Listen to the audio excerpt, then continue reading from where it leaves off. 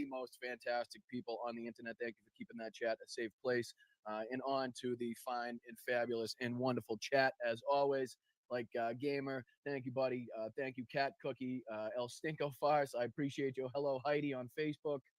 What's up, Nicholas? What's up, Petrazi? What's up, Roxanne? Corey, how are you guys? What's up, Kyle?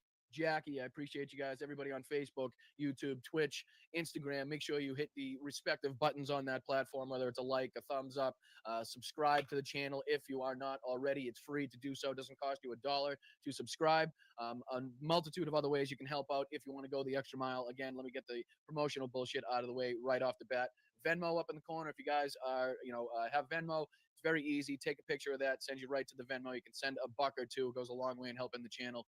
You can try out becoming a channel member just underneath me. I think that's $2.99 for a month. You can also gift memberships out to fabulous people in the chat, or people that hit milestones or super chat or super stickers also get recognized and highlighted at the end of every single show. But we got a lot to talk about today, Wednesday, October 15th.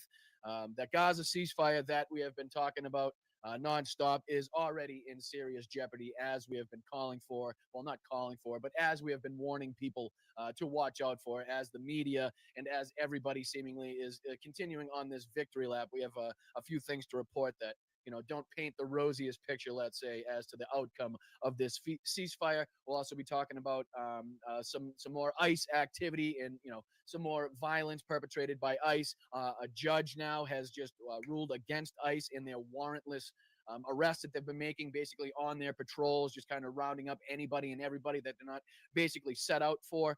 So we'll be talking about that. I want to talk about a little about how you can stay safe at the No Kings protest that's coming up.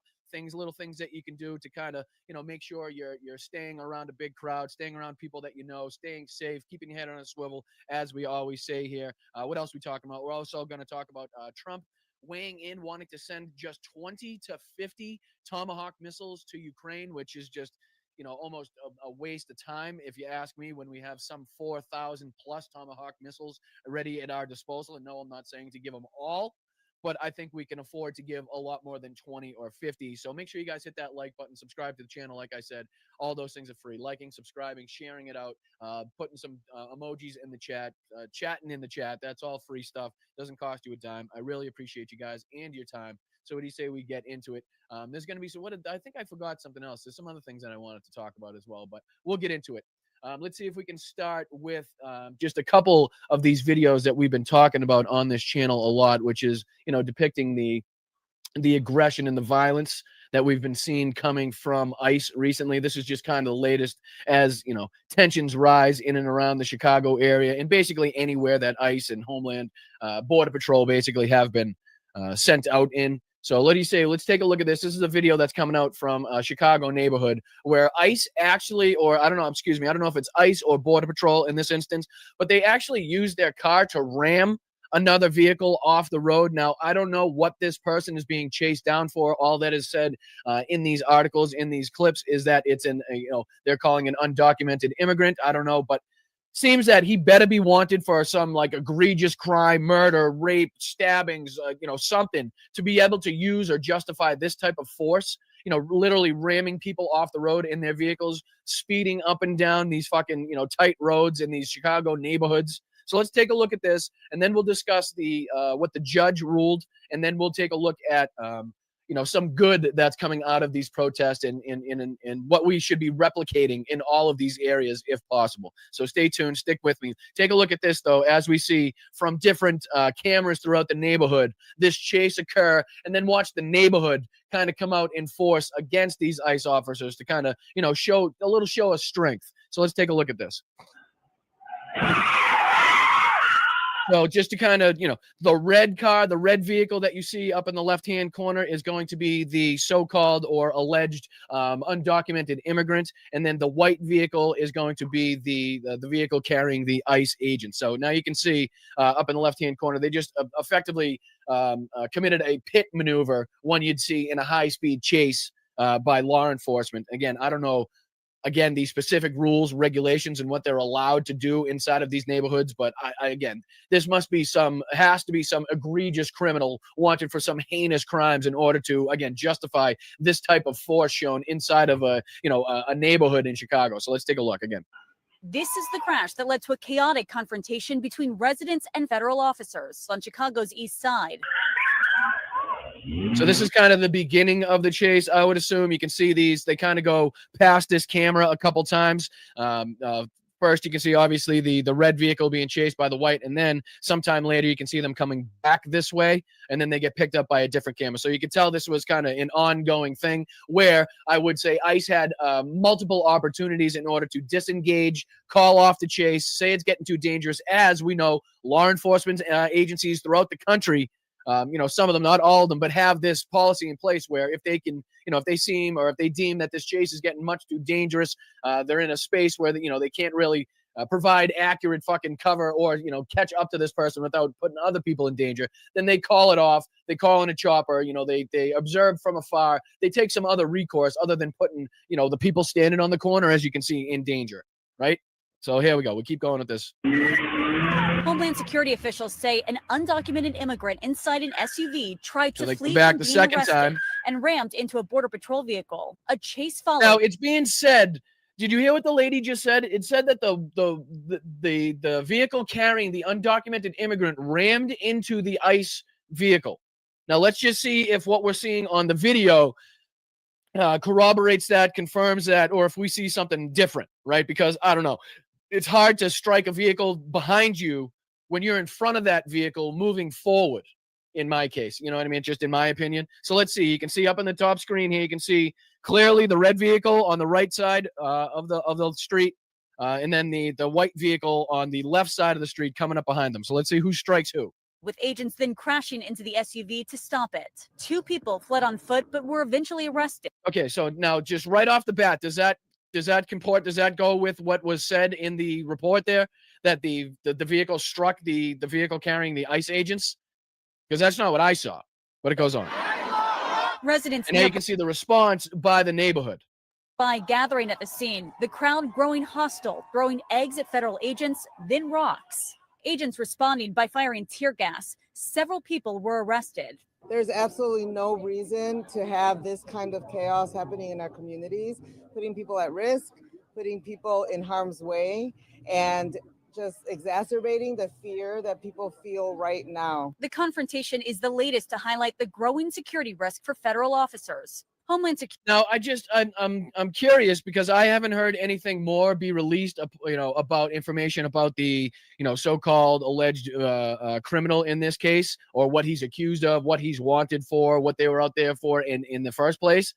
But again, in order to, conduct a pit maneuver or a high-speed chase through, a small neighborhood, small streets in a Chicago neighborhood, I would think you better have some real fucking hard evidence to suggest that this person committed some serious crimes in order to justify, again, that type of action. But again, to change it, but this brings us into this story here, where I don't think this is the first time either, where warrantless arrest by ICE in Chicago area ruled unlawful by a federal judge, right? So now it has been deemed, as far as I'm, taken in, as far as I can take in from this, that they're not allowed to go out and just round up anybody willy-nilly, just as they go about their random patrols. But this article, this little clip here will probably tell us a little more. Let's see if we can get into this. And again, this is the federal judge ruling against ICE in their warrantless arrest that they've been conducting by the hundreds in this country. And again, this only affects, I think, 2 or 3 states, if I'm not mistaken. So it would be very smart. It would be very prudent upon other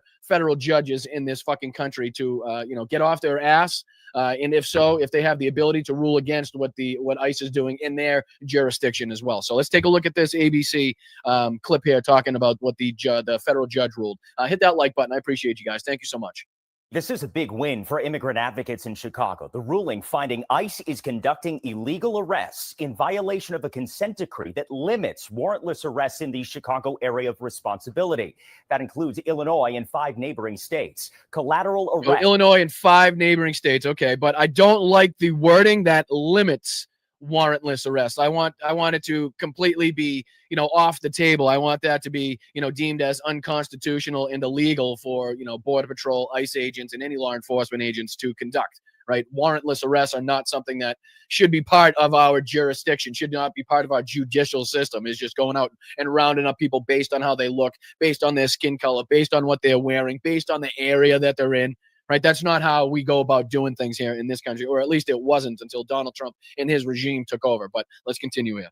So people arrested while ICE is out patrolling the city have been a major part of Operation Midway Blitz, and now a federal judge has imposed new restrictions on agents.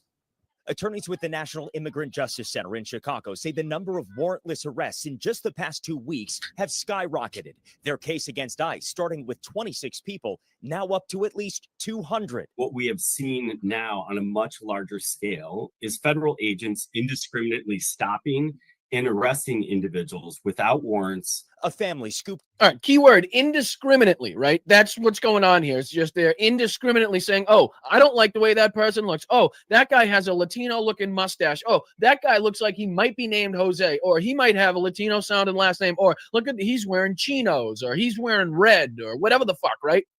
That's not how we go about doing law enforcement in this country. We don't just round people up at fucking will. We don't go around in unmarked vehicles, masked with fucking, armed with like war style fucking militia gear on to round people up. That's just not how we do things in this country, which is why you're seeing the response from the community like we're seeing in Chicago. You're seeing the response from people all over this country, like you're going to see at the No Kings protest that we'll be talking about, right? That's why these things are going to be so big. That's why people are so angry. And the fact that, we're slowly having to have judicial rule here by federal agents, by federal judges, in order to tell us what we obviously already know and what is clearly already illegal and unconstitutional, again, just shows the ineffectiveness and how slow our judicial system moves. Like, this stuff's already taken place.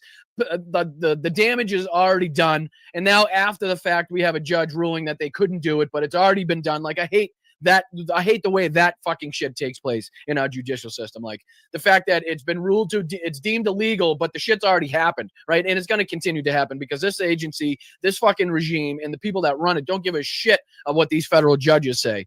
But at least we have it on the books. At least we have it on record here that federal judges are coming out against these, at least in this instance, the warrantless arrest. But let's continue to listen to what this encompasses here.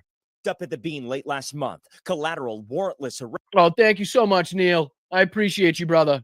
I do appreciate you. Thank you so much for supporting when you can. And that's all I ask of you guys. I know that, a lot of us are in a financial position that does not allow us to, have these little extras and to, donate to people when, you're having trouble yourself paying the bills, putting food on the table, clothes on your kids' backs. So again, I say, if you're not in and I get emotional saying it, but I don't know why.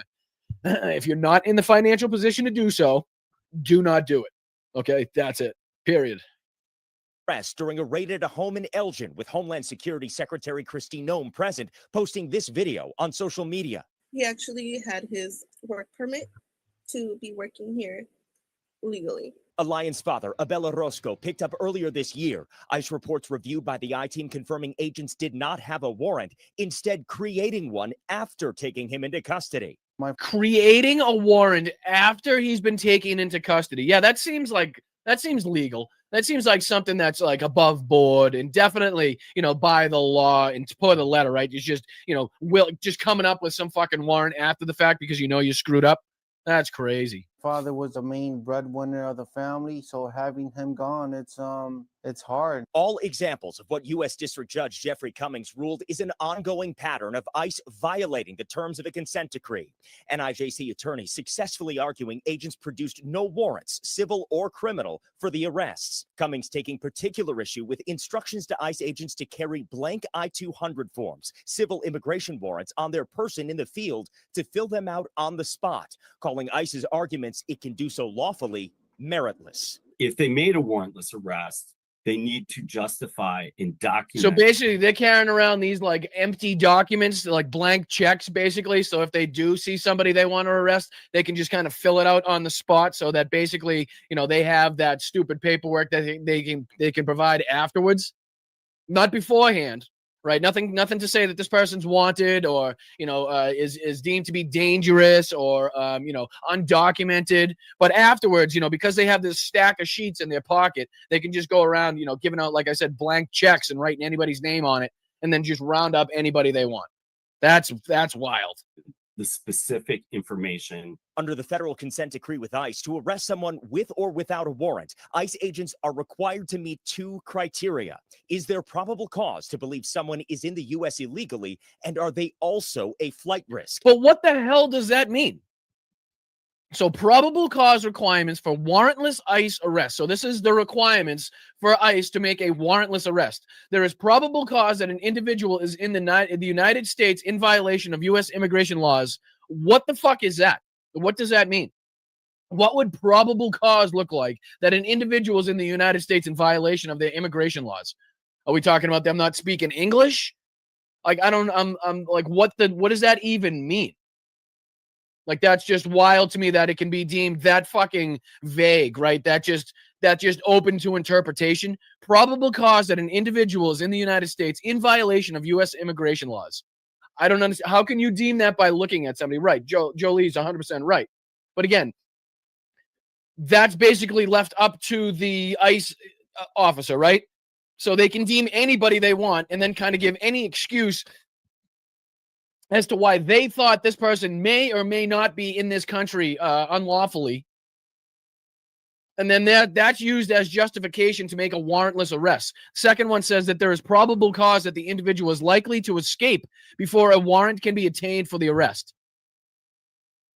Now, if that's a known subject, right, if that's somebody known to law enforcement and they're known to, be tough to round up, they're known for fleeing, then I can understand that. But a lot of these people are completely unknown to these agents. They're fucking strangers in the street. They've never seen their faces before. They've never heard a case about them. They've never been introduced. They've never been fucking shown a picture of these people. So I don't even know if that has any merit or justification whatsoever.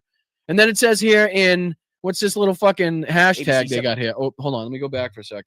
What's this? Probable cause requires a reasonable ground for these conclusions. The policy addresses certain factors that might be sufficient to provide, let me get rid of these, to provide officers with the required reasonable belief that these 2 factors are met. Again, this is just fucking ridiculous lawyer speak, double talk, bullshit, nonsensical fucking vague language that basically gives all the power in the world to not only ICE, but the agents on the street to just pick out people at random, at will. That's what this is, right?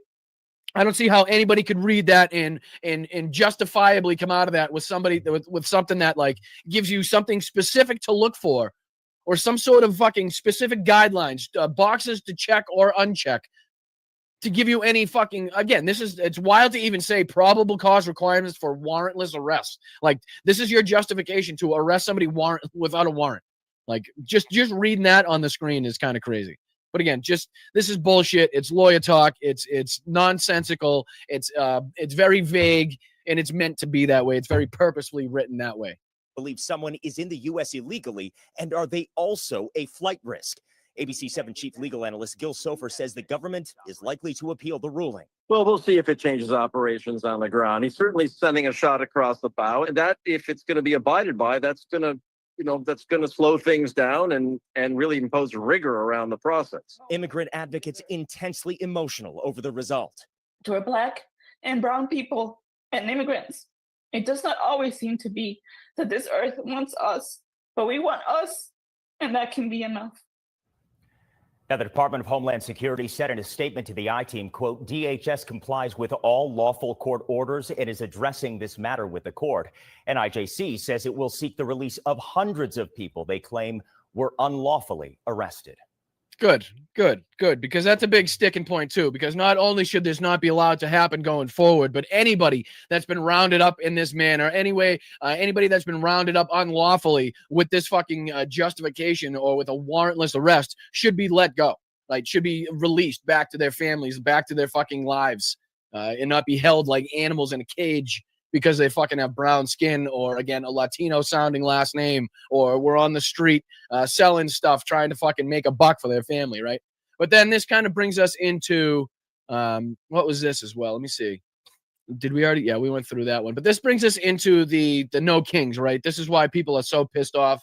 This is why people are so anxious and so willing and so ready to get out into the streets and to show their passion, to show their anger, to show their frustration with what's going on, with what they're seeing, not only inside of our country with ICE, Border Patrol, also the economy, the housing crisis, right? Donald Trump fucking in his corruption with the ballroom and the NFTs and the cologne and the watches, all of that stuff, but also what's going on with our allies, what's going on with our enemies, what's happening on the geopolitical stage as well. I mean, there is just any number of things that we could talk about right now that are serious enough problems to get everybody in this country out of their fucking seats and into the goddamn streets to start peacefully marching down fucking Broadway in whatever fucking town, city, and state that you live in to make sure that these governments, both state and federal, hear what the fuck we are saying. All right. And we need to see more of this, right? Because I like to talk about the political team and the left as a whole as like the sports team that needs all types of people, big people, small people, fast people, short people, fucking smart people, brilliant people, people that are there to be somewhat looked at as muscle type people. Like, we need all of these people to come together, and I don't think anything better illustrates that than the fact we have so many brilliant people and so many smart people and so many funny people now showing up to these protests all over the country, whether it be in your costumes and the inflatable suits, whether it be the people that are ready and willing to defend the protesters if ICE, if law enforcement engage, if they start getting violent. We need the people out there that know the law. We need lawyers out there. We need people that know the Constitution inside and out. We need people that can talk, that can speak, that have bullhorns, that are quiet.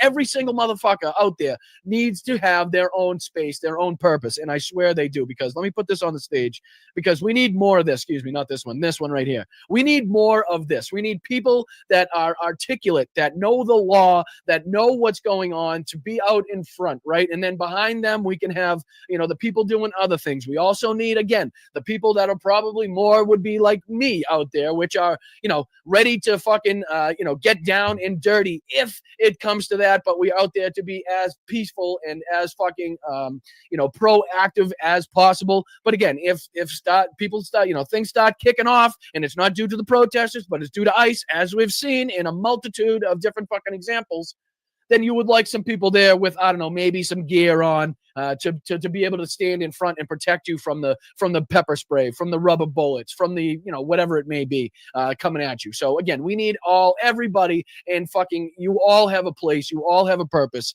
and you all can help and make a difference in these fucking fights. So this is just one clip that I want to play. This is a great clip that's going around. You may or may not have seen this already, but this is somebody that I believe is a lawyer, but out here speaking to, at this point, I think it's law enforcement. I don't believe that this is ICE, but I could be wrong.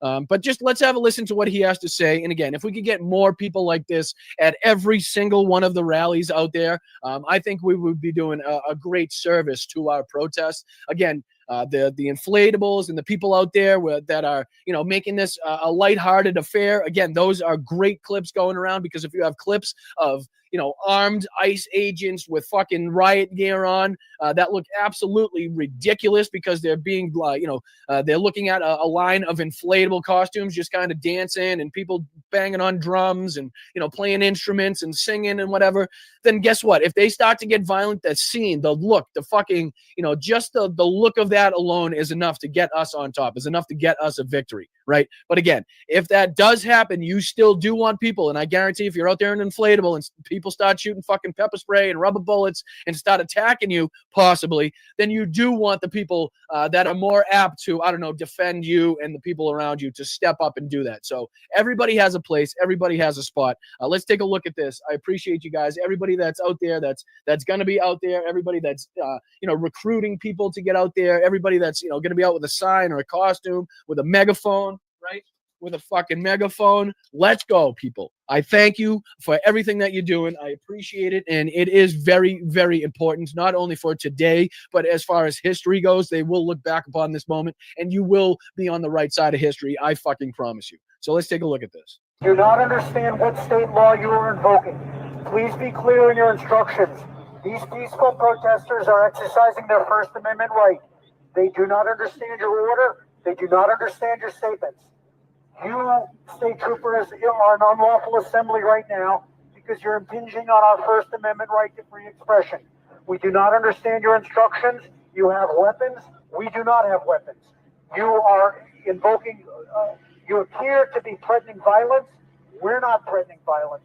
You are exacerbating the tension. We are lowering the tension. We don't understand what you're doing. We don't understand why you're doing it. We don't understand how to comply with your orders. You said to disperse. Where do you want us to go? Why can't we exercise our First Amendment rights? Where is the Commander Owen or State Trooper Owen? Where are you? You need to be clear. You need to explain.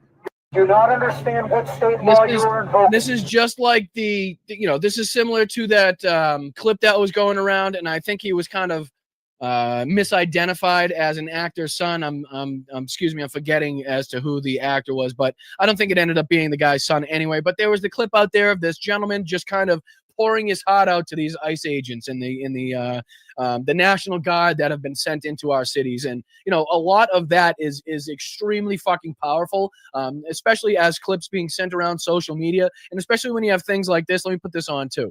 Like scenes like this, where you got, again, what I'm talking about, people going out in fucking riot gear and gas masks and loaded weapons and fucking body armor and shit, dragging away peaceful protesters, and they're being stood up to by, again, they're going out and people in banana costumes, fucking, there's a shark in the background, we got a zebra, whatever the fuck that is. I mean, just think of how ridiculous these ICE agents look and feel. Right, going out there in this militia fucking group trying to combat a banana. I mean, for fuck's sake. At first, I wasn't. Right hand up to the. Right hand up. I admit I was not. Really fucking too keen on this whole thing, but I stand corrected. I am 100% corrected. I think it's fucking beautiful. And again, everybody has their place. I think this is fantastic. I don't think everybody needs to be an inflatable, but if you choose to be out there in one, God bless you. Fucking amen to you. I appreciate you. Thank you. And if you're not out there, if you're just out in regular clothes with a bullhorn, thank you. God bless you. I appreciate you as well. But again, you all have your place. You all have your fucking purpose out there. And I thank you for being on the right side of history. And we will make some change. It may not come on the 18th that day. We may have to do fucking several and many more of these protests and rallies. And we may have to do it until, again, like I've been calling for, these all converge into one major fucking general strike in which our word is and our power becomes so fucking apparent and evident to everybody that they have no choice but to listen to the will of the people. But this is the shit right here. This is the shit here. Listen. There's just no more, we can't be any more vulnerable, and we're showing our full selves to these fully armed authoritarians.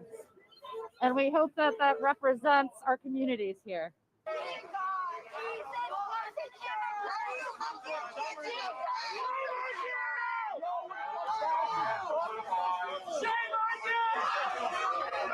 So again, just a little representation of, how that looks in the scenes. And, just there's a lot to be said about the, about the optics of what's going on today, right? So a lot of the pictures that we see from, past historical accounts of, not, violent uprisings or revolutions and stuff, they all have that, they all have those few pictures that everybody looks back upon to recollect and to remind everybody of of what happened during that time. And a lot of these pictures of, again, these armed agents, these armed forces ready for fucking battle in Iraq and Fallujah and elsewhere, again, panned around to see, bananas and fucking frogs and zebras and shit. And I think that will go a long way, at least optically, right? I do believe. So I congratulate everybody out there doing democracy's work and fighting for, what they believe in. So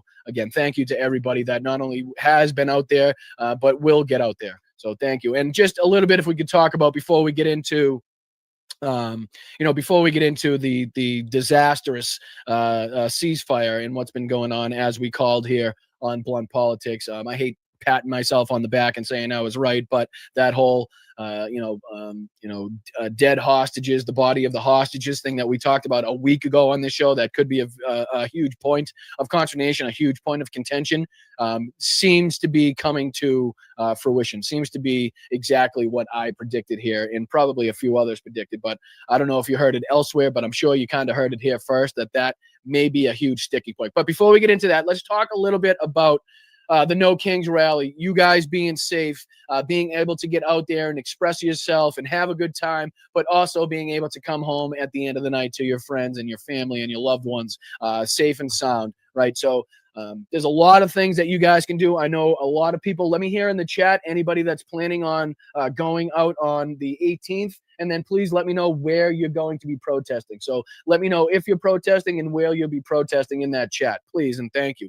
But there's a lot of things that we can do to stay safe. First and foremost, I say, make sure you go with a group of people, right? If you can go with any number of people besides yourself, please make sure that you do that. Like whether it's, friends and family, or if a group online that may be going to the protest that you're going to, see if you can pick a meeting spot, a meeting point before the protest happens that you guys can all meet up at. You can get a plan together if something kicks off, whether it's there's a lot of different things happening. A lot of them are marches, right? Some of them are just in gathering points. So depending on what type of protest, what type of rally it's going to be in your area, make sure you have the, correct things that you're bringing, the things that you'll need.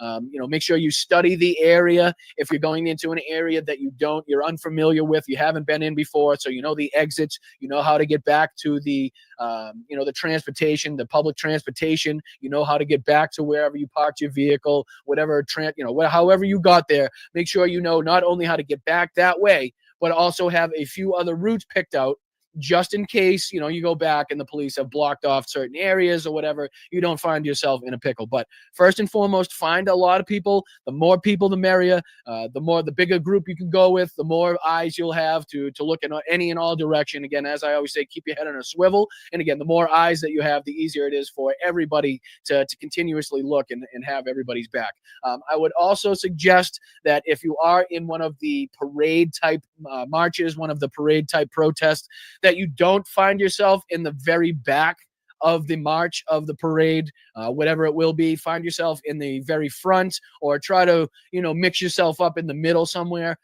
It tends to be, if there are any agitators, are any shit stirrers out there, that they're probably going to try to hang back and try to get any of the, disrupt in any way, some of the stragglers that might be hanging back or may have strayed off the route. Like that's when you probably get into, an area where you might be, looking at some, uncomfortable situations. And again, this is all just precaution. I want to reiterate, there has been nothing that I have seen to suggest that anybody is under any threats or any danger. I know we've heard Sean Duffy and all these fucking assholes try to call you, Antifa terrorist, but whatever. We take that on the chin. We wear that like a fucking badge of honor, if you ask me. So all he's doing is giving us more power in the illusion that we have more funding in our coffers than we actually do. So I'm not worried about all that. But it has been known and it has been proven that right-wing agitators love getting into these fucking things and trying to cause trouble, making it look like it's these protests that are unsafe. So don't fall for the bullshit. Try not to fall behind. Stay in a group of people. Make sure you know your surroundings. Make sure you know the route. Again, if it's a march that's going to be moving, and if it's a set protest, make sure you have different exits picked out. Make sure you know where the public transports are. Make sure you know where you parked. All that type of shit. But again, maybe if you're in an inflatable, make sure you bring or have a change of clothes with you somehow, just in case, if there's, some sort of pepper spray, if there's some sort of gas released or anything. The last place you'd want to be is in one of those inflatables. I'm not sure what you wear underneath them, but I would just probably, be aware of the possibility that you're either A, going to have to take that thing off, or B, you're just going to want to take that thing off at some point, and make sure that you have, something else to put on to protect yourself and those things. Any advice, anything else that you guys may have in the chat? As well, I hope you guys continue to share that information and with each other in the chat. Make sure you guys are conversing with each other. Maybe you guys are going to the same protest together. So then you guys could link up. That would be great to have you guys in the chat. So we got, let's see here. I'm going to go back a little bit and see where everybody's, let's see where we're going. We got Portland. Where we got? We got another Portland. We got, let's see here. I'm gonna go down. Kermit Rocks, ICE protest. Let's see here.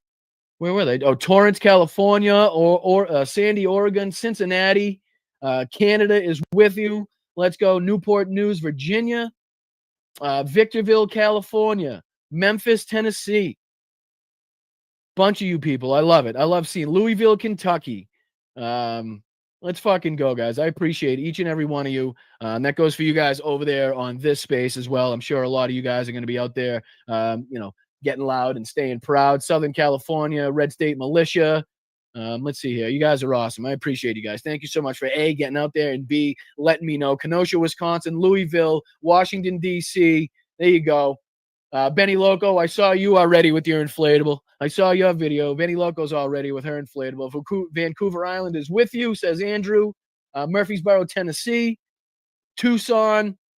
All right, so we got some people. Let's go. We got some fighters. We got some Antifa terrorists in the chat today, and I'm proud to have you bastards. I really am. So thank you so much. So I just, if there's any other pointers and tips, that anybody has in the chat, Denver, I see you in there.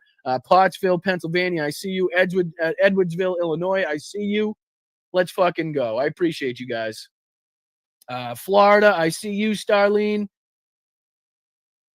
Amazing to see. It is amazing to see, and it's gonna be a good thing. It's gonna be a good thing, I promise you. So again, just a couple things that I would recommend to at least stay ahead of the game. Some precautions, right? If you do have a mask that has a respirator, maybe if you're in the construction business, if you're used to putting up drywall or fucking insulation or whatever it is, I would definitely bring one of those just in case. You know what I mean? You may not have to wear it. It may not be necessary, and hopefully it's not. But just to be safe, I know I've seen other people post it. I think it was it Carl that posted it? It was somebody in the chat. Forgive me if I'm misrepresenting, but somebody in the chat already said that they were ready to go with their mask. So good to see that everybody's staying prepared. I want to make sure that everybody's staying safe at the same time. So thank you guys. Let's make sure we're hitting that like button, subscribe to the channel so that we can make sure to report on all of you fabulous people. Make sure you guys are sending in your clips from the No Kings rallies as well. Film everything possible, post it, everything possible, send it in, tag me. We'll see if we can play some clips on the show of you guys in some of the areas that you guys are going to be protesting in. I would love to see it. So I thank you guys, and I'm ready to see it. All right. So what do you say we get into this shit storm that is the ongoing so-called ceasefire? Hold on, sorry, my apologies. We talked about this, right? So it was this article. Let me see if I can put this on. Where'd it go? Actually, hold on. This one, yeah, this one right here. So it was this article that we took a look at, I believe a week ago, if not more at this point. Yeah, it was posted October 8th, 2025. So report, Hamas may be unable to locate all slain hostages. Netanyahu aware this is the case. So not only was Netanyahu aware that this is the case, but also United States intelligence were aware that this is the case. If you were with us, joining us on that podcast, we went through this and read it, and it also says that not only was Israel aware of it, but also the United States intelligence was also aware of it. And I was very concerned that this would be used as justification. Something that Israel knew was not possible would be used as justification again to say that Hamas was not living up to the end of their bargain and giving justification for Israel with the backing and the permission of the United States to go in and finish the deed, right, to do their dirty work, so to speak. But it's been reported that I'll just let this play. I'll let this play on the screen.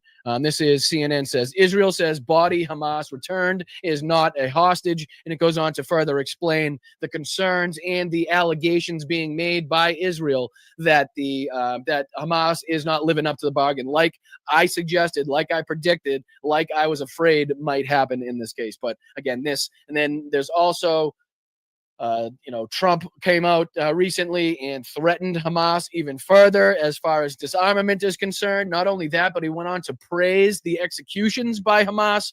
We'll take a look at that clip as well, which was a bit strange to say the least. But let's take a look at this and let's see what other developments have come from just this short time in this so-called ceasefire in which at least 6 Palestinians have already been killed. And again, Israel has, if not already done so, but at least threatened to have cut off even more aid already, which again, I will reiterate, is a fucking war crime. Like, I don't understand why we are so comfortable, why it has been so normalized that Israel can just threaten war crimes because of some action done by the other side. Like, that is not justification, regardless if they're right, if they're correct, if it's true, whatever. That is not justification to starve the population of this fucking area. You understand that, right? So taking away the aid is actively and purposefully starving the population in order to try to hurt the government. That's not how that fucking works.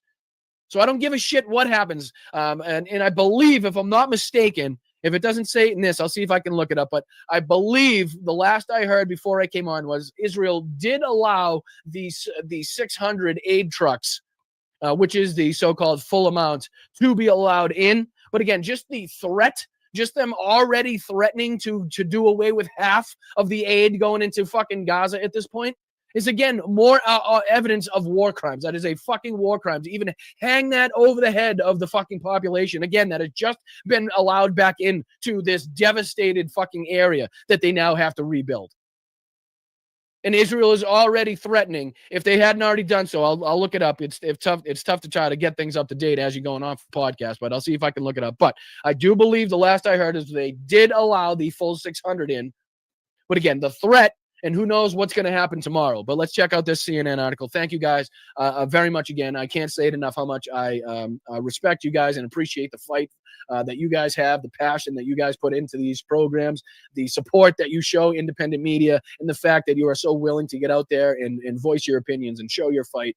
I respect you so much. So please hit that like button, subscribe to the channel, and let's get into this. Growing anger in Israel over the delayed return of the remains of hostages still being held by Hamas, an issue which could threaten the fragile. So again, let's just reiterate frustration that they were aware of well prior. That article was a week prior to fucking any of this being signed, any of it, right? So we talked about it on this podcast and warned people a week prior to this entire fucking deal being made that this was going to happen, that this was a distinct possibility, that Israel is going to use this as justification, as a sticking point, as a talking point to say that this deal was not being met. And that's exactly what the fuck's going on, because, again, how the hell is Hamas supposed to have or go out and locate the remaining hostages that Israel was already aware they couldn't locate? How, like, somebody explain to me that. Right. At some point, it may be possible, like I said, as more Palestinians are returning and sifting through the rubble and cleaning up, it may become apparent where these fucking bodies lie. But at this point, not only did Israel know, but also the United States knew that it was going to be damn near fucking impossible to know and return all of the fucking deceased hostages. But we continue because now, after the 72-hour window, the 72-hour deadline, that's exactly what we're seeing is now people like Katz, people like other officials in the Israeli government using this, again, as justification to threaten ongoing action. So, again, we continue. Fire just days after it began.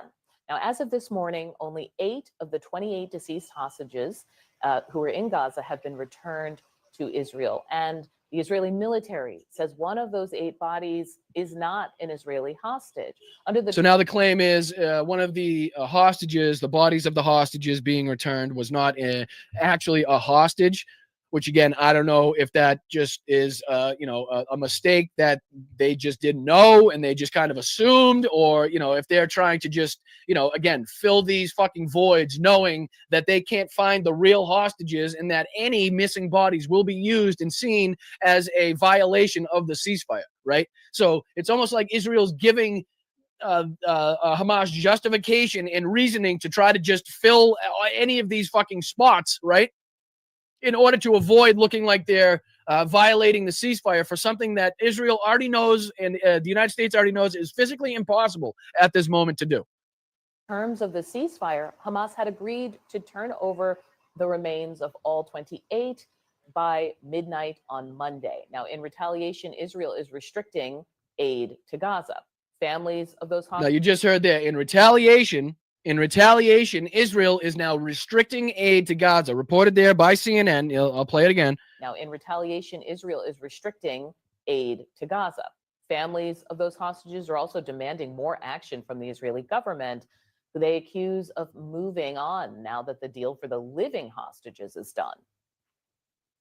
It was like the game is over. Like, now let's. And this is the family. This is the a family member of one of the deceased hostages that is now blaming or saying that Benjamin Netanyahu and the Israeli government have moved on entirely and don't actually really care about getting the deceased hostages back. Now that they have the living hostages back, they have their moment in the spotlight. They have their fucking world news clips. They have their articles being written. They have the peace plan and the victory laps being done. So now this is, again, not anybody in America, not anybody on the left. This is in Tel Aviv, a family member of one of the hostages now claiming that Israel does not care. As we've seen throughout this war, right? We've seen the protests from the families of the hostages during this war, where they're saying that Israel and how they're going about and conducting their actions just shows total disregard for the lives of their own hostages.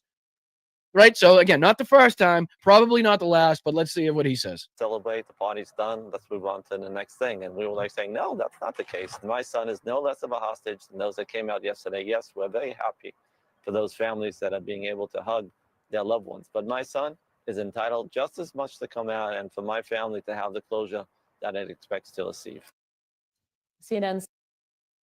One sec. Let me see if I can put this on. I know we don't have a ton of time. Mel just sent me the aircraft carrying Secretary Hegseth left Belgium and later declared an emergency, turned around over the Atlantic heading back to the UK. AF C-32 carrying Pete Hegseth just declared an emergency over the Atlantic.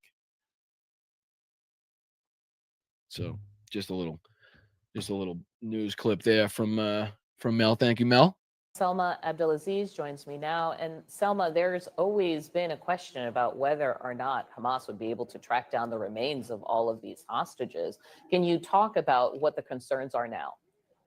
Mel says plane is squawking 7700, which could mean an engine failure, medical issue, onboard fire, or another general emergency. Now, would that have any information on? Let's see if we can go to flight radar 24. Now, do we have his? Am I able to look up that flight? Sorry, I won't spend too much time on this. Let me just see. Just curious if I can find this. Over Belgium. I don't know if I can find his by route, by country, airport by history. Let's send it to me here. So it's SAM 153. SAM 153. Brussels. Gotcha. So let's see. How do I get it live? Here it is right here. So it looks like he's over Upper Boddington, Priors Marston. What's something big around there? Braunston, Crick, Brixworth. Oh, and here's Northampton. Is that red? Does that mean he's declared an emergency? I don't know a ton about this. But it's Squawk 7700 general emergency. It's at 15,000 feet. I believe that's correct. Let's see if this tells us anything. Registration, military or government, not Squawk 7700. Doesn't really tell us more about that, though.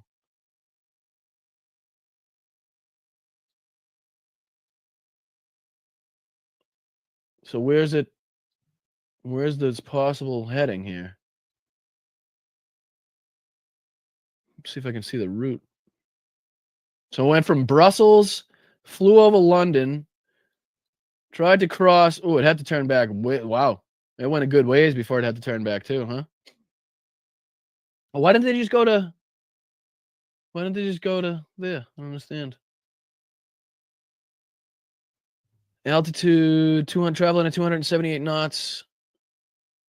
Let's see. Mel's probably got probably London. Yeah, but they're well north of London though. You know what I mean? Unless they're at some point gonna head south back to London. Just kind of seems like a weird track to get to London. They flew right over London to begin with. Why would they? Not saying you're wrong at all, but doesn't look clear. All right, we'll have to keep an update. We'll have to keep our eyes on that. See what's going on there. But thank you, Mel. I do appreciate that very much. Appreciate the update. All right, let's see if we can get into, I know we're kind of running out of time here. I just want to dive into this real quick, which is kind of Donald Trump's response to what's going on with this ceasefire. And then I'll see if I can catch his comments about the Hamas executions, which was strange as well. But let's see if we can dive into this as well. So Israeli soldiers saluting the remains of 3 more deceased hostages now back home as more families who've endured years of heartache finally get some closure. The IDF releasing the names of those returned so far. This comes as the U.S. and Israel threaten Hamas with major consequences if they fail to hand over the remaining hostages and disarm. Chief. Right. So again, threatened with major consequences if they don't hand over the people that they know they're unable to fucking hand over. Right. You see how that works? You see how it's like a catch-22, like they set it up so they could already have that little fucking that trick card, that fucking, that Uno card that gets you that gets you a free pass or whatever, that they could pull out at any moment they wanted to. But let's just see here. Foreign correspondent Trey Yink joins us now from Israel with the latest. Good morning, Trey. Yeah, hey guys, good morning. Overnight, Hamas released the bodies of 3 additional hostages. The total still in Gaza stands at 21. This issue could be a sticking point as negotiators look to transition to phase 2 of the agreement. Regional media reports that Egyptian teams will enter Gaza to help Hamas locate the remains. Israeli Prime Minister Benjamin Netanyahu spoke about the efforts to return these hostages. We will spare no. Now listen to his rhetoric, listen to how he's talking. And does this sound like somebody that, again, is ready to keep peace, to hold peace, right? Or does this sound like somebody that is dying for the justification and the go-ahead to get back into action? Listen. Effort and no means to return them. I believe that with this method, we will first receive news about the return of additional deceased hostages, I hope in the coming hours, but we are determined to return them all. Inside Gaza, reaction continues to the ceasefire deal. There's also incredibly dangerous environments for Palestinian civilians as Hamas has executed a number of people accused of stealing aid and working with Israel. President Trump was asked about Hamas yesterday. And so it was first reported, I guess, by the, pro-Israeli outlets that Hamas was executing people that were collaborating with the Israeli military, with the IDF. But apparently Donald Trump has gotten different information. Let me see if I can pull that up real quick. Apparently Donald Trump has heard different information that doesn't line up, because this is what he had to say about that same thing. That were very bad, very, very bad gangs, and they did take it. Years actually is endorsing these executions, saying, yeah, he's like, they're taking care of some troublemakers. I don't have a problem with it, to be honest with you. Let's take a listen. You know, they did take out a couple of gangs that were very bad, very, very bad gangs, and they did take them out, and they killed a number of gang members. And that didn't bother me much, to be honest with you. That's okay. We had a couple of very bad gangs. You know, it's no different than other countries. Didn't bother me much. So, Israel calls them collaborators, or Israel's claiming that they're assassinating collaborators, right? And then the president of the United States is saying that he doesn't mind that he's seeing these public executions because they're supposed gang members. So again, conflicting information coming from 2 people that are supposedly on the same side of this mission, the same side of this issue, which is kind of crazy to hear, right? Crazy to hear Donald Trump and the president actively endorsing public executions, which, again, nobody in any way, shape, or form should be endorsing at all. Again, not a good signal to say that you're ready, or you're, to show the international community that you're ready to govern in my opinion. But again, the president of the United States apparently loves it, has no problem with it. Let's see if we can get back to this with the couple minutes that we have. Not that one, this one. Their commitment to disarm as part of the broader peace plan. We have told them we want to disarm. And now listen to this. Does this sound like a peace? Does this sound like a peace ceasefire that is, going to be long lasting? Sorry, I keep playing it with my ear. That's going to be long lasting. That seems like it's, on the up and ups. That seems like it's fucking, above board and everything's green lights. Let's listen to Donald Trump and his threats here. And let's listen to how quickly, again, that I've been saying that this could and probably will decisively kick back off for any number of reasons. Listen to this. And their commitment to disarm as part of the broader peace plan. We have told them we want to disarm, and they will disarm. And if they don't disarm, we will disarm them. And it'll happen quickly and perhaps violently. But they will disarm. And I spoke to... Quickly and violently. Quickly and violently. So not only is now the justification of the bodies now being used, but also now the unwillingness of Hamas to apparently disarm in a way that they... yeah, thanks. I'll put that up there. So Mel just reported that the Pete Hegseth's plane is diverting to RAF Mildenhall in the UK. Let's see here. Any other drop? They dropped 10,000 feet, then turned around. Probably having to use some fuel, which is probably correct as well. All right, thank you, Mel. I appreciate that for the updates. Hamas. And I said, you're going to disarm, right? Yes, sir, we're going to disarm. That's what they told me. They will disarm or we will disarm them. Got it? Now, he was later questioned on this comment and asked, say, listen, you said you talked to Hamas. That would be pretty big news if, the president communicated with Hamas.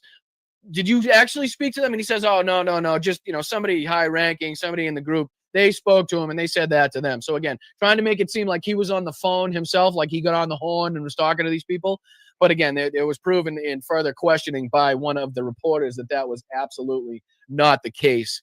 But let's see if there's anything else that I missed. Yeah, this was we got real quick. I'll put this on the screen as well because I wanted to talk about this. We'll probably dive into this a little bit more tonight because I have to kick over to my good buddy Jeff Waldorf in a couple minutes over there on this space. So just real quick, this is talking about the Tomahawk missiles that we've been discussing on this podcast for a number of weeks now that the Ukrainians desperately should be sent over there and that, Donald Trump was considering. But now, I don't know what's going on, but it says that the U.S. will only provide 20 to 50 units, which again, better than nothing, obviously.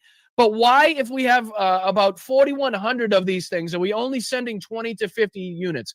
Is there somewhere in the world right now that we're actively deploying Tomahawk cruise missiles that I don't know about? Because, I don't know, there is somewhere that we could be actively helping somebody deploy them in an active mission to try to save their fucking homeland. But it's crazy to me that they're thinking about, and this goes on to talk about the Taurus missiles when Germany only has 600 of them, and they've already put in orders to have another 600 backed up.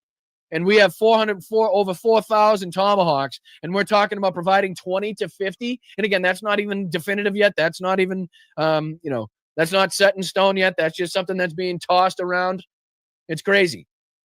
And then there was this that I wanted to put on there. Trump weighs sales to Ukraine of Raytheon's Tomahawk missiles.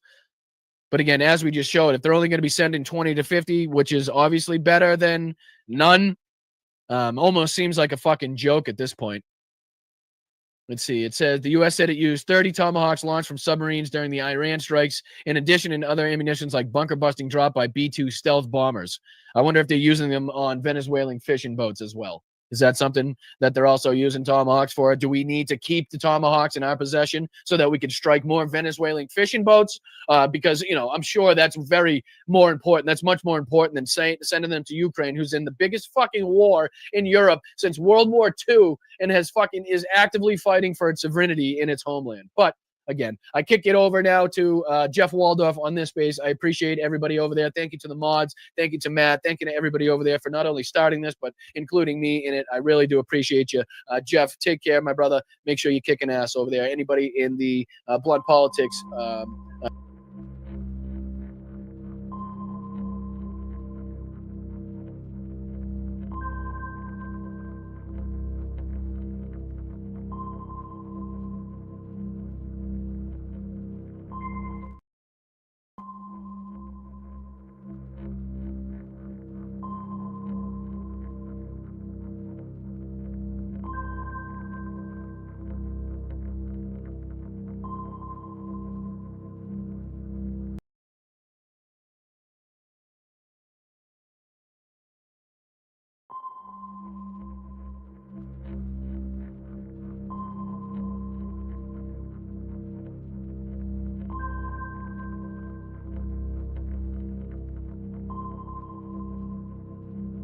You're not going to be a dictator, are you? I said, no, no, no, other than day one. Donald Trump has successfully moved the Overton window in a way that is as dangerous for the future of democracy in this country as anything else. This is what Vout and Project 2025 wanted. Is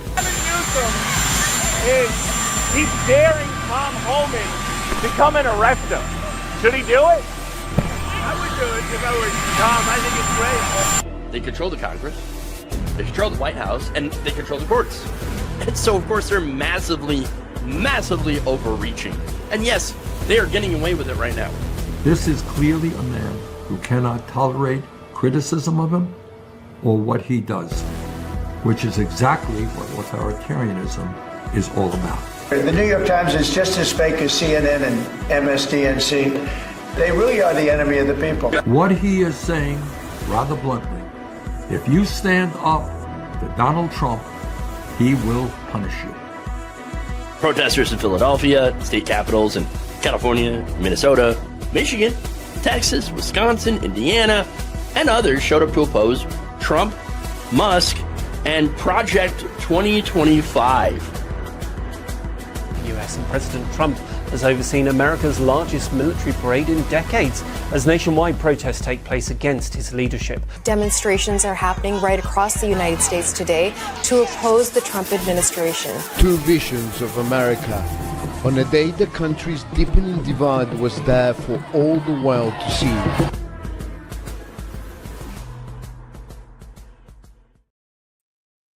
Good afternoon, everybody. Welcome to the show. I'm your host, Jeff Waldorf, and this is Logically Left.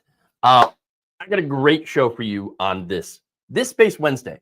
Okay, so Wednesdays, I kick it over to this space. I'm coming over here. I'm supporting all the other fantastic creators before me. Of course, Boston Brian. Afterwards, Andrea Rovenski, and her show, which has a very interesting name.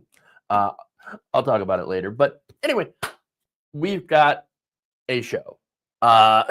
We've got Republican texts. Okay. Yes, I'm going to talk about that story. We've got Trump's Nussy. We've got a MAGA crypto bro that is pretty angry right now because, you know, he spent all this money to have dinner with Donald Trump. And, well, let's just say it was a little bit of a letdown. Then we have Ice Barbie, of course, basically getting busted, lying about one of the more controversial arrests. And we've got Kentucky losing out on a $100 million grant, thanks to Donald Trump cutting Department of Energy funds. And then also disabled students losing out on, well, pretty much everything. Okay. So look, we got a lot of important stuff. We got fun stuff. We got a mixture here. So, and you know, racism, misogyny, anti-Semitism from Republicans. It's just another Wednesday. All right. So there you go. Let's dive into it, shall we?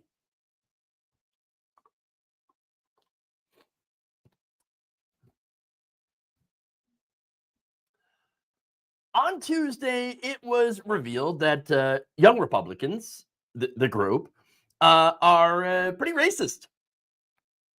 Also revealed, the ocean is wet. Yeah. This week, Politico had unveiled a batch of private chats, okay, between the members of leaders of Young Republicans. So according to this report, and I'm just reading directly from it, they referred to black people as monkeys and watermelon people and mused about putting their political opponents into gas chambers. They also talked about raping their political enemies and driving them to unalive themselves, and lauded Republicans who say who they say believe in slavery, basically. I mean, this is basically your average right-wing forum. Okay, this is your 4chan only this time it's the Young Republicans Club. Okay. And so there you are. Now, William Hendricks, the Kansas Young Republicans vice chair, had been using the words, well, basically variations of the N slur hundreds of times in these chats. Okay. And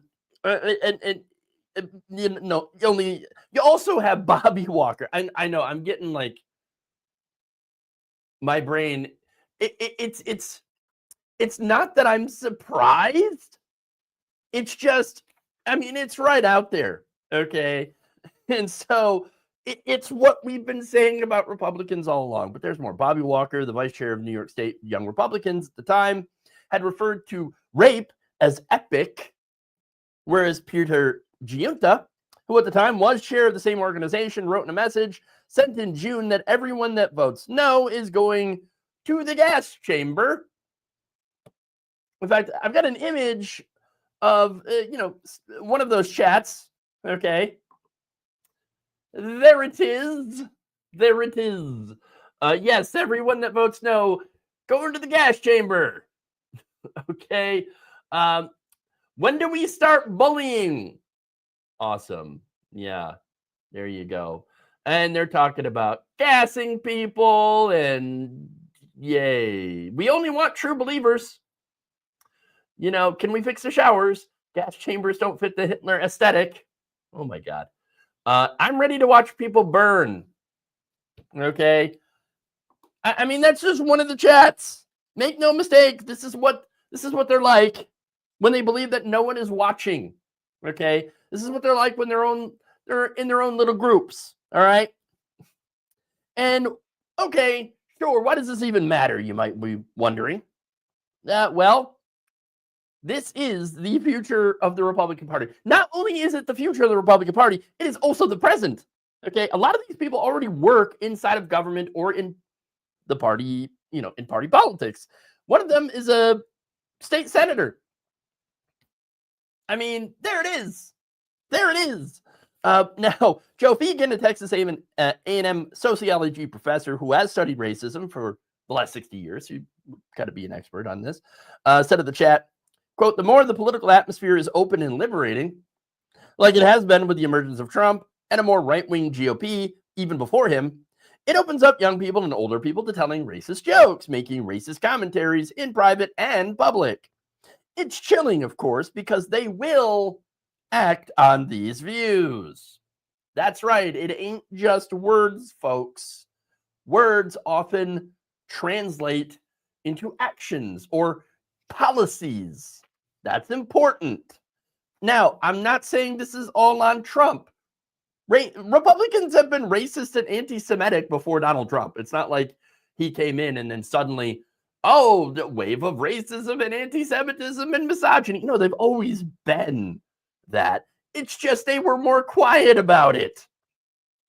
Now, after he has emerged, he encouraged it.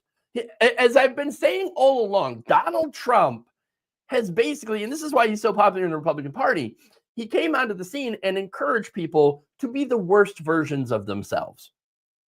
That's why he's continuing to be so popular, even though within the party, he's got like 90% approval, okay, among Republicans, even though his policies are hurting Republicans. But anyway, now that said, you've got White House spokesperson Liz Houston, who had a meltdown over this. She said only an activist left-wing reporter would desperately try to tie President Trump into a story about a random group chat he has no affiliation with. This is the future of the Republican Party, by the way. While failing to mention the dangerous smears coming from Democrat politicians who have fantasized about murdering their opponent and called Republicans Nazis and fascists. No one has been subjected to more vicious rhetoric and violence than President Trump and his supporters. Yeah. How about you shut the fuck up, lady? You're dumb. Okay. Again, some of these chats, right? Some of these chats said, I love Hitler.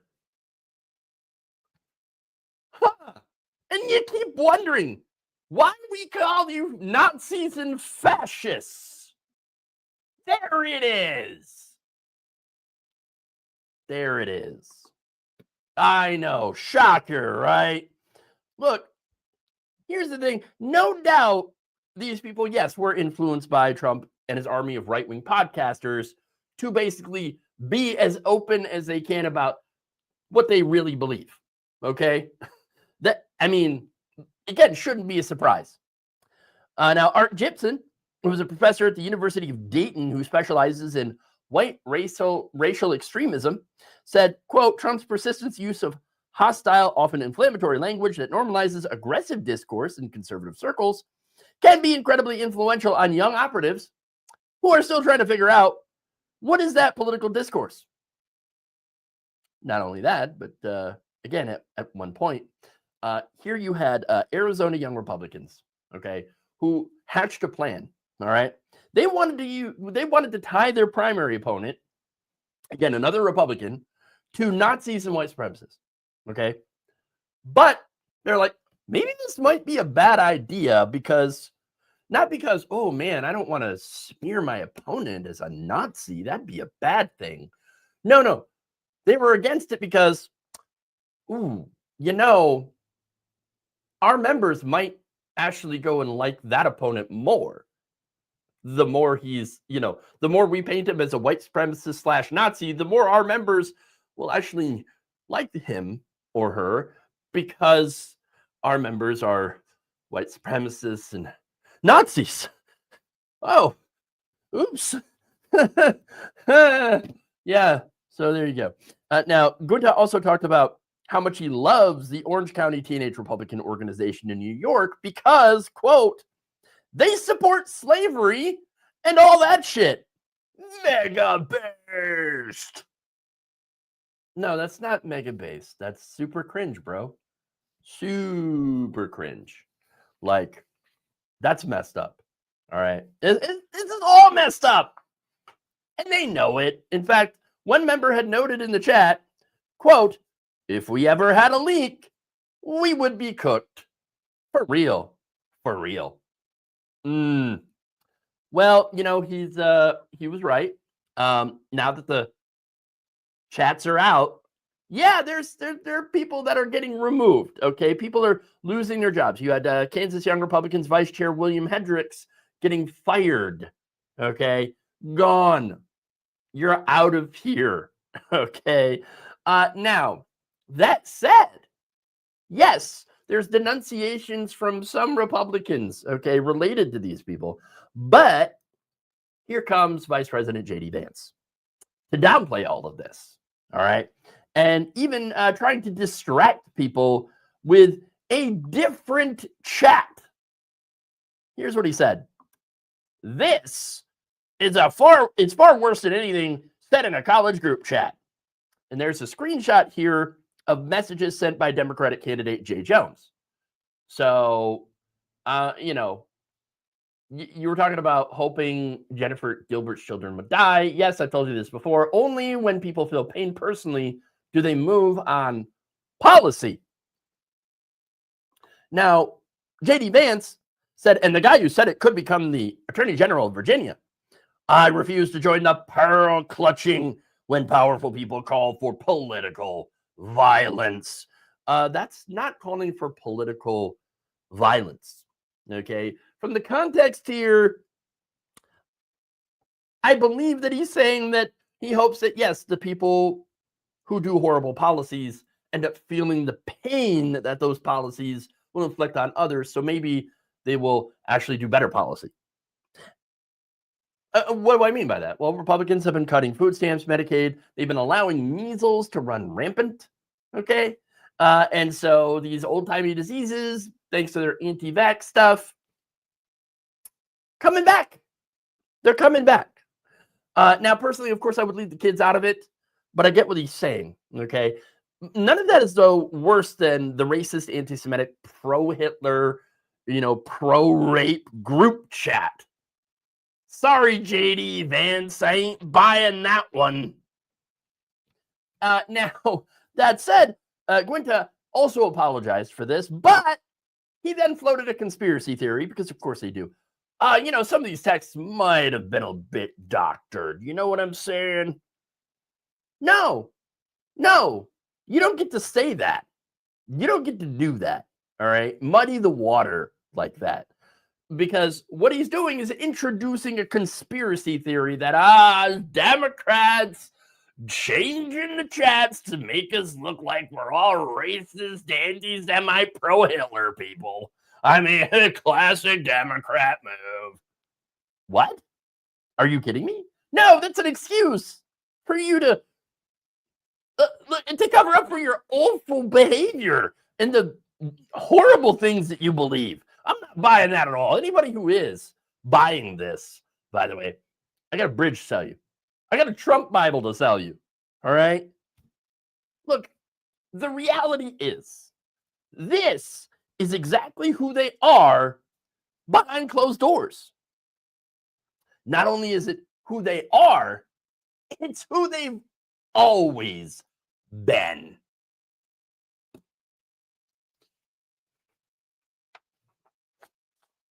Oh yeah, ironic or edgelordy or something like that. It's what they do. It's what they do. Oh yeah, no, it was just he's just being funny.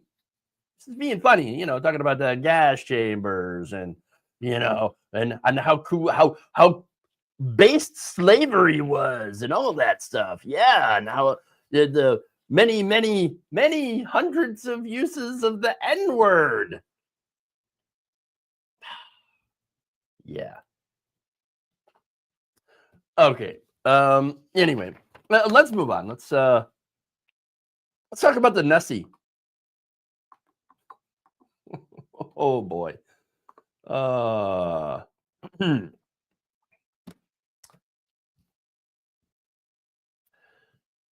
President Donald Trump is not exactly thrilled about the picture of him on the cover of Time magazine. What are you talking about? He's on the cover of Time again. It's not like he's, it's not like he doesn't want to be in the cover of Time. Of course he wants to be in the cover of Time magazine. But not like this. Not like this. Oh no. And of course you can see why. In fact, here's again that picture right there. It's his cover, and okay, again you can see why not exactly flattering here. Now he went over to Truth Social and he raged about it. He said they disappeared my hair and then had something floating on top of my head that looked like a floating crown. Is he talking about the M? I don't know. But an extremely small one. No, I don't see it. Really weird. I never like taking pictures from underneath angles. Well, that's why. But this is a super bad picture and deserves to be called out. What are they doing? And why? Let me just say that I think someone at Time Magazine really hates you. Okay. I mean, that picture right there, you got the Nussie in all of its glory. Bad picture. And I know some of you might be wondering, what's a Nussie? All right, I keep floating that word. For that, I'm going to kick it over to Midas Touch's Ron Filipowski, who basically dubbed the skin around Trump's neck a neck vagina. Oh, Nussie. He wrote on X Tuesday morning, they showed his neck vagina. That's what he's really upset about. He got that thing hanging out all proud, okay? You know what? I actually will agree that they did do him pretty dirty with that picture, okay? We can all probably agree with that one. That said, of course, social media had a field day, all right? And I want to just, real quick, give you what Gavin Newsom's press office, which has been doing some pretty class trolling against presidents. So I got to give credit where credit is due here. Here's what they posted.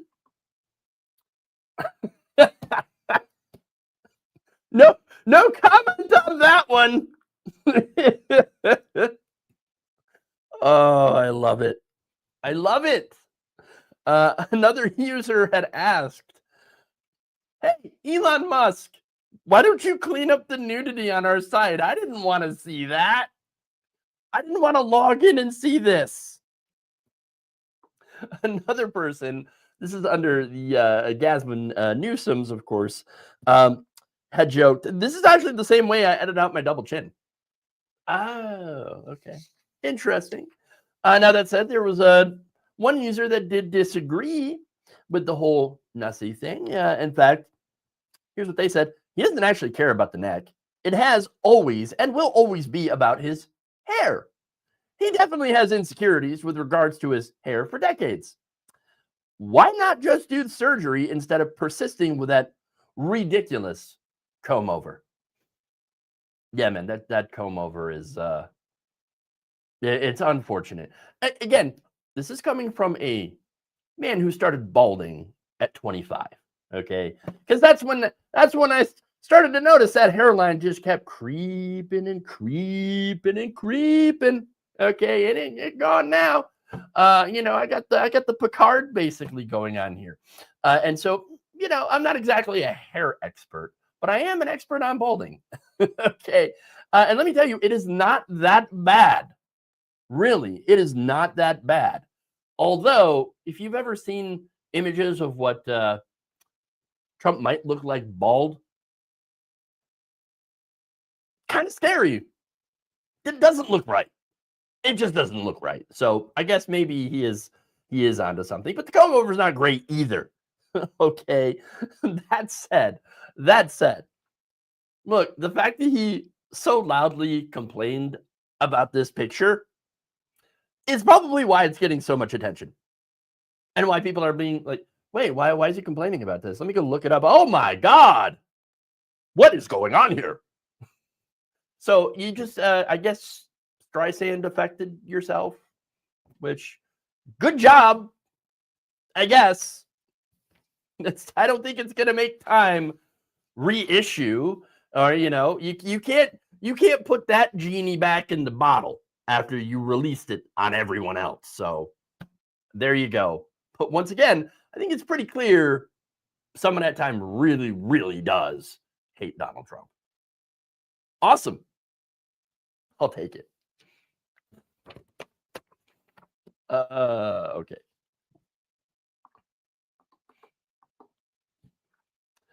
Yeah, it's not a news day if we're not talking about the Nussie.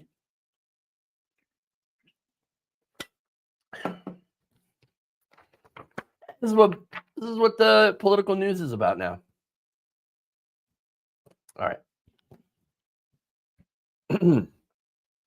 A MAGA crypto bro who spent hundreds of thousands of dollars on Trump meme coins.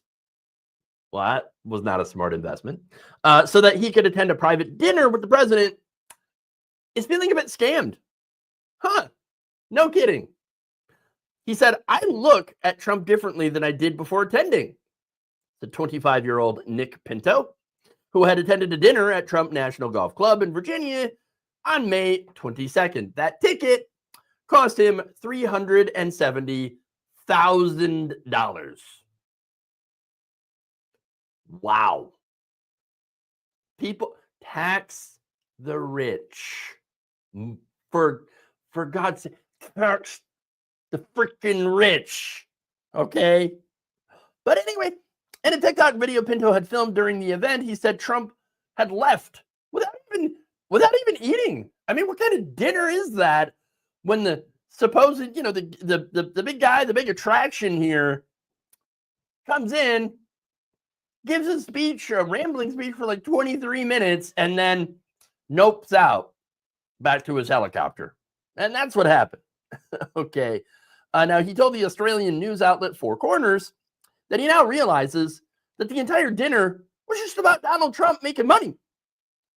No, Donald Trump only doing things to make money? No way. Oh my God. Shocker. Come on. Come on. Everybody knows that, or everybody should know that. Apparently he didn't. Weird. But now Pinto, who, by the way, works as a marketing director at his brother's law firm, which is why he's probably got that much money, was number 72 on the list of Trump coin leaderboard after his $370,000 outlay. Again, that is an insane amount of money just to meet with Trump. I mean, I wouldn't pay that kind of money. I wouldn't pay $370 to meet anybody. Pretty much. I mean, I don't know, maybe I'm cheap. Okay. Now that said, the top 25 on the leaderboard of coin purchases gets a tour of the White House and an ultra private VIP reception with Trump. Now Pinto says that he was hoping to at least get a picture with the guy, or maybe even record a TikTok with him, because he's big on the TikTok. Okay. Quote, I was hoping to maybe do a trend or some short video with him, maybe 15 seconds. It's not going to take that much of his time. Sure.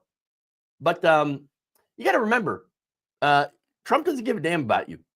He literally does not care. He just needed your vote and your money, which he took. Okay. Now Pinto had complained on TikTok during the dinner that Trump came, gave a speech for, I think, exactly 23 minutes and then left. His helicopter was right back there, left pretty quickly. Didn't even say for the dinner, maybe he'll come back. Maybe he'll come back. Please come back. No, he wasn't going to come back. He said on Four Corners that he soon realized that there was no hope. Oh, no hope of him returning. Daddy left us, just like he always does. He came back. He came, didn't eat, didn't drink water. I don't even think he used the bathroom that you know of. He just immediately left on his helicopter. I would say the entire dinner was about making money. In another TikTok video after the dinner, Pinto said that pretty much all he got from it was a black cap with Trump and fight, fight, fight printed on it. Of course. They gave it away to everyone. So they had a bunch of bags of the Trump swag. Okay. Now when Four Corners had asked if Pinto had felt that he had been ripped off, he'd say, in a way I do. I do feel like maybe I kind of got scammed because it was definitely false advertising. Oh, you mean like the, I don't know, Trump University, which was a scam? I mean, the man has been running scams his entire life. Why would you think that this would be different? Oh, right, you're in crypto, which is also a scam. Oh, weird. A scammer, a lifelong scammer running yet another scam, and yet there are people that are surprised. Weird. I mean, they did advertise it as having dinner with Trump, and Trump did not eat anything at all. At least just drink a Diet Coke with us or something like that. Then, we definitely would not have felt like we were scammed by him. Please, Daddy, drink a Coke with me. Just do something. Please. I came here for you. I spent all this money. And he's like, thanks, Trump, sucker. I'm out of here, bitch. That's it. I mean, look, there's more. There's another quote. I've not been able to get the TikTok I wanted to get with the president, and I don't even want to make a video with him, even if he let me. Chances are that is not true. He probably would. Okay. Look, this really does show you how people view him, his fans. They view him as more of a celebrity than anything. Okay. You do not see people treat most politicians this way. This is a fan club. And members of MAGA, they're in a weird parasocial relationship. Okay. That this parasocial relationship has evolved, for many of his followers, from that into now a cult. Okay. It's absolutely It's weird. It's gross. It's messed up. Why treat any politician like that? Why? I like Bernie Sanders. I like Zoran Mamdani, right? But oh my God, I would never pay $370,000, even if I had it, which I don't. I would never pay that amount of money to go and see them, or to have even a chance of seeing them. I would never buy, Bernie crypto. Okay.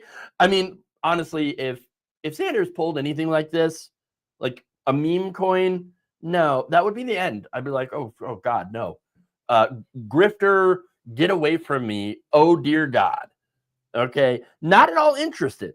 All right. And by the way, speaking of this meme coin, right? Pinto's like, I still got them all, right? Yeah, because they're pretty much worthless now. Quote, I'm hoping that they announce another dinner or something similar that will spike the price again, and I can sell it for more than what I bought it for. That ain't going to happen. If they don't, I'll keep holding as long as I don't need the funds at the moment. Right. Okay, buddy. Sure. Now, the final question here is, hey, are you, based on your experience, are you kind of soured on voting for Donald Trump?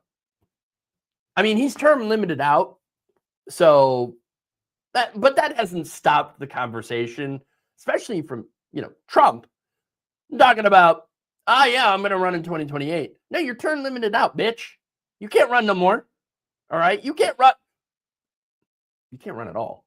Okay. Whether it be for office or down the street. Okay. You can't run. Okay. But anyway, nonetheless, that question was posed, and he said, I wouldn't vote for Donald again. Oh, okay. Woo. But I may consider voting for his kids. Oh, no. You've learned nothing. That entire family is full of scammers. My God. You got Eric and Donald Jr., right? Which he's like, oh, yeah, no, I would totally. I've met them before, and they were humble, and they were nice. They actually talked to me. Senpai talked to me. Oh, dear God. These people. Eric even let me take a picture with him twice. I got pictures with Eric. Yeah. Here's the thing. These people, okay, Eric and Donald Jr., they can't run a charity in New York because they ripped off cancer kids. Okay. That's who you're like, oh, they're so humble. Oh my God. I took pictures with them. Of course I would vote for them. There's no brains in there. There's nothing in there. Nothing in there. Look, their policies. I must be a weirdo. Okay. I'm pretty sure I am a weirdo. Because I actually care about policy. Okay. What is a politician's policies? All right. What are they going to do for the American people? I think that's what should matter. Not, oh, he took a picture with me. He let me take a TikTok video with him. What? This is why I hate modern politics. It is all about this weird parasocial relationship. It is all about celebrity, okay? And not at all about making people's lives better, which should be the focus of politics. That, by the way, that is why Mamdani is popular, because he's actually come out with a policy, a slate of policy proposals, where he's like, yeah, I want to make New Yorkers' lives better. I want to do, free busing, and I want to lower rents, do a rent freeze, and, I want to tax rich people and all that stuff, and raise wages. That's the kind of stuff I want to do. It's the policies. Whereas Trump, his policies are all about me, give me more money. Give me more money, give me more power. And that's really it. Look, my problem is we've turned politicians into celebrities and celebrities into politicians. And I hate all of it.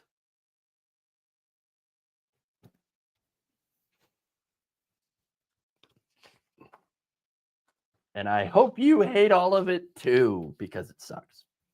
Okay. Scammer gets scammed by bigger scammer. Love to hear it. Absolutely.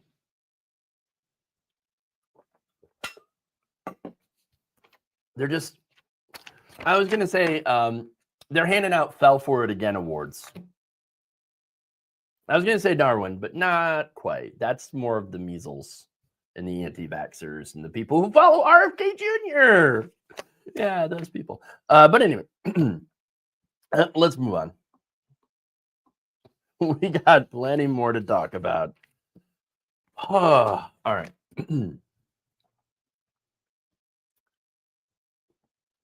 Immigration is literally arresting and detaining children on false charges, and they're lying about it. So what do I mean? Case in point, a 7th grader was recently arrested by federal agents and taken to a juvenile detention center that was located more than 500 miles away from his family, which has caused a lot of outrage. Now, their justification for this, the kid had a gun. He had a gun. And not only that, but there's a long rap sheet. Crime. So much crime. Wait, the kid's 13. How long could his rap sheet be? Turns out not very long at all. Another thing that they're lying about. Now, first off, though, let me get to ICE spokesperson Trisha McLaughlin, right, who had claimed on social media that the 13-year-old had a gun. And that's what justified the arrest.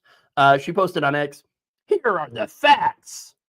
He posed a public safety threat with an extensive rap sheet, including violent assault with a dangerous weapon, battery, breaking and entering, destruction of property, and it was in possession of a firearm and a 5 to 7 inch knife when arrested." DHS, of course, then followed suit, posting, "Not only was this individual in possession of a firearm and a 5 to 7 inch knife when arrested, he also had an extensive rap sheet." Of course, you know, there is just one little problem. Most of that's not true. Yeah. Everett Police Chief Paul Strong revealed during a press conference that there was no gun found in the child. That's right. And there was no rap sheet. According to a journalist named Marissa Cabas, neither the mayor nor the police chief made any mentions of the boy having a criminal history. At a press conference, Mayor Carlo DeMaria said officers did recover a 6 to 7 inch double-edged knife from the boy during the arrest last week. He had a knife, not a gun. There's a big difference here, and had no known criminal history. And again, he's also 13. So wait, how did he end up in an ICE facility? That's really weird. Well, after he was arrested and booked at the station, the boy was taken into ICE custody. He is now being held at 32-bed Northwestern Regional Juvenile Detention Center in Winchester, Virginia. During a press conference, DeMaria said the police actually did not contact ICE about taking the juvenile. So I guess they just showed up. That's what they do now. They show up and just take whoever they want. Sounds kind of fashy when you think about it. When asked by Cabas if ICE had stood by McLaughlin's false post, a spokesperson told her that DHS is, quote, working on a response. 5 hours later, Cabas posts, still nothing. Oops. Oops. Look, it ain't the first time ICE Barbie and McLaughlin, DHS, ICE were caught lying. McLaughlin actually made a recently made a false claim about the violent arrest of an American teenage girl in a video that had went viral. Last month, in another so-called fact check that McLaughlin had posted on the DHS website about a mother who miscarried a baby in ICE custody, saying that the woman had falsely that the woman was a wanted killer. Not true at all. Not true at all. But here's the thing, though. It doesn't matter to them what the truth is. All those posts are still up on the websites. They don't care about the truth. They don't care about reality. Okay? That is the reality. They don't care. They are lying in order to hit their quota of arrests. Okay. Remember, Stephen Miller, who's running all this immigration stuff, and I think he's actually, more or less calling the shots in this administration. He's the shadow president, if you will. And it has to stay in the shadows because, you don't know what's going to happen when sunlight meets this man's skin. It might not be pretty. He could burst into flames. Or he could turn into a cloud of bats and fly away. Who knows, right? Either way, don't want to be around that. Okay? Anyway, this guy, he's got this quota to remove 3,000 immigrants a day. Now, here's the thing, okay? There are not enough immigrants who are criminal to do that, okay? And again, they're claiming, oh, we're getting rid of the worst, right? That's why we're doing this. We got to get rid of the worst, the terrible criminals and the rapists and the murderers. Got to get rid of them all. There's just one tiny problem. There aren't that many of them. I mean, there aren't that many criminal, illegal aliens in this country. Immigrants actually do less crime than native-born American citizens. There's your fact check, Trisha. Dumb bitch. Okay? These people, understand, are such unrepentant bullshit artists. They lie and they lie and they lie some more for a living. Okay? I do not understand how any of these people, whether it be Trisha McLaughlin or Carolyn Levitt or any of the others, I don't know how they can sleep at night. How can they live with themselves? They know they're full of shit. They know they are intentionally lying and gaslighting the American people every single day, and they still do it. How? I know I couldn't do it. But I guess that's why I'm not a right winger or a moderate centrist politician. Okay, and while I'll never make that kind of money, right? Or get the large audiences on social media that so many of the others who do lie in this field are getting. Okay. But, I guess that is a very small price to pay to stay honest. And I'm willing to pay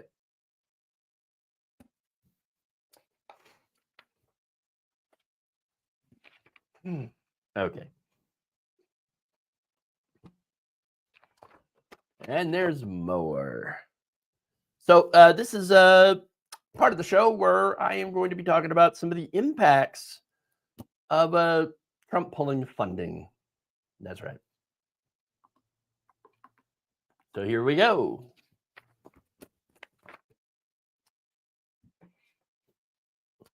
In what may be another case of the leopards coming for Trump voters' faces, the Trump administration has decided to terminate a near $100 million grant for a new battery plant in Kentucky.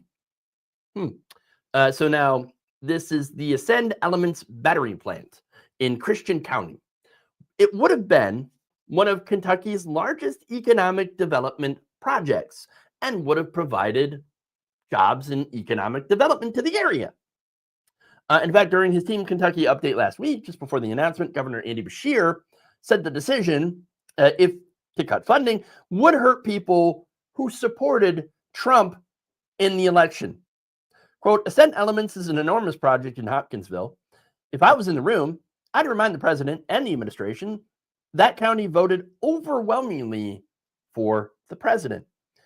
They're changing the project that they make, which is, after the cuts were announced, of course, they're changing that project. They're scaling it down because now they're not getting as much funding as they were before to build this giant facility.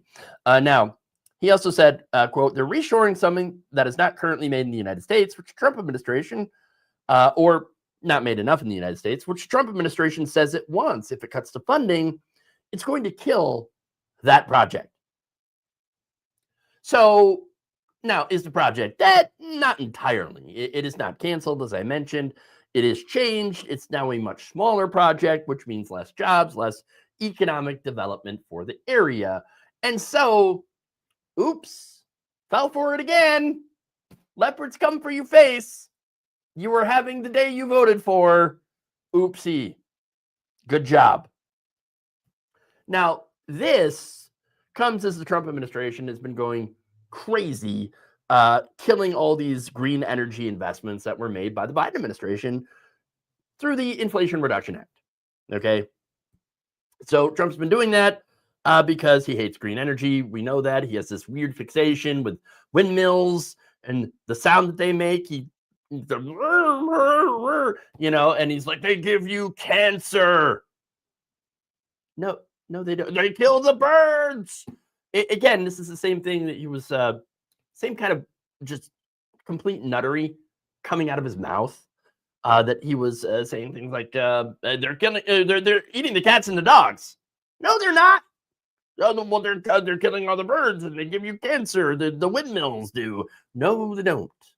All right, you bizarre, dementia-ridden old man. Okay, he hates green energy. Okay, hates windmills. Hates all that. Here's the thing, though. Green energy is the future. It's where a lot of the good, high-tech, high-paying jobs are.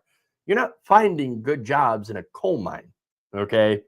And look, wind power is way cheaper to generate now than power from coal, and better for the environment. There are issues, of course, with some of the rare earth elements that are used in windmills, and then, of course, there's also issues with some of the rare earth elements that are used in solar panels and solar panel construction. I get all that, but it's still better than generating energy from coal, oil, and natural gas. Okay, so wind power, again, solar power, they continue to grow as industries, even as Trump tries to destroy them. But look, Trump, he's done this before. He's doubled down on fossil fuels. Okay, he's got Lee Zeldin running the EPA. Lee Zeldin, fossil fuel stooge, okay? He's got all sorts of oil company goons in his government. And they're propping up an industry that is absolutely destroying the environment. More than 40 staffers, about 43, who have directly worked for oil, gas, or coal companies now work in this administration, according to Public Citizen. In fact, the authors of a Public Citizen report in total identified 111 employees deemed fossil fuel insiders and renewable energy opponents. So this is who is making decisions about our energy usage in this government. Okay. Now, again, this is hurting Trump's own voters. Okay. A lot of the investments in the Inflation Reduction Act were targeted at red states. President Biden at the time was like, I know what I'm going to do.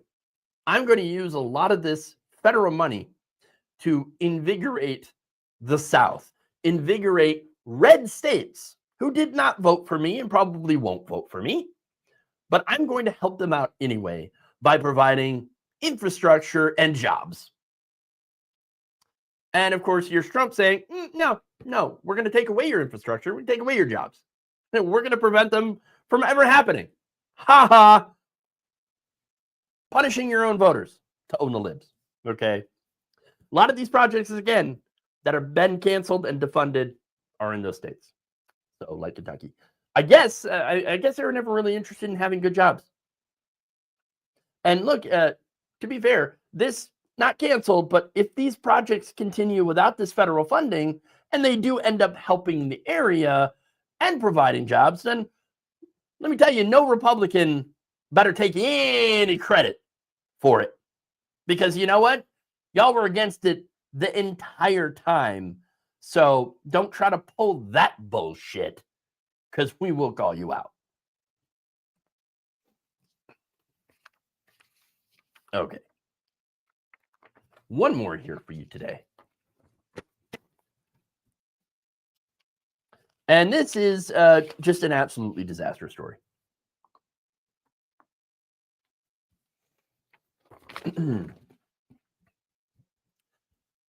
Last week, the Trump administration decided to gut the office responsible for special education.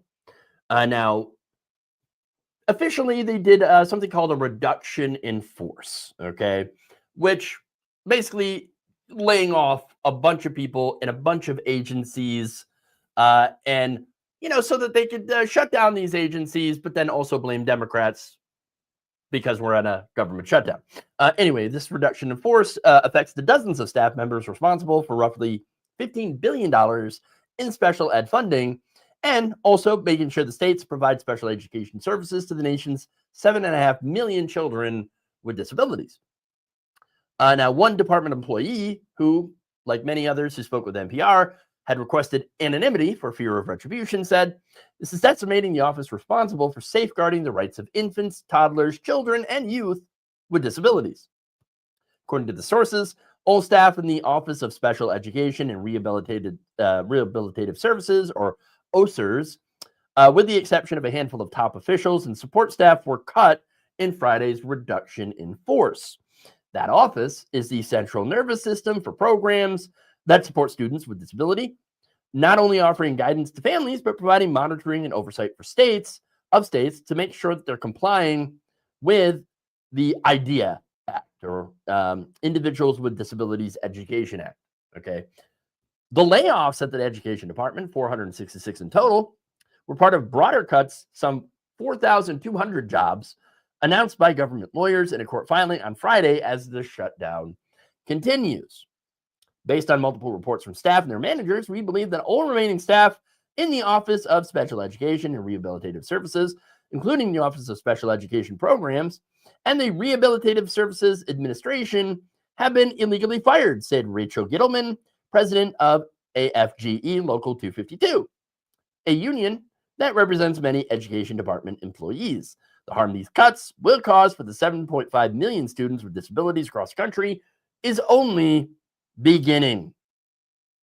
Employees who received a notice on Friday were told that they would remain employed until December 9th, which means afterwards they will no longer be employed. And there you go. None of this surprises me at all. Remember, Donald Trump is the man who mocked a disabled reporter. Do you think he cares about disabled kids? No, he does not. And notice, by the way, this is one of the programs that I believe he specifically targeted to hurt Democrats. He said, "I'm going to shut down Democrat priorities." Well, apparently this is one of them, because he actually doesn't care. Okay. Not only that, but let's be honest, going after these programs is part of Project 2025. It actually called for the elimination of a lot of these offices anyway, as well as turning IDEA funding into basically an unaccountable block grant. Block grants, of course, can be spent on anything, really. They don't even have to be spent on the thing that they're granted for, okay?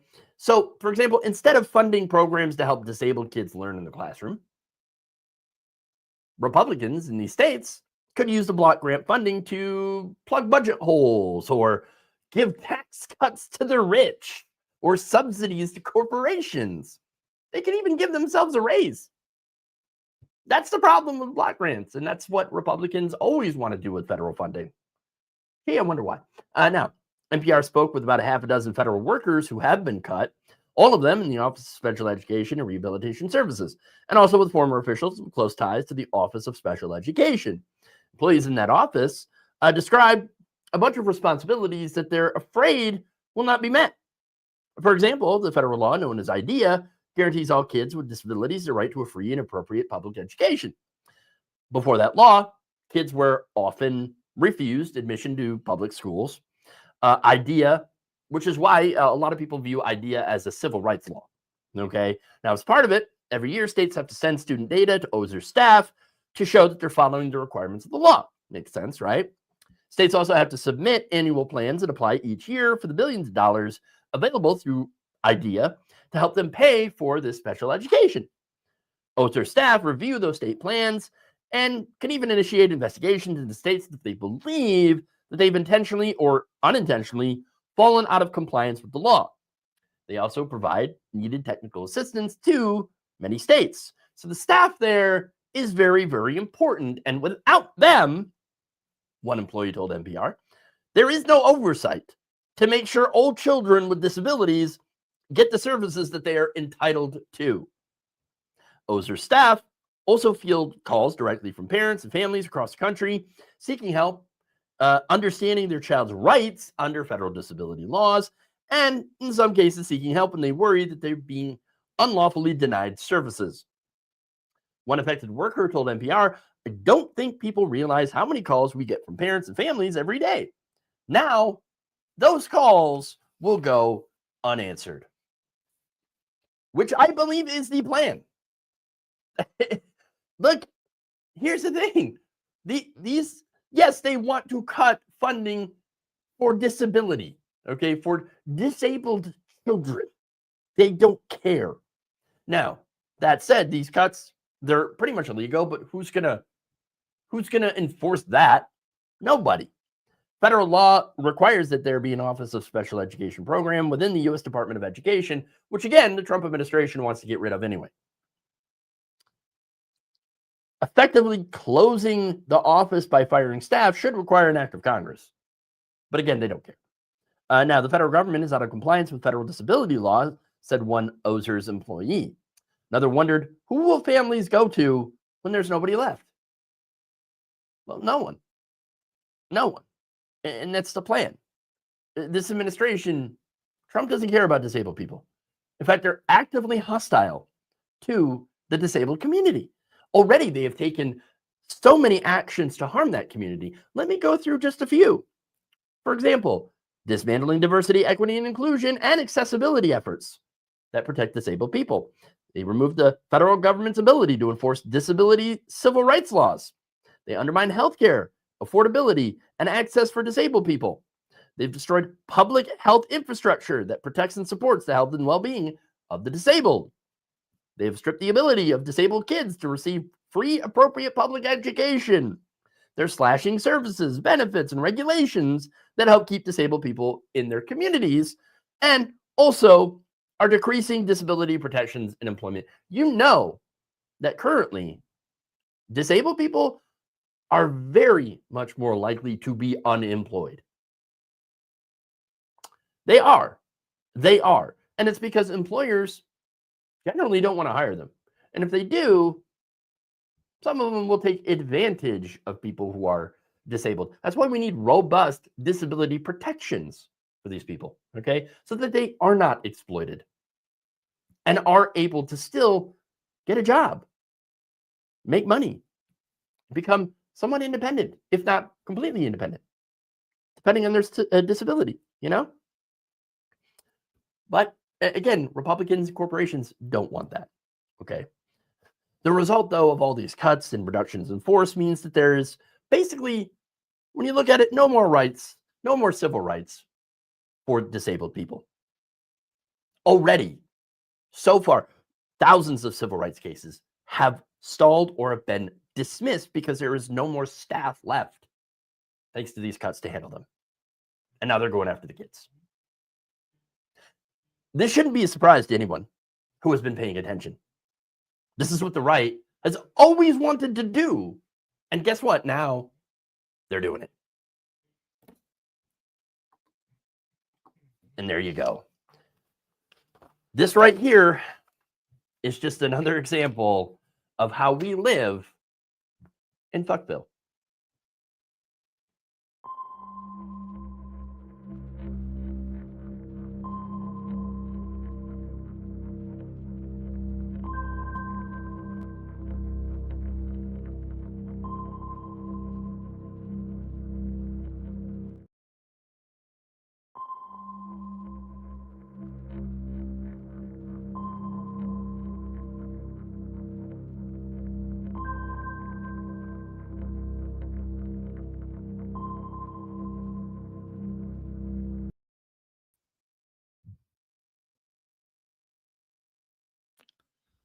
We are indeed in Fuckville.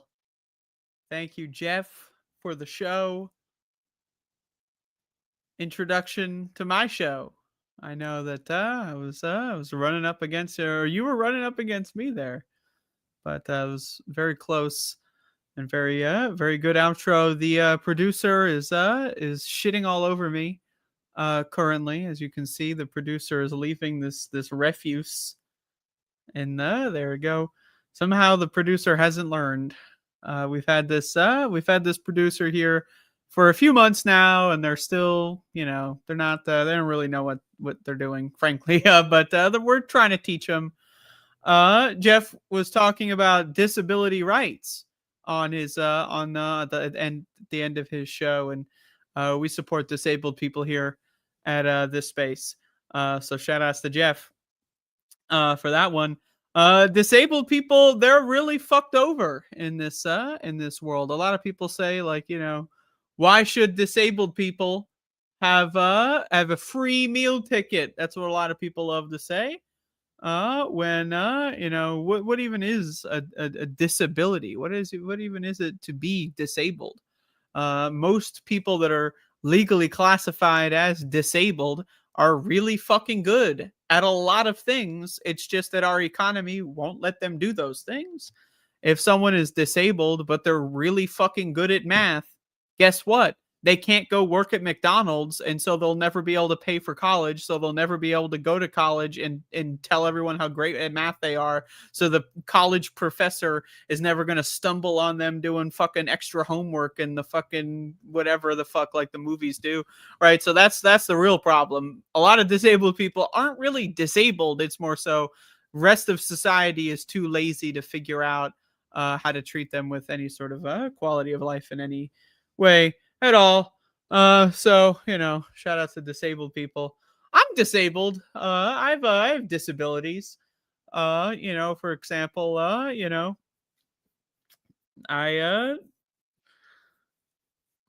anyway, welcome to the show, everybody. Hopefully I am not doing a terrible job at today's show. I stayed up late last night. By that I mean I went to bed early, but I got poor sleep quality. So it's like I stayed up late, but without the fun. You ever get that? I'm getting old, everybody. I'm 29, so I'm getting to that point in my life where I get to make old jokes. So, woke up one too many times in the middle of the night. Now it feels like I was partying all night, except I went to bed at 9:30. Huh? Am I right, people? Anyway, so I'm getting old. I'm going to die soon based on that information. But you're here to watch a show. This is my This Space show. Today, I would like to, I normally do some really shitty shows. Some shitty shows that shit all over us. Like an avalanche of diarrhea. That's my typical show. Just shitting all over everybody. But I want to take a moment to do a show that's a little bit less shitty. And the subject of today's show, Tyranny Ridiculorum. In other words, our only hope is that these motherfuckers are just so dumb that they're not actually going to land the plane. That's really our only hope. That's all we got. That's really, at this point, they've got, it's like, they're playing billiards and, it's the ball is like next to the hole and then they got the thing and they're like, woo, and then they do the hole and then, and then they go, and then they do the tongue, you ever see this where they go, with their, what is that? Why does that make you focus? I don't know. Right. They got a setup, a hell of a setup for full-blown fascism in this country. The population is seemingly, pretty willing to go ahead and do that. And we're really just kind of hoping that they're too dumb to do it. Like, really, that's what we're hoping for. Like, that's honestly our only hope here at Fuckville Industries. And we're hoping that they just can't do it. Donald Trump, let's be honest, he's a narcissist. He's obsessed with himself, and he should be. Look at him. He's orange. Not many humans can say that, right? So, in a way, he is a very interesting person, and he's obsessed with himself. And And that's it. You know, we look at it and we think, oh, he's a narcissist. He's such a whatever. But really, when you're someone like fucking Elon Musk, you're someone like a Nick Fuentes, you know, like one of these guys, and you're looking at Donald Trump and you're thinking, you know, if this were JD Vance, if JD Vance were sitting in the chair, you know, we'd have universal eyeliner by now. But Donald Trump is not going to give us universal bronzer, you know? My point being that he's sitting in the way. He likes doing all the press stuff. He likes getting the photos and, you know, he likes having everyone grovel to him. Did you see that video over the weekend? You know, I do my show on Wednesday. Anytime between last Wednesday and today is the weekend, just so you understand my understanding of time. But there's this video over the weekend that, you know, he was like grabbing on to like, you know, fucking world leaders and like, you know, doing photo ops and doing poses with world leaders as they're trying to do stuff. And like, they're trying to have like real genuine conversations, you know, about Europe about to get invaded by Russia, which by the way, whoa, that's going to happen any minute now. And, you know, Donald Trump's over there just like, look at the cameras. Look, they're taking pictures of us. I don't know. My point being, these guys, like, if you were to make your fascist candidate in the lab, you would not have made Donald Trump, is my point here. Okay. The fascism movement in this country was positioning itself to latch on like that fucking thing in Spider-Man 3, you know, to whoever they could, right? So we have like, right, what we have here in America as of this moment is the synthesis of like the billionaire, opulent, trust fund baby, silver spoon, cocksucker, motherfucker, and the underbelly, fascism, white supremacists, like pro-slavery, like that kind of people, like those groups, those have synthesized, right? But those are not necessarily like perfect roommates, all right? Like the trust fund baby is not going to wash the dishes, and we've all been there. Maybe we've all been responsible for not washing the dishes properly. It's possible, right? I mean, you know, we've all been there, right? But my point being is, these are not like, they wouldn't have necessarily chosen each other.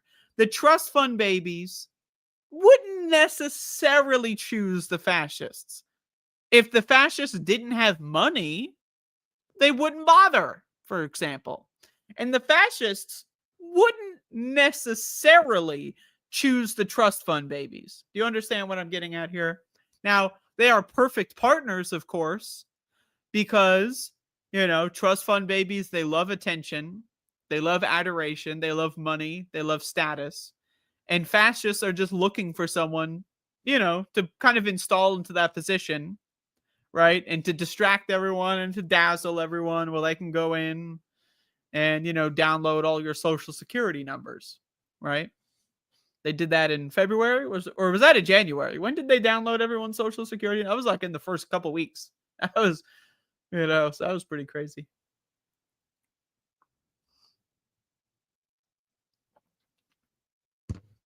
So my point being, America could become a fascist hellhole, a lockdown country, where you can't do anything, you can't think anything, like a Russia type situation.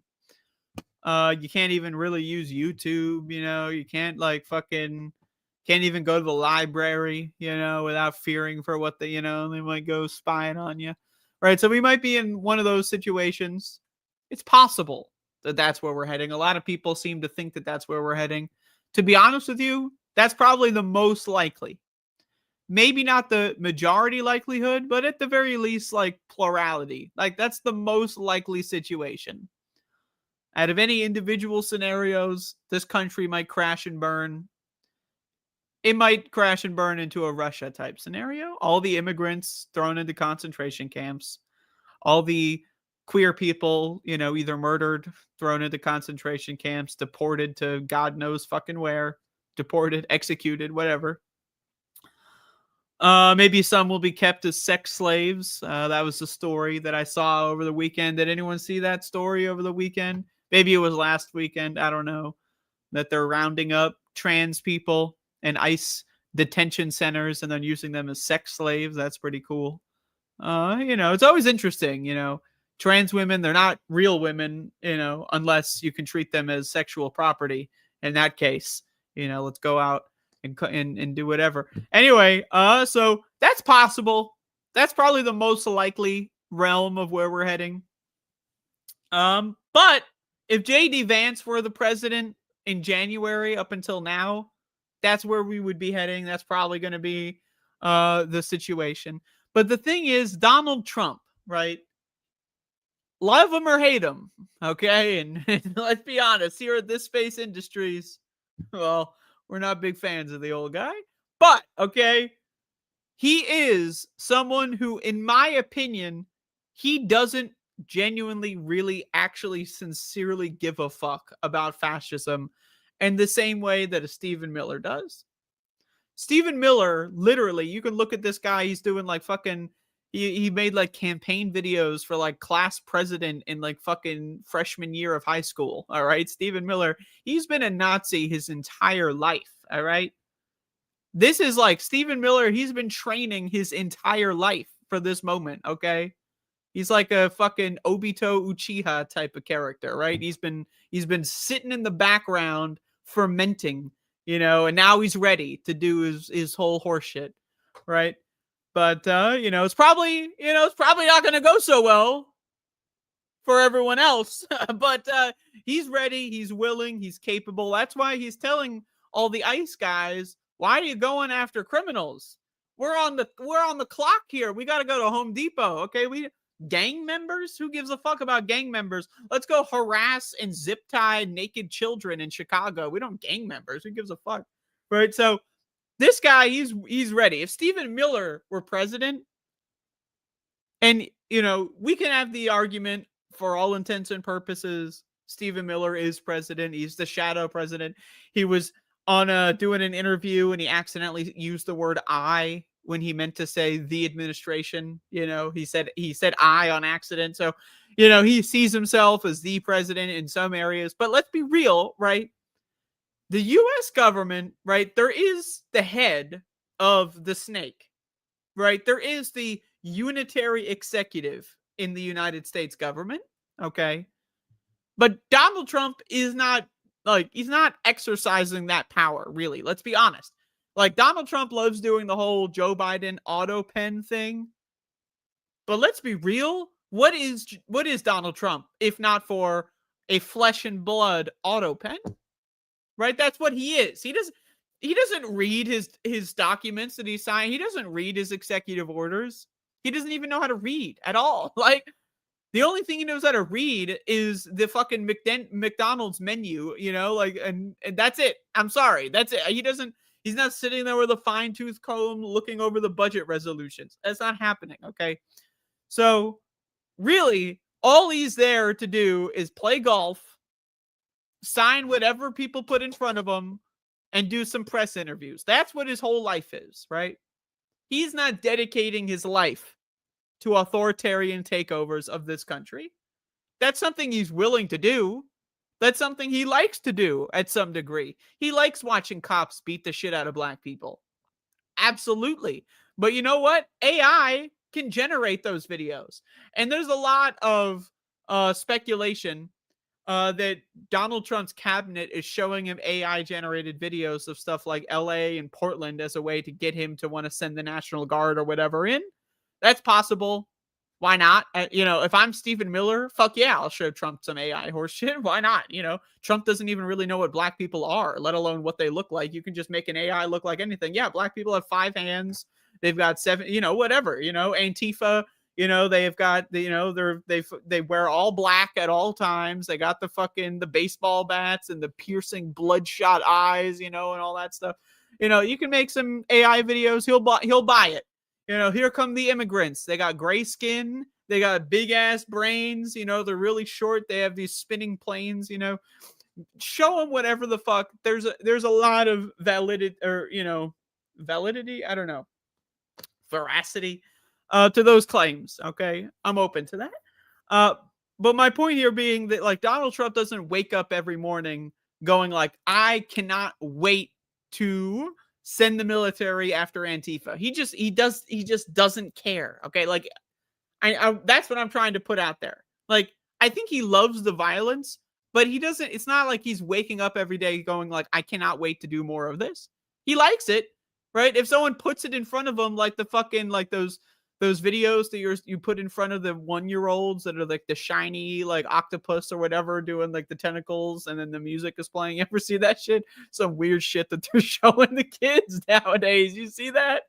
You see that fucking shit? Those weird like bright colored like tentacle monsters that I don't know, whatever. Anyway, it's like you put him a video in front of him, he'll clap like a seal, but he doesn't. It's not like it's not what animates him. Is my point. Okay, I know I'm spending a lot of time on this. And also let's take a look at American culture.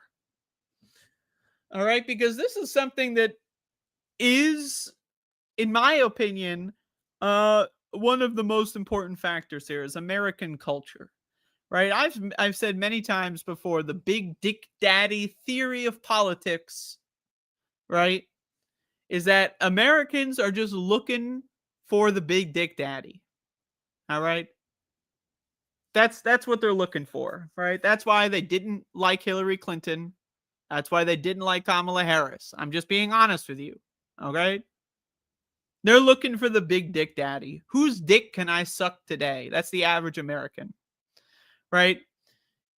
Similarly to how Stephen Miller wakes up every day and imagines himself wearing like the fucking Nazi armband. Like I'm sure that's his like pajamas. Like he sleeps in the Nazi uniform. Then he wakes up and he has to take it off, and that's a huge emotional moment for him. But like how he wakes up in that kind of way, the average American wakes up and they go, whose dick can I suck today? Like, where's the biggest, meatiest, veiniest cock? Orange, if preferable. And where can I suck it as soon as possible? Okay. That's what I like to call the big dick daddy theory of politics, right? But the thing is, the big dick daddy can change at any time. Okay. It went from, it was George Bush was a big dick daddy. Can you imagine, by the way? Then, they kind of didn't have a big dick daddy for a while. And then they went to Donald Trump. All right. And then now he's the new big dick daddy. He's going to die any minute now. And they're trying to groom J.D. Vance to be the new big dick daddy.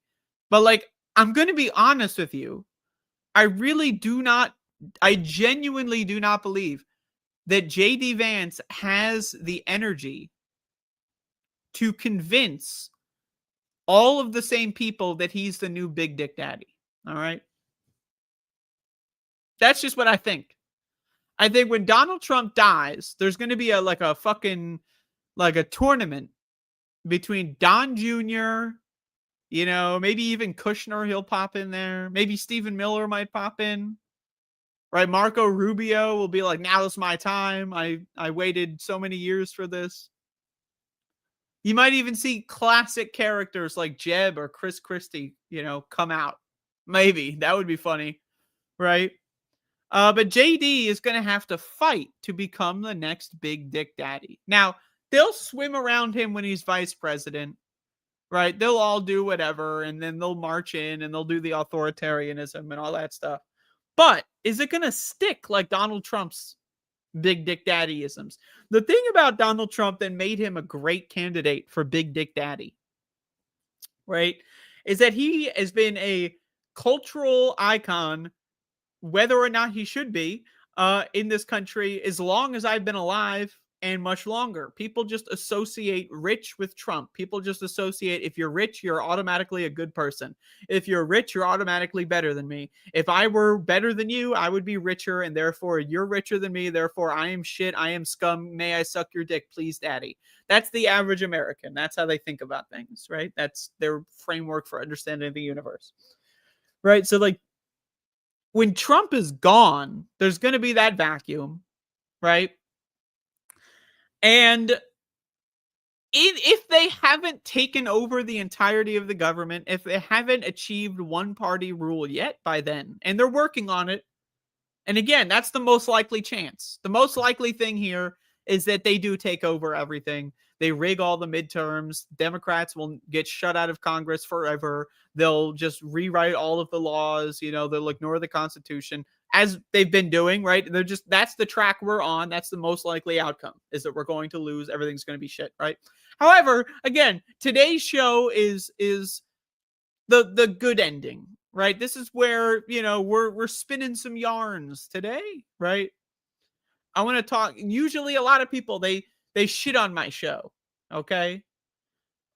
They shit all over me. They say, you're too negative, you're too mean, you're too this and that, and they never provide any arguments. They just say, you're mean, you're nasty, such a nasty, mean show. So I'm trying to do a show where I'm blowing smoke all the way up your asshole, okay? That's today's show.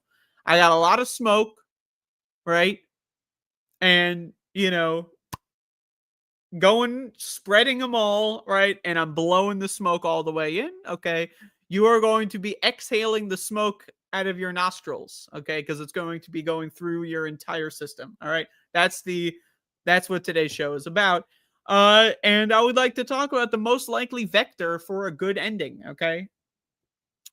The most likely vector is that they're just too fucking stupid to pull it through, okay? So if Trump loses, when I say loses, I mean, he dies, before one party. If Trump is alive for the next 5 to 10 years, they might be able to land the plane. Maybe. Okay. If Trump is alive for 5 years and they don't go full fascism, but they're on the cusp of it, they might be able to land the plane. If Trump is alive for like 4 years and JD gets in there and makes a couple mistakes, which is very possible, they might not land the plane. Okay. They might not be able to. If Trump survives for another 2 years or whatever, they might not. I'm just saying. So let's be honest, right? If Trump is both the greatest threat in this country and that this country has ever seen, and also like the one thing keeping us from falling into full fascist dictatorship. And that's a weird thing, right? Like, think about it. I don't know. Maybe you disagree with me. Maybe you don't. Whatever.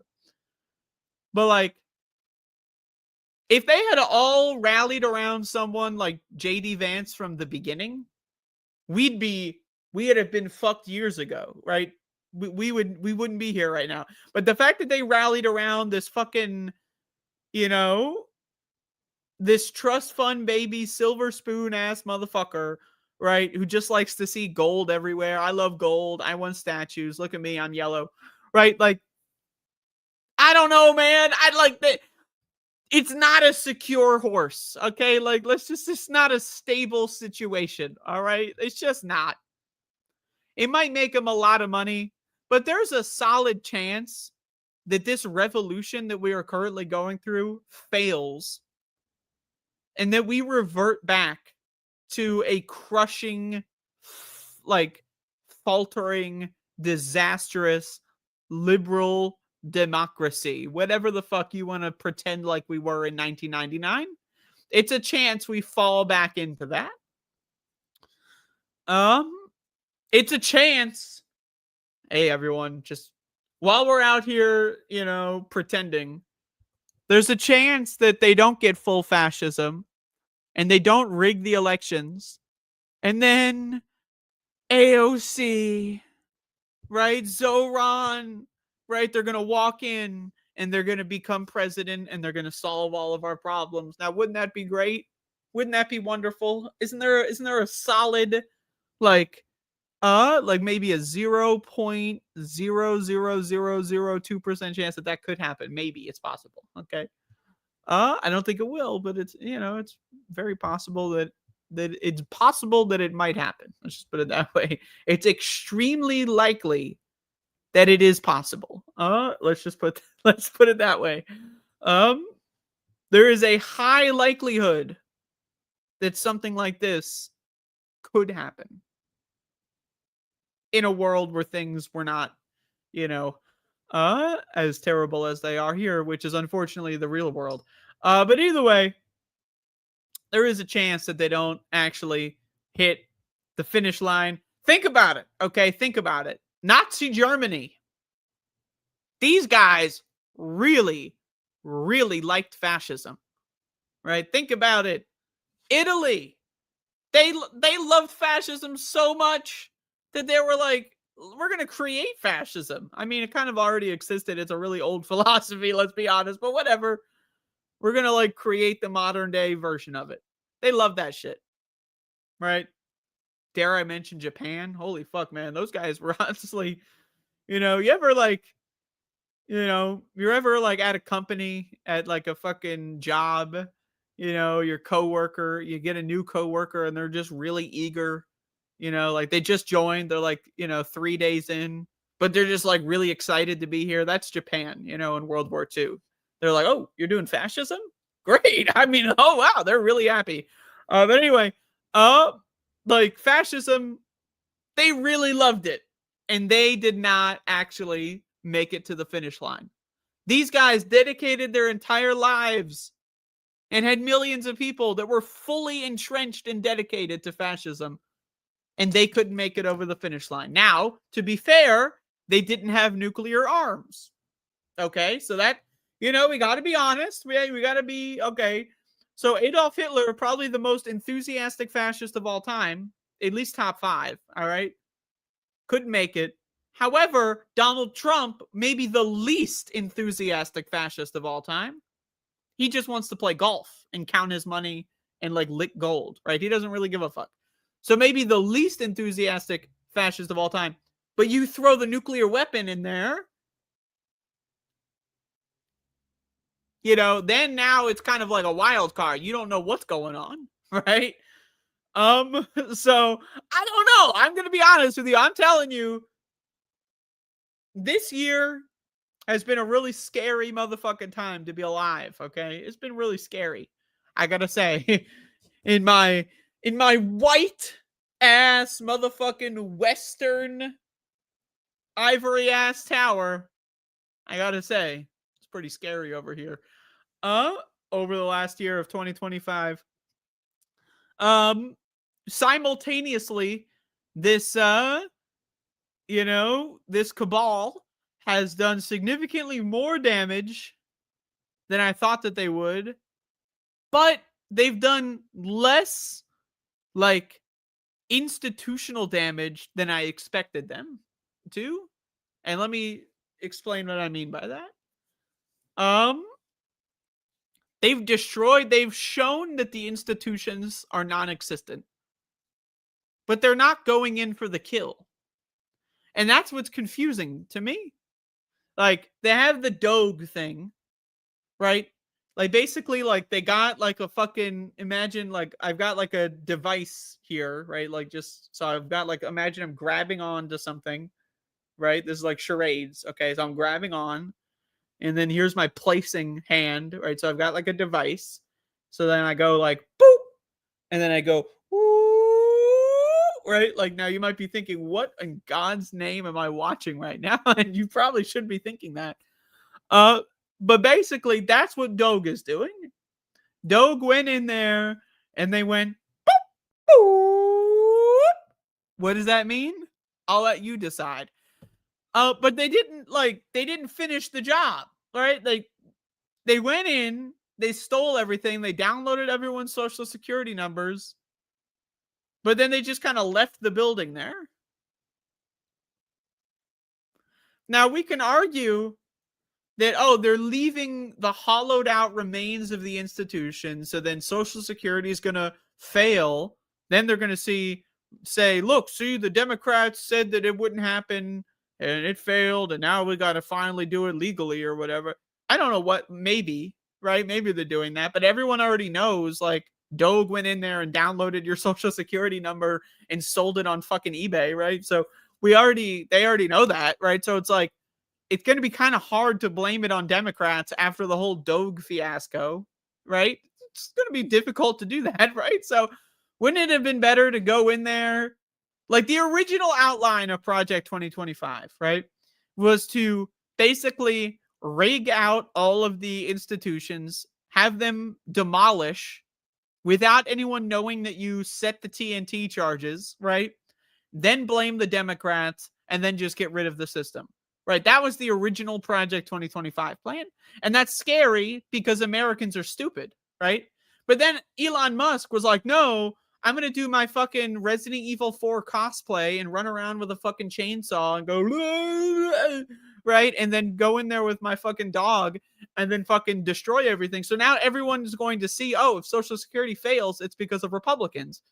But then he didn't even finish the job, right? So I don't even know. Right? That's the thing. Like, the only, like, man, like Elon Musk, the richest person in the history of the world, if you were to give that power to like one of like the most expert fascists of all time, I'd be horrified. If you gave like Adolf Hitler that level of influence globally, I'd be terrified, right? But somehow Elon Musk is just, again, it's so much wealth, so much yearning for fascism, but just no ability to implement it at all. At all. He is such an epic loser. It's kind of insane, actually. Like, wow, what a loser. And so that's our only hope here, is that they're just too dumb to pull it off. Now, again, is that likely? No. I'm going to be honest with you. I think it's more likely that maybe they don't pull off Adolf Hitler's wet dream, but they pull off some sort of cross between, you know, Nazi Germany and Putin's Russia, and maybe sprinkle some North Korea in there as a treat, you know. Whatever, man. But like, one of the points here that I'm trying to get at is that there is, and there probably will be after this, whatever after this means, a contingent, a demographic of people in the United States that are fully dedicated to a fascist, pro-slavery, very strict Christian Protestant, like hierarchical experiment. That's about 20%, 20 to 25%. It's safe to say a quarter of Americans are unabashedly evil, and they want to kill everyone else globally. They want to commit a global genocide of everyone that's not even remotely similar to them. And that group of people hitch their wagon to Donald Trump, right? And if Donald Trump cannot stick the landing, I don't know. At the end of the day, what you need for fascism to really work is you need a complete and total genocide of the opposition, or you need enough of the opposition to just not fucking bother fighting back. That's what happened with Germany. Enough of the opposition just didn't bother fighting back. The ones that did got killed, genocided, thrown in camps, whatever. And then there was this middle class of liberals that just didn't bother fighting back. They weren't Nazis, per se, but they just didn't bother fighting back. So as soon as Hitler's out, they're like, oh, shit, whatever. Anyway, my little nephew's birthday party is next week. Who's coming, right? Like, they don't give a fuck, right? Let's be honest. They don't give a shit. And so what we're dealing with here is we have a very small middle class compared to the burgeoning economic situation of Nazi Germany, which was, of course, all sorts of, you know, there's all sorts of stuff. I'm going to be honest with you. I am not an economic expert of 1920s Germany. Okay. I'm just simply not. But I'm going to tell you that right now, our economy, our system here is not really, it's not really stable enough, I don't think. And we don't have a large enough middle class that's going to be willing to just, I don't really see what's happening. Okay. And also you throw out the combination of like internet. I guess not a combination. I misformulated my sentence, but you throw internet into the mix. Right. And it's like, you know, if you're in Germany, you don't really care so much. You don't really know any Jewish people, whatever, man, you know. whatever. I mean, you don't you read the newspaper. All the newspapers that mention Jewish people in a positive way, they got shut down, so you don't see them anymore. You don't really know what's happening. Nowadays, like, that's the thing. We're not Russia yet. They're trying to. TikTok is deleting a lot of protest footage. Twitter deletes a lot of protest footage if you know. So they're trying to create that world where you cannot see what's happening. But the thing is, this is why Project 2025 was such a scary plan, and it's actually kind of good in a way that they're accelerating it. Because if they would have taken the 5 to 10 year approach, slowly buy TikTok and Twitter, if Elon didn't go full Nazi, but he was like a secret Nazi, bought Twitter, still pretended to be, hey, I'm pro climate change, I don't mind trans people, look at me, I'm a liberal billionaire. If he did that and bought Twitter and slowly made it more right wing and no one caught on, we'd be in a different situation and we'd be fucked. All right? I want you to understand. That's how I see this. Is that our one hope is that they just got too, I mean, you ever been in a situation where you're sucking on dick, right? You're going to town, all right? And you're just like, you don't even like, all of a sudden, like the temporal realm ceases to exist, right? You don't know how long you've been there, right? That's basically what's going on with Project 2025, okay? They're sucking on it really, really immensely and intensely even. And it's to the point where it's kind of uncomfortable, right? And they don't understand that, like, oh, the world around them, like, you take your mouth off the cock and then you look and you're like, oh shit, oh man, it's like fucking 3 in the afternoon. I gotta get somewhere. I don't know, man. This analogy fell apart. But my point being is, Americans are really stupid. That is true. But when you buy TikTok and then immediately ban all pro-Palestine stuff, I don't know. Are they that stupid? When you buy Twitter and immediately ban a bunch of left-wing journalists, and then like the entire website turns into Adolf Hitler fan 69 on the front page every day, like it's my point being, again, like they're way too gung-ho about it, and they didn't do the proper institutional and cultural work necessary to really cement the gains. Okay, that's what I'm trying to get at. If they would have taken the long route, another 5-10 years of being secret Nazis while they rearranged the whole entire cultural apparatus, I think we'd be fucked. But they didn't. Elon bought Twitter and said, hey guys, I love Hitler. And now everyone knows that Twitter is a Nazi website. Twitter, 4chan, Kiwi Farms, they're all in the same category of Nazi websites. Why would you do that? We already have 4chan. Right? You know what I mean? We already have 4chan. The whole point of Twitter is that normies are on Twitter. Right? Like, you know what I mean? So, I don't know. From a strategic standpoint, the Nazis are not doing this really well. And that's our one hope, is that they are so ridiculous. The individuals, to be clear, the individuals are so ridiculous, right, that they're not able to actually get over the finish line. It's going to crumble. And the institutions, or at least the simulacrum of the institutions that exist inside of people's minds, like when you close your eyes and you think of the government, right? You probably think of something that looks like what are failing, failing, and now adding the quotes, failing, right? Failing, no quotes. Failing is not in quotes, just to be clear. Liberal democratic government, now the quotes are in, right? So if you were in my age range, right? I was born in 96, right? But like, especially if you're a little older than me, you were born and raised in a world where they at least taught you what they want you to think, in that the government, you vote, the vote matters, right? They do stuff at the government, you know, like they regulate things and they do taxes and they come up with traffic laws that make it so that you can get to work safe and on time, and trash pickup, and the government does all that, you know, like we are still alive in a world where people actually know what that is, at least they have that concept, and we can revert back to that.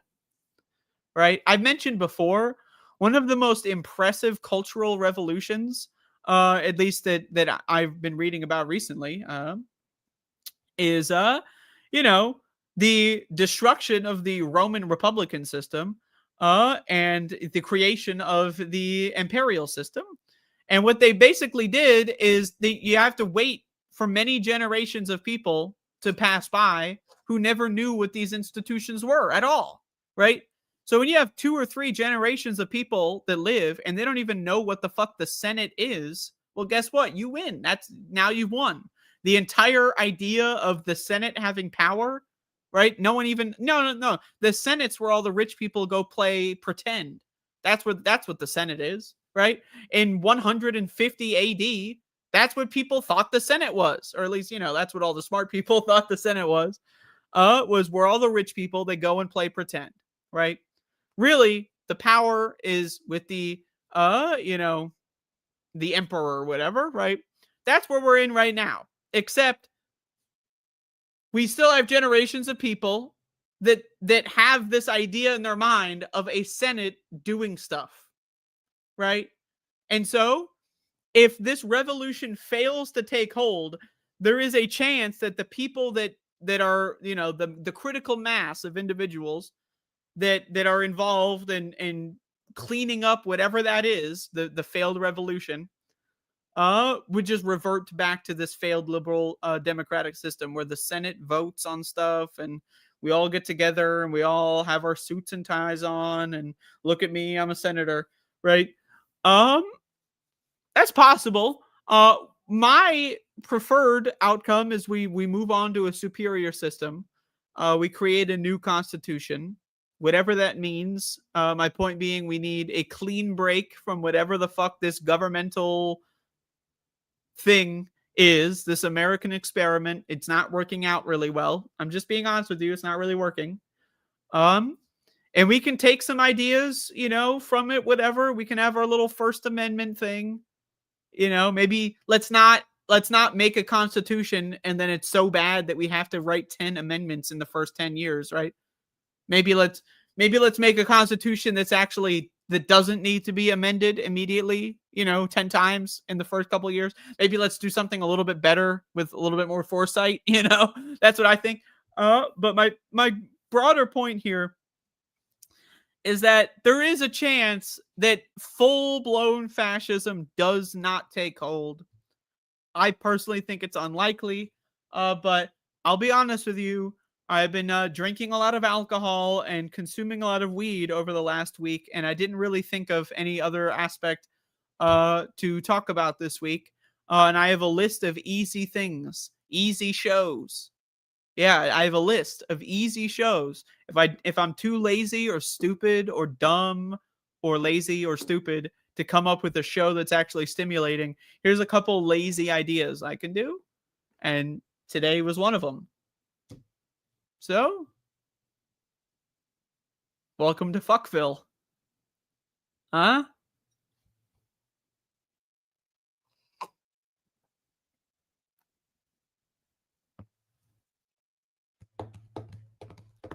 Yeah, so I don't know, man.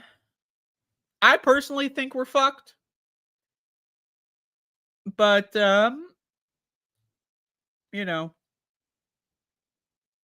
gotta hedge my bet a little bit, because if we don't end up being fucked, people are gonna look back at 2025 and they're gonna look at me and they're gonna say, "Your show, you were so you know, doom and gloom. You were thinking the world's gonna end, and everything turned out fine." So I have to throw one of my shows for this year, you know, one of them, you know, that way I can point back to, yeah, no, I knew it could happen. I knew we might not have been fucked. Look at that.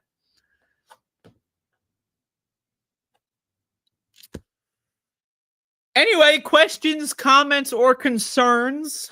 Ending the main portion of my show early. QCock. Questions, comments, possibly.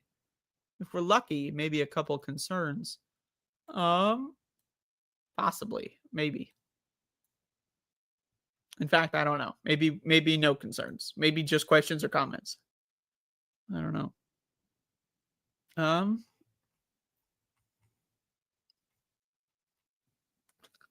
Got some acid reflux situation occurring in my body. So if you hear me making sounds that are slightly gruesome, that would potentially be why.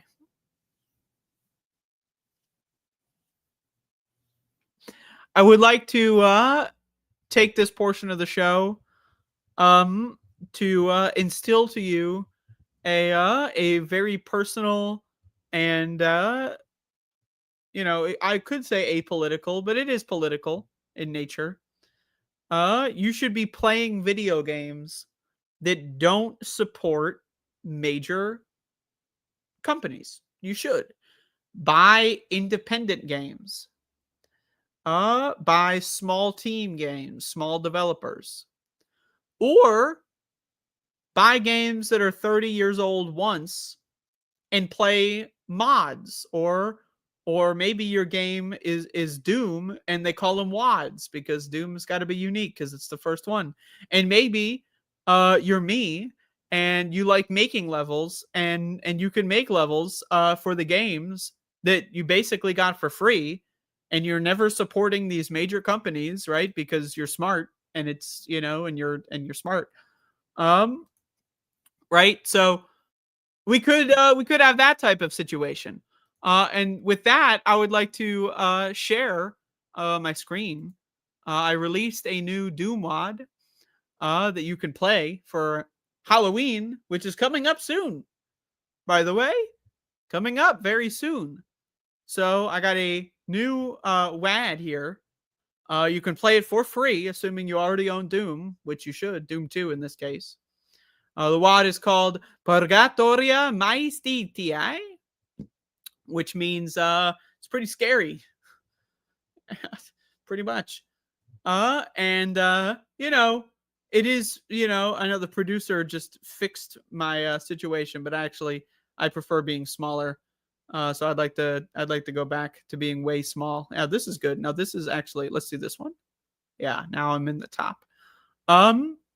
So check it out, everybody. It's free. And now I'm gonna stay here. Actually, this is a pretty solid layout. Oh, no, the producer's fixing my my show once again. Thank you. Now that's actually the best layout. This one's really good. This is a good layout. Oh man. Okay. Enough of that horse shit. Go check out the new spooky adventure. But yeah, so that is somewhat political in nature. Obviously, I think that you should like the same games that I like, right? Ultimately, that's what I'm doing here. I'm telling you to like the things that I like. And I think that that's fair. I think I'm allowed to do that, at least to some degree, like 5-10 minutes at the end of my show. I'm allowed to say, hey, check out all the stuff I like. Maybe I'm allowed, maybe I'm not. I don't know. Maybe I shouldn't be doing that. Maybe it's irresponsible. But also, I see a lot of people out there, they're playing their Nintendo Switch 2. Look at me. Oh, Nintendo Switch 2. You want to know the last Nintendo Switch I bought? This is the last Nintendo Switch I bought. And they didn't even call them Switch back then. This is the last one I got. Woo, look at me. I'm Nintendo, right? But you got to play some good games. They don't make good fucking games anymore. Well, they do, but they're not on Nintendo Switch 2. Okay, I'll tell you that much. Good games, they're on like fucking some guy's website that looks like it was made in 1983. Okay, that's what they're on. You find good games, they're on a USB drive that you find at like the fucking next to like a storm sewer grate, and maybe you shouldn't be plugging in random USB drives you find on the floor. But either way, that's where you find a good game. Okay, you don't find that shit on Xbox 2 or PlayStation 5 or whatever. I don't know. Is the 6th one out? I have no idea. I stopped with PS2. Okay, so to me, 3, 4, 5, 6, 7. I don't know which one they're on. They're playing like Black Ops 6 is coming out. You know, oh, look at me, right? All this shit is garbage. If you enjoy it, you're shit. You're shit. You have a terrible personality. In fact, it's not even a real personality. You don't even have a real personality. Like, oh, I like video games. Oh, what kind of video games? Yeah, I play Call of Duty Black Ops 6. No, you're not even a real person. You're just AI generated human. Play real games, play old games made with love and care. Games that don't support multinational corporations, such as Microsoft of which they're trying. Microsoft recently did this bullshit where they're like, hey, we no longer support Israel. We're pulling our contracts from Israel after Israel's been using Microsoft servers and made contracts with Microsoft to use their servers to commit the genocide in Gaza. Now Microsoft is saying, hey, we pulled Israel's access after the genocide is mostly over, you know, after they're cleaning up the 500,000 fucking corpses in Gaza, you know, now that they're declaring victory. And, you know, that's a whole other subject. Maybe we'll talk about it next week. But, you know, my point being, maybe don't support these corporations. I don't know. Maybe play games that are good. Maybe support gamers that make games that because they love them. If you're making a Doom WOD, not just me, by the way, you know, there's plenty of other people. You know, it's not just me. I'm one person out of dozens or hundreds. You do it for free because you love the game and you want to keep the game alive. You know, if you're working on Black Ops 28, you know, you don't, oh, I'm working on Call of Duty Black Ops 19 because I really love the series. No, you fucking don't. You're a shitty fucking garbage. You played video games and you were a kid and you wanted to get into game development. So you went to college, first mistake. And then you become an indentured servant. You signed a slave contract to work for some shitty fucking studio. You make soulless fucking garbage. You spend fucking 8 hours a day working on some fucking like one closet of some fucking shitty map that someone's going to look into, blast with their flashlight for 2.3 milliseconds and then leave the closet. You know, you spend your entire days fucking looking at the fucking progress bars and fucking talking to shitty coworkers who don't fucking know anything. Let's be honest, like, let's be real. Like, AAA game development fucking sucks. These studios fucking suck. They're shit. Everyone involved with them is shit. And the people that are the most worthy, the most valuable, are the ones that are being shat all over and are having their fucking entire like idea of what video games could and should be, you know, thrown through the ringer. You know, so in my opinion, support independent developers, support, you know, modders, you know, that kind of stuff. Don't support these AAA game studios. And if you want to support the studio or support the developers, not support the company, find some, like, if you read the credits to your favorite game that came out, AAA credits, go read the credits, look up the individuals on those lists and see and send them an email. Hey, I'd like to give you $100. I like this game you worked on. I don't like the company you published it for. You know, see if they have a fucking PayPal you can contribute to, you know. Same thing with YouTube. Avoid giving YouTube money. Give the YouTubers that you enjoy money. What are we doing here? Oh, super chat. What the fuck? What are you, 3? Ooh, pretty colors. My super chat is green. Yay. How about you fucking... What? Oh, I got my purple chat message. So that's worth giving a fucking corporation 30% of the money? Are you fucking serious? What is wrong with you people? Anyway, I guess I didn't do any actual questions, comments, or concerns. I just went into a different direction.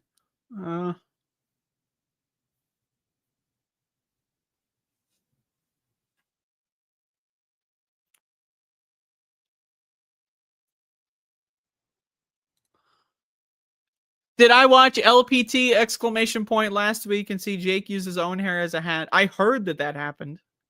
Also, now that this was brought up, I heard that there were rumors that were spread on Left Past 10 last week about my absence. I wasn't there last week. I was tired. I woke up at like 6 a.m. or something last Wednesday, and I only got like a couple hours of sleep, and so I couldn't make it. You know, it was a little too late. I thought maybe I would show up for like 30 minutes and then leave, but then I was like, I'm kind of too tired to do that. And then I heard that they were spreading rumors, these people, that I was like sick. Like, what did that? I got like a couple people sending me messages saying that I'm sick. What the fuck? I wear a respirator. I don't get sick. Okay, I'm sorry. To me, that's defamation. That's slander to claim that I get sick ever. I'm too smart to get sick. I'm sorry.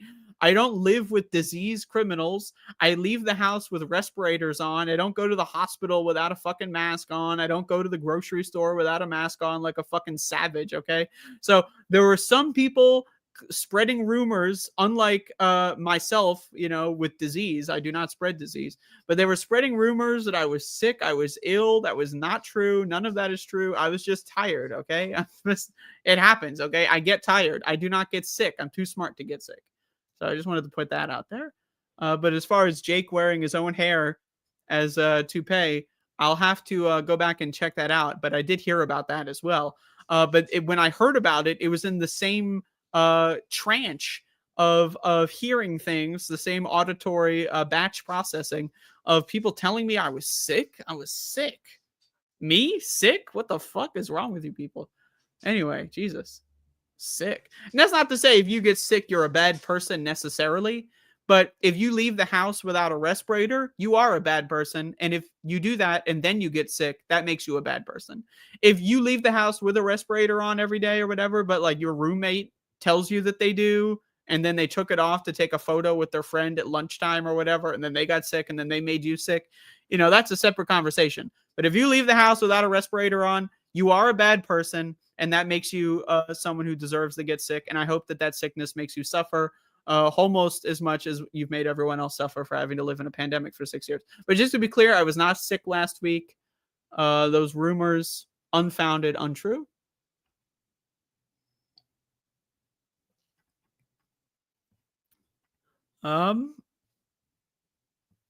So now that that's out of the way, we got 2 more minutes for the show today.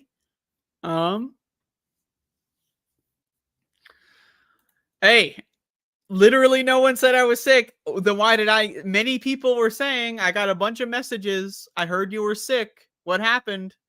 Right? That's what a lot of people said. Whether or not you said that, hey, we got to talk about how our words can be perceived, right? It's not about what we say. It's about how we say it. Okay, I will be suing for defamation. You will be hearing from my lawyers. So.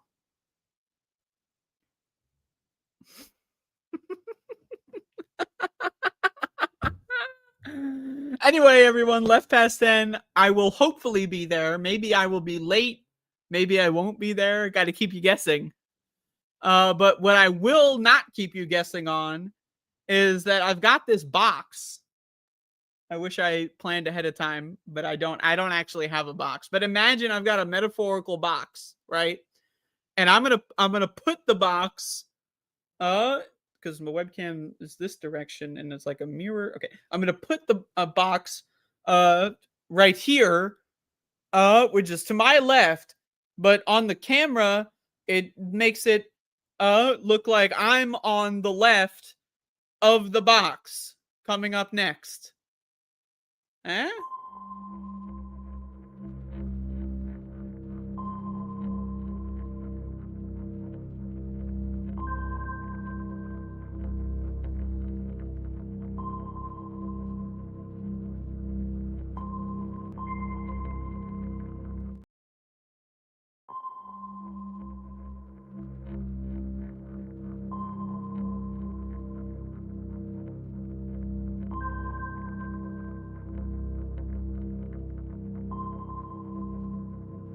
Do do do, theme song. Do do do, I'm broke so this is my theme song. Do do do, just imagine this is an awesome theme song. Do do, theme song. Left of the box.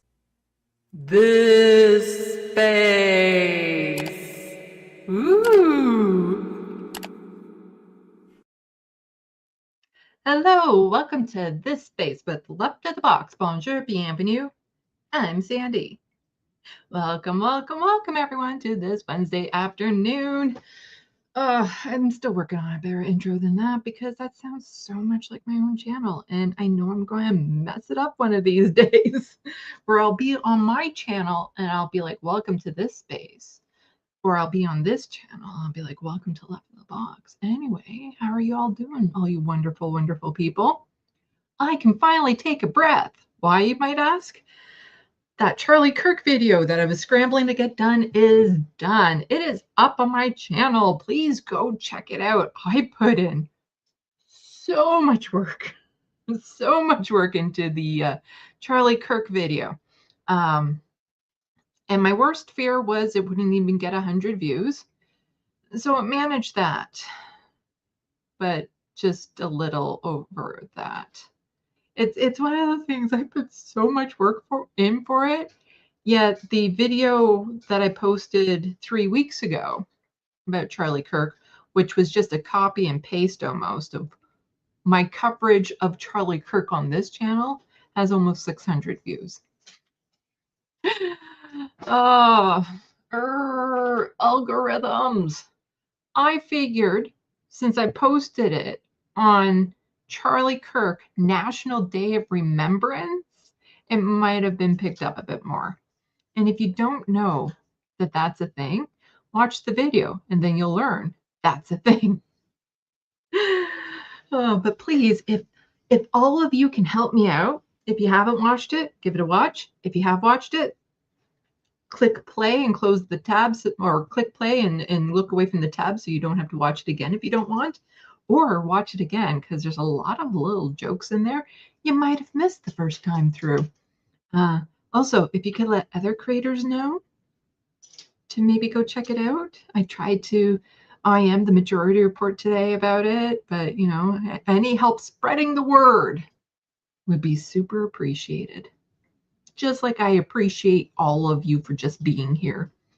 I am so happy we're getting into hoodie weather because now I get to wear my Majority Report hoodie. One of only 3 content creators I have bought swag from. The other one being the Letterhack, and the other one, Ryan George, which most of you won't know because he's not part of the political leftist space. Although he is funny as all poop, and a lot of his humor does include politics very subtly, and he does a brilliant job with it, and his politics, spot on. They're good. They're good. I like it. He is, check him out on YouTube, Ryan George, that's his channel. He has a second one that you'll learn about if you watch the first one. He also does stuff on another channel called Pitch Meetings. Go watch it if you just need a laugh. If you need a break from all the hell that we're going through these days and you just want to laugh, go check him out. Anyway, I'm not really sure what I was going to go over today. So I was thinking, let me know, give me some thumbs up. I was thinking about telling you about my religion and how it's connected to dreams. Then we get to talk about dreams and religion. If that sounds interesting for you, put thumbs up. If not, I can do a staring contest with you. Those are the 2 options. So put 1 for talking about religion and dreams. Put a 2 in subspace if you want to do a staring contest with me. And it's October, so I get to wear my Halloween earrings. They're little butcher blades, all bloody, but they, you know, they match. They match the majority of it. They match the hoodie. See, they match the hoodie. The little earrings, the butcher blades with blood. They match the Majority Report logo. They should definitely have a Halloween logo. I'm seeing some ones in subspace. Oh. But also, yes, you can buy my book, as Johnny Too Late is mentioning. Yes, now that the Charlie Kirk video is done and off my plate, I get to go back to working on the TYT video I keep on promising. And once that's done and off my plate, I can go back to my book and start writing all of the wonderful things that I've been dreaming about with it. But this week, you know what? I'm just thinking I'm taking a break from making videos because I really scrambled to get that Charlie Kirk video done for yesterday. And I just need a few days to just kind of. So I have a couple drawings I'm going to be working on, and yeah. Rich P is saying I might be able to afford a copy of it. How much is it again? For the paperback, it's around $20. Oh, that's in Connect dollars. I don't know. If you're American, it's less than $20. And then the ebook, oh right, I can actually check the screen here. I always get, well, if you have Kindle, you can just get it, or it's like $8 Canadian. So then it's like cheaper American dollars. So that's it. That's it. Donald James is saying, what? Oh, here, let's do this. What is the difference between making a claim and having an opinion? Semantics? I guess an opinion is more like your thoughts and feelings on something, but a claim is more of a statement as to something that has happened. You know, like I claim, I don't know. I think that's, it's very subtle difference. I don't think it makes much of a difference, where it's like your opinion is just your ponderings on things, what you think, but a claim is more of a statement of something that's real, you know, not so much things that are just in your head. I think that's the difference. That's my opinion, and I'm sticking to it. Oh. Okay, but yeah, for those of you who are interested, if you watch the Charlie Kirk video, you'll probably understand why it's taken me so long to do my TYT video, because in the Charlie Kirk video, there's about 40 video clips that I used, because some were just sound effects. So there's about 40 video clips I had to find and use. And there was about 80 graphics that I had to add in on top of the typed out text graphics I was adding in. So the TYT video, in the YouTube playlist for reference videos, there's about 150 reference videos in the playlist, on top of all the video clips I snipped from Twitter that aren't available on YouTube to put onto that list. Not to mention the fact that some of those videos have multiple clips taken out of them. You might be able to understand why this is such an insane project when it's when you start seeing it like that. And the script for the Charlie Kirk video was about 13 pages long. For the first part of my TYT video, it's already over 20 pages. It's probably going to be like two to 2.5 hour long videos. 2 of them.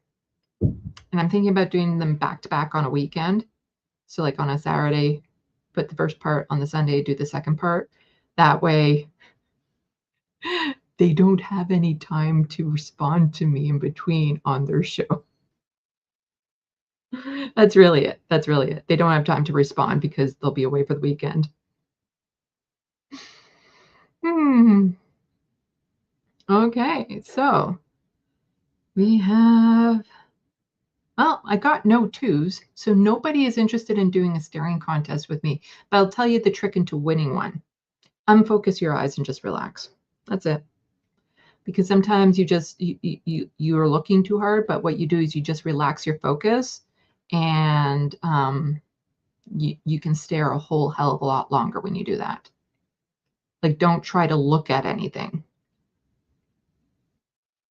It's a neat trick. It works. Anyway, and don't have a fan blowing in your eyes while you're doing it. Anyway, yay, TYT hoodie. Okay, so let's talk a little bit about religion. And and dreams and how they're connected for me. And first, my thoughts on religion. So I'm not against religions. I'm against religious institutions.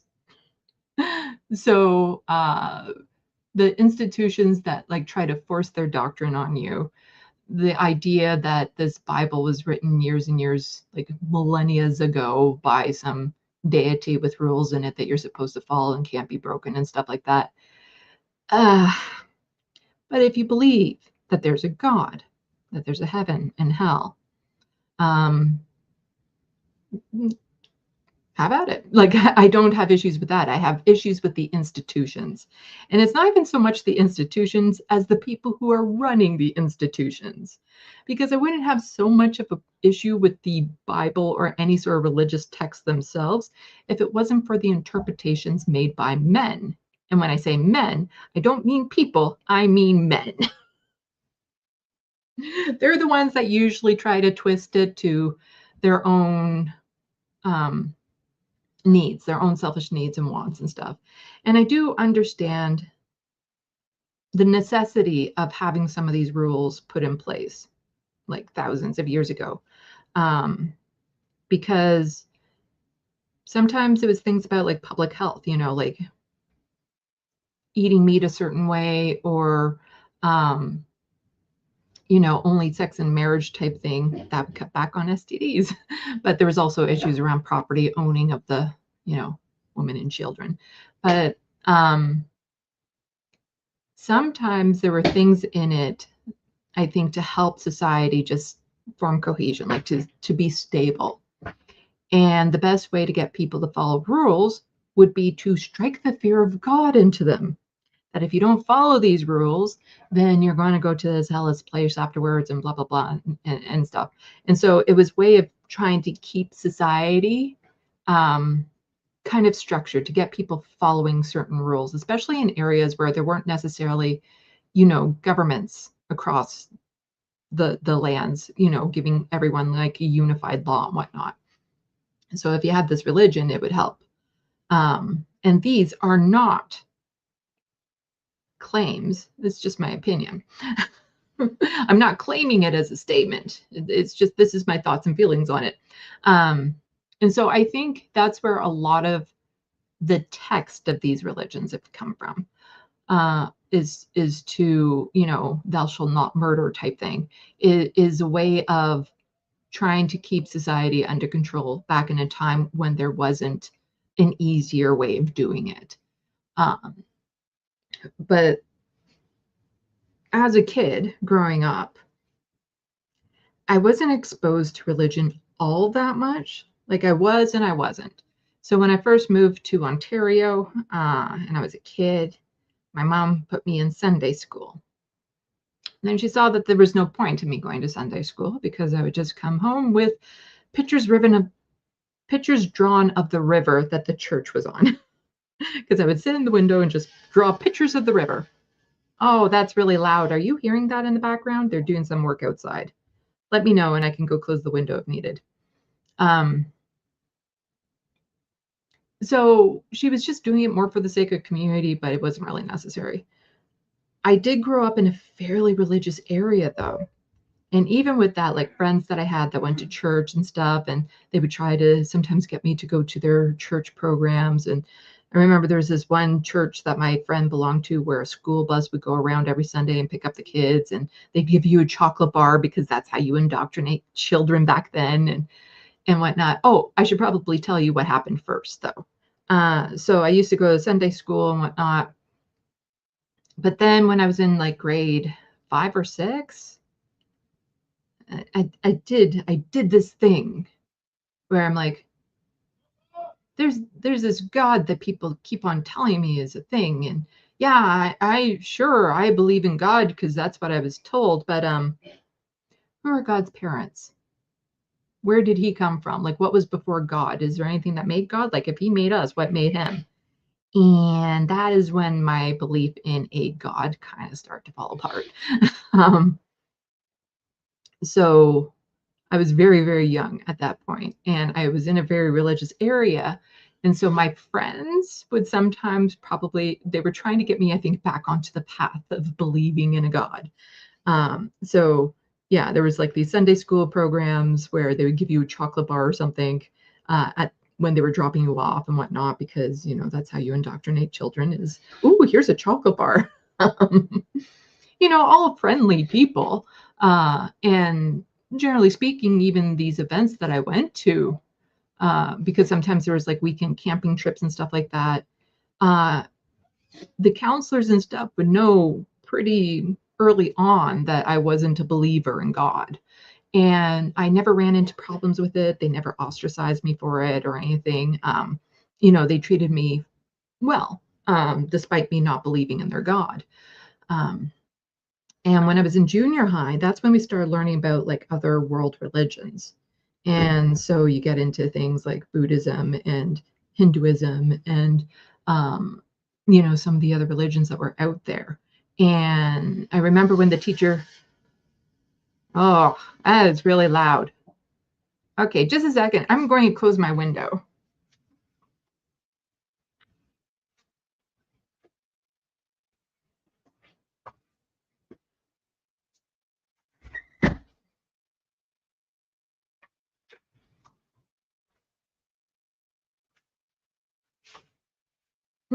That also helps with the tar smell that's coming in.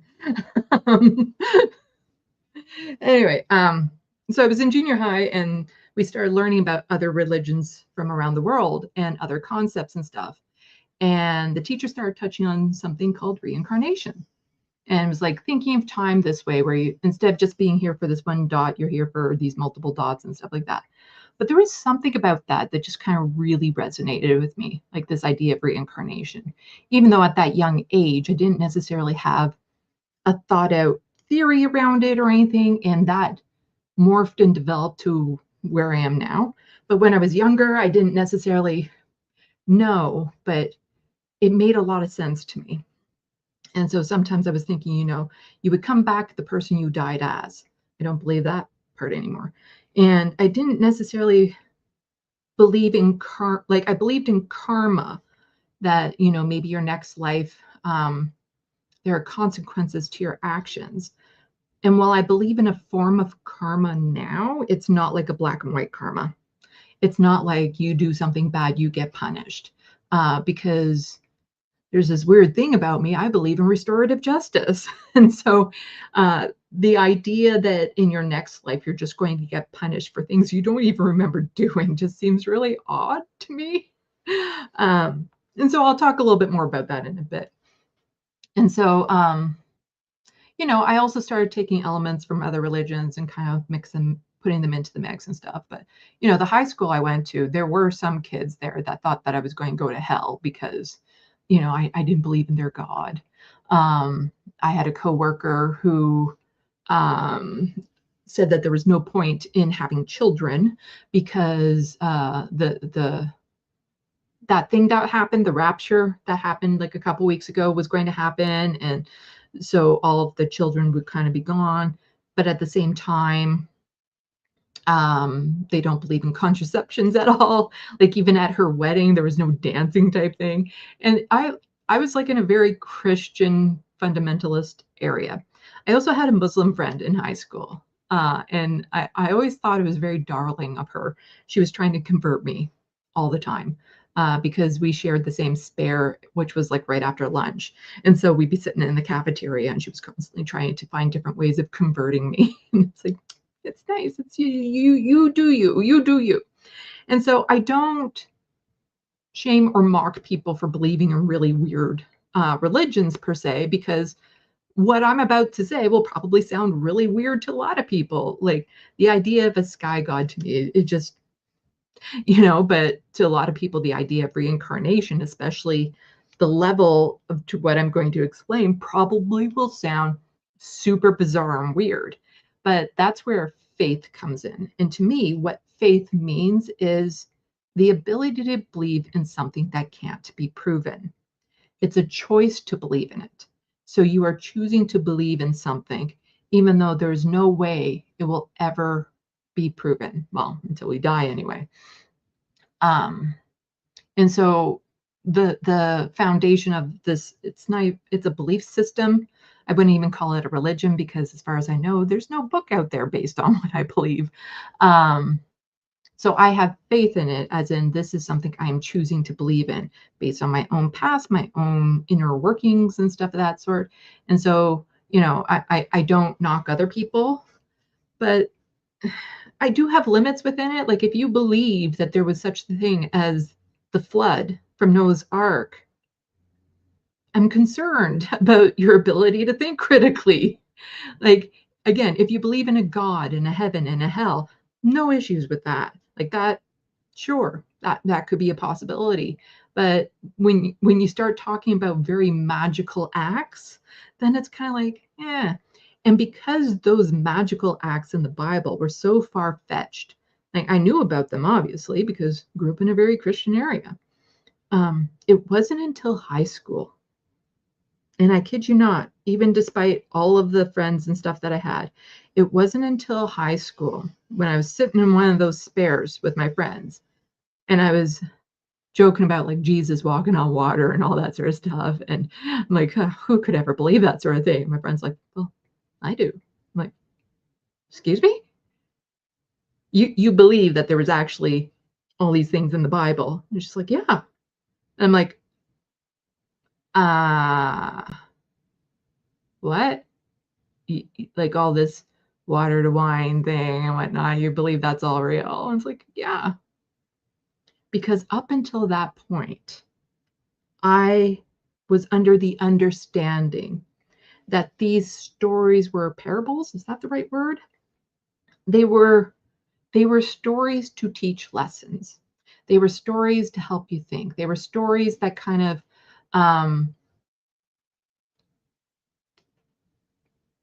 gave you the lessons of the religion, gave you the morals, the things.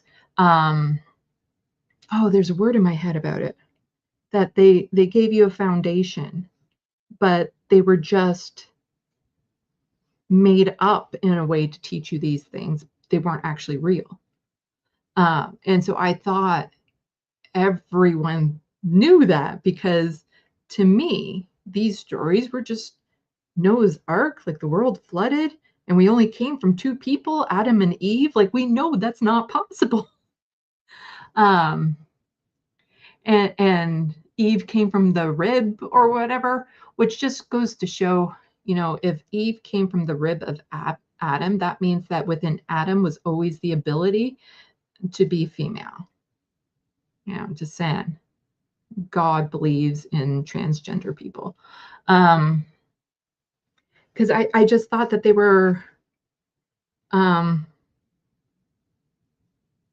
just like teachings, lessons to help you understand the concepts. I think that's it, to help you understand the concepts of the religion, but they weren't meant to be taken as actual fact. And the idea that people are holding on to a book that has been transcribed, translated, thousands of years old. There were probably parts missing. Who knows what people inserted and took out during that process. Something that was written 100 years after the fact. After, you know, like I don't doubt there might have been somebody named Jesus walking around who made a big impact back then. But like all of the magical events in the Bible, I just thought that they were there to teach concepts. I didn't think that people actually believed in it. So that was like a waking up point for me about how some people believed in religion. And that's when I started to identify more indoctrination with other people, and why, you know, some parents are so strict on it and stuff, because the instant their children could start to freely think, they wouldn't necessarily believe in a lot of this. Because at that age, I still was forming what became my current belief system. And so the parts of the reason why reincarnation made sense to me was there were things in this world that I just seemed to have a knowledge of without it ever being exposed to me. So Things like I knew there were other planets in the solar system. I just needed to know how many and their names. Certain talents that I had that just seemed to have been practiced a lot more than, you know, in the few years that I had been doing it in my life as a child and stuff. People that I would meet, or just, there were just things that felt like there was already a knowledge somewhere in my brain about it. And it made sense to me that possibly it was echoes from who I was before, or something I learned from before. But the thing that really started to do it for me was my dreams. So in my dreams, I have lots of different types of dreams. So some dreams are just my brain processing the events of the day. And I always find the topic of dreams super interesting, because it still kind of boggles my mind that with all the scientific advancements that we have in this day and age, we still don't really know why people dream or why it's absolutely necessary.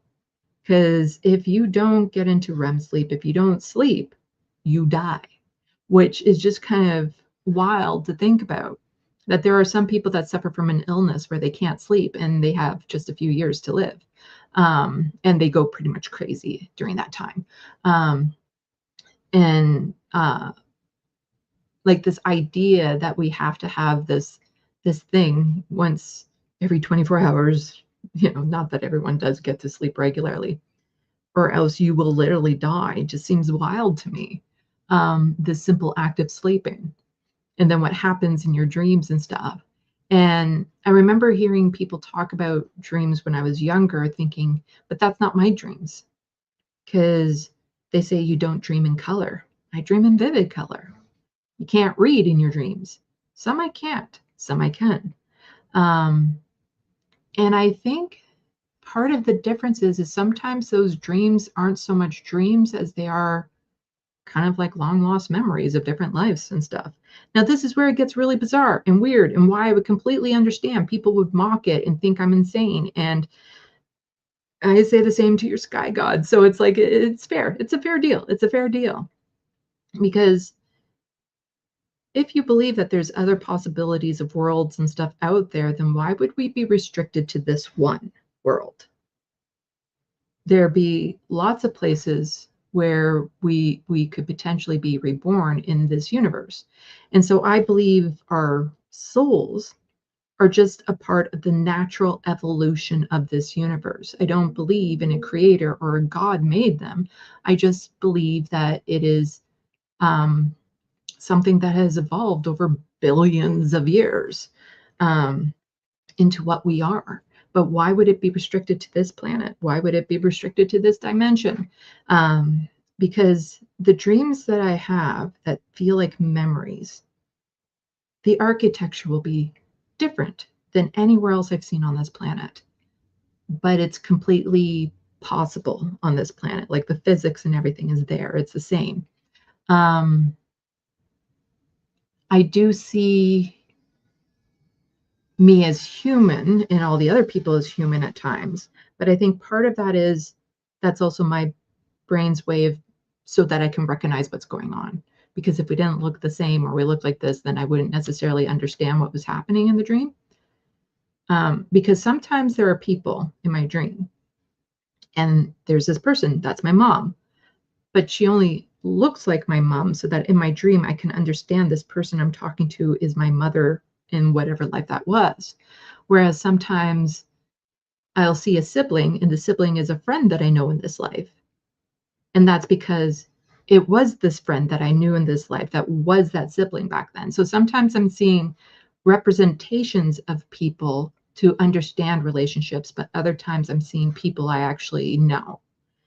And there are a lot of themes in the dreams where I go back to like places of education, like going to college and stuff of that sort.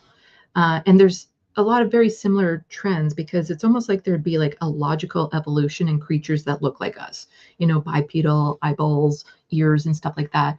And it would make sense that evolution might have similarities in similar environments, that creatures that evolved to being like what we are would, in the same type of like chemical makeup and biology of the planet, it would make sense in a way that similar kinds of creatures evolve. And so there are things like malls and marketplaces, apartment complexes and stuff. And some of the ones that I've seen in my dreams are just, the thing that sells it to me is my sense of self. Because you don't realize your sense of self. It's kind of like the, does a fish feel water? Until you feel it something different. And so in these dreams that are memories, it's like, I know where I am. I know who I am. I know the relationships around me. I know the general accent of the planet, which is to say that in some like spacefaring creatures in this universe,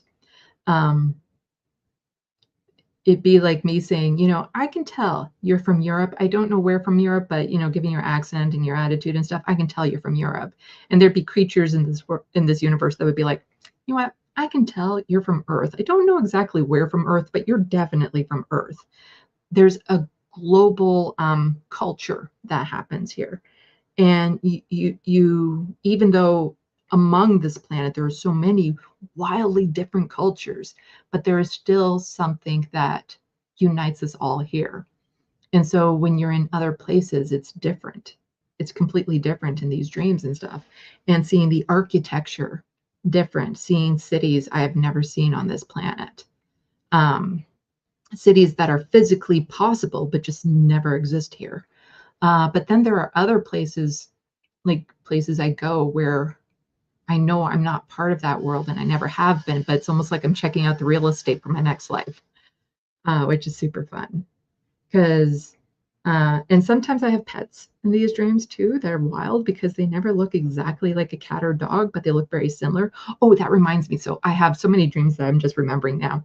So there was this one dream where I like to go walking in the woods, and there was this old mill that had, you know, fallen apart, the roof collapsed, everything like that. Like it had been abandoned decades ago, and there was a lot of overgrowth in it and whatnot. But there was also a wild cat colony there that I'd like to go visit. And in this world, they had actually figured out how to genetically engineer the cats to be wildly different colors. So they would still follow the same principles as cats here. So calico would be 3 colors. You have your tiger stripes, all that sort of stuff, but they could be any color. So you could have like a purple and yellow cat, or a blue cat, or like all these things, because at first they were bred specifically genetically that way. But of course, eventually those genes got into the wild population of cats as well. And so I would like to, and that's part of the reason why I know I dream in color, is because I saw some of these amazing looking cats. And so I'd like to go and just visit this cat colony that was in this old mill at this, in the middle of the woods. There was another dream I had where I was coming home from school and it was late, like it was night, it was dark and foggy. And I was on a ferry coming up to the port. And I was looking at the city skyline, and it was like New York's, but 3 times higher. And you know, buildings, like there were massive buildings that were just the size of city blocks. And so I got off the ferry, I walked into the city, and I went on an elevator to go up, because there were cars that flew, but those were a luxury that most people did not have. And that would be the same as like apartments with windows. That's luxury. And so I got on this elevator thing up, and then there were these trolleys like on cable cars that would go to the openings of these buildings. And so you're in a cable car that are like hundreds or thousands of feet up in the air. But it was like a nothing because we're so used to it. And even stepping off the cable car into the entrance of the building, there was a bit of a gap there. But again, nobody ever thought of it because that's just the way it was. And I walk into the building and I find my unit. And like, I know the layout of the unit and everything. I saw it in my head, and it was like an L-shaped apartment, but no windows because, again, that's a luxury. And I did have a pet cat, but it didn't quite look like the cats you see in this world. The eyes were bigger. And so these are just some of the dreams that I have. There was one that I had recently where I wanted to stay there so much. I was, again, coming home from school, but it was like high school. I was a late teen, like 17 or something like that. And I suddenly became aware that this was it was me here in that world. Like I suddenly became aware that I was in this other life, to the point that I had to take out my phone and just trust that I knew how to use it and use the map program to find my way to my apartment. But then once I was there, it became very familiar. And, you know, crossing the streets, going into this type of apartment complex, it had like a big courtyard in it, and the entrances were actually facing the courtyard. And I went in, and my bedroom, no windows, but the person I lived with was my older brother. And I knew we had lost our parents, and he took over raising me. So we were very, very close. Like he was a great brother and role model and stuff. And he worked a lot from home on these big computer systems. The place was a mess. And he greeted me as I came in and stuff, but I still had my current consciousness there. And so I was trying to, I could feel it. Like I could feel the relationships and stuff. I could feel this world. And so I had to like quickly look over mail and stuff just to kind of figure out where I was, like who he was. Like I knew he was my brother, but I didn't necessarily know things like names. And then I was so comfortable there, and it was just the relationship we had, even though we had suffered the trauma of losing our parents, was so close. I've never had a relationship like that in this life. Like just that closeness with a family member. But then I remember thinking, it's like, I want to stay here. And if I stay here, what am I going to do? Well, I really like doing the YouTube channel, oddly enough. And so I started to ask about politics and stuff. And he was looking at me kind of weird. And I also had a pet. And it wasn't quite a dog, but it was very similar to a dog. So think like poodle type hair, or the hair of like a sheep, the wool of a sheep. But then the face also was that of a cartoon lamb. So like almost no ears, little slits for noses, and a very rounded front face. But it probably had the build of like a greyhound dog. So very tall and skinny. And very friendly and very dog-like. But like the face itself didn't really have fur on it. But then it was like the lamb poodle fur, but again, like no ears, little slits for noses and stuff like that. And it was what we would think of as a dog.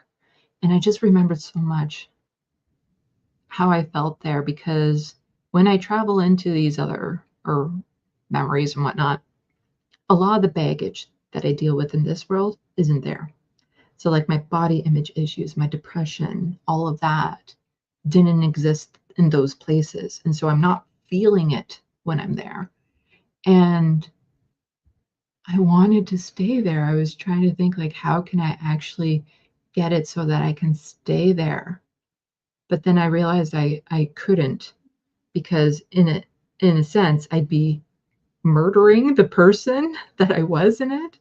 Because if another consciousness just kind of takes over the body, then that's not fair to the other conscience. So I couldn't stay there as much as I wanted to.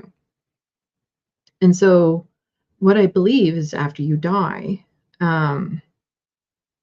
the best way to kind of describe it would be like the symbiont in Trills in Deep Space Nine.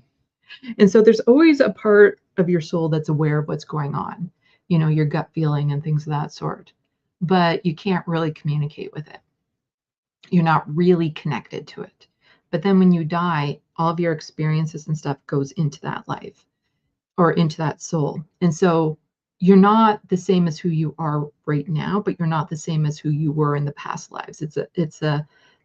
Okay, so you have like the Trills from Deep Space Nine, but if you don't know what that is, let's say you've lived 30 years of your life and then you have complete amnesia. You don't remember a single thing. You don't remember who you are, nothing. There will still be elements of your personality that will still be there. So certain interests or likes, stuff of that sort. So there will still be talents you have that will still be there, even though you have no memory of anything that had happened before those 30 years. Now imagine you live 10 years like that without any memory. And so you have experience, you develop new relationships. The environment changes you in some way, like the people you meet, maybe you endure trauma, maybe you don't, all that sort of stuff. Now imagine after that 10 years, you suddenly get the memories of those other previous 30 years. Who would you be? You wouldn't be the person you were for the past 10 years, but you wouldn't be the person you were for the first 30 years. It'd be like a merging of them. And so you'd be a different person, but you'd be more of who you are, like you'd be more whole. And then whatever that is the imprint onto your next life, is what I believe. And I've been rambling, and there's still like 30 people watching. Okay, no, down to 26. Sorry about this. And I'm getting like no comments. So I have no idea if people are paying attention or if this has been such a snooze fest. Everyone has gone to sleep and is having their own wonderful dreams. But it's like, I've thought of like, as somebody who has struggled with staying alive in this world, I have pondered death plenty of times, and I understand the belief that when you die, you blink into nothing. And part of that sounds kind of peaceful in a way, that you would never know. As soon as you die, you just never know.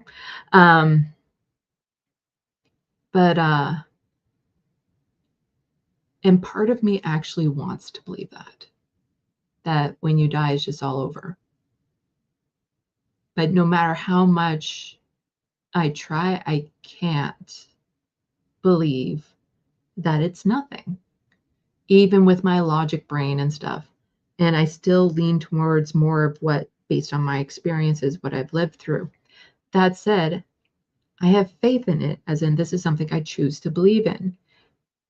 If something happens in my life that would indicate that it's something else, then I'm not so rigid in my beliefs that I would say, no, it can't be that. It has to be what I already believe. I'm willing to change my beliefs if things happen that make sense about it. But that's kind of my belief in religion in a nutshell, and some of my thoughts on religion in a nutshell. And now that I said that nobody was talking, people are now talking, which is good because I like communicating with people. But nobody taught me this belief system. It was just things that I all kind of came to on my own. And there's so many other dreams that I could be telling you guys about that I remember. Like just the details in it, the language, the slang, and everything. There was one world where it was kind of like this one, but it was 500 years in the future from where we would be right now, and 50 years after the last war, like the war to end all wars type thing.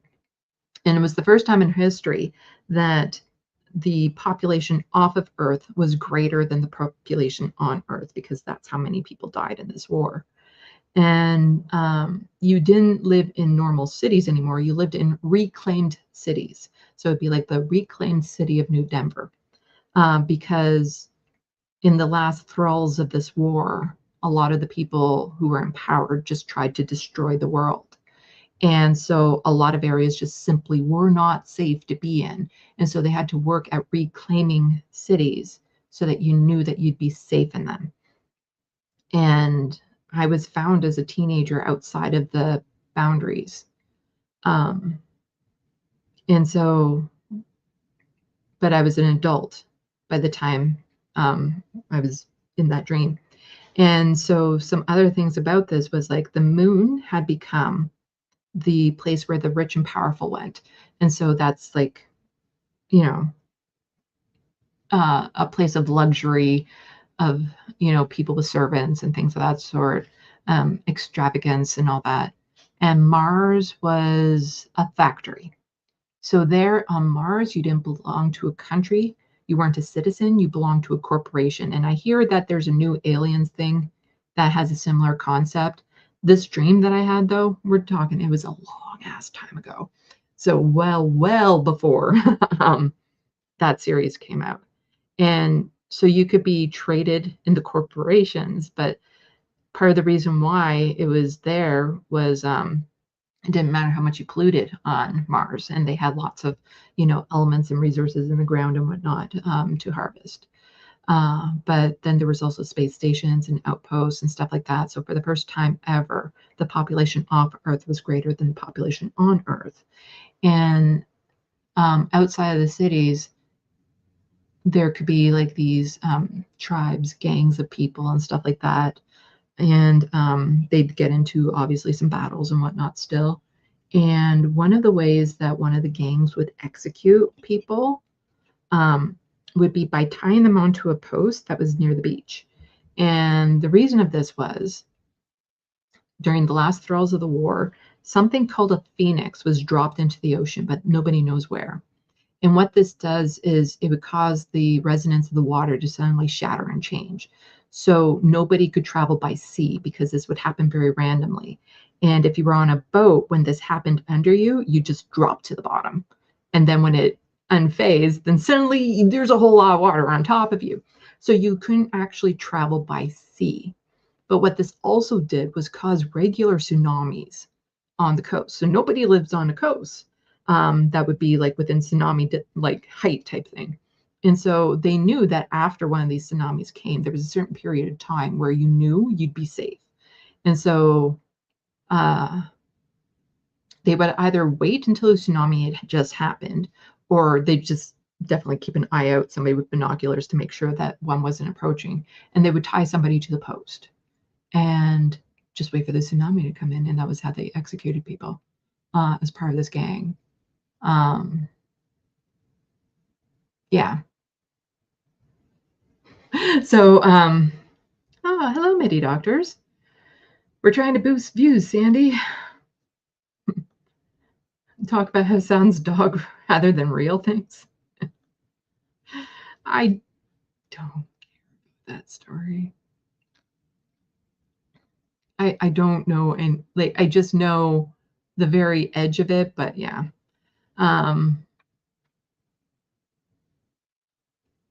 But please, people, go and check out my Charlie Kirk video. Put a lot of work into it. It'd be nice to actually get some views on it. Suggest it to other channels to watch. Promote it, please, please, please.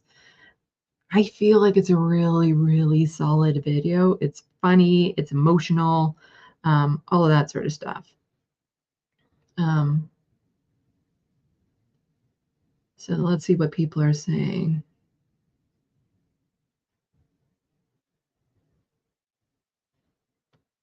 Donald James, this is why I consider myself agnostic, because I do believe in an afterlife or something, even though I can't prove it, but people can't prove otherwise either, so it's up to you.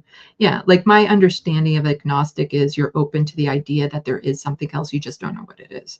And of course, everyone's definition is going to be different. Like to me, an atheist means you believe that there's nothing, but an agnostic believes that there could be something. And I'm sure atheists and agnostics will argue with me on that. And it's just, again, that's just my definition of it. It's not the definition of it. It's how I separate them in my brain.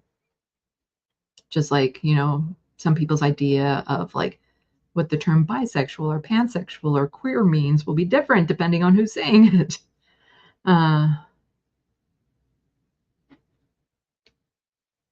Rich B saying DJX studies show consciousness may in fact be quantum in nature, but that doesn't really mean anything till follow-up studies are done. Yeah, and there have been other things in my life that can't be explained by normal science. And, you know, it's getting a little bit more further out there, but things like, I haven't known my father throughout my life because, you know, I was born in Alberta and my mom moved me out here when I was a child. So like a toddler, I didn't know him at all. I knew my grandmother, she would come out to visit every now and then, but I only heard bad things about my father. Turns out they're not necessarily true, but still.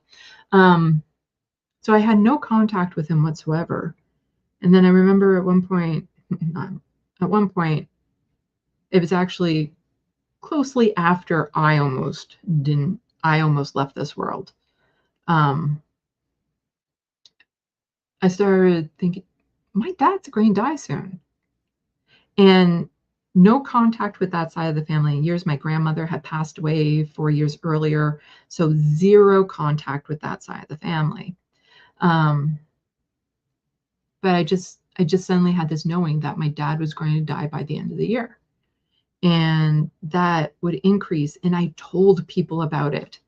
My best friend, who was my boss at the time too, I told him very specifically, repeatedly, my dad's going to die by the end of the year. And the thing that I found odd was a couple months before he did die, the feeling was so strong in me that I said to him, somebody in my family is going to die soon. Not somebody I'm close to, but it's going to have a massive impact on my life. And so I was thinking, because there was such a intense feeling that it was somebody that I knew, like an aunt or a cousin or somebody. And oddly enough, I didn't quite connect it to the feeling I had of my father passing away.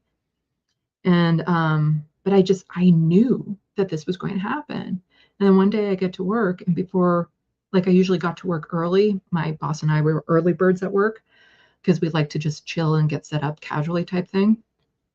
And my phone rings and it's my sister. And I looked at it and it's like, oh, I guess my father died.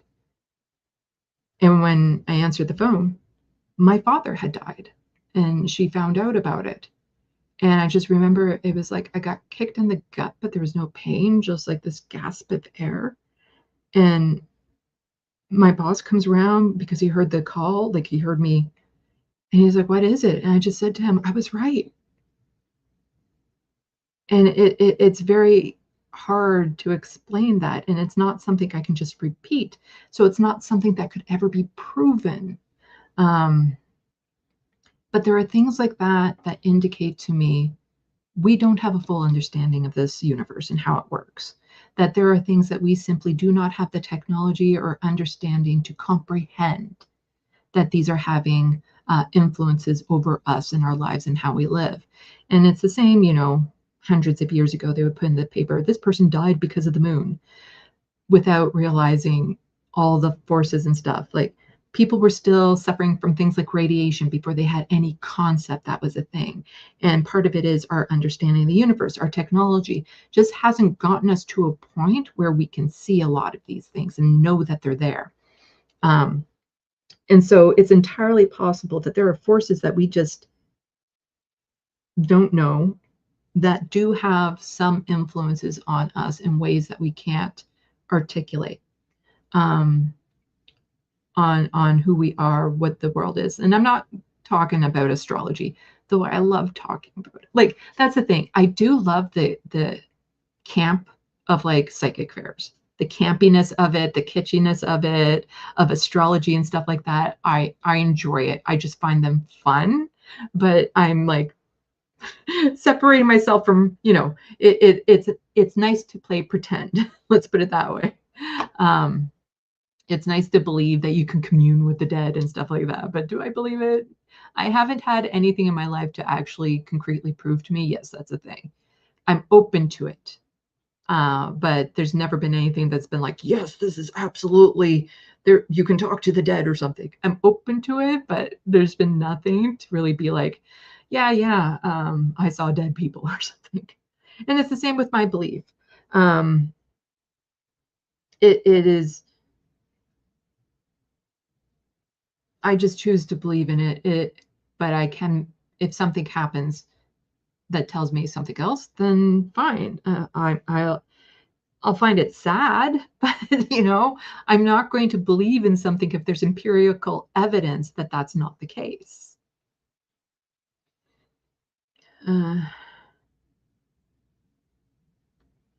Oops. James Fox. Yeah, we have a very limited view of our universe. Yeah.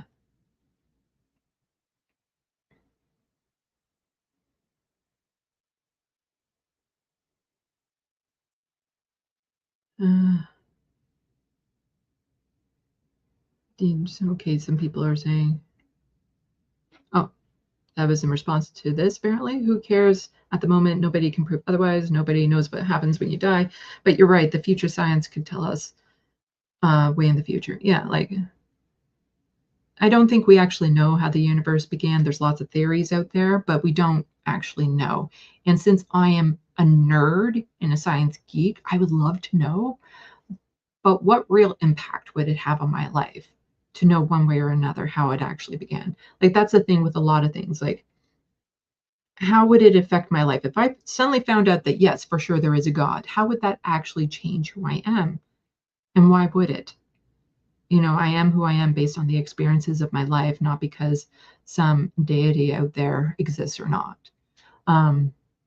And so while I would love to know some of these things, I'm fine not knowing. And that's the thing that I think religion gets wrong, is trying to explain everything as opposed to just being at peace with the fact that we don't know everything. And I think, humans are very egocentric when it comes to that, and they want to believe that we know everything. But it's like, I'm fine not knowing. I would love to know. I have a scientific curiosity, but I'm fine not knowing. I don't need to make up something to fill in that gap. I can just say we don't know, and that is completely fine. I don't need to then say, well, there was this flood once upon a time, and there was all these animals on a big boat, and then they had to eat the dinosaurs, and that's why there's no longer dinosaurs or something like that.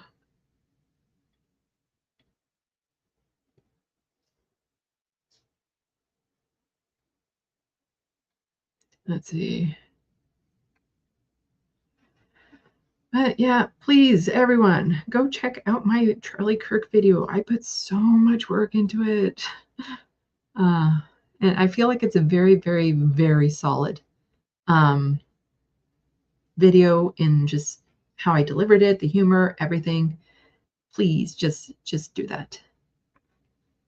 And help promote it. I would love to see it get a little bit more traction. Let's see what people are saying. MIDI doctors, wouldn't be weird if it was all angels and trumpets and demons. It would be weird. It would be weird to me. But part of the idea of heaven is like, oh, you go back and see all your family and stuff like that. It's like, that would not be heaven to me. I don't necessarily want to be hanging out with my family after I die. Let's put it like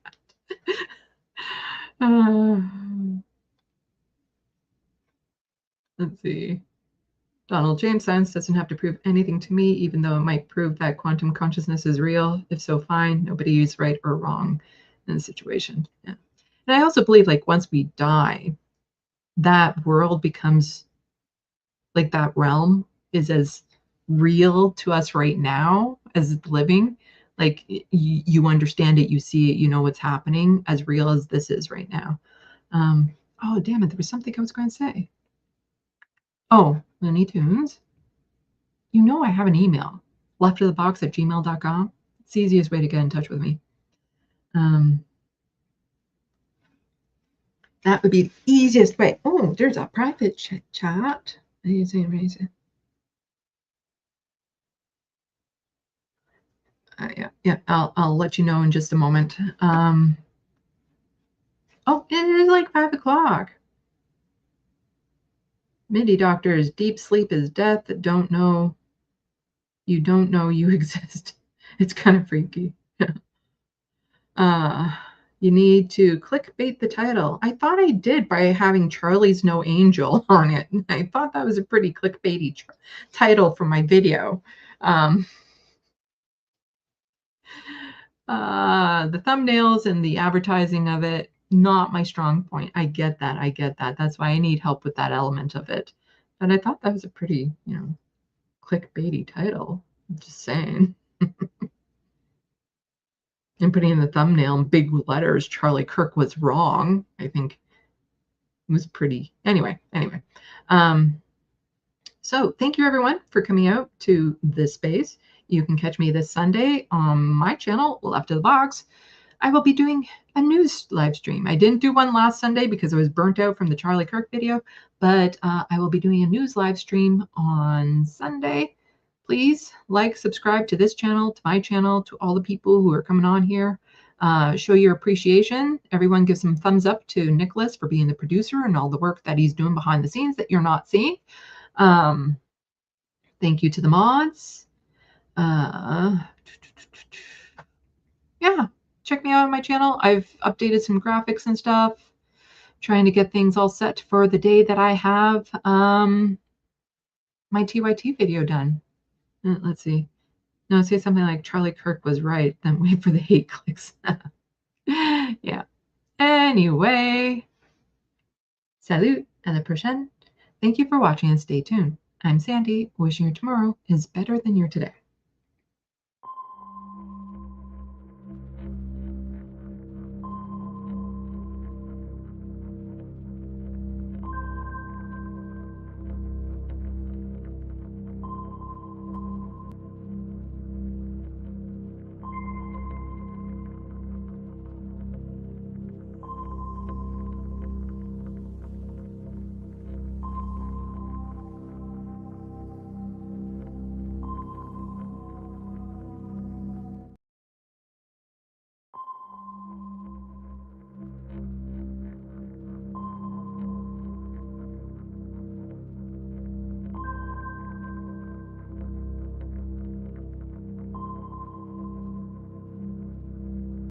Пошли. Все вместе. Какие ваши доказательства? They want you to comply. Cancel culture is about canceling. Cocaínom. Up yours. Woke moralists. Up yours. This is systematic bullying that's happening. Woke moralists. Up yours. And they believe that they can then shut us up. F around and find out. Up yours. Woke moralists. They seem animalistic is what I mean. No, they're worse than animals. The woke mob, they ruin everything. They stop Ben Shapiro from going to events and speaking. They stop Ann Coulter from doing it. I will never surrender even a single inch of ground to a pitchfork mob. You never cave to the mob. We will never bow to the mob. Ever. No matter what. Do you see the final expression of cancel culture in terrorist groups like Up yours. We'll see who cancels who. Hey. Hello. Hey. I just got one thing to say. Yankee lose. Who is that again? That's Vlad. That's right? Vladimir Guerrero Jr. and Ortiz.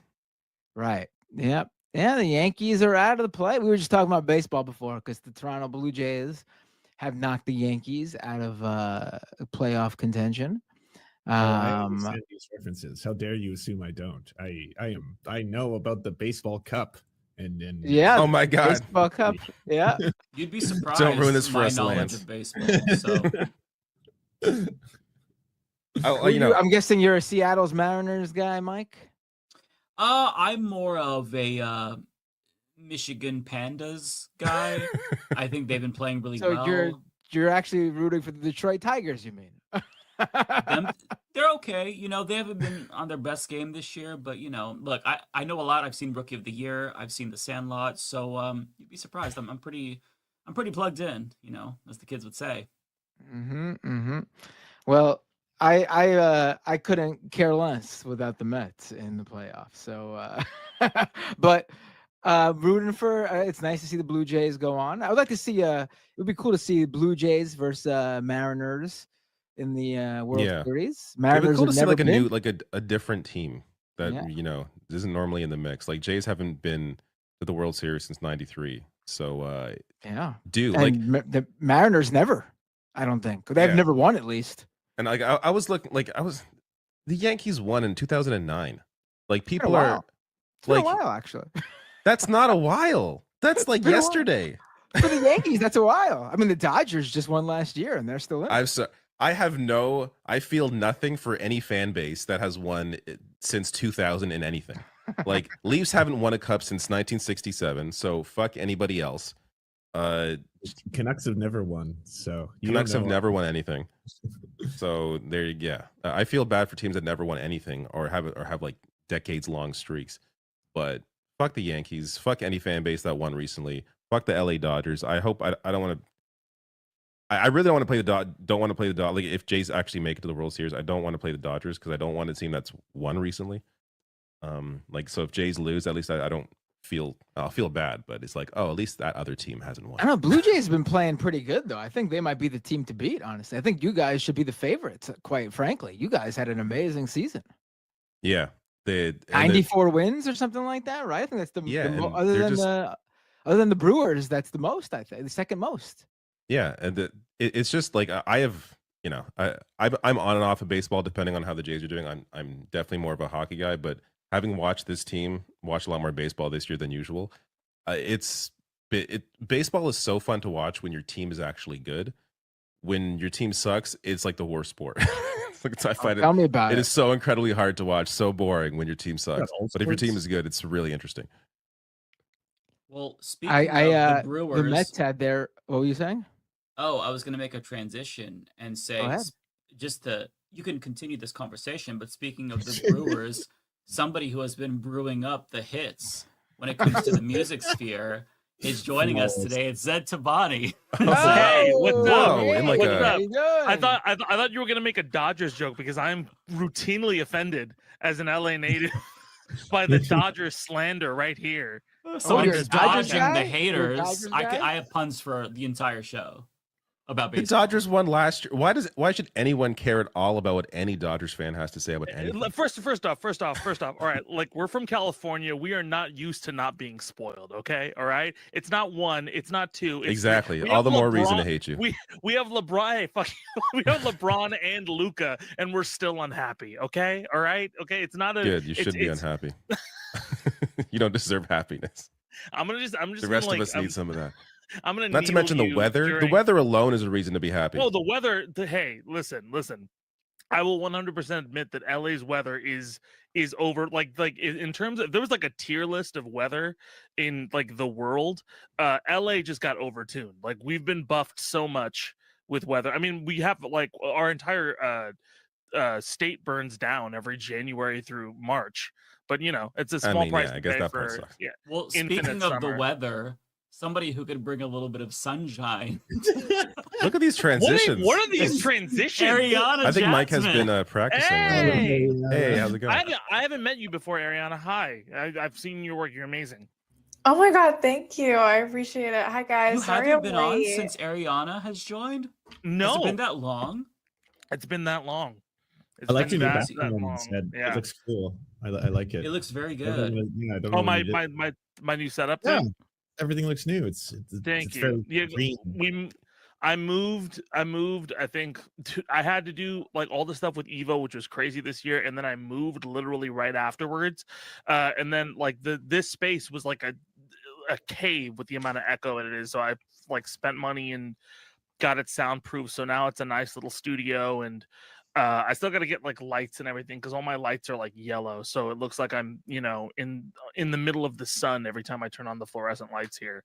But yeah, it's nice. I appreciate. I'm glad you guys like. I hope I sound okay and don't sound like, you know, a cavern's in there. But yeah, I'm curious. So did you move to Saudi Arabia? Oh, fuck you, bro. For anyone that doesn't know, Saudi Arabia bought Evo, so I don't know if you want to speak on that. Really? No, I'll 100% speak on that because I haven't posted a video on it yet, but I was going to. So I literally so first off, nobody in the fucking staff of Evo knew that was happening. Like at all. I figured, yeah, that's like above your heads, right? So pretty much, yeah. So Evo's owned by Sony and RTS. So the first news we got was Sony was selling Evo. If you don't know what Evo is, it's the biggest fighting game tournament in the world, community founded.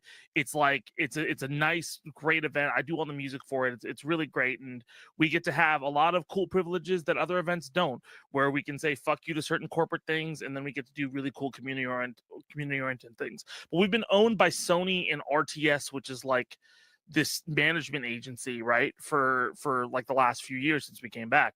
So Sony sold us to Nodwin Gaming, which was an esports like corporate like kind of thing, but they're good because they're an event company. So Sony, who wants us to kind of like advertise PlayStation all the time and has certain things that are not really a priority for it, like it's more in line with esports stuff. So it's like, okay, cool.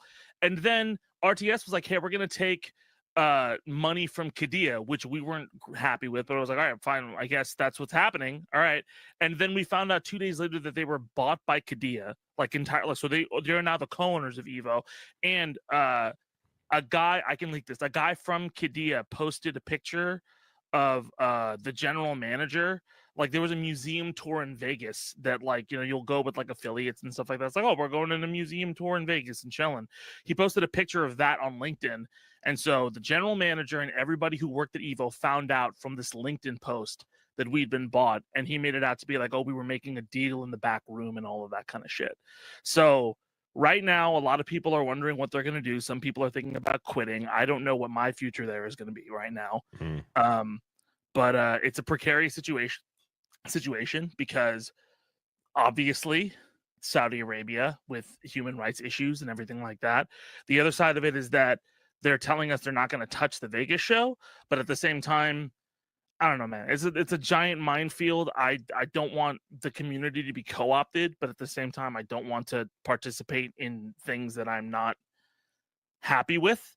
I can see this creating a scenario where like new events pop up, like someone, you know, like more community run stuff starts popping up and replacing, or in an attempt to at least replace it. I'm not sure if we would be able to do it based on the size of the event, but I can see the issue isn't even that. Like, I mean, like most of the people, I mean, the Evo staff pretty much works Combo Breaker, right? Like that's the event that would replace it. So Rick runs Combo Breaker and he runs Evo, right?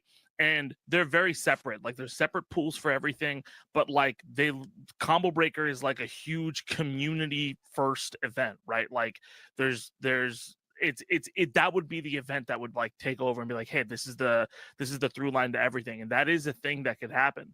But right now, like the internal fight right now is making sure that Vegas is a community owned event. From what I know, they want, I don't even know how much I'm like allowed to talk because there's still like a lot of internal. Yeah, don't get in trouble if you can. Yeah. Yeah. No, I don't want expense. Because it's like it's not even like because people are wondering about it, and like I'm not gonna be like, I wanted to like talk shit on the Riyadh Comedy Festival stuff, and even then I had to be like, well, I have to be careful because like right now there's a lot of people's like safety is in the balance of this, and so I have to just be careful about what I say and how I say it. But in general, no, I'm not down with things that Saudi Arabia has done. Yeah, I'm not really happy about the decision. Not down with the crown. I'm not down with the crown. Down with the crown. I don't like. There's also like it's such a fuck because there's also like Islamophobia around the situation too, right? With like a lot of people. Yeah, and it's a hard situation to just deal with in general. I'm just talking because I get nervous when I have to fucking. Well, the situation, and I think this is to make this clear. Like the situation with this, or with those comedians going to the comedy festival, and what was it called again? The Riyadh Comedy Festival. We didn't have a then, choice. I didn't know. Right. I have more freedom than a lot of other people do on there because I have an immense amount of leverage with this event. Like we're the only event. Like when people talk about fighting corporate power, I'm like the one I am the one example in the esports music, and one of the few examples in the esports music industry where I fought corporate power and got workers to own everything. Like everybody who works at Evo, who does music for Evo, owns their masters. Evo doesn't own anything. Like none of the Sony doesn't own anything. We own all of, so we could walk with the music if we wanted to, right? They have a blanket license to do what they want to do, like to do it for their events and stuff.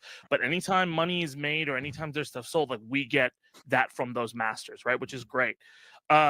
But like, you know, I'm under contract, so I could leave or do whatever. But also, I'm like quintessential to the identity of this whole thing that they do for the event every year. So, but well, what I was saying was the issue with like that you have probably and with the people with the comedy festival and the WWE going over there, isn't that like they're performing in or connected in some way to Saudi Arabia? That's not the issue. There's nothing like, because if that was the issue, you could say there's good reason to not perform in the United States. Yeah, right. Too. Yeah. But the issue though is that this isn't like some company in Saudi Arabia doing this. It is the literal Saudi Arabian government. It's the literal royal regime that's buying up this stuff, that's setting this stuff up, it's their government entertainment agency that put together the comedy festival that brings the WWE there. I'm assuming they're the ones who bought the esports fighting thing. The city of Qadiyah, I think, is who bought. I don't know. It's an investment fund. But I don't know, man. The whole issue though is that this is specifically a Saudi Arabian government sort of campaign to whitewash what the Saudi Arabian government has done, or what people view the Saudi Arabian government as having done all over the world. There's literally going to be a WWE show this weekend in Perth, Australia, that is brought to you by the Saudi Arabian government. Yeah. In Australia. Like, that's not them bringing something to the people of Saudi Arabia. That's them literally trying to change their image, what they've done, without actually changing how they treat people, the executions, the killing of journalists, the jailing of people, the jailing of people, soccer players who like don't perform or whatever. Yeah, that is the issue here. It's not that if it was the people of Saudi Arabia, I'm sure deserve comedy and pro wrestling and esports fighting. And if there was a company or an organization, I hope it didn't come off like I was trying to. I hope I didn't come off like I was trying to apologize for that kind of stuff. Oh, I hope not that's at all. not what. No. Okay, but I'm just trying to explain to people the difference here and why it's not Islamophobic And to be against this, because it has nothing to do with the people of Saudi Arabia. It's nothing to do with the people of Saudi Arabia. It's that the fact of the matter is the government of Saudi Arabia is involved with all of these companies that are going over there now, and it's explicitly so they can whitewash the view all over the world of Saudi Arabia without them actually changing anything they're doing. Mm-hmm. Well, speaking of views, when you were talking about, were you about to do another transition, Mike? Performing in the United States, and they were doing something on the behalf of like Trump was throwing an event. Like if Trump threw a comedy festival that was sponsored by the White House at the White House ball, and you couldn't speak shit about the Trump regime, and you had to basically just like clown on the libs. Yeah, I have the same problems to artists who performed at that, right? Like that's a state-sponsored event where you're intentionally whitewashing the crimes of Donald Trump and his regime. That would be the same issue as the comedians who performed there. Like I saw comedians trying to defend the Saudi Arabia festival, being like, "But the U.S. has all." I'm like, but the difference is obvious. Like it's one's being paid by the government, the other is not. Like that's. Can I ask a question though? Mike's trying to do a transition. You guys are so misogynistic. The one time I wanted to speak. Okay. I'm so sorry. Go ahead, Ariana. Welcome, Rebecca. No, I know. I was Rebecca. Like, that's why you spoke. Yeah, I know. I was like, just leave me. Rebecca's like, I heard you guys talking shit about the Saudi royal family. I gotta butt in. I gotta defend. I gotta defend my family.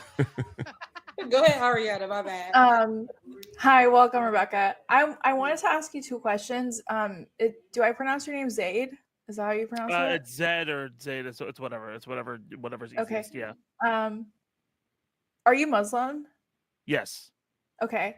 I think that the conversation of Islamophobia with Saudi Arabia kind of went out the window when they chopped up Khashoggi and put him in a bunch of vats of acid. Right. I'm not. This is what I was saying. Like, I'm not like. That's not what I'm talking about. I'm not talking about like, hey, you opposing this is Islamophobic to oppose like them. Oh, I think I also have issues with that. Right. Like, I'm saying specifically, I think when issues like this happen, right, you have certain people who are like, hey, here's a righteous reason for opposing because of all of the human rights abuses and all of these problems, like stuff like them killing journalists, right? Like Jamal Khashoggi, cutting him up, putting him in acid, right? Like all of that is valid. But then there are other people who jump onto that and like, yeah, you know, these Muslim people are really fucking repressive, right? And so that's where I have that issue in that line. So that's the reason I said like it's very complicated in that sense. There's no part of me that's defending that.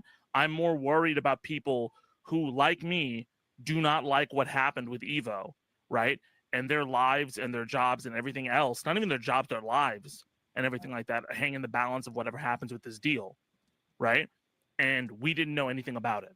So that's mainly what I'm trying to say. So no part of me is like whitewashing or like apologizing for anything that happened with them. And I promise you there's no part of me that's trying to like middle in the middle. I'm in trouble because of all the No, I truly believe you. Sorry, Matt, I'm gonna let you speak real quick because I'm Muslim too. That's why I asked. But I just think the whole personally, this is just me. Yeah. I like to stay away.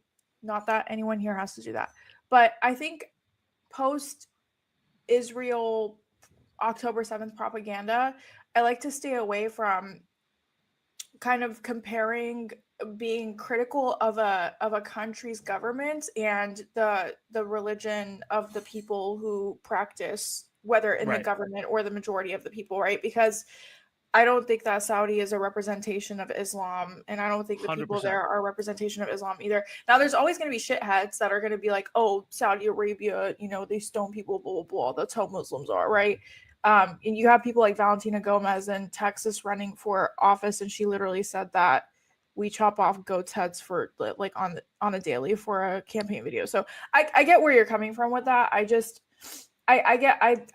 I would say not with you, but normally when someone does bring up, you know, oh, it's anti-Semitic or it's Islamophobic to be, you know, critical of a government, that's where my red flags start going up because I'm like, because I think to myself, well, no, you know, Trump is not a representation of Christianity. You know, it could go for anything. I completely understand. Yeah, and I can get why it would come off that way.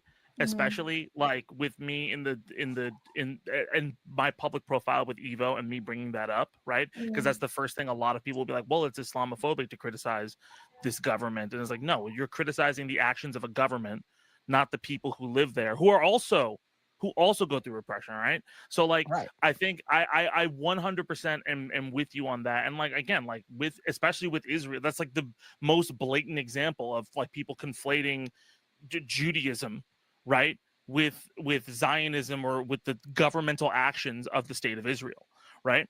And I think that, you know, like when you talk about this kind of stuff, there were people who also talked about like, hey man, like there are people who are being like who understand the issue here, but they're jumping on the, hey, there's a genocide in Israel happening, to like push in through anti-Semitic people. Like obviously they're not the majority, and that's not the majority issue. But also I'm like, this is the first time I've answered questions about this situation, which is I'm really worried about. It's also hard because in America you're expected as a Muslim to like speak for every single thing that happens, like in the Arab world. But Ariana can attest to it. Like we like Muslims are all the time. Like Rebecca can attest to it. Like Muslims, Black, like we're always like, hey, one of you did this. So exactly, where's your press conference about like if I had $1 for every time I said I condemned Hamas, I'd have to have like $88,000. You know, like since the beginning of this kind of thing. No, but I was just talking about this exact thing. And it's true. I was just saying this to my girlfriend, Olay. I was like, yo, you know, a lot of the things that are going on right now with Palestine, with other countries, if we're directly related to it by family or by whatever, people will expect you to say something on it. And 10 times out of 11 times out of 11, we will probably have already talked about it. We have content surrounding it. We've mentioned it. And somebody had mentioned on one of these episodes, because they didn't like what I said, they said, or Googled Rebecca, or no, put Rebecca into Twitter, and I don't see she said anything about Palestine. And that's a whole lie, right? I've been talking about Palestine, especially working with Ben, even before it was trendy to do so, or all these other things. So people will, they'll want to center you at the conversation. And they always, I think, want everybody to have the same idea for it. And I think if you have, oh, my mic isn't connected. It's okay. Look, you try to put it in secret. It's okay. I was literally writing the same thing in private chat. Like Rebecca, like get I didn't want to together. interrupt you because you're making a great point. I'm sorry. No, but She's honestly, I'm not gonna say anything. Here we go. Honestly, I do believe that the way people expect everyone right, Kamala Harris, everybody wants everybody to have the same idea when it comes to Kamala Harris. And even though everybody may have wanted to support Kamala Harris and voted for Kamala Harris, people still have different criticisms of that or how they think about it. Now, if it's not harmful, hurtful, if you are not supporting genocide or whatever, you can have nuanced conversations. And I think that is the part I think people are missing, the nuanced part. And that to me can be very problematic if everybody wants to stay centered on this one thing when there's like a lot of issues or a way that we can round it out and really get real descriptive, get in it past what is just surface level. And then when you do that though, they're like, oh no, now you an op. Now, so is this what you're trying to say? Is this what you mean? And it don't even be that. But yeah, it can be very problematic. I get really frustrated, especially like again, like I've been following Palestine and Israel for like my whole fucking life. When you grow up Muslim, that is something that is a part of your life, right? And I remember getting suspended from school like when I was like in fucking like I think I was like 4th grade or some shit because like there was a conversation about Israel and Palestine, and I was like, hey, well, Palestinian kids die too, and I got suspended, right? This has been a part of my life for like most of my life, and it's been something where you have to deal with it, and then watching people come out of the woodwork and like support it, which is great. It's something I never thought I'd see in my lifetime. Talk about this, but in that like rush, there's a lot of fucking people who come out who I feel like it's a fetishized issue for them, and it gets really fucking upsetting to me.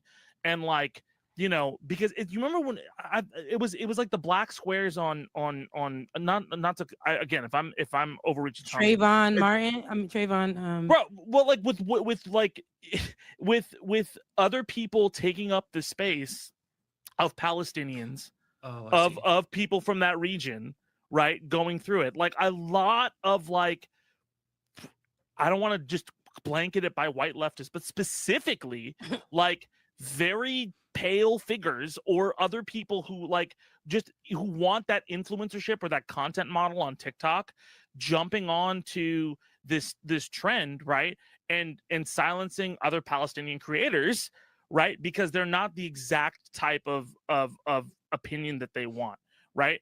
And I get really, really frustrated by that, it makes me feel icky. It makes me feel like, oh well, fucking as soon like if this like ceasefire or whatever goes through in a year, will you be talking about the devastation in Gaza and what Gaza has to and like helping these families, right? Are you going to be making like a content piece? Are you going to be doing GoFundMes and taking care of them, or are you there for this moment, right? And for me, it's like it's just a big frustration, right? Like you're either about this thing or you're not about this thing, and I don't know. Again, like that's another thing where like it can come off like I'm denouncing. Like I'm not. I'm very pro Palestine. I'm very pro Gaza.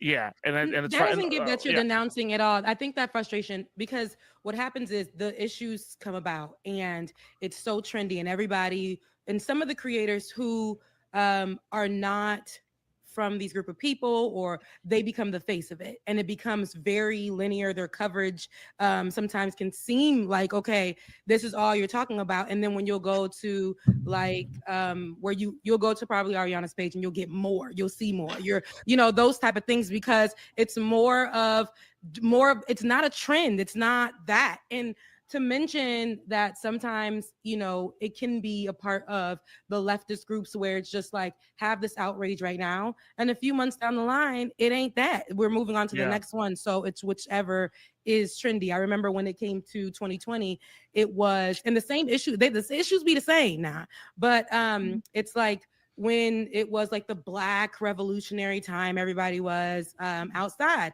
and it really gave, and it was really just the left. It wasn't only white folks, but I see what you're saying when you say that, Zed, but it was like, it gave photo op, because this is a good time to say you're standing for this. And then when it's time for, when the stuff is actually reaching closer into the cities, when it's in Chicago, or when it's pulling up in Portland, when it's just like all these type of things, it's like, now it's like, I don't really know if I want to touch that. I don't really know if I want to get into that. Nobody's asking for people to be out in the streets, but it's like, keep the conversations going, because just last week we were talking, or 2 weeks ago, we were talking about Trey Reed, and that is now something that it's kind of like not a conversation, or we were just talking about this and it's not a conversation. But those issues, like the babies are still dying, the baby's still hungry, they're still trying to obliterate Palestine, they're still creating conversations around it where it's just still surface level, but it's like so much more is going on there every day. But I do understand too, for a lot of people, it's like,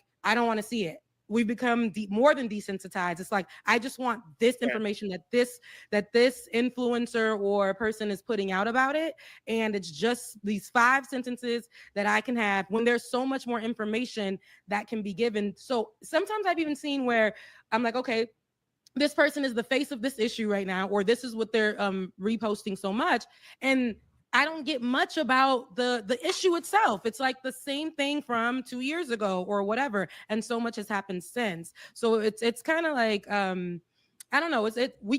I don't know what people can really do about that, because it's a lot of the information that we get is on the trying internet. to be influencers about it. I get tired of I think it's influencers. I'm so sorry, Ariana. I know you want to say something. I apologize. I know Matt can't stand the influencer.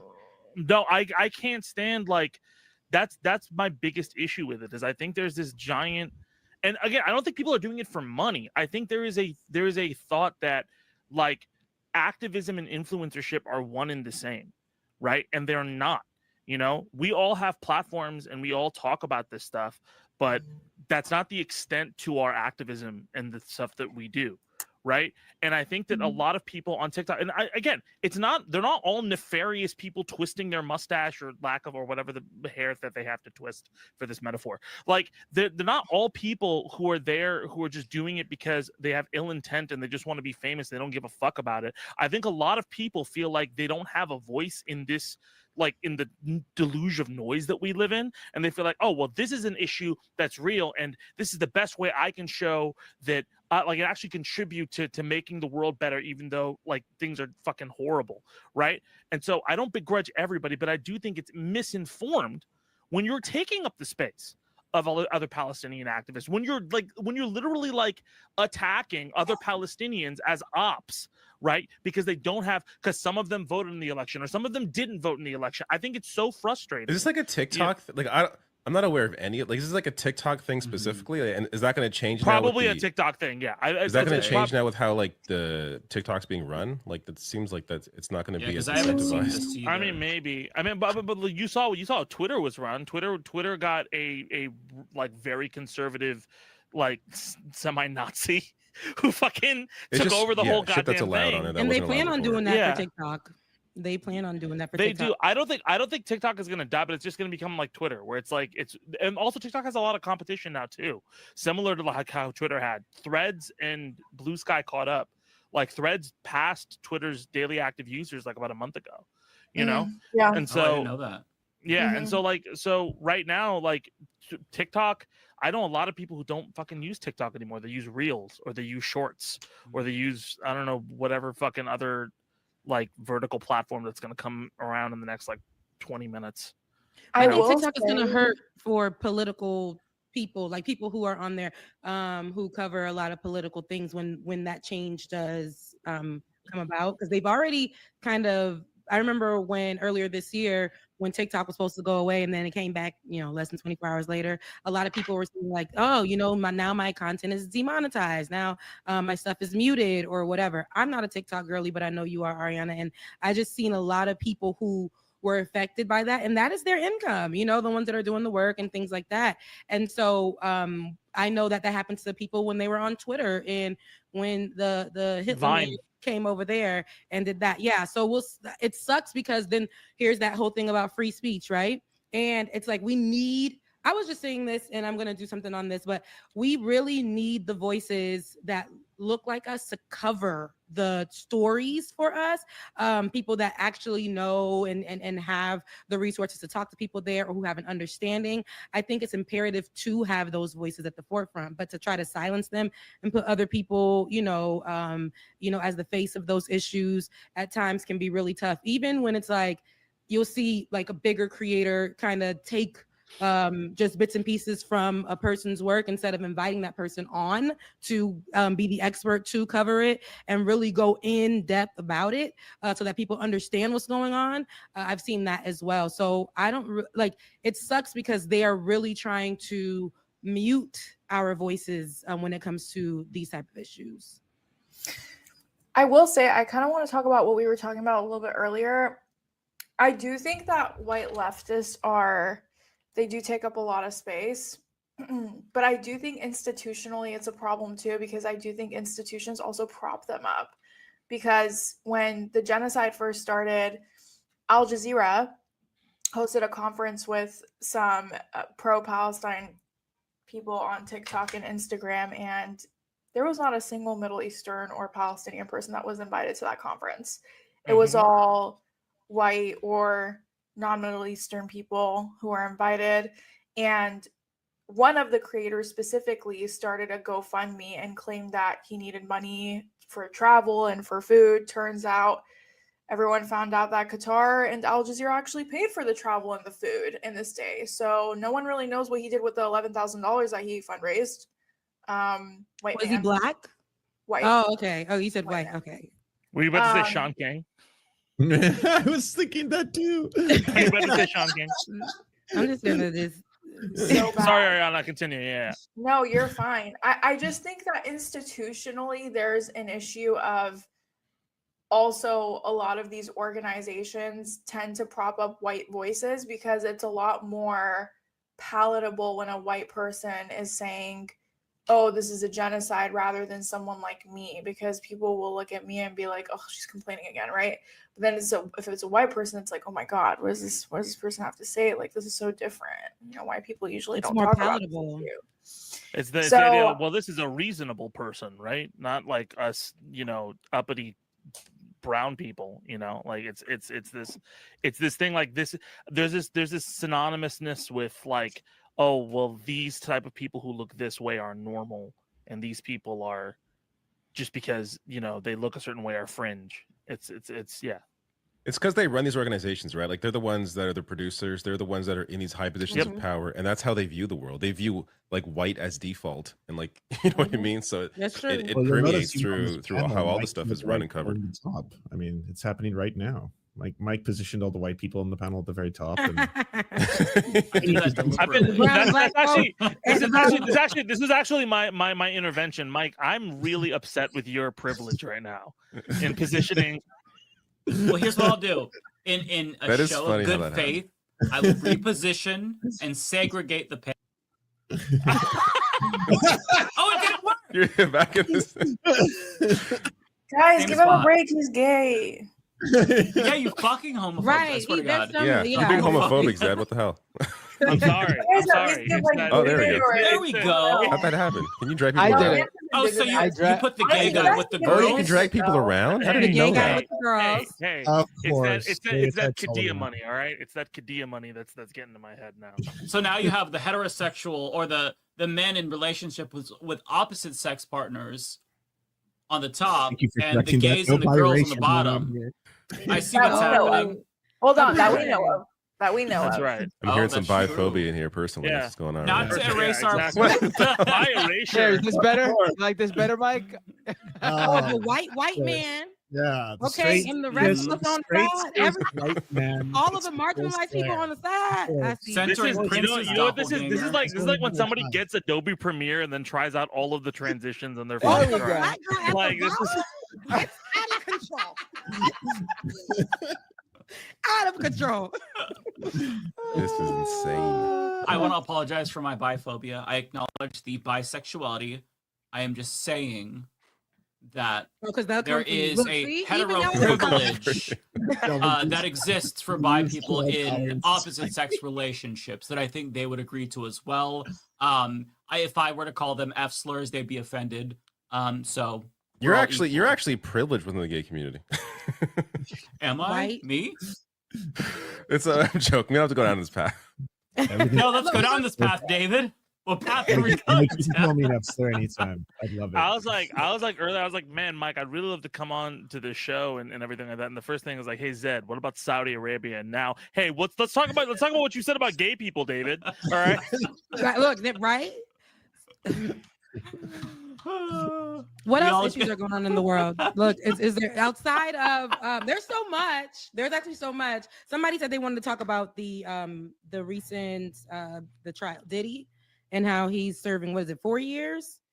And people said that was last week. Well, we didn't talk about Meekest sentence imaginable, yeah. Is he getting a pardon? Is he getting I a pardon? feel bad for the people that too much testified white against him. Like, I That's wouldn't be able to go to years. sleep, babe. I would be on the next flight to Cuba. Like, I would be gone. He's That man's seen. gonna If you come got back. out, That's a name. That's a name I haven't heard in a long time. Diddy. Yo, did I tell you? Well, Did I should tell you one of my pardon him? I professors? don't know. It's something I'll look into.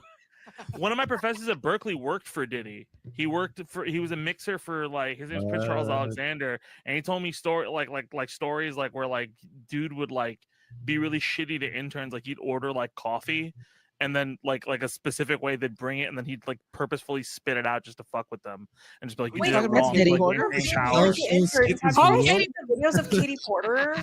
okay, so there's a lot of people. right. There's two sides to it. Again, Oh. leftist issues. So there people are saying that they don't like that it should be what one of the moments for vote blue no matter who, so we can change it up. And then all of these this coverage from some really popular leftist media people who are putting out just her looking crazy, her cussing out her one of the people working for her on the campaign in the background while she was Katie trying Porter? to record something. Yeah, there's been Katie talk Porter about was her Katie being. Porter's from where I used to live. I used to live in Irvine. Everybody got Karen something to on the, I'm sorry, not to be that person. She high key looks like a Karen in those clips. Like, it's bad. And the fact that her own Yes, it's staff Museum. was the ones that leaked it too is honestly super scary. Like, I don't know. She's like, get the what's fuck going out of my on. shot. Like, oh my god. Really? I have the Can we see clip that? for those Can who we haven't watch it? seen it. Yeah, I have it. If Yeah, you bring want the me to clip bring it up. in. Yeah, play him. Yeah. There's been talk about her being like this for a while, and I think it came Yeah, up for a before. while. Yeah. I'm from Orange I mean, County. it's the same so thing as I'm- like what's her yeah. face? Who was the one who ran for president who hated Pete Buttigieg? What's her name again? Oh, Amy Klobuchar. Amy Klobuchar. Amy Klobuchar. Yeah. I mean, Dude, the I same feel thing with bad. her. She She was known for being someone throwing staplers and That's stuff Did you like that. make someone eat with a comb or something? I mean, I feel bad for her, Knows especially especially after the me. latest clip of like Schumer trying to do like a joke, and she's in the background like, Jesus, Chuck, just shut the fuck That up. was Like, embarrassing. dude, That Schumer yeah, that joke. was the most. Like, I felt like I heard all Kentucky of the Fried things. Fries. Like, Yeah, what is that yeah, even a bro. joke? What is this? We got to bring that up too. Did you see that, Mike? That's I saw insane. that. Yeah, I really Kentucky I Fried enjoy Fries. Chuck I watch Schumer's all of humor. it. It's great. Oh, did you see his like Zoran? Like his ad that he did, where he's like trying. I don't know what it is. Where like every single is like, you know what? Let's just do a Zoran ad. Like for like it's an ad with a politician walking, trying to be all folksy and like towards the people. Like he did a thing about the government shutdown where he said the word fuck, and that was supposed to make headlines and stuff like that. And Although I will say, I might have to defend the Shoom here because that ad, The Shoom? by Chuck, that's what the kids are calling him. I hear Mike is an op, dude. By Chuck Mike is Schumer no- standards, by Chuck Schumer standards, that ad was acceptable. Did the Yeah, it was Baileys all right. accept it? That one- Here, that I'm one sorry. was This is a okay. quick one. We just got to watch this clip. Compared to his other videos. New data came out today from KFF, and that is not Kentucky Fried French fries. KFF could Oh, be poor Kentucky Amy. French fries. Oh wow. Yep, I hear you. I know. Poor It's a Amy. dad Oh. joke. I don't know where he was going with this. Where we I at don't with even that? know how this is. He's just talking about the Kaiser Family Foundation. Like, this is like a regular, like a pollster that, you know, has data or they do studies. And But it also, just- you're in the middle of saying that it's a dire moment for like like we don't. Yeah, want this is like a Americans to lose their horrible healthcare. moment. By the way, here's this Kentucky bad Fried French construct- fries. Like, what Yeah. the fuck is this? Also, that's not KFF. That would be KFFF. FF, yeah. Oh my. Matt, yeah, somebody it doesn't said you even blocked work. him from your chat. Matt, is that true? Embarrassing. Somebody's in my No, chat wait, said that you someone- blocked who's him. blocked? Who's blocked Stephen from my K. chat? No Stephen way. K. He came over Let to my me- chat. You little. I'm looking up right now. I'm looking. Someone must You're have done it by open to be in my accident. Maybe a chat. mod. It's for Let me double everybody, check. but- I don't block no one. What's funny because Major- Chuck it says Schumer. majority I don't block report hid me- nobody. It says majority report hid me from their chat. Oh, I'm not majority report. You're not hidden from my chat. I can't my control the majority report. I don't control their YouTube channel. I don't know if this I haven't person's controlled stalking their every YouTube person on channel in Majority literally Report. Maybe they 10 should be years. blocked. Oh no, oh, my bad, Steven. Yeah, okay. It ain't you, Matt. It's your people. It's who you work for. Okay. Bro, If it was I- 10 years ago, 2015, I could have done something about it. I don't control their YouTube channel Wait, can we anymore. watch the Katie I'm Porter sorry. clip? I have Oh, it yeah. right here. Yeah, I'll put it on. Let me see. It says remove I wanna other see what everyone's streams. talking Give me 1 about. second. Oh, sorry. That's She looks fucking Oh, insane. I'm sorry. Like, I know it's bad to say, but she could genuinely look scary. If I find out that she also ate salad with a comb, I'm gonna lose it. Because that's what. Wait, who ate salad with a comb? What? Amy That was Amy Klobuchar. That was Klobuchar. some Amy Klobuchar thing. Yeah, Amy she Klobuchar ate ate salad with a comb? because her aide forgot to bring her a fork, so she like berated is them her and then just name? ate the Is this salad with true a or you comb. made I this swear up? to God, no. This sounds like something that I would joke about. Let me actually just pull up the I headline, remember. okay? Yeah, I talked about this. This Like, sounds I like know. something Israel would do, you know? Like, this is this a. This is an Amy Israeli Klobuchar, plot? her interns, she wanted to eat a banana, but her interns didn't peel in advance, so she just ate the whole So fucking just ate thing. with a peel it comb. off. Oh, there's so much lore. Okay, Then you can ate see the that. salad Amy with a comb. Klobuchar I made up screamed the at an banana aide one. and then ate her No, salad with a that's comb. clip. Well, but I just want you to know that is real lore about Amy Klobuchar. They don't want us to know what you said though. Yeah, you they was just going blocked in you and out. while you were talking. You glitched out. But anyways, Feds, play this clip. feds. Oh, I glitched out. Can you hear me now? Yes. Yeah, you did. Yes. Okay. Amy Klobuchar is up in the interwebs trying to stifle us talking about her. So just I I'm gonna play a see. little bit. Just wait for it. This is in 2021, by the way. Fuel Center Research Center, and they're also doing work on how to make electric vehicles affordable, including for low and moderate income people, working moms, single moms like me, people who really could benefit from an extra $632 in their pocket. And it's also not just the individual savings, but it's also the total savings for our economy. So I'm on the oversight committee, you might know, and that is where we did a study recently this fall in September. And what it showed is if we don't electrify It's our funny 'cause I know it's transportation coming. sector, that we're going to lose more than 500,000 Californians dying prematurely to air pollution and other problems. And the state could lose. Get out of my fucking shot. It's not that it's electric vehicles, it's that Paris climate. Okay, it does. Okay, you also were in my shot before that. Stay out of my shot. Okay, I'm going to start again with electric Christian vehicle Bale's savings. here.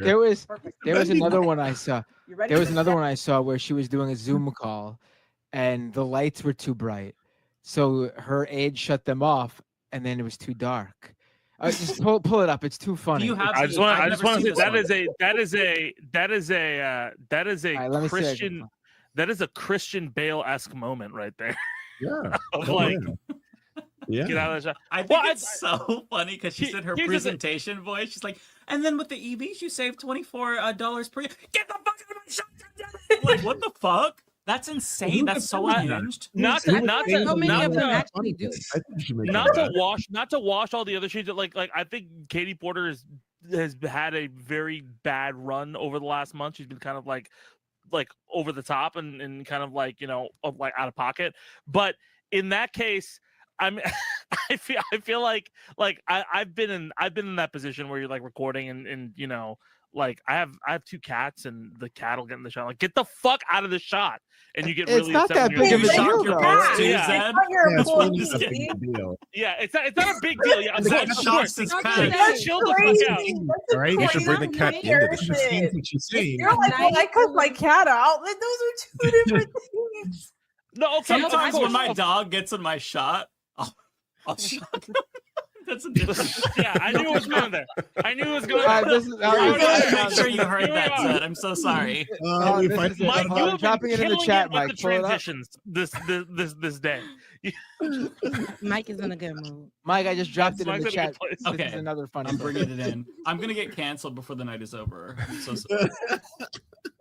I love Hassan. That was a dumbass controversy, but I think it's funny to me. That was I was amazed at how far that spread. It's still Yeah. going. Oh, dude, it's still going. The narrative evolved. It went from Hassan is shocking the dog to like Hassan is just negligent of the dog, and then the dog is afraid of like it's Dog's not like, allowed it's to the leave the biggest, cube. That's the yeah. new one. The dog can't leave the square behind him for his own Yeah. vanity. He requires the dog to be there perpetually, 24/7. A lot of these people have never apparently had a dog, or Yeah, I know. I've seen what big dogs do all day, which is sleep. Like that's what they There's like a fucking lot of comments like, listen, I have a dog, and I would. There was a comment I saw. Yeah, I was like, I have a dog with As a a shock dog collar. owner, They I use am that shock collar. I'm like, yes, I say. why Yeah, I are you saw that. talking Yeah, then? that's Like, what the fuck? What fucking? You can't be like, oh, this is abusive. I also have it, so I would know. Like, Hey, as someone with a shock collar, I know what I see is abuse. Yeah. Like, what? Yeah. It's so unhinged. Okay, this is the. I don't know why. As It's someone like, with a dog fighting ring, I totally get that. What? Oh, fucking. So it's a box within a box. Whoever uploaded this is not good at hurting me. video editing. It's diabolical. That's crazy. This is a 2020. Apparently, this is a 2021 Zoom call with Katie Porter. It's a vertical video of a horizontal video in a horizontal video. Just What play. the It doesn't fuck? matter. It doesn't matter. Just What- play. who Oh my uploaded God. this? God damn. This doesn't matter. So, Just Representative Porter, the floor is yours. Oh yes, this is Oh why my I didn't God. I need the lights off, the bright lights. I'm so sorry, but I am about to get on. Bernard, I need you to turn these off. These that are killing me. Hang on 1 second, everybody. You're on air. Yes, yes, we should have. Yes. Oh, okay, damn. everybody, I'm not that dark. She's so pissed. How did I Bro. see this? Just a minute. Okay, that one's kind of funny. You know, Now they're getting killed the berated. staffer. Too bad. She murdered that staffer off air. She Yeah. shut off the camera. Oh my god. This is still going, by the way. Oh, it's There we still go. going. Oh, it's still everybody, going. I'm sorry about that. I am Oh, in she a moved. TV studio. It's the same person who was in the getting shot ready in to the go other on video. promo, Was and so it? I had all. No, Was it? was it? Yes, it was. It is. And look how quickly she ran. She Oh, ran and she was her so left- afraid to Also, stay at the shot wait, because she out knew of she was gonna shot. get berated. Got out of that shot. She was not in that shot for long. I love See, how she learned her lesson the first time. she went away. She's like, get me the fucking hallway now, goddammit! Abusing your staff works. Studio, getting ready to go on Cuomo, and so I had all those studio lights on me, and I couldn't see myself or see you guys. But thank you so. Getting ready to go on Cuomo is a crazy Oh. sentence. Can we watch it again? That Oh, was God. actually hilarious. But That Cuomo was, had his that CNN was, that show was, then. that This was is cool at that 2021. time. Not Yeah, Andrew Cuomo, 2021. Chris Cuomo. Chris, Oh. CNN. It was CNN. Oh, that's Mm. true. Yeah. That is like one of the What would funniest. she? much What better, would she, really. what would she be? What would No. she be getting ready to do Funny with stuff, Andrew really. Cuomo? That she would say, "Getting ready to go on a Cuomo." No, I just thought the name Cuomo is now so derided. Like I thought it was like, oh, now I was like, wow, you're like advertising that. That Crazy was. work. Can we At watch that it one more was time? I have considered to see that It was again. considered a thing. You should when the sure, lights. Because Cuomo was big in saying that. I understand. I had not clocked it was from 2021 for some reason. It's harder to see because it goes dark, but look at her face when they shut the lights off. It is the funniest fucking thing. And I love how you could tell she's like so fucking pissed off. Like she's trying to smile through it and grit her teeth, and oh my god, she's seething. Okay. So Representative Porter, the floor is yours. Oh, yes. This is why I didn't want to. I need the lights off, the bright lights. I'm so sorry, but I am about to get on. Bernard, I need you to turn these off. These that are killing me. Hang on 1 second, everybody. No, we should put the computer up on it. Yes, yes, we should have. Yes. Okay, everybody. I'm not that. The way she said that. That was pretty shit. She's annoyed. That's fantastic. Right, wait for it. Right there. She's so fucking pissed. Oh my god, bro. She's a demon. Oh And then she shuts off the camera. You know she killed someone. She had to murder someone. She just took him out. Somebody That got a was the end broken of that rib effort. when that camera went off. And I just love the big smile when she comes back. Okay. It's fine. I didn't just commit a murder. The Like, what the fear fuck? in the staffer. Yeah. That's so insane. And this poor staffer, you know, she's like fighting for her life. She's like, oh my god, I'm gonna get fucking like murdered when this is over. What is wrong They, with took- these they, people they, in they Congress? took her out of the It room. was the She went fresh years of somewhere else. COVID, Yeah, they moved her. and the girl in the back is like, I steps. gotta keep this job. She's in a hallway now, though. Oh, there's Yeah, definitely she a staffer. There's definitely a staffer on all fours right now with that laptop on their back. And she's in the middle of the hallway. I'm telling you. Wow, shut up, Matt. Oh god. She's in the hallway. Where's the desk? I need a human table. A human table immediately. Get down. Damn, Katie. Oh my god. Wow. Well, now she has to win. There's no way Yes. she loses I mean, after this, I right? mean, It's listen, Trump's America now. Listen, if she's who it comes down to, this isn't something that's disqualifying. If it's her versus a Republican or something, I mean, seriously. Yeah, obviously. And that's But- what I was saying. Bro, I we mean, were so looking let's at be Gavin clear with Newsom. that. You think we're gonna No, we're but gonna it's elect Larry Ellison? California. Like, do you guys not remember the Gavin Newsom recall? It literally took 12 minutes for Gavin Newsom to win again, and they thought they had such a great, it's California. A Republican's never going to win governor. Let's be. Hold on. It's okay. Hold on. I am one who remembered like Arnold Schwarzenegger being our governor for like 4 years. It forgot was about not Arnold. great. Not 4 years, for quite a Well, while. and let's so, not Yeah, forget. that was like before I was born, though. Like, No, it Ronald was not. Reagan was No, the well, governor. When were you born? Arnold Ariana? Schwarzenegger. Yeah. She was Well, doing well, already. president. Don't listen to Governor her. of Like she's just California. being really What? she's being really Gen Z right now. She don't even know. Ariana is wasn't 10 years registering old, for by the her. way. I don't think anyone knows that. She's 10 years old. Ariana, it wasn't registering for her. She was like, I wasn't even born yet. She Arnold Schwarzenegger, baby. She hadn't begun. wait, okay, but my understanding is that Arnold was more progressive than the average Republican, no? I mean, was he's even- the governor of California. So Most governors of now- California are more now he progressive is, than but the he average was Republican. like he was No, but a lot- even for he his was- time, he was considered to be more progressive for a Republican governor. For his time, it was 2011. It was Ah. 2003, That's what I was 2011. Ariana. he was Taking more it back to the he was more progressive in the sense he was more Listen, progressive during in the the sense civil that, rights like, era, that Arnold Schwarzenegger was the governor of California back in that time. I wasn't even born yet. What Girl. happened? I remember Arnold Schwarzenegger coming on and being like, "Oh, like this John Kerry guy's very puny and shit like that" during a campaign ad. So yeah, I mean, like I don't know, I don't think he was very progressive. He worked with Democrats but he was like definitely very partisan in all of his national shit that he did. So all the Republicans were like way like 10 toes down, nationalists during the 2004 through 8 era. He But was talk like a about Bush today's era Republican time, because he though. was the governor during the Bush administration. He was a Bush era yes, he was probably considered, all things considered, being that it was California, a bit less conservative than most conservatives, but he was still a guy who had like Bush era politics, just like how George W. Bush comes out every now and then and does the funny little thing like, well, that Trump guy's crazy, right? like, but he wasn't he agrees with everything he says. He agrees with the policies. He wasn't as blatantly Islamophobic or as like anti like Latino as the mid 2000s like Republicans were, but he was like he didn't like come out against all of that. He came out against it later, right? And like I think I don't think you can say that the guy behind the Iraq War wasn't Islamophobic. I mean, that's literally the premise of my entire saying. like. I'm not talking about Bush. I'm talking about Schwarzenegger. Oh, okay, all right. Yeah, Bush was clear. Okay, let's first off, as Wait, someone with that perspective, no part of me is like, oh man, Bush was not Islamophobic. Because Bush is part of that like old style of like respectability politics where like, you know, he might have been bombing Muslims, but he never would have called out an American Muslim like Trump does.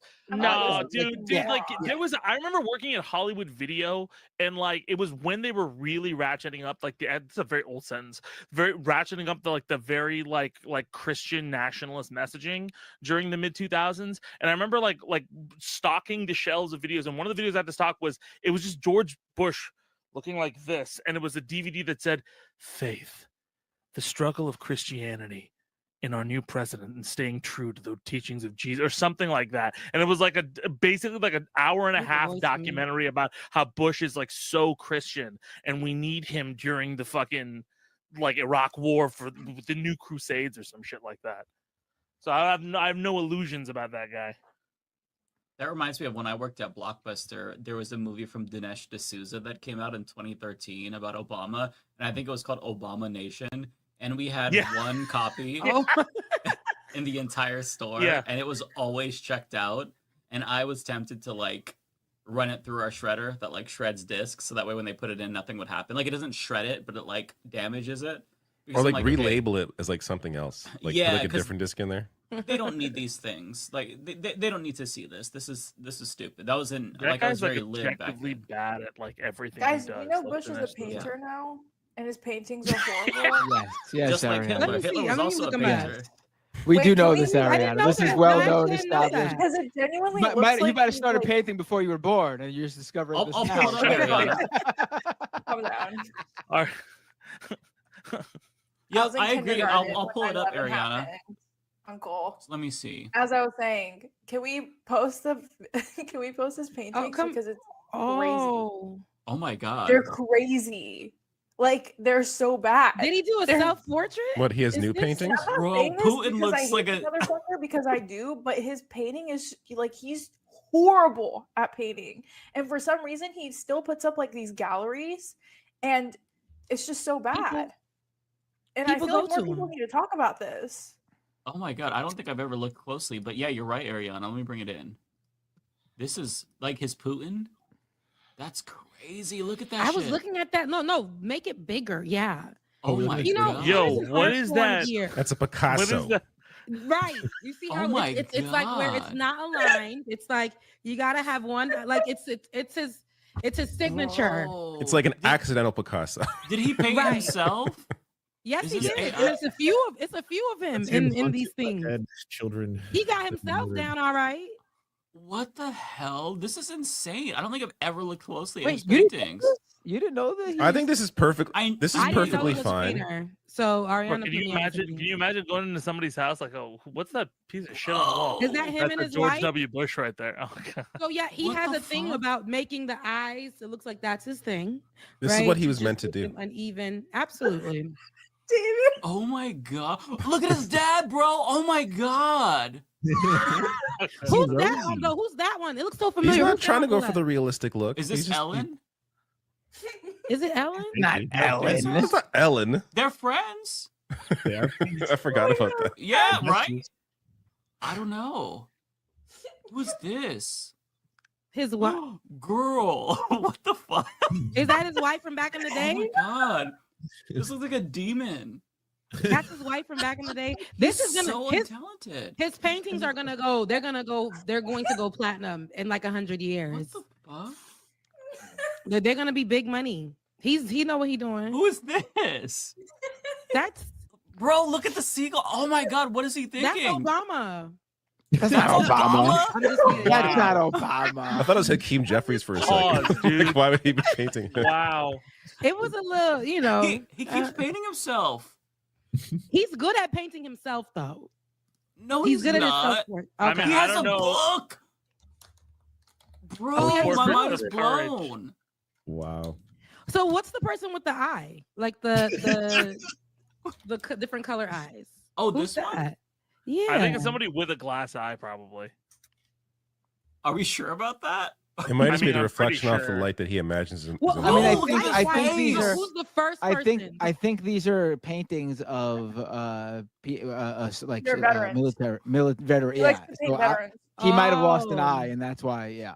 Oh, here I go. Who's that one with the two color eyes? And there's a meaning here. You see, I don't know. How Like insensitive of all of you. Right. Okay, to I gotta just- pull this. These are heroes. Okay, I gotta pull this up really quick. Does this? How this insensitive guy of you right to make here- fun of those people who George Bush sent to war where they lost those bodies. Yeah, I know. Are they We're victims? not. We're of making his fun Yeah, of. We're right, making like, fun of that's not my the problem. not the people people. that he indirectly- The people. Like, of course, you went through a lot. The portraits. I mean, the portraits went through a lot as well. So it's like not like. Oh But god. does this not Why- look exactly like this meme of David Cross? Wait, No, go back to it the was all bad. painting. Kind of. Now, The who's same facial reaction. I think you're stretching a little bit. the same Stretching with exact dinosaur arms. reaction. No, who's the first person with the ash on the forehead? Oh, that's That's on the forehead. Parks and Rec. I don't know. Why that did he is. do that to what- that person? I don't even see who you're talking. You're welcome. Look at this guys. one. You're Look at his, welcome. I've the been- reaction. I've been sitting It's on Tony this Hawk. for so long, and I've had no one to talk to about it. It's Tony Hawk. You've been this. I thought this is like well known for a while that he. I that didn't he does know. this. It's I been didn't well know. known for like a I didn't while. know. This looks like a chubby Andrew Tate. Looks like Bruce Willis. Is this James Vanderbeek? That's Tony Hawk. That's Tony Hawk. Is it actually Tony Hawk? No, thinking of it says No, right we there just who it said is. it was- It's it was veteran. done. Is He's this one of the real? heroes. This isn't him, right? Okay, that's Oh, That's crazy. him. Yeah. That's He crazy. knows how to paint. Look, I'm gonna just give him. Is that him there? Yeah, that's Oh him. my god. Look, if he was never He doesn't president, look so bad. He this doesn't look whatever. so bad. This He is looks great. like- He doesn't look so bad. This is what he should be doing. But the problem is he to was be a honest, if he was terrible never president. president, that lines up with like a lot of like I don't know if you guys have seen like modern art portraits or some of this kind of stuff. I mean, some of them are like the portrait of his dad is kind of like that's really kind of mashed up. But like, I don't know if Wait. you've seen like modern art and stuff like Is that. that Modern Stephen art Harper? portraits. Yeah, Where? it's giving that Is to me. it? But it's I'm also sorry. giving That's the good. kids Sorry, touch. sorry to cut you off. The Canadian one. There's a Canadian flag Oh beside yeah, it. that does. Yeah. I just got to see Stephen Harper up close. I'm There's just a curious Yasser what that looks like. Arafat right there, Let me see if I can. Hang on. I'm way zoomed. and then in. Musharraf on the. Oh my god, this picture of his dad. What the fuck? That's what I'm saying. Like It's like, that it's one so is like good and definitely. it's so bad. It looks It like looks a like at the end of the 15-year-old. movie Substance. I won't spoil it, but like if you watch the movie, when she starts to Oh, good reference. yeah. Oh, this is a slideshow. Okay, so oh, there's an ad. Okay, great, thank Not you. they gave us an ad. I actually do need bleach for my eyes after seeing this, so appreciate the ad. Okay, so there's Putin. There. Wait, Tony why is Blair! Putin? Why is That's Putin actually- that's in not too bad. Profiles of Courage? No, That's it's not fair. This is something different. It's not profiles of coverage. Okay, got you. Okay, that does look like Stephen Harper. Oh yeah, that's definitely Harper. That's Hey, that hilarious. one's It's like bad, one of dude. those- That That's one's hilarious. bad. One Like of the those, Yasser, like look at the Yasser Arafat one. Like that, I can. That's not understand. Arafat. That's not Arafat. Who's that? That's not Arafat. Who's that? That's I don't know who it is, the, but it's not that's Arafat. the king of Dubai or whatever, right? I I think have you're no right. idea who this is.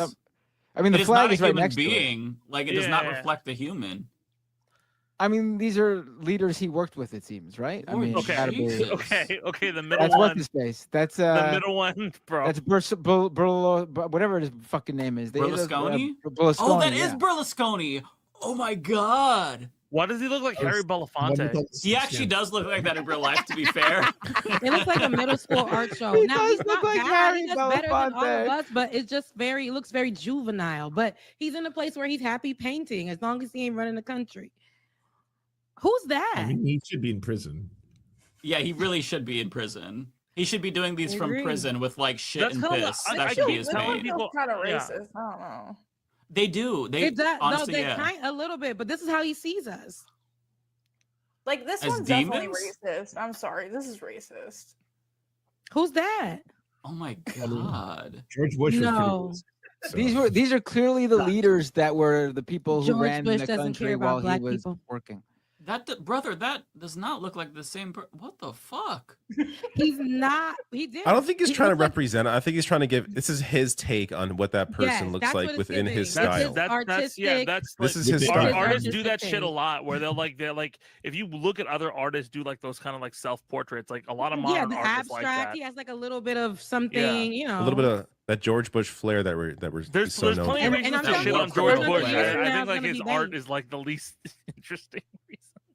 Oh my god. Honestly, he deserves to be in jail for this. Like the war crimes, of course, as well. But if he just That's did crazy this, work, bro. If he just did these paintings, he should still go to prison, even if he didn't commit That's war crimes. crazy work. I'm just saying. Have you tried painting? Because it's a hell of a lot better than I could do. I actually shared, agree. David. would I say that. shared one of my I'm paintings. with you, David. I can't do half of it, half as good as Me anything either. there. Me, David, and Rebecca are all gonna put in and buy a George W. Bush painting, right? And we're gonna put it up in our place. I'm just saying. I understand how hard it is to be like an artist. Like I can't. Do Okay, I'll show that you is real art. we're of course ignoring who the man is, but I'm just saying as an artist, it's tough to paint something that's paint anything, let alone And it's a person that you could freehand, actually recognize. You know, so yeah. Hang on, I'm getting real art for you that I painted or I drew in Procreate. Give me a David, second. listen, it's defend the art, not the artist. Okay, like Yes, separate the two. Yeah, we got to separate from the art from the artist. Yes. Art from the artist. Sometimes, yeah, but here Sometimes, we can. Okay, hang on. Give me a second. I've got to pull it in so you all can see some real art as a palette cleanser because that was. And you said it's your art. It's my art. I did it. Yeah. I'm sure this is not a gag, and this is definitely something you painted. No, I right? literally drew It's these. gonna I be actually great. posted them on Instagram. Yeah, hang on. You're not Recently. gonna show us like a Picasso. So this is the first one that I drew in 2020, I think. Give me a second. Here we go. This is my portrayal of Donald Trump. Okay, that's not actually. I like That's that. not bad though. That's not bad. That's right up there with that's right up there. Ain't gonna lie with Bush, you know. It's beautiful. With his, yeah, you even got some you were doing like That's like you a can see caricature, what- but that's what I'm saying. Like, it's like a Yeah, it's like a good caricature. caricature. Oh, hang on. Yeah. So I did this And that with was pencil in I like the Procreate. style. Yeah. And then so You even got the makeup line right. The makeup I ends did.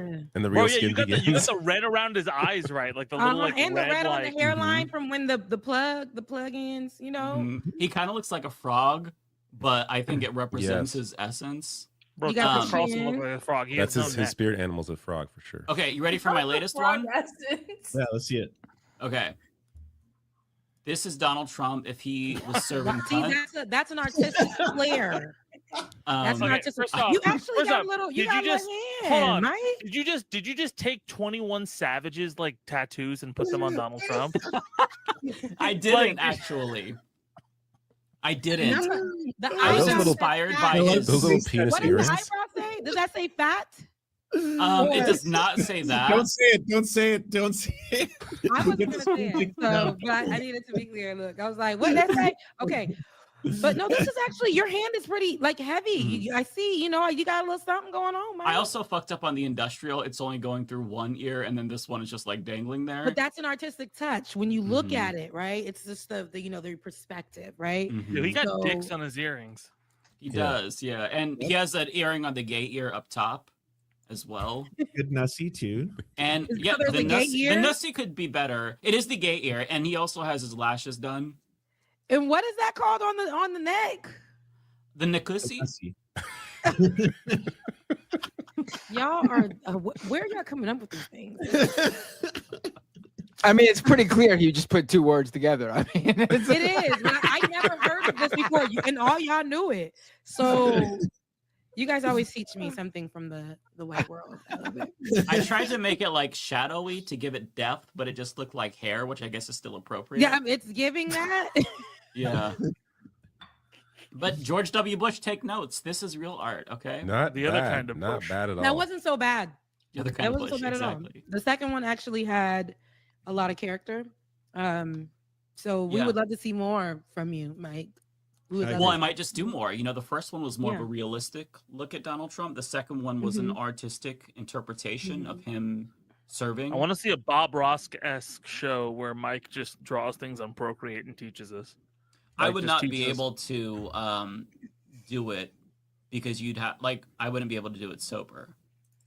This art is it comes from a deep place within that has to be conjured up when I Mike working on Trump. Mike working on Trump's neck, and he's like, "Just paint the pretty little Nikusi. Just paint the with the Bob Ross voice." I just want to add these hairs here. Good look. I should be Bob Ross Very for light Halloween. around the Nikusi. You guys, and I learned a new word. That's crazy. I have more words to teach you if you want to know more. You have all the words. The most cursed English class I've ever been to. I mean, Mike taught me one of the funniest words I ever heard of in my entire life. I never heard of the term "stragget" until Mike. Oh, Wait, Well, I didn't create that.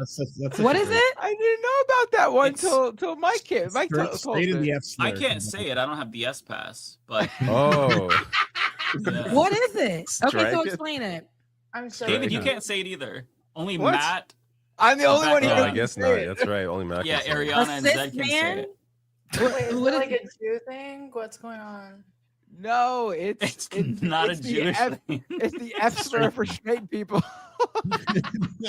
Oh, And it's what is it? What is it called? Wait, what is it? Matt, will you say it? I don't want to say it. and get in trouble. Stragget. Let me look this up. Stragget? The white rug got so many words. Let me see.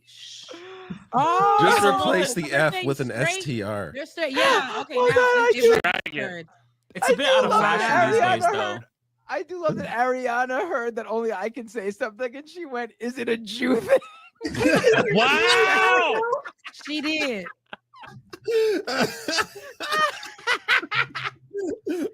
Like we would ever, like we would be anti-Semitic here.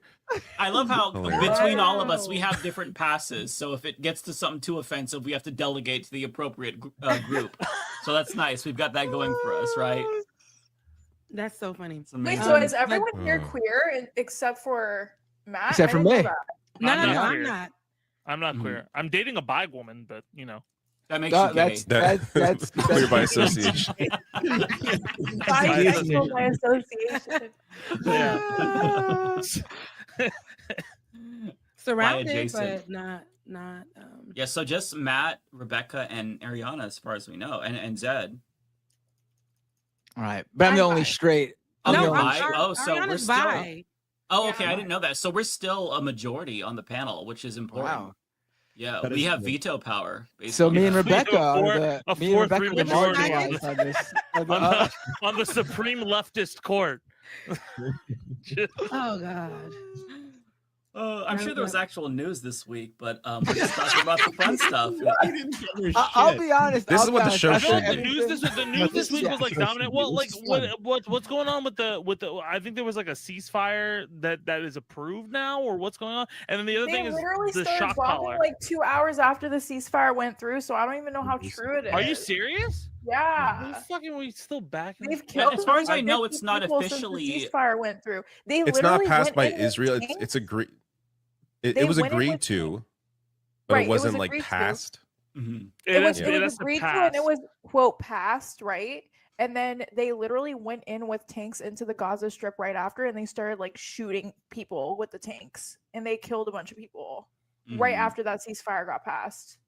I don't they think it do passed this the every Knesset. time. I think that was. But Every- regardless, every- passed or not, this is what they do every single time. Like there's been 2 previous Yeah. ceasefires, and they Yeah. broke them immediately. Like this is what they do every Yeah. single time. Government hasn't approved of it, but they're saying that the ceasefire will Israeli official says. I mean, we can't take anything for any word from these people at all, right? But like apparently the ceasefire is supposed to start after they approve it. I guess when they wake up in the morning. I don't know. We'll see.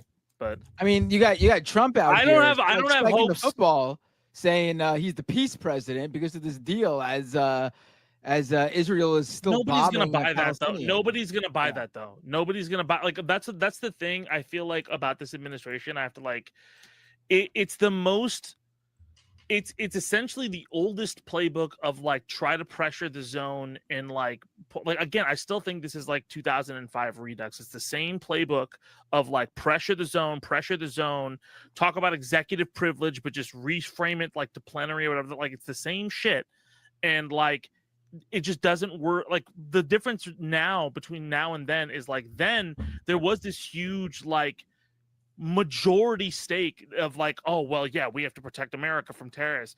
Now like how quickly things have shifted on the opinions for what's going on in like Palestine, and like the society is very different. Like we're not as accepting of this stuff. So again, I think there's like a widespread like, I don't know, man. I don't think the propaganda it works for his base, sure, but I don't ever look at Trump's base for my opinion on his approval and stuff like that. Right. I mean, I do think people who aren't so politically minded or inclined, or people who just vaguely follow things, maybe someone like that would fall for it, which would be unfortunate. But yes, I agree that for the most part, no one's Do you and the really idea think they fall for it though? Like, but I like Matt, people like fall for stuff. Yes. I mean, but like I feel like the opinion on him is already kind of baked in. Like it's kind of seedy. Like people who are not political, which I don't know like why that's still a thing at this point, right? That's most people. Well, yeah, I know that's true, but I'm saying like the people who who like I just want to stay out of politics. Like I feel like they have an aversion to like, oh, that's complicated, that's drama. Like I don't want to deal with that, right?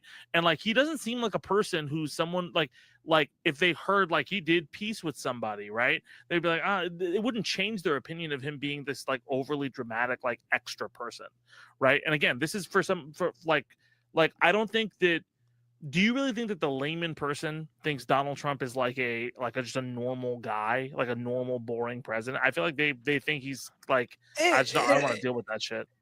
It also depends like what kind of wait, hold layman on. we're talking about. Wait, what was that? That's insane. Putting people business out.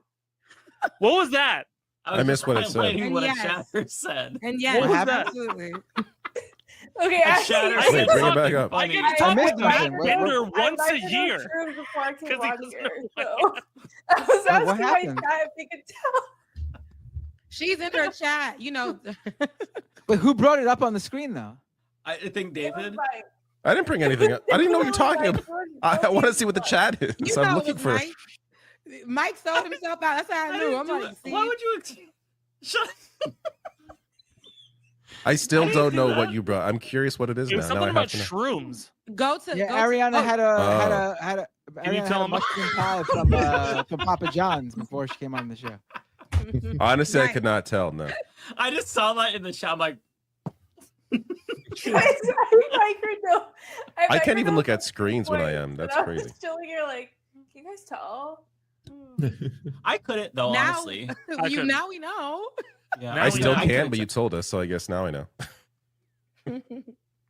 Yeah. All Does right. anybody else want to share something in the Y'all chat? And then can I'll tip me for my pain and suffering now, especially If you zoom Mike. in really close to your pupils, I can tell. But at this point, I cannot. Oh yeah, that's true. Pupils give it away.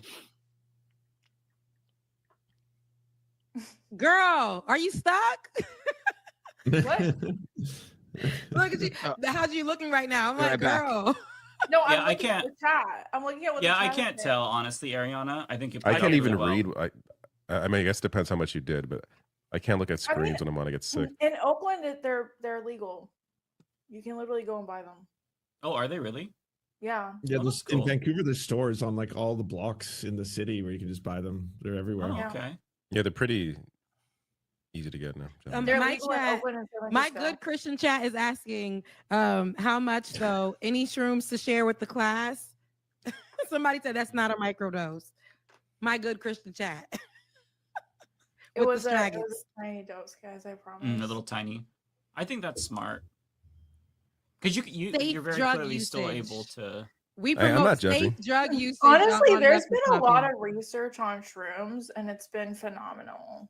I highly recommend you guys reading the research. For therapy. and Wait, stuff. is the research phenomenal or the results of the research are like? I feel like is the research saying the shrooms are phenomenal, or are you saying the research itself is phenomenal? Maybe both. No, the research like shows that it has a lot of really good, like if you microdose it, if you microdose it, it has a lot of good benefits for you. I mean, psilocybin, like what is it, like LSD and acid? There's been research on that kind of stuff too. You know, there's obviously a lot of like, I mean, positives and negatives to different types of drug usage and everything like that. You know, I think when you get to like fent and cocaine, I'm like, oh, okay, that's not my bag. I'm not good like fentanyl, no, but I like Coca. I would like to try Coca-Cola. Why'd you say that so seriously? You're acting like an op tonight, Mike. I will say. Am I The way really? you said that was a little off. He's having a great time, and I love it. Does anybody else here want to do some illegal drugs? Do you want to admit to that on we camera? promote legal drug usage, safe drug usage in your own house, like Dr. Carl. Yo, somebody said Coca-Cola is BDS. Clearly, Mike is not talking about Coca-Cola, the brand. You No, dumb he is. motherfuckers. Guys, like, can y'all not be woke leftists for like 2 minutes? Holy shit! Like, we're not talking. My chat is going crazy right now. I don't even know what we're talking about. That's crazy. That was the most unhinged episode ever. Probably one of my favorites. What's a woke leftist?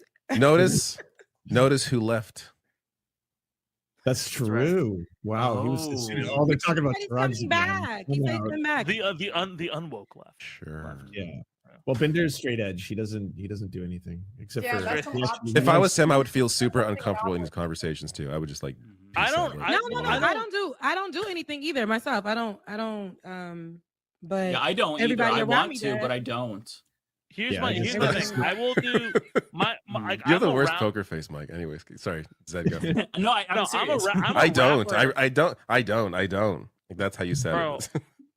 Like I'm I'm around it a lot. I don't like partake in it. Like I'll drink, from time to time, and like sometimes I'll smoke weed, but like I don't like smoking weed because as soon as I smoke weed, I'm like, all right, I get this, and I'm like, oh, I'm here for another 4.5 hours. Oh, great, I have like shit to do in the morning, No, like, back I have in to the have day, like look, back in my younger days, like I know Ariana, you a baby, but back when I was a little thing, I had a great time.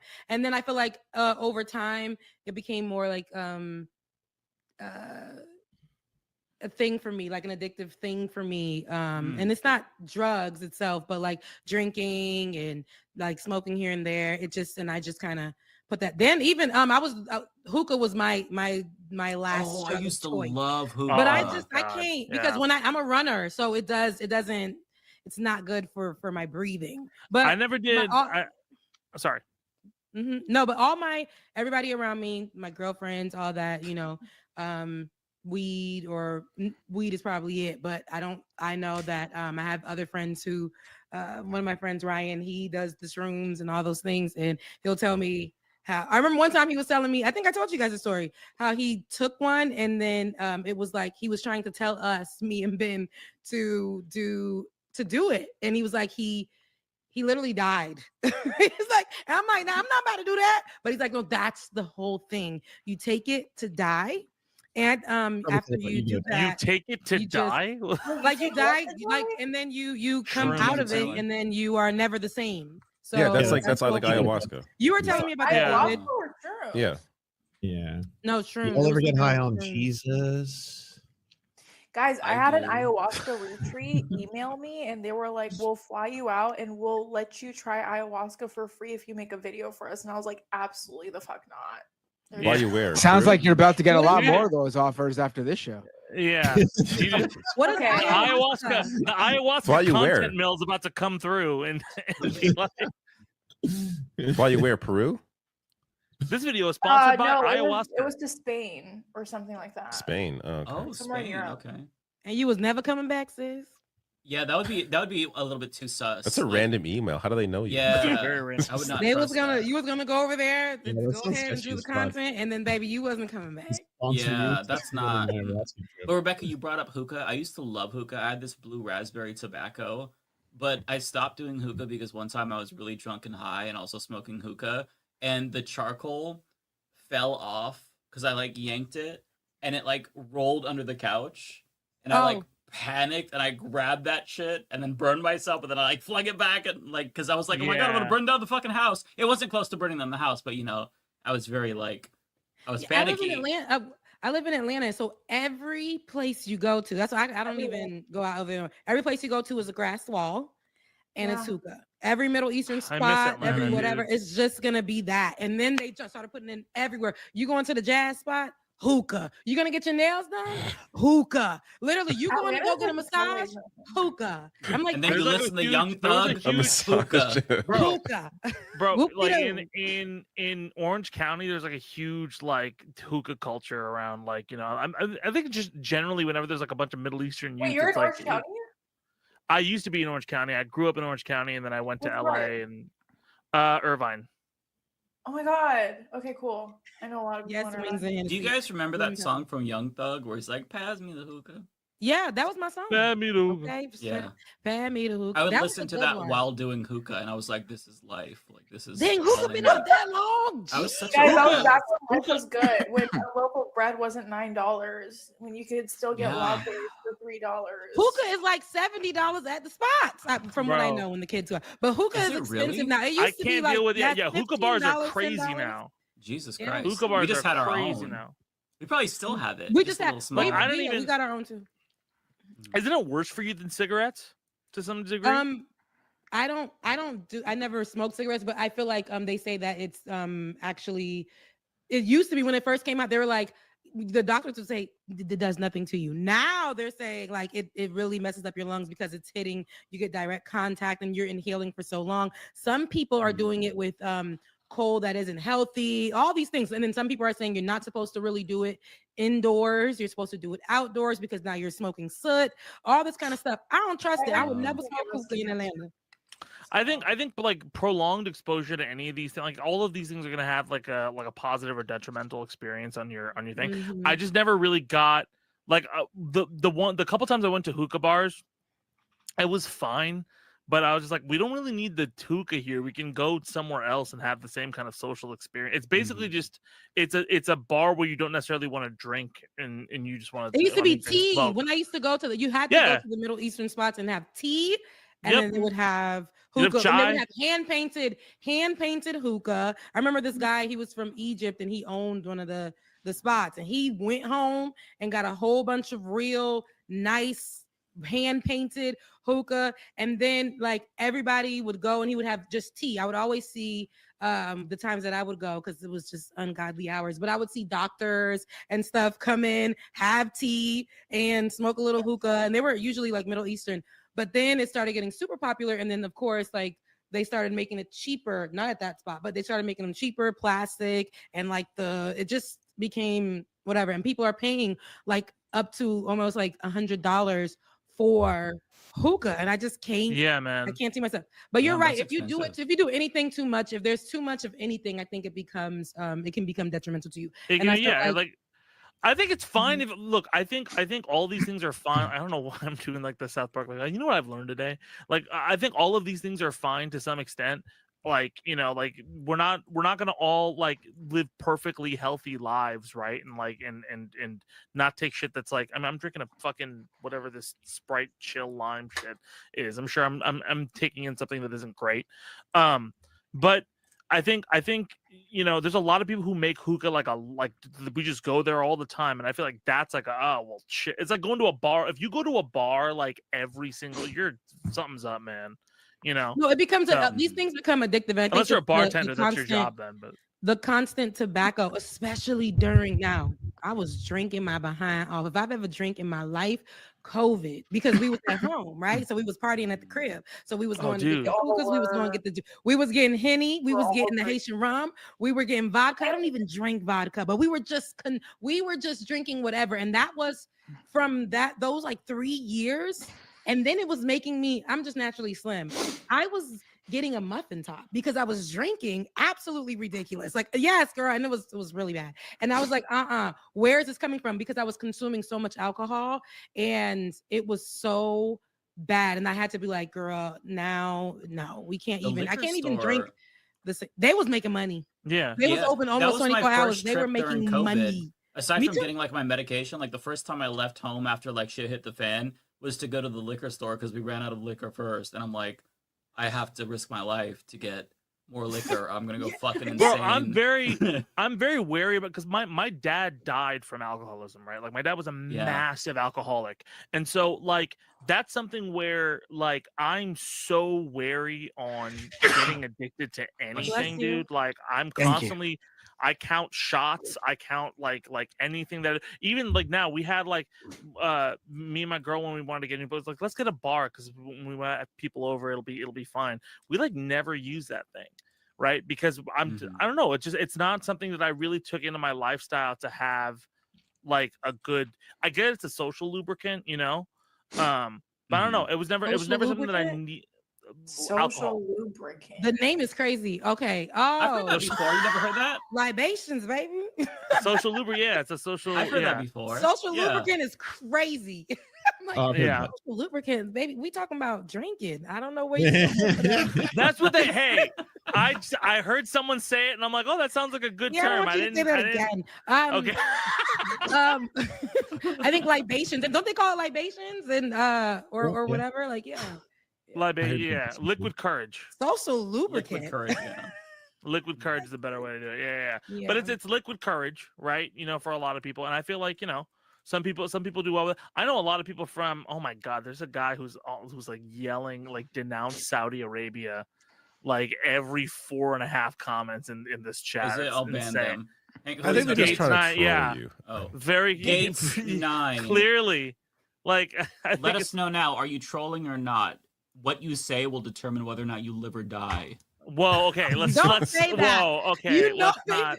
No, he absolutely. Metaphorically, Yeah. like if I'm gonna ban them or not, like I'm not literally gonna kill them. If you, Yeah, if for you're sure. gonna be, if you're I don't gonna have to live buy on that I it, would because assume so.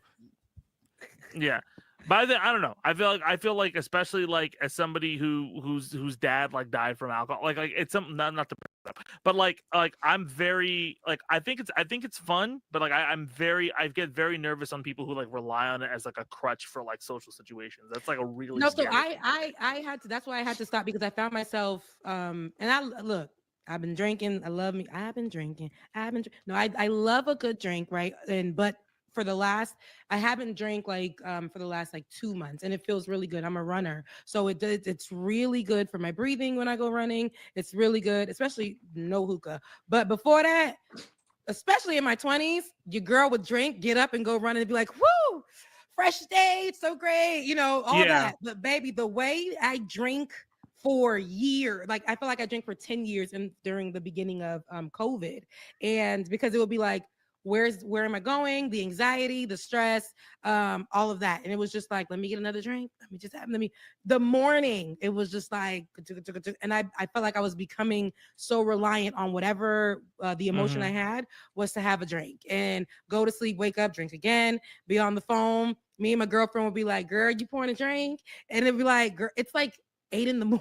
or something. And we're just like, and I had to be like, okay, I can't be so reliant because of my emotions on drinking, like for whatever feeling I have, whether it was a celebratory, anger, I'm trying to cake with my man, whatever, drinking. And I said I wanted to be conscious in the world after that. So, you know, I've really slowed down on that, but for the last like 2 months, I've been feeling more like a little more fresh, right? But I'm 35.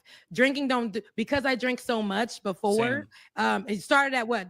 19, whatever, and then I'm Haitian, so you know I started at 2. So it's like, you know, drinking for real, it's like I'm kind of, my body, the recovery, I can't do it. I'm too old. the recovery time ain't the same, baby. I'm rolling over like, oh God, do I have to get up and work out today? Like I'm just so tired. Like it's just I hate the way I feel, and I do not like to be when you got hungover. shit to do. When you got shit to do, like drinking is not fun. When you have actual shit to do, like drinking is not fun. I remember, like, you know, when going to college, like all the Berkeley kids who were doing like music and stuff like that, and everybody was just toasted all of the time. And then you now we'll see each other once a year, like because there's Berkeley Network for Music in LA is big, and you'll see everybody once a year at like one party, and everyone's like, I'm not, I have shit to do tomorrow, like everybody, like when you have. I feel like that's why I worry about it being good for you though, Rebecca. Like I think when you've done it all for, especially the last, like I said, the last few years. But before that, I went to fam, college life, and then going out a lot in Atlanta, and then before that, especially in Atlanta, dude. Atlanta's, I love Atlanta, but like man, Atlanta goes hard. They do. People, and there's a lot of drinking that happens. There's a lot of smoking that happens, which is fine. But the Southern hospitality. I'm tired.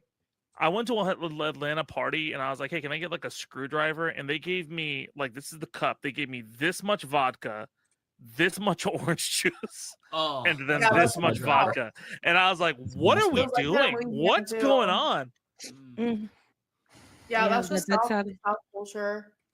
Yeah. But no, you're gonna drink. You're gonna drink, and that's one thing I just like. Drinking is great, but then the last guy that I was dating, I felt like the drinking was too much, and I'm like, can you just like, can you function without a drink? And then it'd be like he hops in a car, and then that's when I was like, it's a no for me. It's a no for me.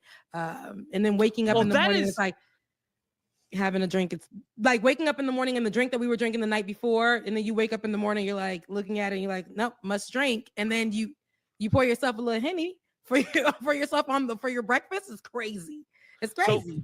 So, something that I had asked my father, because my father drove like an old man, but he drove like really slow. I'm like, why do you drive so slow? And I found out later in life, it's because he was drinking constantly, and he would drive drunk all the fucking time. Like he would go to work, he would take 6 shots. Like he there was a point where he was skipping work. He went to work, went to the liquor store around the corner, took 6 of those like little like dollar bottles, downed them, and then drive back home. And that's why he would drive so slow. And now, look, whenever I see people driving like mad slow on the freeway, I'm like, oh, holy shit. Like the amount of people who are probably drinking or not okay to drive, that's a really fucking scary thought. It's a lot of car accidents that happen out here for that specific reason. I think about that a lot from my college days, and I used to be the designated driver, even though I would have a drink or two, which isn't good. But I'm so grateful that we are here today. But I'm like, Fran in the back throwing up in the purses, and I'm like, what kind of life? What kind of life? But it's worse now because we used to be on Nuvo in college. Nuvo, really sweet, light, whatever. We're Moscato, right? And then like Henny. People would bring over Henny or whatever. But now there's so many different drinks. There's I remember when a few years back, it was just like the Four Locos, but it was just like a few years back, and it was called Capriccio, and that was supposed to be a wine and like a sangria type wine, but it was getting the children so drunk.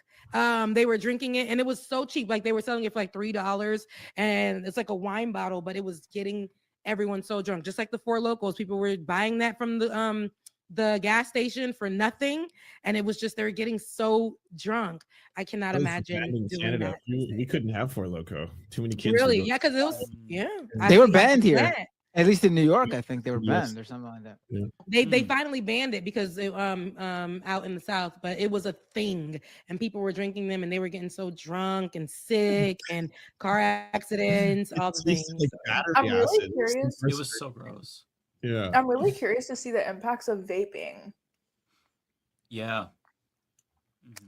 Isn't it similar to hookah? Like, what's the difference? What is the vaping? Is it cigarettes? Vaping is the chemical. So there's no sorry. No, go on. Like that, from what I hear, the because the cigarettes are like the tar and all the other shit in that cocktail, right? There's specifically chemical in the flavor for vaping that whatever the vapor mixes into that has a huge effect on your lungs. Like that over prolonged like exposure is gonna fucking hit you. So that's why like when people would do those earlier vape studies, they're like, oh, this is fine, it's not that bad. And then eventually the flavor, like the flavor liquid chemical concoction or whatever, turned out to be like the poison that everybody's kind of taking in, So that's the big thing. And I mean, like, it's not enough. Like a lot of people who like, that's a very different like condition than smoker's lung, which, you know, there are in some ways it's worse. Right. So, you know, especially somebody said it's, like, it's basically, Charlie said it's basically like hot oil you're putting in your lungs. I mean, kind of, yeah. I mean, it's a little bit. I don't know. I've just seen like what a lung looks like after vaping, and it's not like, you know. Even my girl smokes weed, and I don't like her to use like the pen. Like I was like, just get fucking a joint or something like that, you know, because it's not. So what's the difference between the pen? You think the smoke's better than the oil? No, I just worry about the effects of the oil.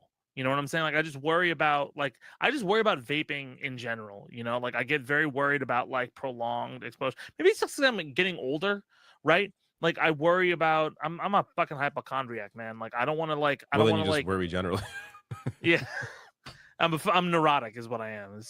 I'm just nervous. Like I said, we had a good time in our 20s, and somebody said this statement, like, you know, you have a good time in your 20s and then your 30s, and then you just don't be the person that's spending the rest of your life trying to undo. Are we all in our 30s here? At this age? No, Ariana's a baby.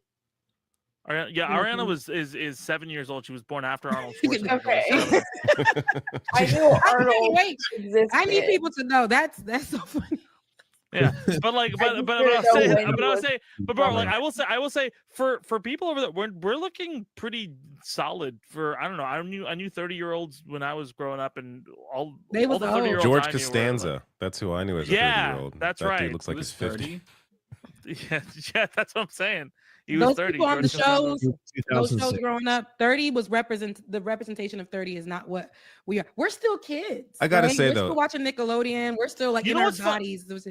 You know what's Can I just funny, say? though? I want to say, like, so I went to a concert like 6 months ago. It was a lot of Gen Z was there, and apart from Ariana, like Gen Z looks like they look older. Yeah, I feel like, I don't know if it's the way they dress. I don't know if it's they're not us. the way they do their facial hair, but like they remind me of like how teens looked in the 80s. That's how they're all dressing now. Yeah, and it's at least the concert I went to. We're definitely going through like a weird redux of, like I said, like I think we're in 2005, but we're going through a weird history redux of repeats the 80s itself right with now. that. Oh, 100%. We're back. Yeah. We're back there. We're back in like very, like, even like all the branding and stuff is like it feels like it's like from like the late 70s or something like that. I'm like, With as Colt points out, it's the mullets. The Gen Z don't realize that the mullets in the middle part, mustaches and the mullets that does it a lot for sure. I just honestly feel like we have no will to live, to be honest. And you can see it in your faces. It's so emo. Look, Gen Z is so emo. They be like, if you look, you know what's It's funny? If you relatable, actually though. if you look at a trends between Gen Z and Gen X and Gen Alpha and Millennials, there's weird, like, insane similarities between those two subsets of groups, right? It's like Gen Z and Gen X have really, really similar, like, political leanings in general. Like, for example, you know how people were saying like, oh well, Gen Z like flipped very, very conservative in the last election. Interestingly enough, if you go back to 2005 election, you see how Gen X voted. Gen X, very near identical percentages, right? In that age group, you know, voting for Bush for a second term. And then a lot of those people flipped 4 years later when they voted for Obama, or even in the midterms, right? So, and then like you look at like a lot of the trends of like things that people like growing up, like Gen Alpha, right? Things that Gen Alpha is interested in, the things that Gen Alpha like is kind of going through in their like high school years, right? It's very similar to what millennials went through, you know, during that whole. Is it just like parents and then their kids? Yeah, that's the I think relation. that's what it is. Like... I think it's like, because everybody's rebellious, right? Everybody's like, I don't want to fucking deal with this. Like, I don't want. It's always like an anti whatever the culture is. No, but Gen X have Gen Z kids, so they're just doing what their parents are doing. Do millennials have Gen Z kids? Older millennials do have Gen Z kids, you know. No, they have Gen Alpha, right? Gen Alpha. No, actually, alphas. No, you're right. Alphas. Well, how old is Gen Alpha? That had babies early. So Gen X has Gen X has Gen Z kids, yeah. I guess no, so. You're yeah. right. So it's basically every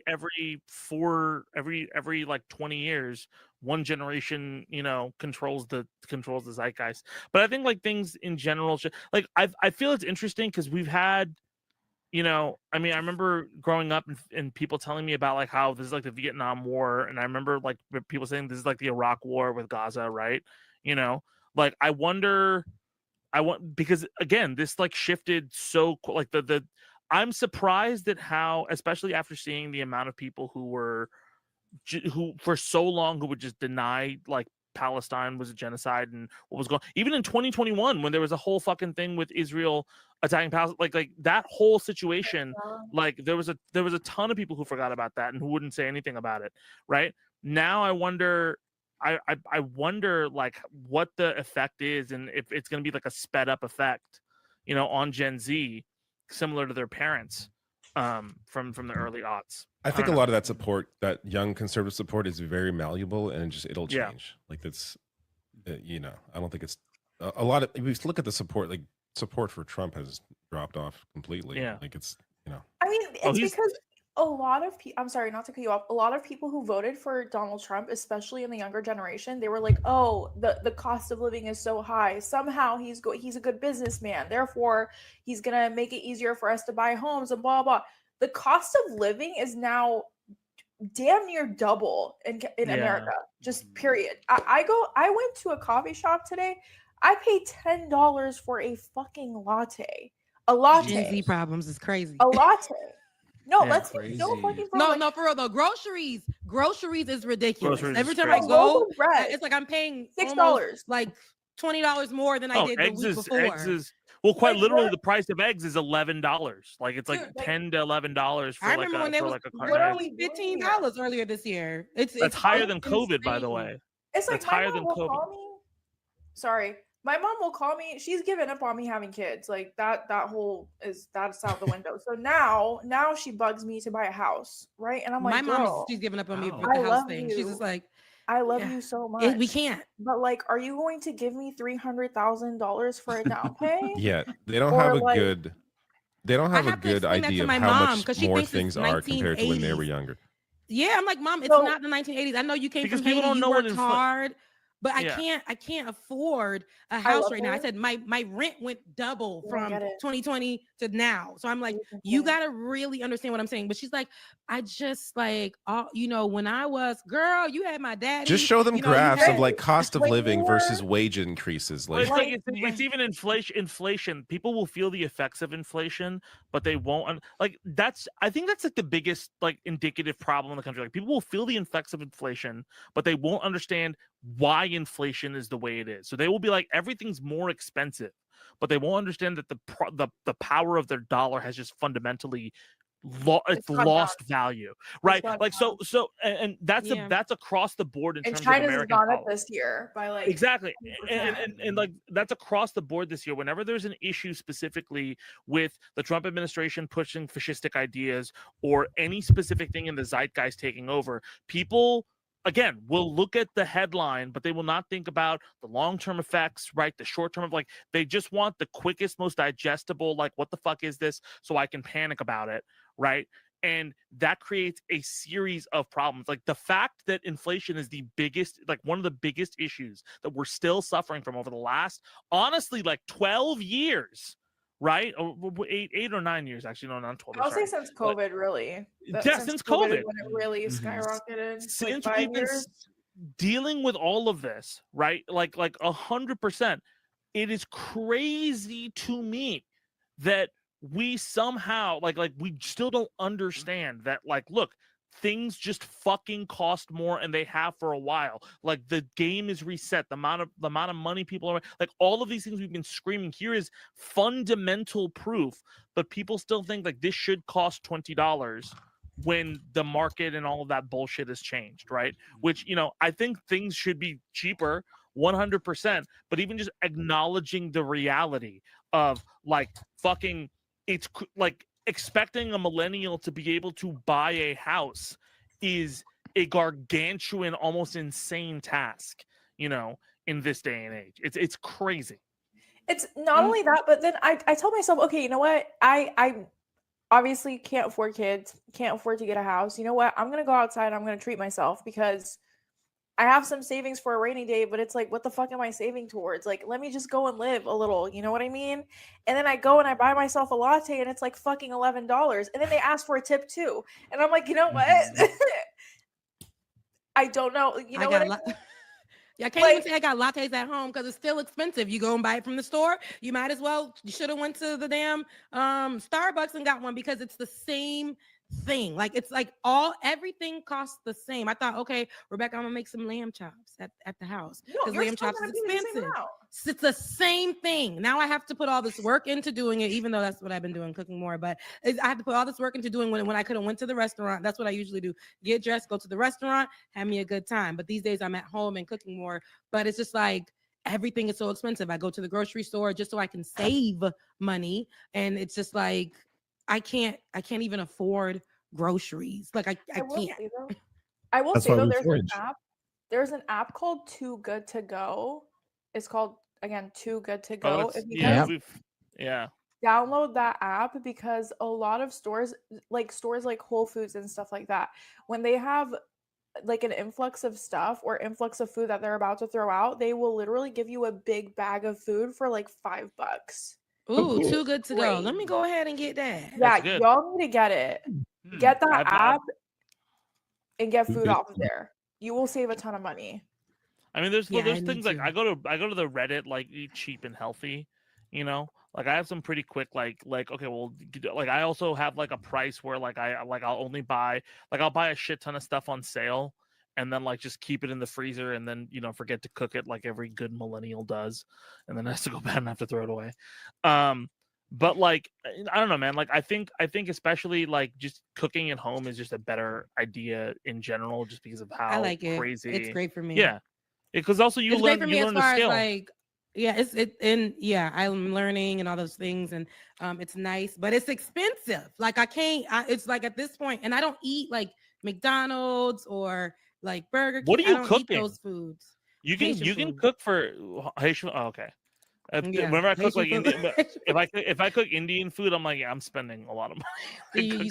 You get the meats and all those things. But yeah, my last question to you guys before we get out of here is somebody put this out there about millennials, and they're like, millennials check the mail once a month. Is this true? The mail? The mail. They check their mail. It depends if I'm expecting something. And after that, you don't check it anymore. You don't check that. You don't. No, it's at least once a week. I do once a week. I mean, I as have well. bills and stuff. I don't right? check the mail at all. I check. I check the mail. I don't. Bro, Ariana's like, I don't know what mail is. I don't care. I'm getting an $11 latte right now, and it's fucked up. Like, dude, when I tell you, I literally went to the. I'm not even exaggerating. I went to the grocery store today and I got depressed. I was like, I bought chicken thighs, some raspberries, and some apples, and it was $30. And I was like, you know what? God. You know what? I just got so depressed. Like I'm not even. That was actually partially why I took the shoot. Are you in California? Like, Are you in California? This is so cruel, honestly. No, she moved. She don't live in California no more. Oh, you I don't live in in California? New York. Yeah, this stuff. Oh is gosh, okay. Yeah, New York's I don't. New York got that like New York tax. Like it's pretty expensive. Well, like, But in has- New York, the difference in New York. Yeah, the difference in New York when I lived in Brooklyn, I would eat better than I do here. I had $1. I'm hungry. Got $3. I'll jump the turnstiles if I couldn't afford to get on. I'll jump and be on there for free. And then I'll go down to 14th Street, have me a nice, people watch. Go to the Whole Foods over there. My friend over there, they used to be giving good money on food stamps. If you said you were poor because you were just living like in a freaking shack and somebody's renting you a room or whatever, and you said you were homeless, they would give you like food stamps and free insurance and all that. So my friend would go and use her card at Whole Foods, and we'd be eating good, right? Sitting over there in Union Square, or we'll get $1 pizza. That was back in the day. We'll do those things, right? And or some of the bars would have $3 chicken wings, $2 drinks or whatever. It used to be nice and affordable when you was poor. okay, over there in New York. You probably couldn't afford to live, but you can go outside and eat something. But like I think now, that I was just COVID though, because even the $1 pizza slices, like those don't exist anymore. Like, wow. yeah, no, there's no more. Actually, there were a couple of TikToks of people talking about that. But even then, because I come from the Bay Area, so the Bay Area is still more expensive than New York City. And I will say, New York City is not as expensive as you make it. And what I mean by that is like, if you know the places to go to shop, if you budget properly, if you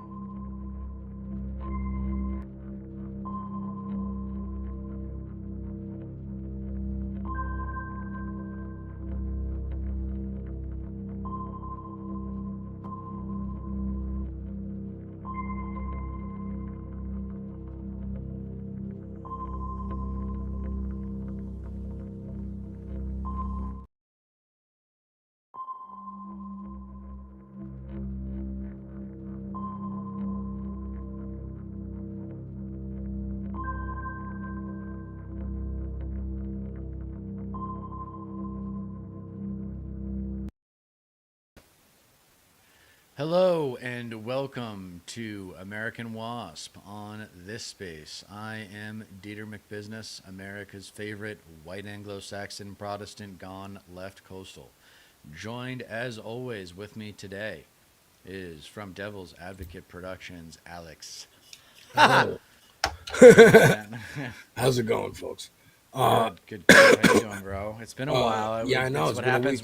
It's what happens when you take a week off. It ends up being 2 weeks. So it was good. I hope people tuned in. Did my first 2 essays last week instead of the regular show. Alex and I both just had shit going on, and man, a lot's happened since then. Yeah. I know you've been online a lot, so I'm interested to cover whatever you want. But I wanted to start out with just, letting you know something specific with my content creation is my partner for Left Coast Live, which we used to do once or twice a week. Stateless Patriot, he's just had it with news and YouTube content creation. He's just taken the rest of the year off. Yeah. And he's just had it. So I can understand. I still stay connected with him. I told him, I said, man, if you have any insightful things to say that you want to just give to me, Yeah. just go ahead and shoot me a text, man. If you are paying attention, some kind of insight comes your way, you let me know. But no, the usual shit with me is I've still got way too much conservatism and way too much MAGA in my life. I don't know if I told you, but I found out another member of my extended family is MAGA. Oh, and no. Fortunately, I'm not tight with this person, but it's just unfortunate. It's just unfortunate. Yeah. Because he or she is probably, based on the way that they're talking about it, never gonna come back. That sucks. That sucks, man. Yeah, it's okay. These things happen. I've gotten used to it, man. Yeah. I've gotten used to it. It's just the way life goes in America today. You either got to choose your country or fascism if you encounter a MAGA friend or family member. That's really where you have to choose where your loyalty lies, because MAGA fascism is just as anti-American as it gets. I mean, let's start there, because a bunch of texts got leaked and of the Young Republicans Club. And these are, choice words. The full article here is in Political. Like, it's just the most vile, It's everything you would expect, right? It's everything I would expect, but also and then some. I could see 10 and 11-year-olds talking like this do you remember the whole comedian thing is starting to get to me, right? And I think the thing is they thought just saying slurs was a joke, and it was about how you craft the joke, like Carlin would, or Sure. fucking Mitch Hedberg or but they just skate right past that, and they're too dumb to understand, and they don't get that the joke is, oh my God, this is so racist. Like whenever they point out Jimmy Kimmel or Sarah Silverman did blackface or whatever, it's like the joke was, this is so offensive, no one would do this. Not this. Yeah. It's just the weaponization of that over the last 20 years by the right wing, and this is how they're talking to each other. And they Behind closed doors. It's not a joke. They're serious. They just talk about it as if it were a joke. They're always talking. What were some of your highlights? Let's get specific. I What mean, were some of your highlights? The title of the article is right there. But just Hitler. like, yeah, man. Like, let's put this back on screen. Like, it's just the most. That's why it reminds me of like 10-year-olds. They feel like kids at school looking over their shoulders for the teacher and like saying bad words to each other, but they're in controls of the levers of government now because they meme their way to the White House. It's internet culture. It's the basest, lowest form of internet culture. Because have you ever been in a fucking video game lobby where you can hear other people talking, playing Call of Duty or something, or Madden? It's the most, it's just slurs, constant slurs. Constant slurs. And it has been since people could talk to each other over the internet. The first thing we did as a species with the internet is show each other porn and curse each other. That's the first thing we did. We started getting into arguments. So, I mean, that's number one. Yeah. Of the things that happened today. This is a little addendum to that. My bad. There we go.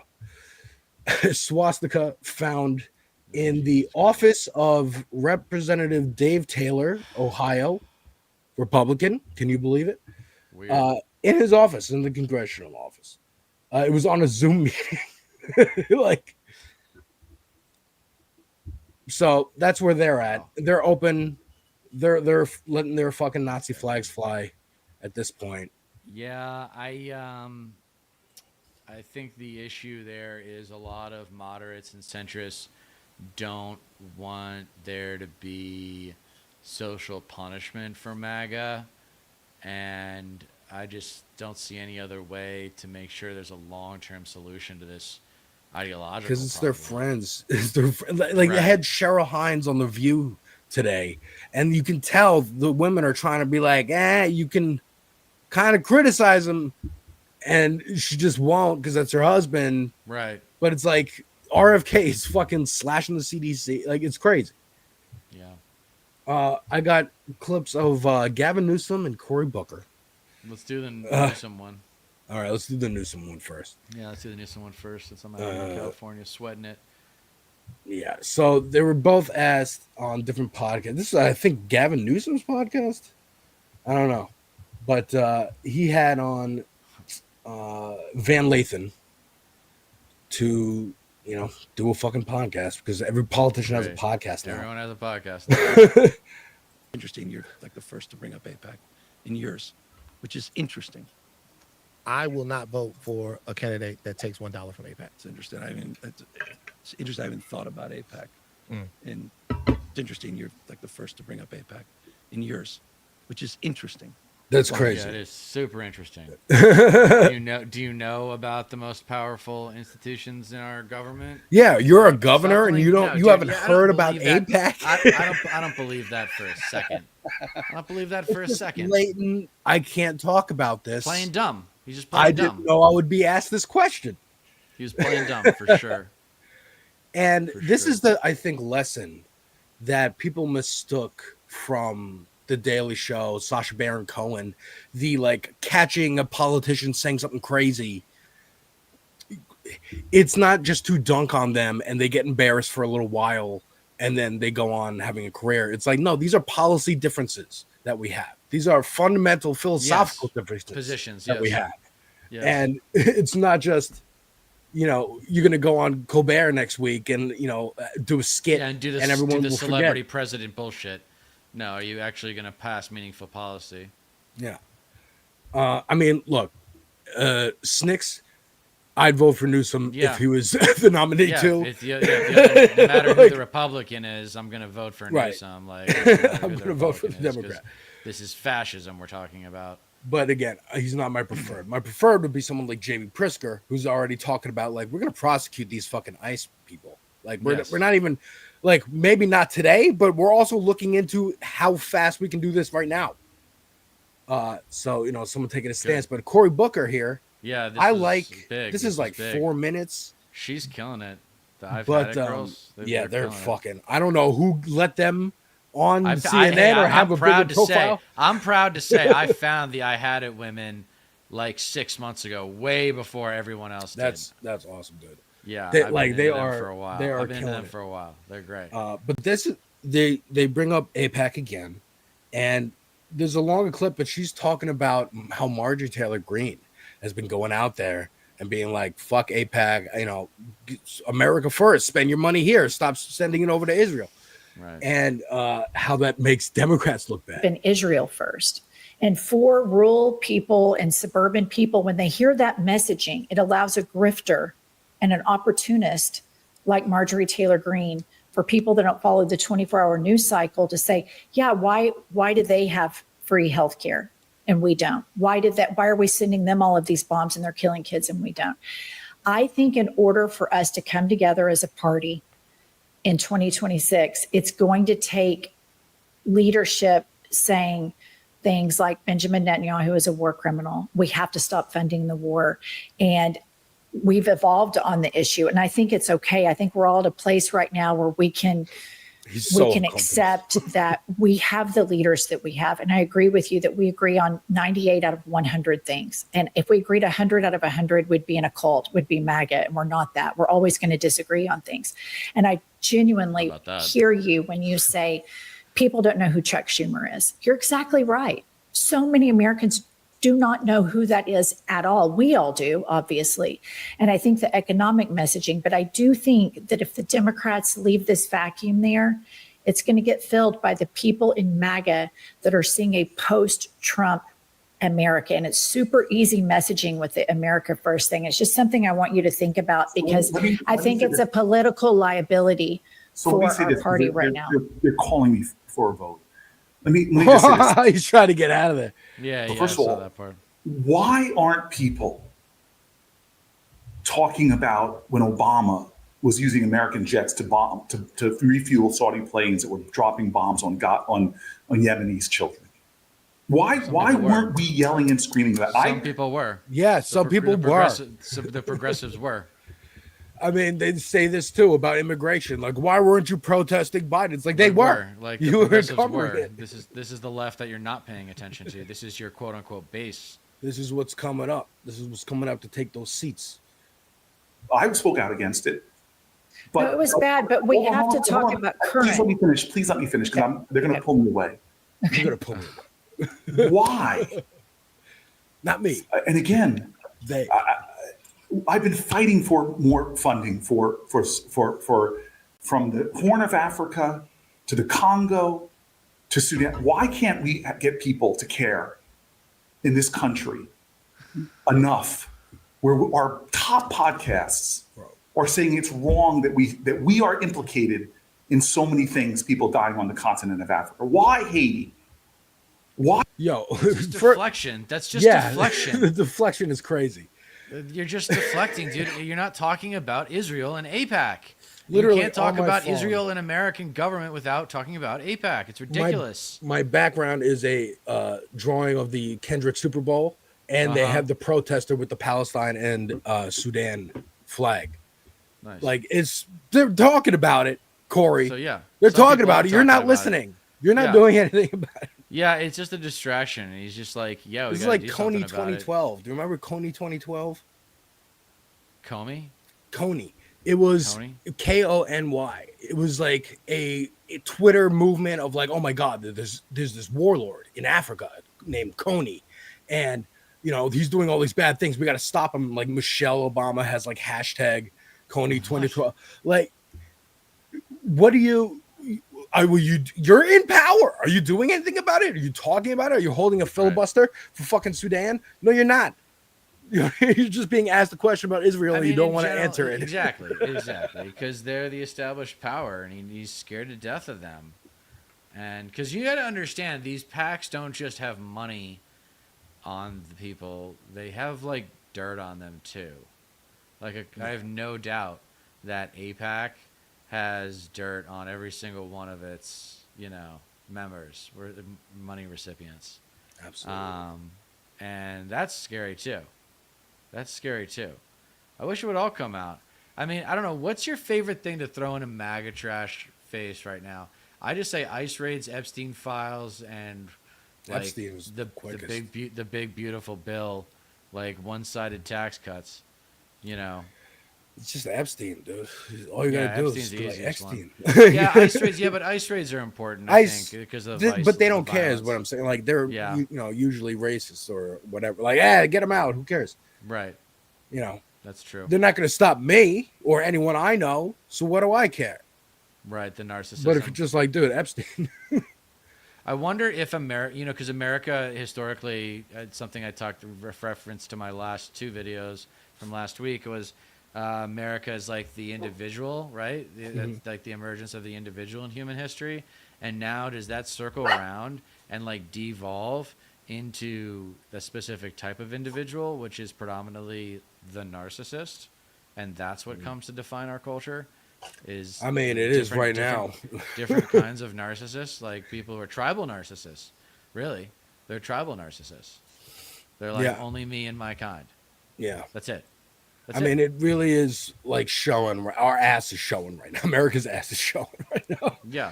And it's going to take a long time, like it did with Bush, and Obama did the apology tour that Fox called it, of like going around and being like, "Hey, sorry for like Iraq and Afghanistan, and calling you all pussies for 10 years and whatever." Yeah. And like, how can America come back from this? I think so. I hope so. With the right leadership. I think the right leadership. I think people. We got to have big balls leadership. I like Graham. Yeah. Plattner. Like Graham Plattner. This was in response to Janet Mills announcing that she's running in Maine against Susan Collins, while he's been running against Susan Collins. This is the Democratic establishment's attempt to, not have a progressive in the seat. And this was his response yesterday, which I think was perfect, actually. Hey, Graham Plattner here, running for Senate up in Maine. I'm running against Susan Collins, AIPAC, Super PACs, the entire DC establishment. Now, I know that Janet Mills just got in this race, and you're probably receiving a mountain of fundraising texts and emails. I'm pretty new to this politics thing, but I've learned something over the past few weeks.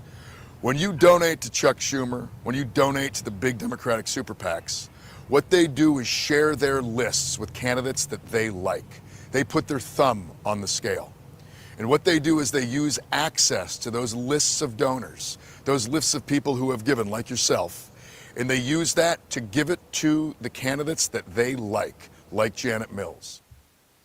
So he just perfectly explains why everyone, like he's talking to his constituents.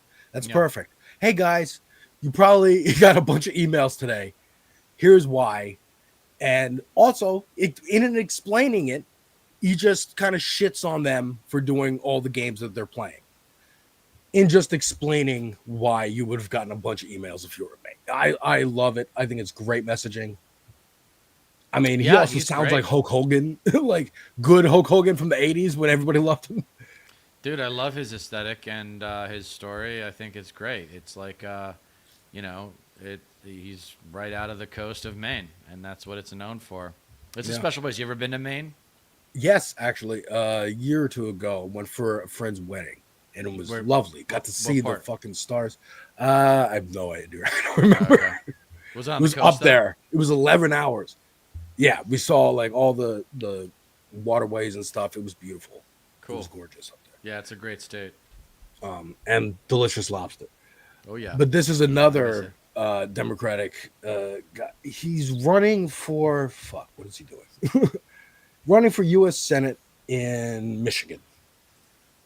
Dr. Abdul El Sayed. And I think this was a perfect way to message Medicare for all. Because you have to appeal to people's like you're saying, narcissism and greed and whatever. So Medicare for All is a small business empowerment program, right? Investing in public schools is a small business empowerment program. But then beyond that, huge corporations play this game with state and local governments. They pit them against each other for whoever is willing to give them bigger and bigger tax breaks. And I would rather than giving huge corporations who don't need the tax break, I would rather give small businesses tax breaks. Medicare for All is a... I think that's a perfect way to message to the corporate types. Yeah, like, small hey, business owners. I think small business owners are the largest category of employers in America, even like category. Oh, You know, yeah? as I think so. So it depends, or it might very well be in that district, in that area that he's running in. I don't know. Usually, a lot of talking points like that are based on figures like that. You know what I mean? Yeah. But Or I who he's talking just to. think like he's probably talking to a lot of small business owners right there. yeah, and I think just like messaging that as like, yes, if you invest in your schools, you'll have But no a one's- better but still, no workforce. one's Like even going if you're after- talking about it in capitalist forms, it's like, okay, you can still pitch this to capitalists. Right. But he's got to get to the fundamentals though, which is like how we define the relationship between the government and the citizen. We have got to get over this. Yeah. We keep arguing the point of whether or not government is the problem. It's safe to say the unregulated free market is the problem. Right? Yeah. Because that's what we got on our hands right now, is an unregulated, off the rails free market. And here's the deal. It's been spiraling into this for 45 years. Someone needs to say this. Like there's a saying, the battle for the future is waged in our understanding of the past. And we need to come to terms with how flawed our thinking has been for so long. I'm telling you, like an alcoholic or a drug addict, and our addiction is greed. Yeah. It is greed. Even that we need to frame it these ways is indicative of the centerpiece of our society being greed. And I want equal opportunity society. I don't want communism. I don't think everybody deserves the same. And it's impossible to have that anyway, because some parts of the country are always going to be better to live in than other parts. So how are you going to get equality? You're going to make everywhere as good as the next place? No way. Give me a break. It's not going to happen. And with who defines good and like Right, you know, exactly. if it was up to me, everything would be like Mega City 1 from Judge Dredd. Like I want city everywhere. I don't want to see any greed. But you know, other people want to see cul-de-sacs everywhere and whatnot. I don't know, the mountains and the green, like Iowa. Iowa might be my favorite state aesthetically for that reason. I could Beautiful. not tell you that. Like what? Beautiful. You got to do a cross-country drive at some point, man. I mean, that would be cool. I would love to do that. You gotta That do a actually has been a cross-country lifelong drive. dream. Yeah, you But should. speaking of good messengers for Yeah. the Democratic Party, Yeah. Mr. Zoran Mamdani today was on Fox News. Oh my And God. I think Oh, we let's should get just it. go Nice. through all these clips because we're gonna Yeah, definitely let's talk about enjoy it this. tomorrow. Let's chew on this. Join us, Deter, if you're available. We're doing the debate, Zoran Wow. versus Cuomo, tomorrow, Okay. starting at around 7, folks. Okay, So 4 p.m. Okay. but you know, jump in the Discord for all that. I might be able. But- I might be able to join at the end of it because I think I got a football game to go to. But yeah. Word. But yeah, so this was, you know, highly anticipated. Aired at 3 o'clock in the middle of the day. So, you know, where they Middle of the placed day. it Why on would they not put this in importance. prime time? That's so Because lame. they don't want anyone to hear him talk. That's why. But yeah, here You we want go. to be the mayor of New York City, which, you know, last night I chat GPT'd, where is the capitalist and global finance center of the world? And it said New York City, which made me feel good as someone who loves New York City. Is that a moniker that you're proud of and one that you want to continue for this city? We should be proud of it, and I will also say that that's one thing you have in common with Andrew Cuomo, because he also uses ChatGPT to answer many questions, including how to actually resolve the housing crisis in this city. And Right. it's time that we are not only proud of us being the financial capital, the cultural capital, but also we should make it a capital of where working people can afford to live in this city. Because right now what we're seeing is that 1 in 4 New Yorkers are being priced out of the wealthiest city and the wealthiest country in the history of the world. That's absolutely true. One of the things that's also true. So again, just great. No, we're going to stick with him, aren't we? Definitely. Yeah, I got Okay. some more. Yeah, let's stick with him.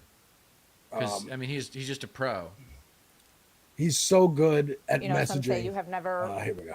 I want people to recognize too, though, that like, yeah, a lot of it's talent, but the other two variables that go into creating a communicator as effective and as efficient as Zoran Mamdani is a combination of training and then the work ethic to prepare for these things. Yeah. He's not coming in just off he knows what he's going to get asked. And Yeah. he has specific things, and he has little jabs that he wants to make, that get like the Cuomo thing. And he's always smiling. He never Yeah. loses composure.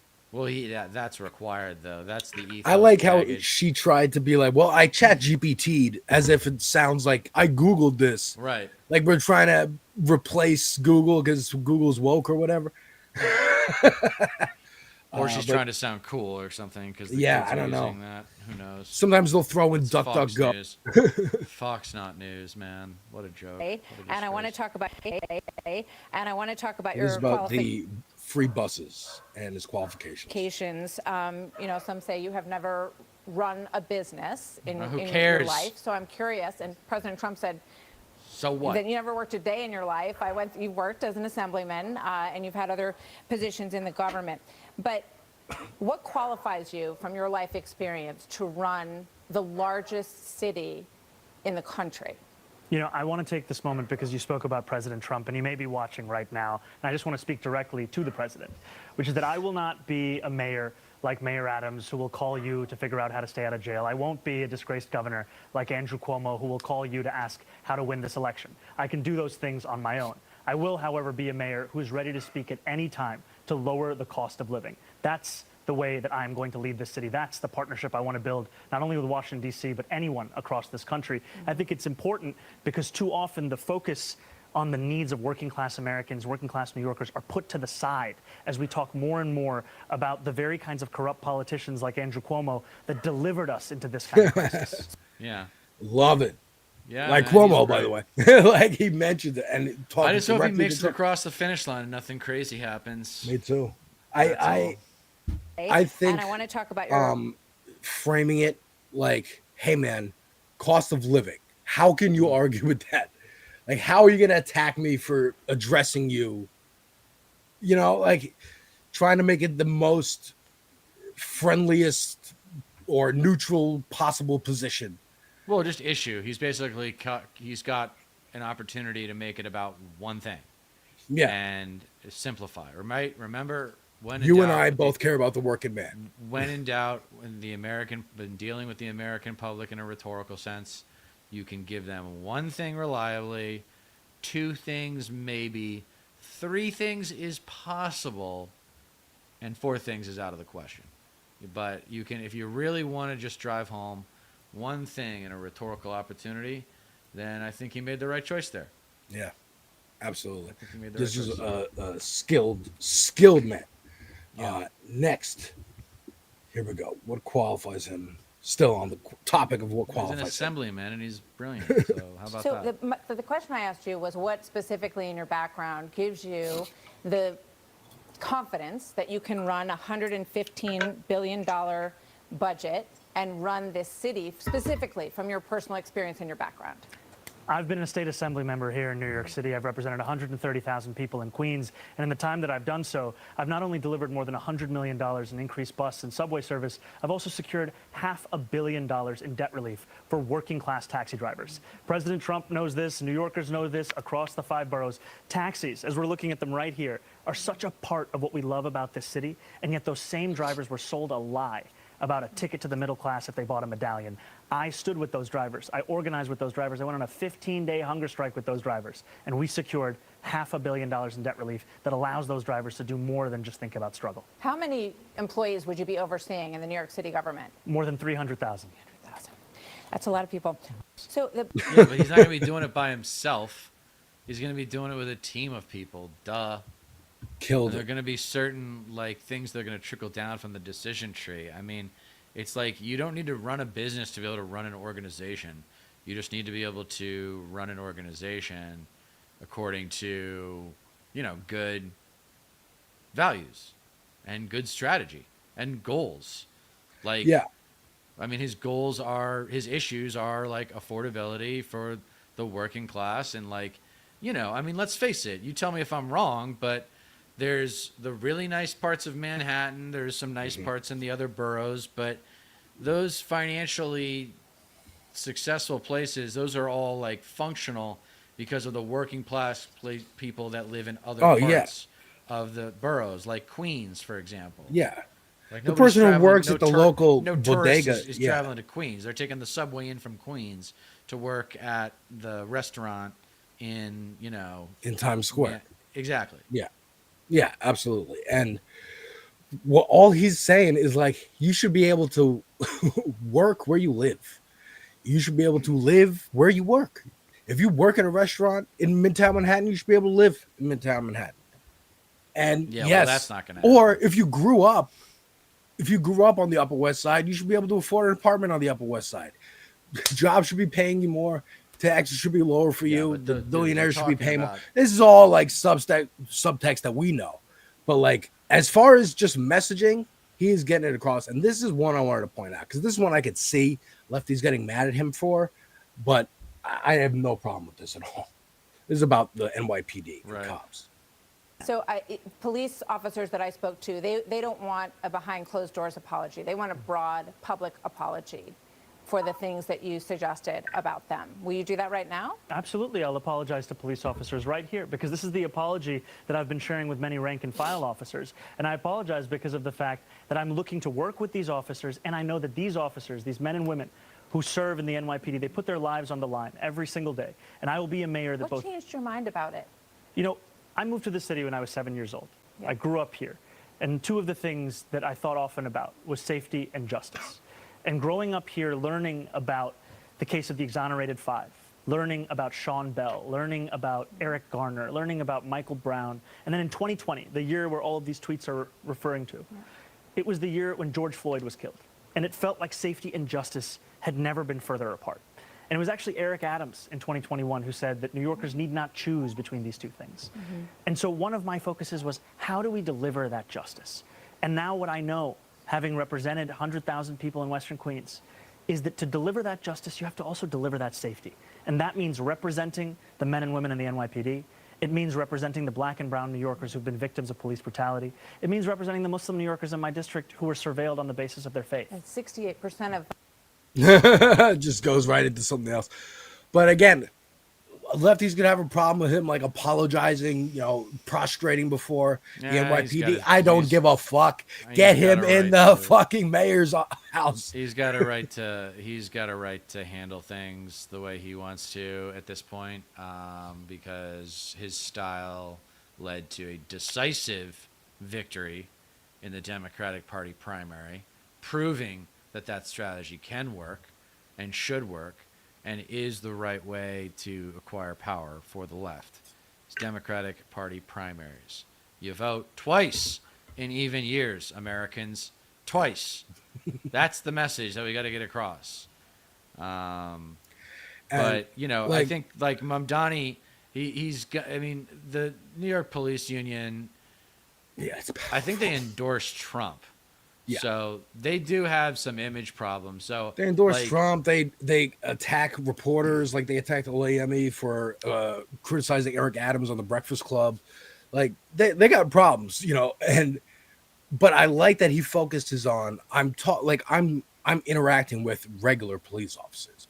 Yeah, the bosses will come around when all their rank and file are like, yeah, we're with this guy who's promising us like we're gonna actually not have to stand around in the subways. We're not going to have to just like fight for overtime. We're going to be able to work real cases and like actually fight crime and do the things that we're supposed to do and protect the community.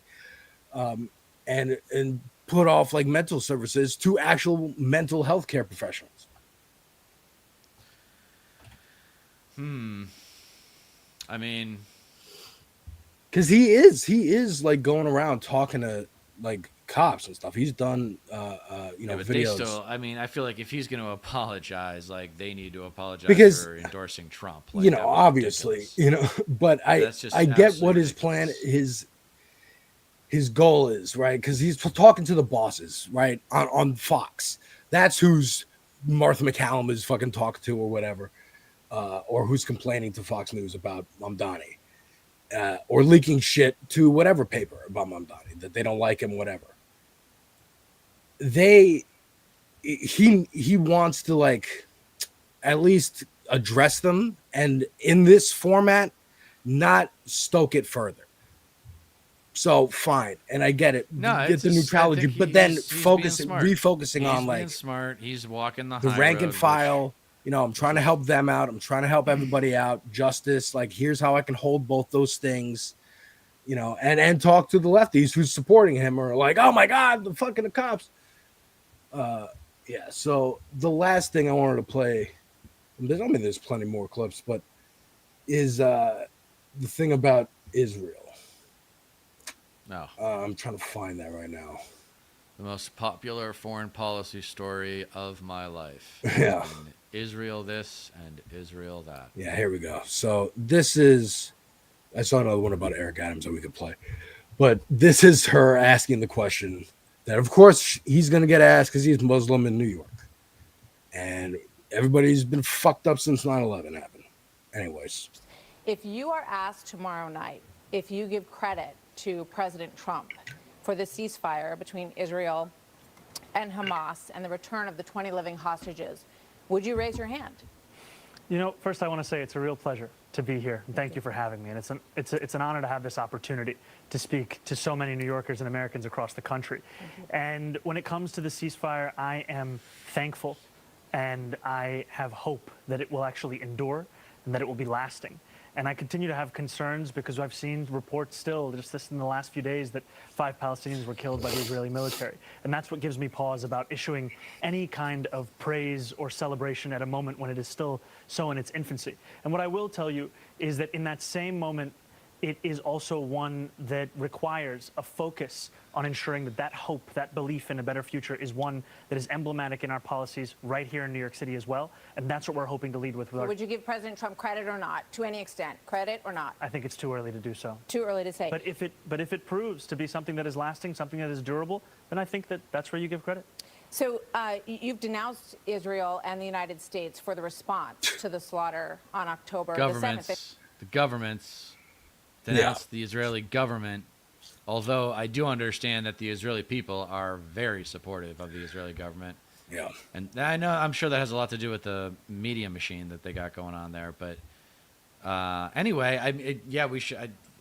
I thought he handled that fine. Absolutely. Because he's like, yeah, dude, if it lasts, which, it's not going to, they're already back to it. Look, we want someone to get up and punch Trump in the face and knock him on his ass and take a flamethrower to MAGA. Zoran is not going to do that. Zoran is going to help build the possibility of that happening. Yes. That's what his job is to do. And because I think just the smart New York lefties mayor's race, understand that. Yeah. No, it's okay. I was just going to say, I think smart, thoughtful lefties understand that he is a stepping stone towards greatness. Because what's happening right now is for normies, they're all bummed that Trump won again. And a year in, it seems like there's no like rah resist movement happening again. There's kind of this defeatist nihilism taking hold of normies, and that's freaking them out. So a New York mayor's race is something to pay attention to, and it's New York, so it's one of the most important places on planet Earth, if I do say so myself. But it's also indicative of, especially since 9/11, Rudy Giuliani being hailed as like America's mayor and blah blah blah. they've cemented this New York thing as like it is representative of the country, and so they are worried about it. Let me tell you something about Hollywood that's true about life. When you are trying to break into something, whether it's a job in the entertainment business or a job in finance or a job in construction or whatever, okay? When you're asking people, like, they're looking for a reason to not take you seriously because they get hit up all the time, especially in places like Hollywood and big money. And, you know, they're looking, 50% of the people that come to them looking for a favor are not worth their time, at least. Right. And so they're looking for a reason to not take you seriously. Most of the time, I feel, and this is something I think the left struggles with, is how do we present ourselves in a way where others are going to take us seriously? Zoran's doing that, but what I still want to hear is someone ripping conservatism out by the root. And I think that's where like someone like Graham Plattner can come in. But you need the right hand. Think about what you need to get that done. You need a lot of people helping to make that happen. All at once. It's going to take years, and it's going to take election cycles. But the thing that I was going to say was New York City is, whether you like it or not, haters, a legitimizer. It is the best urban legitimizing force in American culture. If it's going down in New York City and it's different, people are paying attention. Yeah. Fashion capital of the world, finance capital of the world, like arguably Los Angeles. I mean, you know, they serve different purposes in different ways. Like, it would be fun to write like a book and do just New York and LA and like everything that they do and, you know, in American culture and economy. That would be interesting. But, you know, I mean, I think it's a lot of American culture and society, because there are so many entertainment options, you know, and think about like even just the age between us. Like, when I was growing up, reality TV was just taking off. Yeah. You know, it just became a thing. The Real World was the Real World for like 10 years until other people tried the same thing on different networks. And now you got the internet. And now you got like 2,500 channels. And so, you know, you got to get people's attention. And New York City mayor is a notch It's attention on the grabbing, belt. especially It's in a feather. non-election It's a feather in the cap, yo. It's a big... Yeah. It's one that you notice too. It's not just any feather. Especially it's a big because it is mostly this is a Democratic Party worry, right? Because the Republicans are thinking like the Democrats did when the Tea Party happened. Oh yeah, let these crazies run and everyone will see how crazy you are, and then they'll vote them out. Oh shit, they're getting elected. Oh shit, they're taking over the Republican Party. So they don't want that to happen to them, and they're seeing it happen. And so the elite establishment of this country is focused on this race. And again, but they're such cowards, because there is a way to negotiate the transition from a capitalist society to something that resembles a socialist society, because it's just not ever going to get there, at least not in my lifetime, I don't think. But and that preserves the wealth of the class, at least in a significant way. You know, not to the extent that they want it preserved, right? But they'll still come out of it with very comfortable. Yeah, you know, they'll come out of it very comfortable, but they're scared to death.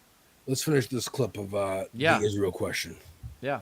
In fact, at times you called it a lasting stain, the response, and at times you have left October 7th out of your statements completely around this issue. Right now, you just talked about Israelis killing some Palestinians, but Hamas is killing Palestinians within Gaza. And they have not returned the bodies that they promised to return, including 2 Americans, Itai Chen and Omer Nutra, whose families we have interviewed over these months. So what is your response to what Hamas is doing now? I think those are bodies and remains that should absolutely be returned. And I think that I have no issue with critiquing Hamas or the Israeli government, because my critiques all come from a place of universal human rights. And my focus, however, is right here in New York City and transforming the most expensive city in America into one that's affordable for each and every New Yorker. But okay, I want to get to that absolutely. But do Hammer you it. believe that Hamas should lay down their weapons and leave the leadership in Gaza? I believe that any future here in New York City is one that we have to make sure that's affordable for all. And as it pertains to Israel and Palestine, that we have to ensure that there is peace. And that is the future that we have to fight for. But you won't say that Hamas should lay down their arms and give up leadership in Gaza. I don't really have opinions about the future of Hamas and Israel beyond the question of justice and safety and the fact that anything has to abide by international law. And that applies to Hamas, that applies to the Israeli military, applies to anyone you could ask me about. Okay. So here's how I would say, here's how I would handle it. I'd go way more casual with it.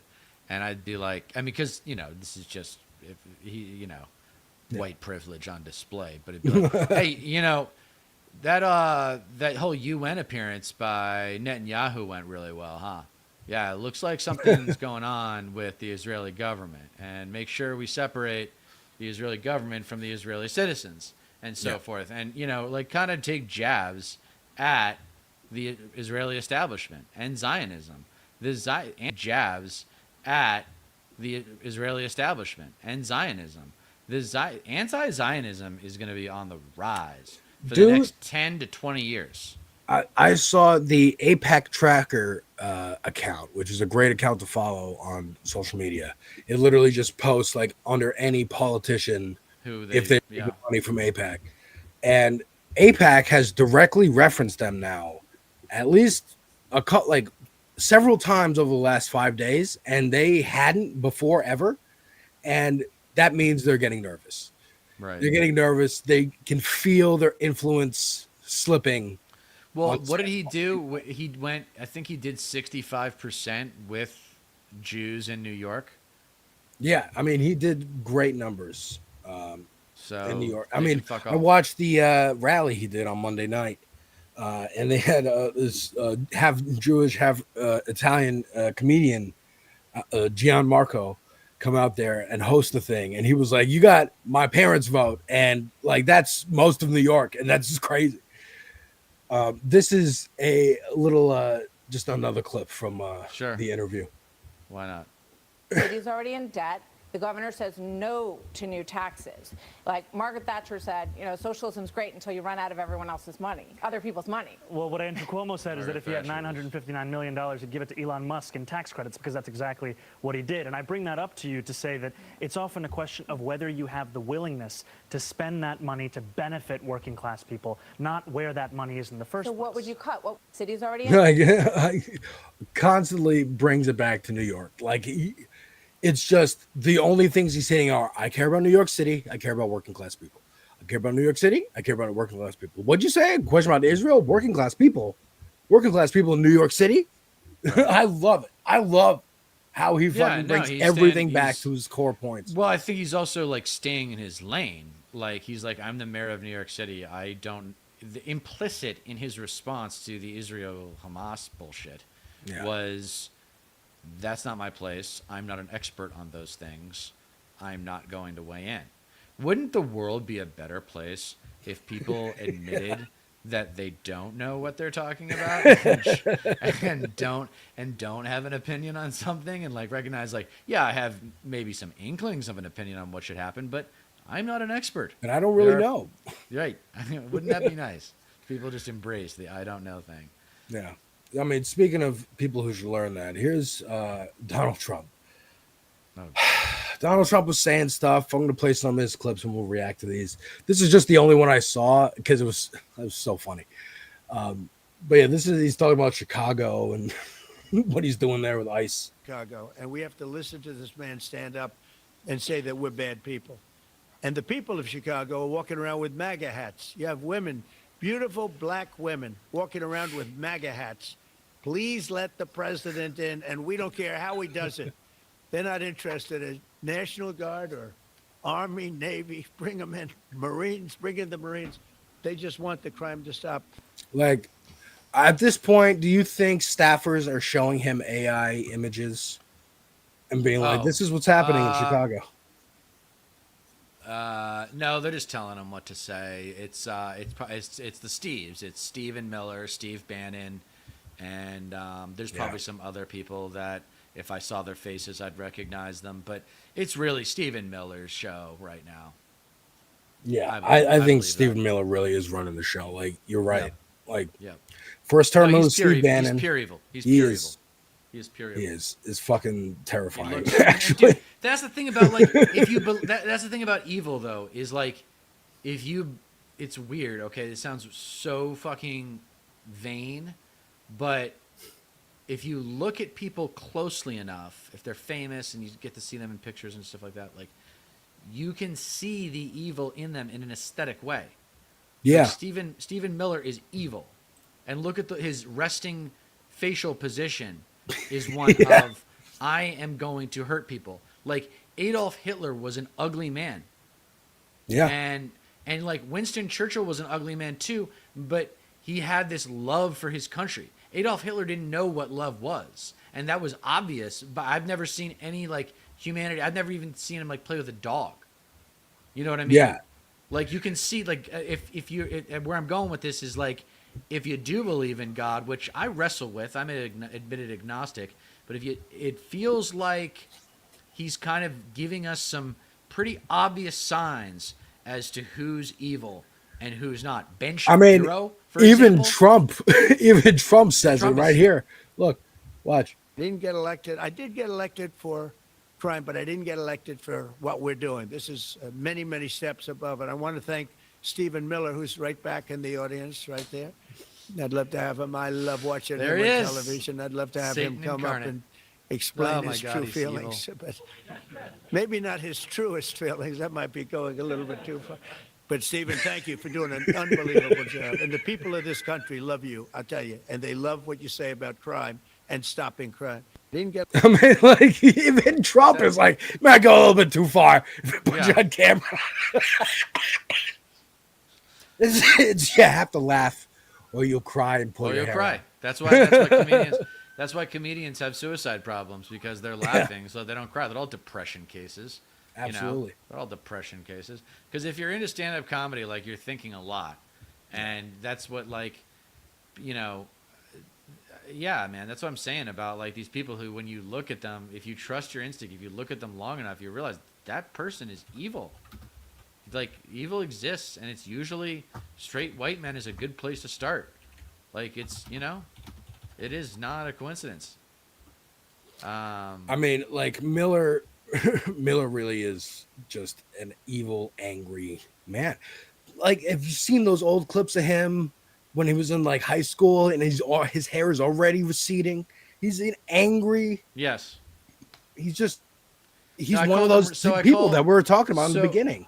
I call Stephen Miller and Ben Shapiro and Steve Bannon and a whole host of others revenge nerds, right? Yeah. They're guys that never won the big game and never got the girl, and now it's all about revenge because they missed out on those really great early life experiences that most of the rest of us had.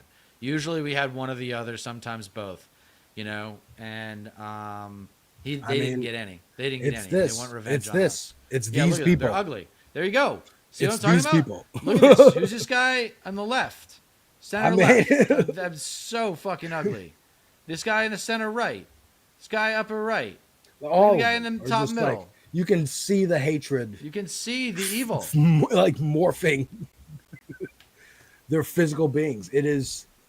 These are the people that have control of the fucking government, man. And it sucks. It's so fucking annoying. It's so annoying because they're wrong. Everyone knows they're wrong. Well, the They're thing that's still- really I hate scary the- is the thing that's really scary, bro, is the Gen Zs, because they think Trump is normal. They are having a tough time accepting that this is fascism, and they are now voting age. You got to figure, remember, like the guys who are men and women who are 25, 24 right now, they were only like 15 or 14 when Trump first started running. Yeah, dude. So 10 years, yo. Yeah, so like we gotta rebuild the country. They don't from know. the ground up. Like, yeah, they don't know that this is wildly But abnormal. what they Just do, like but I what didn't. they are either. capable of, but what they are tech savvy enough to do is to go down a research rabbit hole and they figure out Yeah. what actually has been going on since 1980 and how our frame of reference for what the relationship between government and citizen should be has changed and deteriorated since then. That's what they can do. That's what I have hope for. You got to get people to do it on their own. You got to catalyze the research rabbit hole in them, and then when they do it, you know, then they've earned it. Then they've come out and they're never going back, you know. Yeah. And then they're maybe going to get someone else on the horse, but they've got to go through the research rabbit hole, and that's what I try to do with my essays is try to give people like the research bullet points that they can use in arguments with other conservatives. But ultimately, the centrists and the moderates, they're the ones that could actually be lefticized, and so getting through to them is tough. Yeah, I think that's why I'm you know, hopeful when I see when I see people like Abdullah Saeed or Graham Plattner breaking through, at least what seems like breaking through in a way that makes the establishment nervous enough to get fucking old ass Janet Mills to run for the Senate seat just so that they don't have to deal with Plattner running. And I think just getting that message across of like El Said was Medicare for all, investing in healthcare is good for your business, for your small business, because then you don't have to pay for your employees' healthcare. How's that? One less thing for you to have to deal with exactly as an employer. Yeah. Like getting those messages across, like unionizing messages across, just the No Kings protest, I think helps. But again, like you've been saying, the DSA needs to be out there, getting people to sign up, getting people activated, getting people doing stuff on a weekend basis. Like I like Zoran's campaign of like scavenger hunts or Cat Abigazella in Chicago doing like knitting drives and streams and stuff, like getting. We got the No Kings rally is on Saturday. Yeah. Are you gonna go? No, I don't go to any protests. I don't go to any protests, dude. I can't afford it. With your job? I can't afford with my job, with like getting arrested. The hair, people already don't know what race I am. So I could be Hispanic. I get confused for Hispanic or Middle Eastern, and that's not what the NYPD, that's what they're looking for. So I don't fuck with protests, dude. Fair enough. I just don't. But last thing I wanted to react with you is that tonight South Park is back with a new episode, and this is their trailer for the new episode. Tonight, your students appear to be in some kind of cult involving the numbers 6 and 7 on an all-new South Park. South Park, new episode tonight at 10. All right, so that's Peter Thiel. Peter Thiel. So they're coming after Peter Thiel. There's some new meme going on TikTok, 6 and 7. I don't know what that is, but they're coming after Peter Thiel. So I'm excited. I'm making a reaction to a review tomorrow for this. I love South Park. I'm happy they're back. They are spotty this season. They're like taking weeks off, which they usually don't. They usually just make every episode in a week. But they've been pissing off all the right people this year, and I'm fucking thrilled. They're with geniuses. They're fantastic. Those guys are great. Yeah, I think Answer's right. The social contract needs to be revived. Like, people need to call each other out for heinous behavior, like fascism, like cheering on ICE, like ripping families apart. The narcissism is pretty evident when you say that law enforcement has a racial profiling problem, and then people interpret that as you hating on America. Right. And it's like, what? And then Mom Donnie has to apologize for these tweets from 2020. Like we clearly have a racial profiling problem in law enforcement. Like, that's not, the data proves it. Okay. It's not a coincidence. And so for it just shows you how much power those police unions have. Yeah. For an anti-union, party, they love those police unions. They sure do. They sure do. Are we going to bring in the next host to segue into the next hour? Are you ready, Lumen? Yes. Yeah, he's ready to go. All right, hey, let's do it. What up, Lumen? How you doing, my man? Oh, you're on Oh, you mute. gotta unmute yourself. Gotta unmute. There you Yeah, go, brother. How are it's almost 7 Eastern, 7 Central, 6, 7, 8, 7. That's a so that's a thing, like it's a white kid thing. It Nice, just the best okay, kind. yeah, It's it like refers to TikTok. like height. It's like a TikTok height thing. And they just it's like one of those memes within a meme. It really doesn't mean anything. It just know it makes old people our age confused. confused. Yeah. So, yeah, So they think it's funny. Yeah. My wife is a therapist and she works in a I don't want to say all black school. It's not a HBC, wouldn't be a university, HBCH. It's not that, but it's a school in New Orleans where like it's mostly black kids. And like nobody's doing Cindy or 6'7". It's definitely a white kid phenomenon. Yeah, sure. But yeah, what do you think about? Are you gonna be here tomorrow for the debate, the Cuomo debate? Oh, that's tomorrow is Thursday. I have therapy, and then Or are you gonna watch it? I should be able to swing that. I don't see why not. I just had to run through my mind what's going on, but What do I you should. think Yeah, of, I should be there. His appearance on Fox. It was pretty good. I mean, and I watched it through the lens of Hassan Piker at work today through my band account. I'm very proud of that band. But no, Hassan was right. Like at the end, they had no choice but to humanize him. And I also saw the Cuomo hecklers today with the fake Cuomo, and it's just like individual like agitator cells that are just following Cuomo around. Yeah, and it's just great. making him look foolish. I love this. I am more interested, honestly. Like, you know, God bless Mondami and all that. I'm not trying to downplay the guy, but I'm as far as entertainment goes, Right. I'm more interested in the Tearing him humiliation ritual Yeah. of Cuomo. This is something like this is medieval times. Like it's like a guy Decades like coming, dude. self-flagellating himself for like no Yeah, what's he reason. Like he's thinking? not gonna win. I Dude, don't. the interview with Stephanie Rule, where she's like, "What do you and Trump have in common that you would have the same donors?" And he's like, "Well, we're both from New York, so you know, people who know that we're from New York would want to donate to it." Yo, and like you said about Fox News, like one of the things is like, oh, they're asking Mondami like, oh, you've only run a you've only been like an organizer or whatever. Yeah, Never run a whatever. business. And That's I was always like, their Donald play. Trump has been president twice, dog. Like, what are you talking about? Like that is done. Like that's dead. Yeah, and I mean that in the most positive way. And I'm actually going to get into that a little bit in my stream to where I think like Donald Trump is the most perfect American president. Like if you could make him in a lab, yes. like that's what if you took America and it like birthed a president, like it would be All the Donald Trump. stereotypes of America Exactly in what one we man. deserve. Yep. And it's like I tell anybody that like you trying to stream on Twitch, you trying to get some motion on YouTube, you trying to do art, you trying to do music. Donald Trump has been president twice. What is your excuse? like even if you're bad at what you're doing, just keep going. Just be Someone will too see. stupid to lose. And like, yeah, it'd be like anything, you know, Kevin Durant, anything is possible. Like, That was I'm only actually halfway joking. no, that How's my wasn't Kevin cam- Durant. Go ahead. That wasn't. Oh, Kevin it wasn't Kevin That was- Durant? Who was no, It's it was Kevin. No, Yeah, it was the from the Celtics. Timberwolves guy. Yeah, I know. Oh, God, it's not embarrassing. Durant. You're right. It's Kevin Garnett. Garnett. Thank Garnett. you. Yeah, yeah, I yeah. can see him in my Anyway, face. I was gonna say Garnett.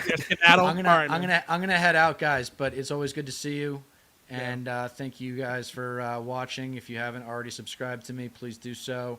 Remove YouTube from the stream, and don't forget you don't get change in America by asking nicely. Thank you.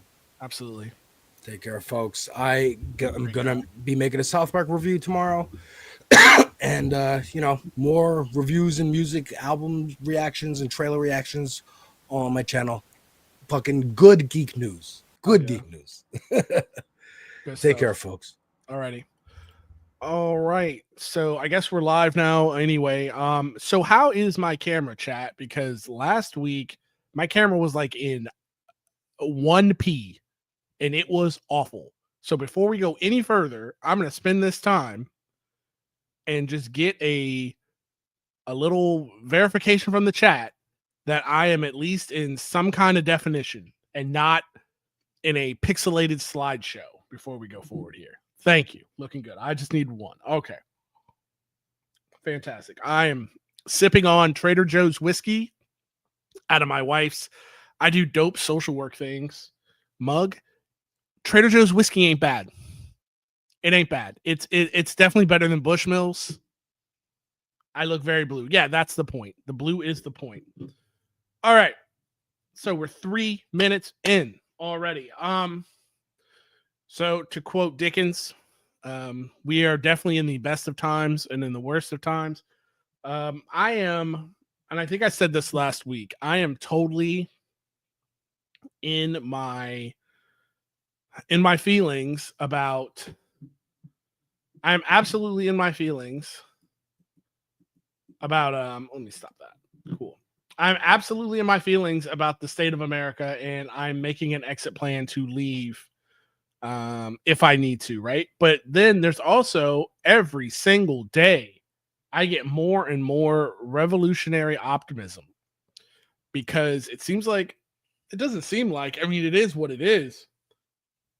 The people who are pulling the levers of this country are incomplete. They're super incompetent. Let's put it that way. And they're driving us towards a future of accelerationism that I could have never imagined. And no, before any of you say like accelerationism, so many people are going to die, so many people are going to be hurt. Yeah. That's all correct. And I don't mean to shrug that off as something that's not correct. But the issue is, you want the empire to fall like this. You want the empire to fall dirty and quick and messy. What you don't want is this constant slowly turning up the temperature till we're all frogs boiling in the same pot. That's what you do not want. And I say this again. Donald Trump, like I started out this stream, Donald Trump is, if I was going to make a guy in the lab who was the most, American president of all time, it would be Donald Trump with all the qualities of America. It would be Donald Trump. And if I was a sleeper agent that wanted to destroy the empire, the American empire from within, I absolutely would create a guy like Donald Trump and his henchman, Pete Hegseth. Pete Hegseth at the Department of War, which I love that name. I love that. I am not one of these pearl clutching liberals who is like, oh, he changed the department. It's always been the Department of War. You want a guy like this in charge. 100%. A guy who is going to rip the NPR colored mask off the brutal empire that is America and give it to people exactly how it is. Because it stirs up and activates the people in this country who have been, when you live in the imperial core, when you live in, the Star Wars world of Coruscant, that's where the empire, that's where the imperial seat of the Star Wars universe, you get a certain amount of ability, privilege, protection, insulation to be apolitical. What you want, if you're revolutionary, I'm not calling myself a revolutionary, but if you want things to change, you need to activate people. And Donald Trump is activating apolitical normies, or even apolitical people who voted for him, which is a beautiful thing. He's activated them to be like, what is going on with politics? Maybe I should find out who my representatives are. Maybe I should find out what their politics are. Maybe I should go to town halls. You've seen them all. So our Republicans have stopped doing town halls. And I would say this, it's not a Republican problem, because we know the Republicans are, that's a Tuesday that, especially we'll get into these leaks that came out from the young Republicans. We know that Republicans are evil.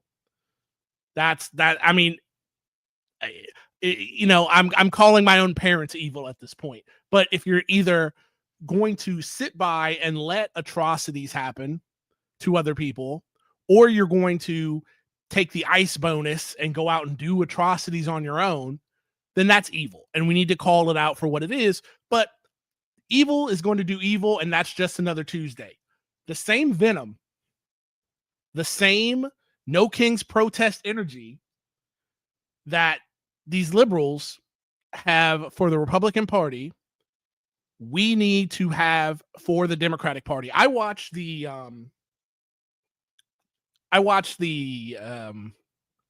clips of the I've Had It podcast today, and I think I said last week the only reason why I like what they're doing. I like they're liberals. It's fine. Everybody's got to start somewhere. When I tell people this, I've really softened my stance on liberals because everybody has a journey that they have to go on. And I was, a United States Marine Corps vet and also a cop. So it's like, yeah, everybody's on a journey. Like, everybody's allowed to have bad politics and stumble their way through it.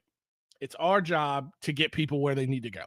So when I hear about people either going to the No Kings protest or I hear about people, join the DSA, I have a knee-jerk reaction of being like, poo-poo that.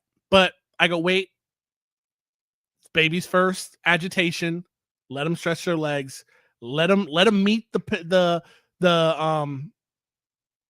Portland Frogman, and let them get tear gas with the Portland Frogman. We want Mimon Pop-Pop out there, with their I believe in science and Black Lives Matter, and I want them to know what CS gas tastes like, because they'd be like, oh, this ain't right. But back to the I've Had It podcast. Again, the only thing I would tell them if I could talk to them for 5 minutes is that I love what you're doing, but I need you to understand the only reason you're Oklahoma liberal white women, and the only reason you can come out here and make a career out of talking as greasy as you do about the Republican Party is because you're Oklahoma liberal white women. So just when you have thoughts and opinions and things to say in front of a microphone and a camera, I need you to focus it through that prism and understand that, because I watched them with Cory Booker. I cannot believe Rosario Dawson had carnal relations with that man. That man, the only person I can think in politics that's more cybernetic than him is Richie Torres. It's crazy. Whatever star crush I had on Rosario Dawson was broken as soon as I found out she was dating Cory Booker. But I digress. The I've Had It podcast. They held Cory Booker to account in the way that liberals attempt to hold liberal politicians to account. Slight, oh, I don't understand. Oh, oh, I know you're trying your best. And he was doing ID politics the whole way. He knew what he was doing. He was commenting on his identity as a black man who grew up in New York and sickle cell anemia and all this other foolishness as a shield to protect himself from Midwestern white women and their scorn. They knew it. He knew it. There's nothing they could do. That's just the politics of the day. That's how it rolls out, right? But the thing is, they don't understand. Yeah, I've had a podcast, ladies. When they're talking to Cory Booker, they think at most generous, they think they're talking to an ally. At most aggressive and cynical, they think they're talking to a fallen ally. Somebody that they can bring back into the fold and awaken this kind of, altruism inside of him. He never had it. That thing that you think he cares about his district and he cares about his constituents, he never had it. It's all a scam. Y'all are not on the same team. If the I Had It podcast ladies are actually not running a grift, and I'm not saying that they are, I'm not saying that they're insincere. I'm saying if they're sticking to the title of their podcast as their politics is I've Had It. Well, Cory Booker has not had it. He's not had enough. He's not had enough money from lobbyists. He's not had enough money from AIPAC.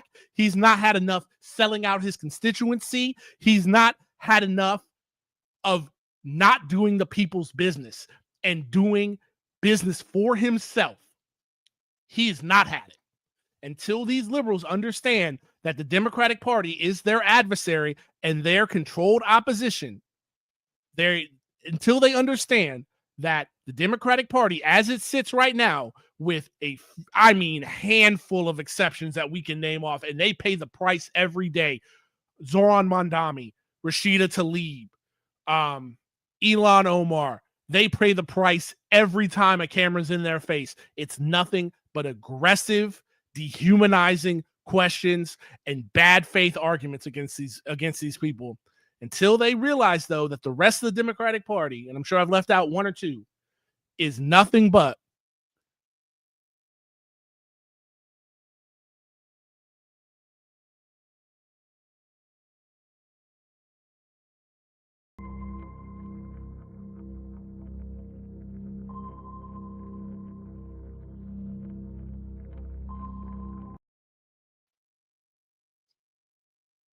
we crashed. No big deal. Got a nice whiskey break in.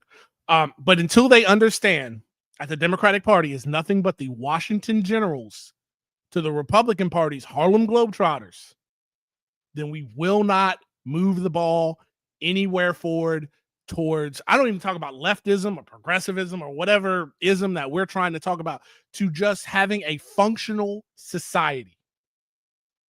Until they figure it's our job as leftists. There are very few liberals here, watching this space on a Wednesday night. Mostly we're going to be leftists. At best, at worst, probably sock dims. But until it's our job to get these people to where they need to be. That's my preamble. Let's get in to some newsy McNewsertons. Let's see here what we got. I have such sights to show you. All right. Can we see? We can see. Okay, cool. I can never know if that really works. Okay, so we have a fake ceasefire that's already been violated by Israel in Palestine right now. And there was some interesting stuff here from Politico that I wanted to read. I wanted to read some of this Political article and talk about it. Trump threatens to disarm Hamas quickly and perhaps violently as a ceasefire wobbles. The U.S. brokered Gaza ceasefire wobbled on Tuesday after Israel shot several people. Hamas dragged his feet on the side of the bargain, and U.S. President Donald Trump raised the prospect of future violence. Yeah, when the ceasefire gets broken, one side is known to kind of drag their feet after that. Speaking at the White House, Trump said of the Palestinian militant group, "If they don't disarm, we will disarm them, and it will happen quickly and perhaps violently." This is an epic Donald Trumpism, right? This is the I am, they don't have the cards. When they talked about Ukraine. Well, let me tell you something. You want to talk about not having the cards? The U.S. and Israel, which are one and the same. Israel is just the attack dog for us. They're our proxy, our colony. Don't get it twisted. They do not control the United States at all. There is no hashtag globalist conspiracy. They don't run anything. Let me tell you, but talk about cards. That is a bold statement to make after this last attempt at fully genociding and ethnically displacing the Palestinian people. Because, history didn't start on October 7th. This isn't the first time. The history of the Palestinian genocide started with the Nakba, started with in 1948. 1947, really, but still, you get me. And I said this in a previous video that you can check out on my YouTube channel, Lumencast, about the fake ceasefire that's already been violated. Let's do a reality check. I don't care. I don't care what you think about Palestine. I don't care what you think about the Palestinians. I don't care what you think about the H group. I don't care what you think about Donald Trump. I don't care what you think about Zionism or Israel. This is simple scoreboard. This is like, have you ever watched an NFL game and two guys have a hard hit and then the game is out of hand? One side's definitely going to win. And the guy, on the losing side is jaw-jacking to the other guy. And instead of engaging, he looks up and he just points at the scoreboard and just goes, scoreboard, scoreboard. This is scoreboard. Israel has achieved zero, not one, of its military objectives. Not a one. They never freed a hostage in combat. Hamas is absolutely not disarming. Hamas, the H group, by saying they don't want to govern Gaza, that was never the plan.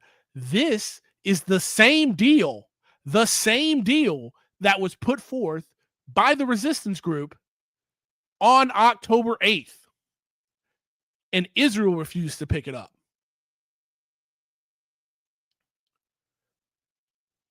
The tunnels are still in operation. The resistance fighters, the resistance groups, not just one group, there are multiple groups, and now they're all aligned with different politics. You've got my personal favorite, the PFLP, those are the Marxists and the Leninists, the Marxist-Leninists, secular guys, Popular Front for the Liberation of Palestine. You've got Palestinian Islamic Jihad. You've got a couple different groups, right? They're all unified now. One band, one sound. Then, tunnels, like I said, tunnels are still in operation. Rocket teams are still ready to go. Not been disarmed. Not going to be disarmed.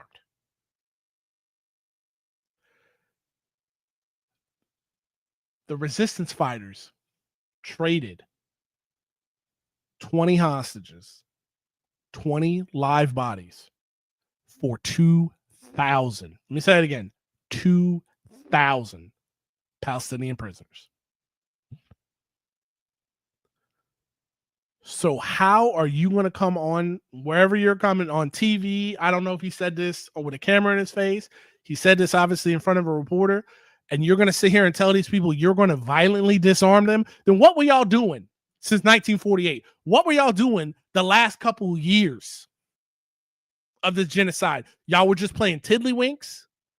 They were just goofing around. And also Donald Howe. Who's going to disarm them? You going to send in the Marines? What are you going to do? Bomb them more? Are we going to do this? Disarmed by who? Your puppets, the IDF, the worst warfighters in history, can't get it done. Who are you going to send in now? You're going to put American boots on the ground? I want this, and I say this in all seriousness, I want this to end. I want a free Palestinian state. I want a one-state solution, because the two-state solution was always a scam. I want a one Palestine. But if we can't have that, I want, and I'm gonna look right into the camera.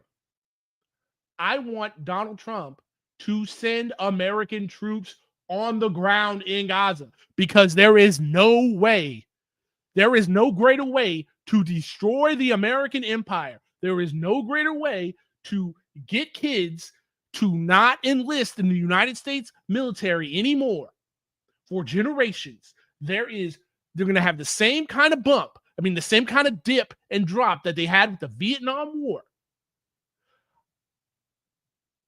It will destroy what is left of the American fantasy scam facade that we have here at home. So if we're going to do it, let's do it. Like I said, this guy is if we found out that he was, I don't know, I don't even want to be like, if there was some Manchurian candidate's not the right word, but I don't want to talk about China in a real sense. But if we found out this guy was some kind of agent for a foreign country sent to get elected and destroy the United States, I'd be like, yeah, that figures. Everything he's done is making it happen. Everything he's done has made it so there can be a left, an actual real left populist, not even resurgence, because we've never had that in this country, but ascendancy in this country. And I mean that. I mean that. And I can say that too, because like if I had a button, and I'm not an accelerationist. I am not an accelerationist at all. But I also recognize I don't have my foot on the gas pedal or the brake. I can't make it speed up and I can't make it slow down. So if we're going to do it, let's do it like this. This is exactly how I'd want to do it. 100%. This guy's hilarious. Let's see what else we got. Hamas forces return to the streets in areas of Gaza vacated by the Israeli military, clashed with other armed groups, and killed alleged gangsters. Let's see. Separately, Israeli troops shot people on Tuesday who they accused of violating the ceasefire agreement by crossing the yellow line behind which Israeli troops are stationed. Local authorities said 6 were killed. Jesus, man. Disgusting. There's also tension over the return of bodies that Hamas took hostage on October 7th, who subsequently died, with Israel accusing the military group of being too slow to return the remainder. 4 bodies out of the 28 were handed over Monday. Israel's far-right national security minister, Itamar Ben-Gvir, called on Prime Minister Benjamin Netanyahu to give Hamas an ultimatum on the return. If you do not immediately return all the bodies of our fallen and continue to delay, we'll immediately halt all aid entering the strip. So Ben-Gvir right there, that's a war crime. You're just admitting to more war crimes. And we all know the international rule of law does not exist. That's not a thing. We know that. But we can indulge. We can pretend for a moment that we live in a West Wing world where things actually matter. But this guy is doing it. He's doing the damn thing. Like he's just admitting to more war crimes. And again, you have bombed these people. You have genocided them, committed war crimes against them, not for a year, for years now. You don't hold any leverage here. What are you going to do, Ben-Gvir? You're going to kill them harder?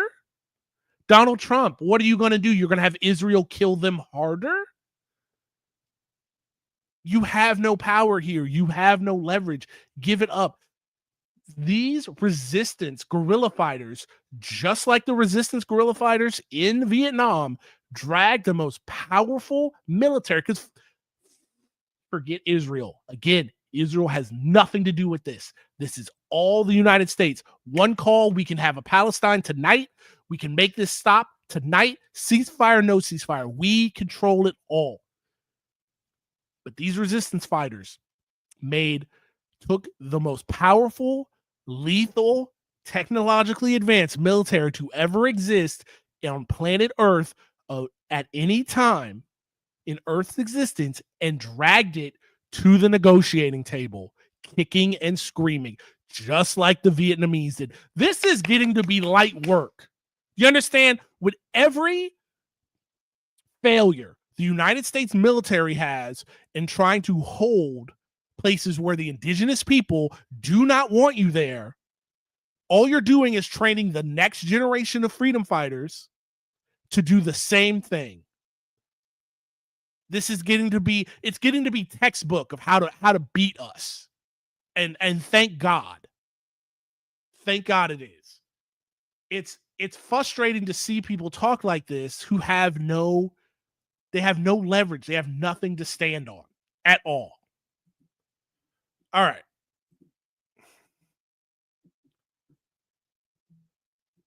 I thought this was interesting, and I thought that I wanted to talk about this just for a bit because it really makes me question my own politics and how I feel about things. Why is it not up? Doggone it. It says stop screen. Ah, there we go. It just takes a minute. Okay. Hamas carries out public executions after returning to the streets of Gaza. Hamas security forces have returned to Gaza streets, clashing with armed groups and killing. This is a very fair. I actually pre-read this, which I usually don't do. This is a very fair article by The Independent. Incredibly fair. I was surprised to read it. Hamas security forces have returned to Gaza streets, clashing with armed forces and killing alleged gangsters in a bid to restore law and order where Israel troops withdraw. This show of force, welcomed by some Palestinians after months of lawlessness, could now threaten the fragile ceasefire as well as all living hostages from Hamas's October 7th attack have been released. Israeli Prime Minister Bibi Netanyahu has repeatedly said that the war will not end until Hamas has been dismantled. It looks like it did, Bibi, according to you, dog. Like, if you didn't want the war to end until Hamas was dismantled, then what are you doing? Why are you telling all your people that that you had to do a ceasefire to get your people back? What are you talking about? This is like, I can't even think of a good analogy. It's like saying, you know, oh, we're gonna play a game of basketball, and I beat you by 5, and you'd be like, well, I won because you didn't beat me by 10. Like, I don't understand. That's not even a good analogy. That's trash. But you see what I'm saying? It's like, brother, if you could do it, then you would have done it. But you can't do it, so you didn't do it. I don't understand. I don't understand what this tough talk is. And another thing, I want to go back to my last little statement was that here's Israel's plan. Here's what they want.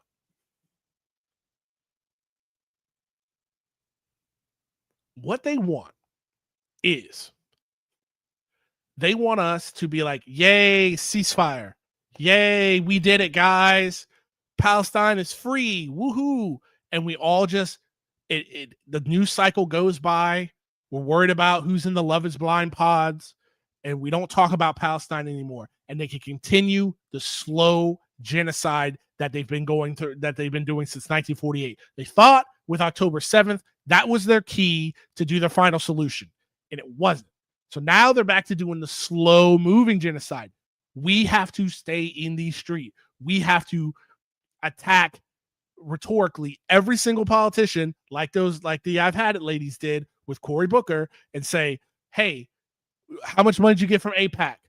Is Bibi Netanyahu a war criminal? Tell me right now, yay or nay. I don't want to hear about it because if I cannot trust you to speak out against the genocide, if I cannot trust you to be bought and sold by AIPAC, then I cannot trust you with kitchen table issues. That's how we have to keep the momentum going. We've got them on the run. What they want you to do is they want you to forget. They want the news cycle to move on. That is their plan. We cannot let that happen at all. All right. Hamas has not fully accepted those terms. Why would they? They're winning. They won. Saying more negotiations are needed. It says it's willing to hand over power to other Palestinians, but will not allow chaos to prevail during the transition. Israelis feel that as long as Hamas is armed, it will exercise influence in Gaza and could rebuild its military capabilities, even if an independent body exercises nominal rules. This is the funniest part to me. This is the funniest part because Trump, he's like a 4chan kid. He's like a proto 4chan kid. He doesn't care. He recognizes strength. He recognizes strength and he recognizes assertiveness. He doesn't care if it's altruistic. He doesn't care if it's from an evil place. All he does is recognize strength. So this was hilarious to me. Trump said Tuesday that Hamas did take out a couple gangs that were very bad and killed a number of gang members. That didn't bother me much, to be honest with you, he said. That is hilarious. That is hilarious. Because also, these gangs, where am I? These gangs were funded, until yesterday, were funded by Israel to steal aid and cause chaos in the Strip. And Hamas said, we can't do that. Y'all are collaborators. Y'all collaborated with the enemy, so you got to go. And I'm a little conflicted on that. My confliction comes from this. I'm a big anti-death penalty guy, right? Because Hamas is the de facto government. Our government here, in the United States, state and federal, our infrastructure, I always say this when somebody wants to talk to me about the death penalty. I don't even try a emotional argument, because I can't convince you to care about another human being. So I try to convince people to care about their, either logic or what, would selfishly help them. So when somebody says, the death penalty, they're all pro death penalty, I say, you're telling me how much usually this person is a right winger. And I say, you tell me all the time how I can't trust the government, how much how much you hate the government, how much the government gets in the way, how we need to make the federal government so small that we can drown it in a bathtub, blah, blah, blah. I'm a enlightened libertarian, right? So, but you're pro death penalty. So what you're saying is you want me to trust the same people who can't fix the bridges, can't fix the infrastructure, can't patch the potholes. You want me to trust those people to murder the correct people? You've got to be fucking kidding me. Make that make any kind of sense. And it can't. But when I look at these Hamas guys, I'm like, I feel the same kind of way. And I'm like, dang, dog, y'all. It's very Apocalypse Now with Colonel Kurt saying, we got the right ones. We got them out of there, right? And I feel the same way, but then it goes back to, well, I can feel some type of way about that and be like, maybe that's not the thing to do. You exile these people, you ship them off to Israel. I don't know. I don't know what you do. I don't know. I don't have the answers, right? Because things can go sideways real quick when you're talking about which people we should murder.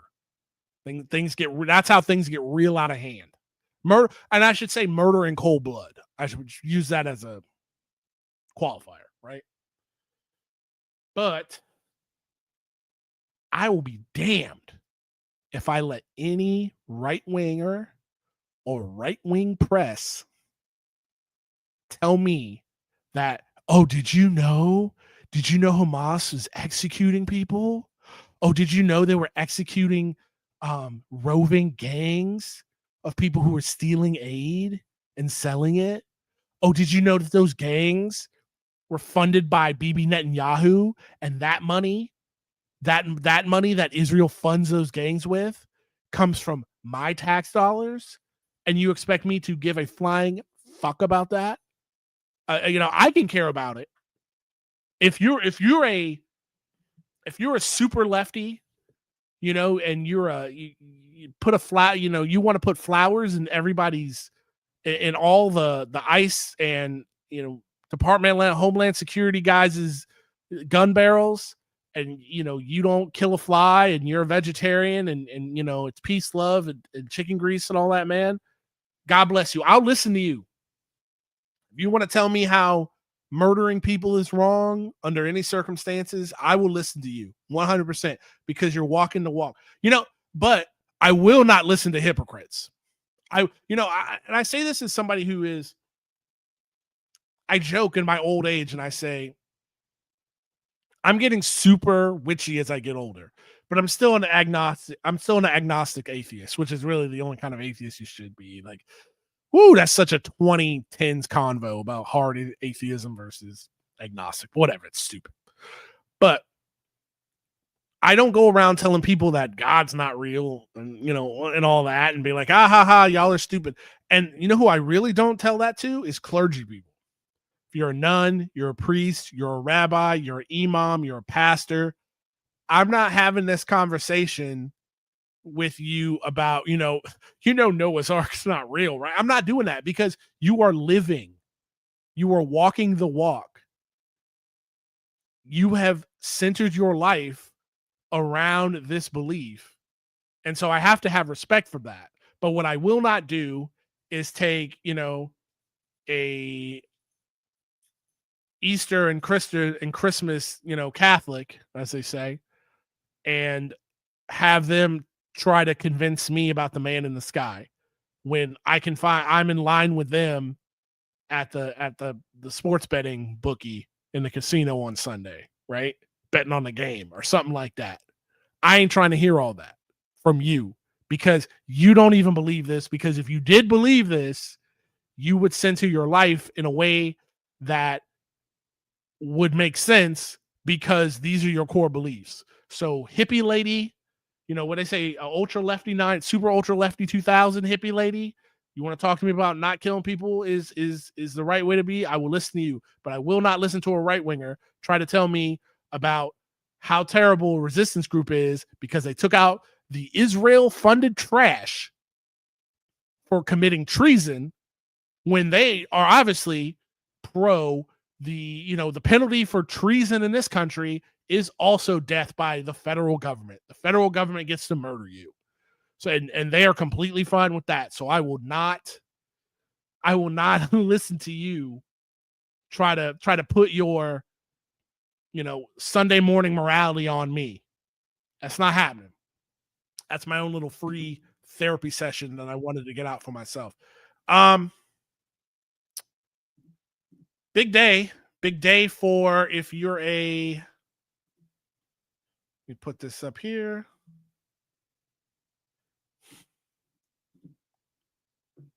Make sure it's up. Are you up? Cool. Big day if you're a Charlie Kirk fan yesterday. Charlie Kirk was posthumously awarded the Medal of Freedom. I'm just going to read a little bit of this because that's all my stomach can handle. Trump awards Charlie Kirk the posthumously Medal of Freedom posthumously to Charlie Kirk. President Trump posthumously awarded the Medal of Freedom to conservative activist Charlie Kirk at the White House on Tuesday, just over a month after he was shot and killed in an event in Orem. I hope that's how you say it, Orem, Utah. Now, the reason why I'm even bringing this up, because the reason why the Trump administration is doing this, obviously, is because they want to keep Charlie Kirk in the news as some kind of martyr. Because they're like, don't forget about Charlie Kirk, and that because that's why we need to do violence on everybody who isn't white and conservative. So that's what we need you to remember. Je suis Charlie. We are all Charlie, right? Except if you're a black, brown woman or gay. And also you have political views that, the country should actually work for people and it shouldn't be the other way around. Then you're not Charlie. But other than that, you're a straight white man, je suis Charlie. Now, reason why I'm bringing this up, big day for Kirk heads, right? But it came on the same day that Politico and dropped this banger. I love Hitler. Leak messages expose young Republicans' racist chat. So I'm sure by now, here we're sitting here on Wednesday, we've all heard about this. I'll read a little bit of it for those who haven't. Leaders of young Republican groups throughout the country worried what would happen if their Telegram chat ever got leaked, but they kept typing anyway.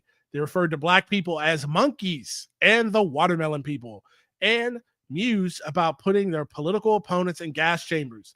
They talked about raping their enemies and driving them to suicide, and lauded Republicans who they believed supported slavery. The reason why I'm bringing this up is because no, Turning Point USA was not a part of this. They weren't. But this national group of young Republicans who are seeking to advance their careers in the Republican Party, this isn't a DSA meeting. These are people with actual ties to the GOP. And when we say young, we're talking 18 to 40. So I guess I'm a little bit over young. Thank you, GOP, for, giving me a couple more years to hang on. But the reason why I'm bringing this up in relation to Charlie Kirk is because these people are it's a Venn diagram that is only a circle. Turning Point USA and this group worked hand in hand. They all love each other. They all have the same politics. What this shows you right here, going back to my original Gaza take, a small part of it, all this crocodile tears from the Republican Party about anti-Semitism is just, if you're on the left, you knew it was a lie from straight up. Like, I've grown up Black in America, and I understand where the Republican Party's at. I get it. I know that there's a racial hierarchy, and it goes like of people they want to unalive and remove from public life. It's like a race. It goes, first place is usually Blacks. Then it's Latinos. No, usually Blacks, Arabs, Latinos, then Jewish people. Now it moves up and down like a horse race. The tier list can change, but these are the main groups that the Republican Party wants no part of, and they want to get out of this country by any means necessary. And let's don't forget Charlie Kirk, on quote, you can get mad at me all you want to, but if you want to get mad, let's get mad. If you don't like me saying his words, maybe you should have talked to him when he was alive and said, hey, bruh, maybe you shouldn't talk like that. Charlie Kirk was no fan of the Civil Rights Act. He was no fan of melanated people. He was quick to talk about them, maybe not with the same sophomoric rhetoric, but really worse, because he would use language that was palatable to media. He would use dog whistles, things that he knew he could signal his audience, like these kids, and then he could disavow if the heat ever got too hot. Again, it's a Venn diagram that is only a circle, and I'm so glad that this came out while the Republican Party is still whipping the dead corpse of Charlie Kirk, trying to ride it as hard as they can, and they can't get any traction out of it. I'm loving this, because this thing with Charlie Kirk has completely backfired on the Republican Party, because they got their own base thinking it was a Mossad hit now. Which, again, we don't have to refute that, and we don't have to refute it, nor do we have to support it. All we have to do is sit back and eat the popcorn and let them fight, as they say. We don't need to touch that. Not one bit. But I love these kids, man. But they have so much to say. Let's see here. I want some of their other greatest hits. And this is, let's see. I'm going to create, let's see here. William Hendricks, the Kansas Young Republicans vice chair, used the words, the N-word, variations of a racial slur more than a dozen times in the chat. Bobby Walker, the vice chair of New York State Young Republicans at the time, referred to rape as epic. Peter Gunta, what is that name? That doesn't sound #American. Who at the time was chair of the same organization, wrote in a message sent in June that everyone who votes no is going to the gas chamber.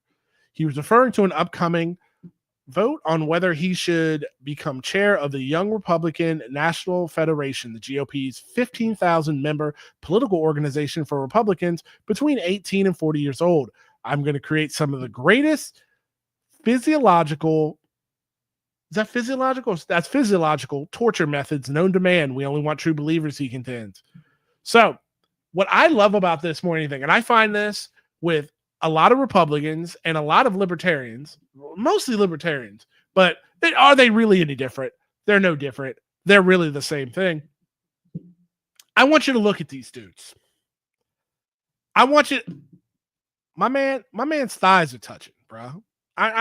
His suit is sloppy. Like Men's Warehouse wouldn't even let you to walk out of the door looking like this. I want you to look at this kid. He looks like Augustus Gloop off Charlie and the Child. He's the softest, most cuddly man I've ever seen in my life. And look at this. Collar's messed up. Tie clasp is wrong. Suit doesn't fit. What is this? Is this hair a dog whistle? It could be. It looks like ass. But again, thighs are touching. Can't bench press 2 plates. Look how small his arms are compared to his chest that has no definition in this trash bag of a suit. And the reason why I'm bringing this all up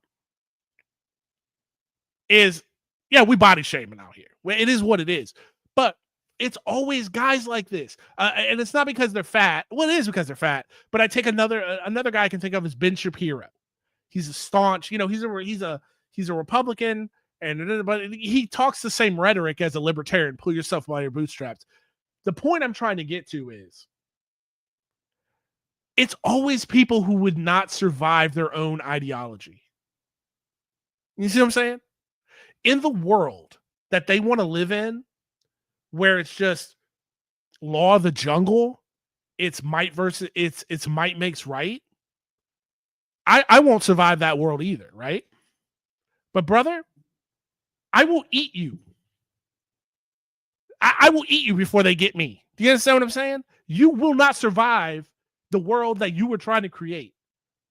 I want to create a world where people have healthcare, education, a decent standard of life, and people can come home from work and play Mario Kart and Diablo 4 all day if they want to, right? And just be, have the kind of lives that our ancestors could never dream of, because we're so soft, because society works so well. They want to live in some kind of Mad Max hellscape because they think they'll be the dictator. They think they'll be on the side of the strongmen. No, the people who they've tried to dominate, and they tried to subjugate since the first slave ship hit this country, have survived off of nothing, off of less, off of chitlins, off of collard greens, off of kale, which used to be, I'm old enough to remember when kale wasn't a thing you would eat. It was a thing they would just throw on the plate and you would throw away. Off of lobster, when lobster was given to prisoners because it was a poor person's food. And now it's a delicacy. Do you see what I'm saying? Like, the people that they want to subjugate are people whose survival is literally written. Survival and trauma is literally written into our DNA. The delusion is so deep. You will not survive this at all. All right. So lastly, I want to give a shout out to my libs. Make sure it's up. All right. No Kings protest. No Kings protest could draw historic turnout and pushback against Trump. Organizers say the anger level is way higher than it was for June protests, which drive up turnout. The organizer says some Republicans accuse protesters of hating America. Yeah, I hate America. Like, what about it? Like, that is dead. That you can even print that. USA Today is crazy. Like, you act like we're living in the 40s. Or do you hate America? Like we're in, the anti-communist tribunals, man. McCarthyism, that's dead, bro. Like, nobody's trying to hear this anymore. Nobody cares who loves or hates America or who listens to Lee Greenwood when it costs $50 worth of groceries, just to get food for the day for you and your spouse. Forget kids, forget pets. Just you and your spouse trying to eat is $25 a day, bro. Nobody cares about that. But I want to end on some positive, because so this No Kings protest, and I still say this, you'll never catch me at one. And the reason why is I used to think it was because I was like, this is stupid. Y'all are out here, anytime a protest is allowed by the state, you're no longer at a protest, you're at a parade, which is true. And I thought it was a waste of time. And I've come to realize I have to do a mea culpa that liberals stretching their agitation legs that they've never, stretched before, those muscles are atrophied, or this is what they need. And you'll still never catch me at one, mostly because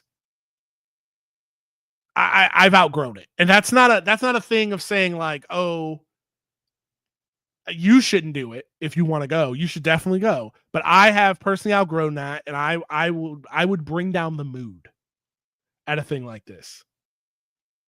But I think it's important for liberals to get agitated, for liberals to go out and march. I think it's important, especially for white liberals, to stretch their legs, stretch those revolutionary muscles, yell at a cop. Hopefully they get pepperballed. Hopefully they get tear gas. Again, I'm not saying it because I want them to get hurt. I don't have any control over that. What I want them to know is how much they're not safe either. How much they are also in the same Kit Kat with leftists and people of color. So if they can feel a little bit of that pain, they can be like, man, I see what they were talking about. You know, in a perfect world, I don't want these protests to even have to exist. And then I'm also, when I see things like the Portland protest frog kid, and he's out there in the frog suit getting CS gassed, I can't knock that. Because I on glance, I would say that's stupid. Like, you're out here trying to make fascist Nazis feel stupid. Like, you're trying to shame them. That doesn't work. That doesn't work. The only thing that works is the terms of service violation, right? Only thing that works is redacted. But I am proven wrong. Because when I see this kid in a frog suit get up in a cop's face, do this, and the cops are backing up from the kid in the frog suit, it shows how weak they are. And it gives other people who would be afraid to step up and get in a cop's face, get in an ICE agent's face, yell at them. They'd be like, man, if the frog kid can do it, I can do it. And they're doing it nationwide. That's the thing that's really got me super optimistic, is that I really did not expect the liberal pushback. This administration went too fast, too far, too fast, too hard, and it activated normies. It activated people who are not terminally online, who go, wait a minute, because in my last closing minutes, I'll say this. Okay, I'll relate liberals, a lot of West Wing liberals, to Marjorie Taylor Greene. Follow me on this. People call Marjorie Taylor Greene a grifter. I disagree with this. She is not a grifter. She is a racist. She is a crazy lady. She is not a grifter. See, the problem with starting a cult is that it attracts cult members, true believers who believed in America First. So you now have to deal with cult members who believe your foolishness, who go, what part of America First is opening a base, for opening a Qatari air base in Idaho? What part of America First is destroying the farming industry? What part of America First is not having healthcare, not having education, not having decent infrastructure, and shipping all of our tax dollars to Israel? What part of America First is that? What part of America First is Donald Trump getting a jet from Qatar? What part of is that helping America? What part of America First is that, right? Now, how I relate that to liberals is liberals, especially white liberals of a certain age, the country's worked for them. It's worked out. They are also cult members. They believe, just as I once did, in the propaganda and the lies that we're told about the American empire. Tim Dillon has a great bit on this. It used to be a couple, I had a 2-car garage, 2 cars in there. I didn't have to worry about how I was going to feed my family. I had a good job down at the plant, the factory, the warehouse, the office, whatever. Yeah, some brown people somewhere get bombed every couple of years. It's real sad. We'll light a candle for them. But I get a good deal out of this. But now that deal is gone. It's broken. These older people are seeing their kids' lives. They don't even understand how people under the age of 40 are living, and they have to talk to their children like, Mom, Dad, it's terrible out here. And they go, man, I didn't know. I didn't know, because they believed in the American cult. So now because they believed in the ideals that they were lied to about this country, just like I was, they want to defend those ideals. Just like Marjorie Taylor Greene wants to defend the ideals of America First. That's the problem with creating a cult, is that cult members are attracted to the cult. And now you have to abide by the thing that you attracted into the cult for. So in closing, I will say this. Liberals, get out and do your thing. Please do not poo-poo anybody who goes to any of these parades / protests. Everybody needs to walk and crawl before they can run. And I'm not even running yet. I'm not to a place where, I've made these decisions in my mind. Like, am I ready to go to prison? Am I ready to get killed?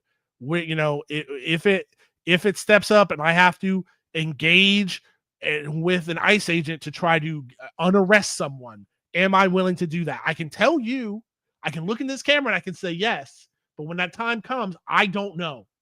And I hope to God I have the strength to do that. And these other people are also finding that same strength right now. So with that being said, this is my time. Thank you guys. If you haven't subscribed to the Lumencast on YouTube, please subscribe. It really helps me push my stuff up. So hopefully I can get monetized, make a couple bucks. So if I do have to flee the country, I can make some money off of YouTube to support myself and whatever little crappy teaching job I get. Also, I'm on Twitch at Lumencast. You can follow and subscribe over there. I really appreciate it. Jeff, if you know Jeff and I, we also have a podcast every Thursday, Good Morning Comrade. It's wherever podcasts are available. And we're going to turn it over to the Letterhack, and he's going to do some art with a message, kind of like my old art teacher used to. She was really great. She was used to, in high school, we would do art and she would sneak in like leftist theory. She really formed my little brain. But yeah, take it away.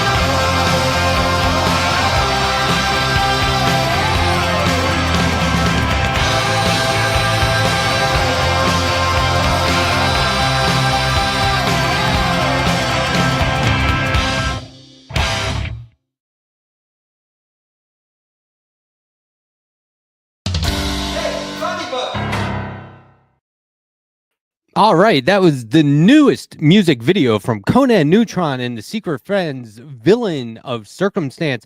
That's the official video, directed by Valentine and Son, cinematography by Graham Valentine. That debuted yesterday and premiered tonight on this space for the very first time. Conan Neutron is the host of the long-running podcast, Platonic Reversal, and also the co-host of this space contributors movie night extravaganza. Those guys just celebrated their 300th episode yesterday, and you can see movie night extravaganza, or as we like to call them, MNE, every Tuesday right here on this space. Okay, a couple of weeks back. Oh, and real quick, thank you so much to Lumencast for that amazing show yet again. I think he's been on 4 or 5 weeks now. Just amazing. There, I would be happy if he was like, hey, Matt, is it cool if I just go another hour? I would say, yes, dude, just keep cooking because it's that good. I'm just so excited every time I listen to Lumen. Thank you so much for that lead in.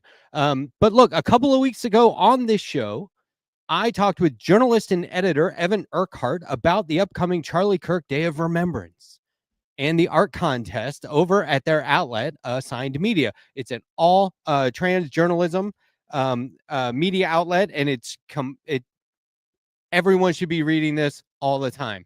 There's never not a banger, including this art contest. Yesterday was October 14th, just to bring you up to speed. I can't show you all of these images because some of them just, I don't know, we're just not going to risk the collective's well-being.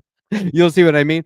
After far-right extremist and hate-monger Charlie Kirk was brutally murdered, the House Senate, including LGBTQ plus Democrats such as Sarah McBride, Angie Craig, Eric Sorensen, Mark Takano, Sharice Davids, and Chris Pappas took the unusual and highly controversial step of designating October 14th as a national day of remembrance for this icon of hatred and division. President Trump has announced he will award Kirk, a violence monger and bigot, fellow violence monger and bigot, with the Presidential Medal of Freedom. At Assigned Media, we wanted to do our part to ensure that this man was remembered fully and properly. Here are the winners of our Charlie Kirk Remembrance Day art contest. Now, look, I'm going to show you the winners and then a couple that I really liked. I've been promising you we were going to do these, but go over to Assigned Media. You can see them all. Here's the grand prize winner. Amazing. The longer you look at it, the more you see. Cross-hatching to different degrees, what my fellow artists and I would refer to as very good marks. We love the marks that were put down on this. That was first prize, which I believe was a $500 reward. This was the hold on, there's an official title to this. I want to get it right. This is by Anonymous, Most Weirdly Beautiful. I'm pretty sure this was anonymous. Oh, no, it's signed there. So that's Sarah Storm is the artist on that one. Here's one that I love. I love this. This is when people say, like, to me, this is museum worthy. Like, if this were wall size on a museum, I'd be freaking out standing there looking at it. I would want to own it. This may very well have been somebody just doodling. I don't know. This might have been somebody who goes, I don't know how to draw, and this is what they came up with. This is amazing. I love this. It's one of my favorites. This was submitted anonymously. Here's another one. Changed my mind. Pretty good. Pretty good. So many of these were submitted anonymously that I don't want to screw up and like read somebody's name by accident. This is by this is the winner of Best Non-Traditional Media. Again, anonymous. These are crazy. And lastly, here's one. This is one of our very favorites from a friend of mine, friend of yours, your old pal, our old pal, Jake Draugelis, with this banger entry. Counting or not counting gang violence. 2A for life. Beautiful. All the way around. Especially love that last one. Okay, look, we have a packed show for you tonight. Yes, we do. I want to let you know about something really quick. Tomorrow night, right here, live, beginning at 7 p.m. Eastern, Debate Night 2025. It's the New York City mayoral debate. Tomorrow, the 16th, 7 p.m. Eastern. We'll be talking about that more. It's going to be live. We're going to try and do our second all-in open house style where all the hosts come in and just, it's going to be like the ultimate collaboration. or maybe it'll just be 3 or 4 of us for a while. But we kick that off at 7 o'clock tomorrow, where we test the waters and see if we're actually going to be able to show the stream without being taken down, and just or just provide commentary. But don't worry, with this many people involved, we're bound to be able to give you plenty of juicy content for the entire night. So stick with us, okay? And then there'll be a post debate and all that stuff, and we'll take it right up to Vizora at 10 p.m. Eastern.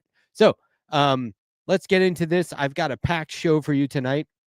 And on this show, on Hey Funny Book, we look at politics and art in media, especially comic books, but also, comic book related content, which is like everything. TV, movies, there's audio dramas. Comics are everywhere. Comics are serving as inspiration for everything. Okay, they continually blown up, and I want you to keep that in mind when we get to an article down the line tonight where they're saying something different. Okay, just stick with me, but keep that in mind. And no matter where you think I'm going at any given time, I'll always find a way to bring it back to comics. We got to make it about comics. Yeah, they are everything. And if I haven't convinced you yet, again, stick with me. I will. Now, I do not, as a rule, both sides issues, but sometimes we need to look at the people who do. We need to listen to how they're trying to both sides things, right? So that we may have a clearer idea of where we personally stand, but also so we can undo it when somebody repeats these things back to us. We can sort of go, oh no, okay, I read that too. Here's why that's both sides, and here's blah, blah, blah. You get me. And so tonight we're going to look at a few different sides of the issue of censorship, and how by avoiding being censored, we may be self-censoring. I don't want to get censored, so I'll go ahead and do it myself. Although we know that's bad, we got to ask, can it be a useful strategy? I don't know. Maybe it depends on your position, but let's get to that. This is 2025, though, and so this may be the year where we make that distinction, too. Like the distinction we made with, is this democracy? No, it's not. Okay? Now, I'm going to look at 3 articles, and actually, that's not quite right. I think it's, it's 2 articles and a study. Sorry. It feels like an article to me. Maybe you'll see what I mean, too. If there's bias in the study, it's a fucking article. So, these all came out within a few days of each other in the first week of this month, October 2025. Significant, okay? As conservatives like Larry and son David Ellison's takeover of Paramount and their affiliates, CBS News and all that with Barry Weiss, creators at all levels of commercial entertainment need to ask themselves if they should play it safe and stay out of the eye of the ever-increasing surveillance state and data-collecting empire these exact father and son tech bros are fostering, or if they should simply make art however they choose. Some, like filmmaker James Gunn, writer and director of the recent successful Superman movie, and the guy helming all of the DC cinematic universe going forward, he may have seen the writing on the wall. Maybe not. But now may be the time to put up or shut up. So let's set the stage first by taking a look at this new Cornell University study. Let me get this queued up. I'll cue this up now. The Cornell Chronicle.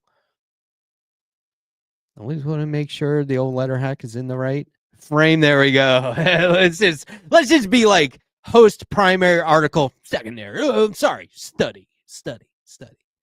And by checking in on this, we will set the stage. I'm just going to read the first few paragraphs. This is by James Dean, the Cornell Chronicle. Political views, not sex and violence, now drive literary censorship. Liberals and conservatives both oppose censorship of children's literature unless the writing offends their own ideology, new Cornell research finds. Studying a representative U.S. population, the scholars in literature, sociology, and information science found competing cancel cultures in which widespread opposition to literary censorship masked offsetting disagreements between left and right values. I think values may need to be in quotes. Those attitudes highlight the polarization of an issue once governed by bipartisan consensus over the need to protect children from inappropriate, violent, or sexual content.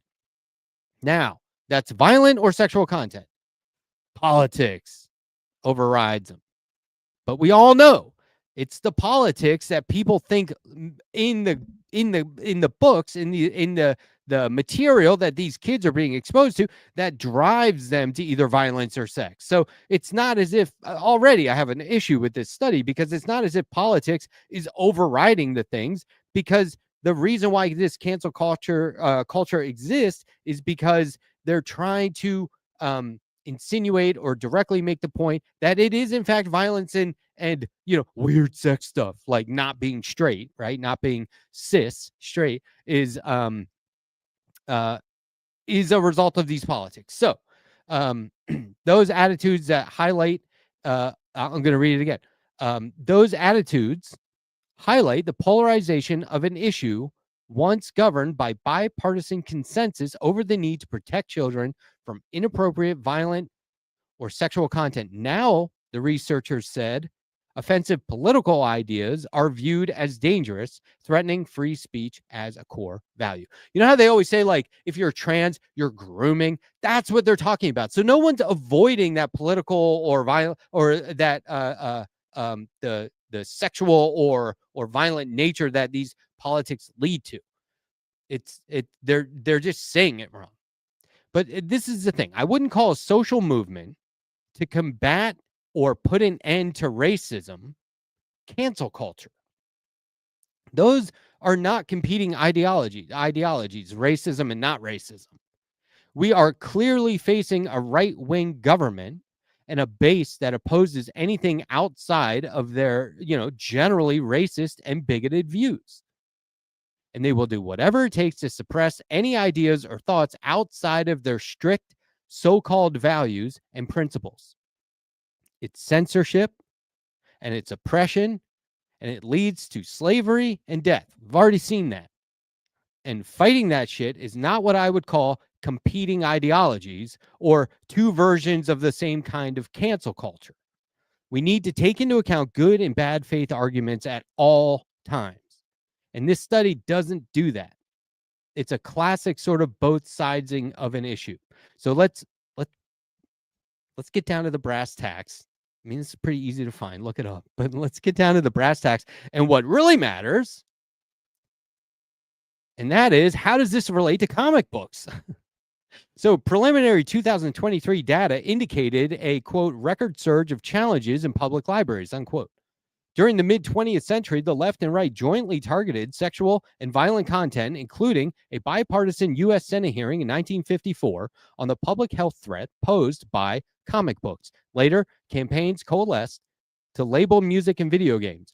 But in recent years, concerns have shifted to political ideology. On the left, progressives have targeted books seen as reinforcing racism, sexism, and homophobia, while the right has attacked literature promoting diversity or that violates norms of cisgender heterosexuality. Here's another quote. With the moral panic over comic books in the 50s, you had people on the far left. I would argue maybe the far left and far right isn't the same as it is now. But people on the far left saying this content was corrupting kids and making them violent. And those same concerns were echoed on the far right. So said the author of That Book is Dangerous, How Moral Panic, Social Media, and the Culture Wars Are Remaking Publishing.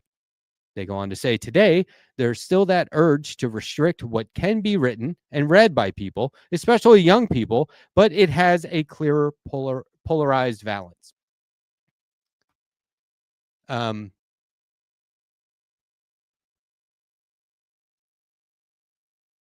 This society is constantly talking about what children should or shouldn't be exposed to in terms of preventing certain books from being made for existing audiences. Okay? They're making these books for an existing audience, and then these folks on the right come along and say, people want them. I feel like, I always feel like we're meant to believe that we live in a world where, imagine this, there's students sitting in a room, and on one side of the room is sex toys, and on the other is like weapons, right? A teacher runs in like in a hazmat suit, throws a book down, runs out, goes behind one of those one-way mirrors and watches what happens. You know what I mean? I feel like that's how people are imagining the world. And then the parents and adults all argue over how the book should have never been written instead of restricting all of the other things within the child's reach. And then the parents and adults all argue over it, and it turns into law at some point. Banning books, censorship, it has nothing to do with strengthening the education system or increasing the value of learning. In essence, protecting children from one ideology places them firmly within the barriers of another. Cancel one side for the other side.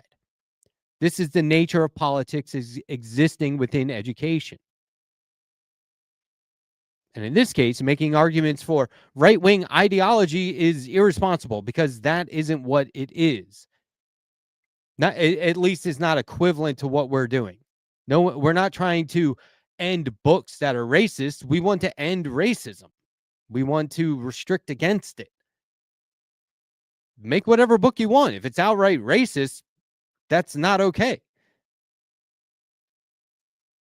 I think referring to the current right wing's politics as, quote, values is a stretch. As long as we continue to normalize hate, hate will take over. Ultimately, I don't appreciate this study from Cornell Chronicle, and it's sort of wild they had to conduct a study at all because these findings feel kind of like tucked into their bias. And I'll say it again. Anti-wokeness ideology is someone's cute way of saying racism is okay. It's not anti-wokeness.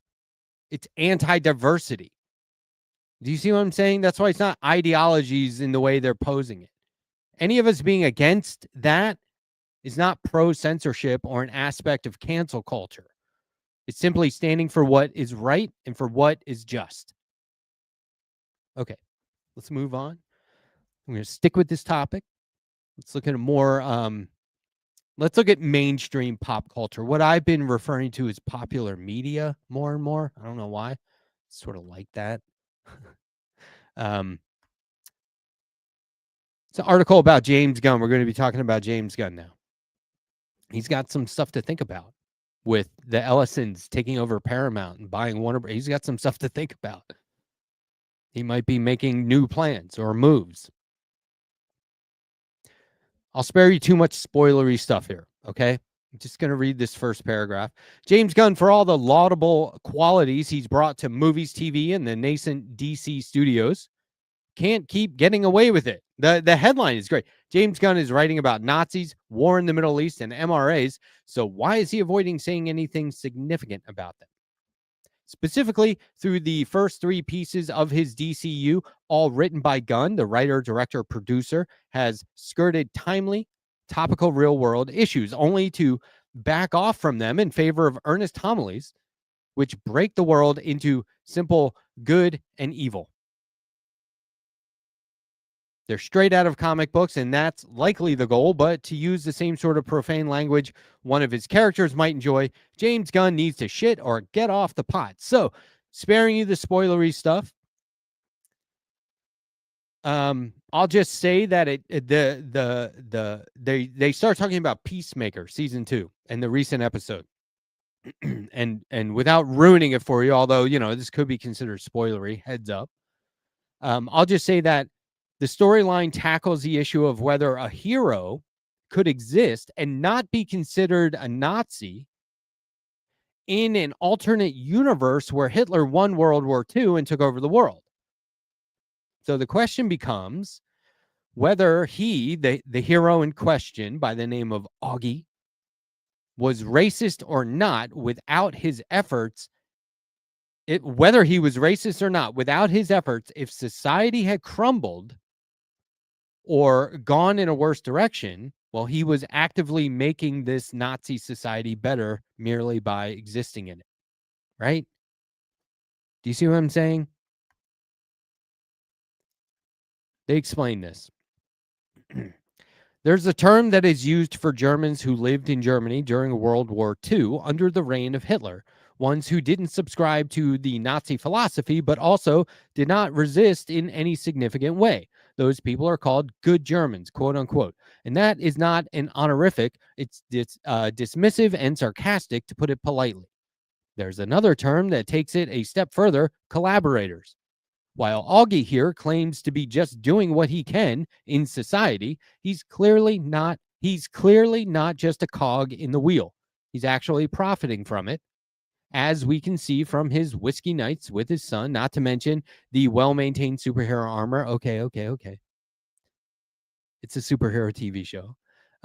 They could have used the superhero armor to fly over to a work camp and free the prisoners, but did not. Keith, at the very least, is seen killing the Sons of Liberty members of the resistance. Whatever Augie thinks he is, applying real-world logic to it, he is not.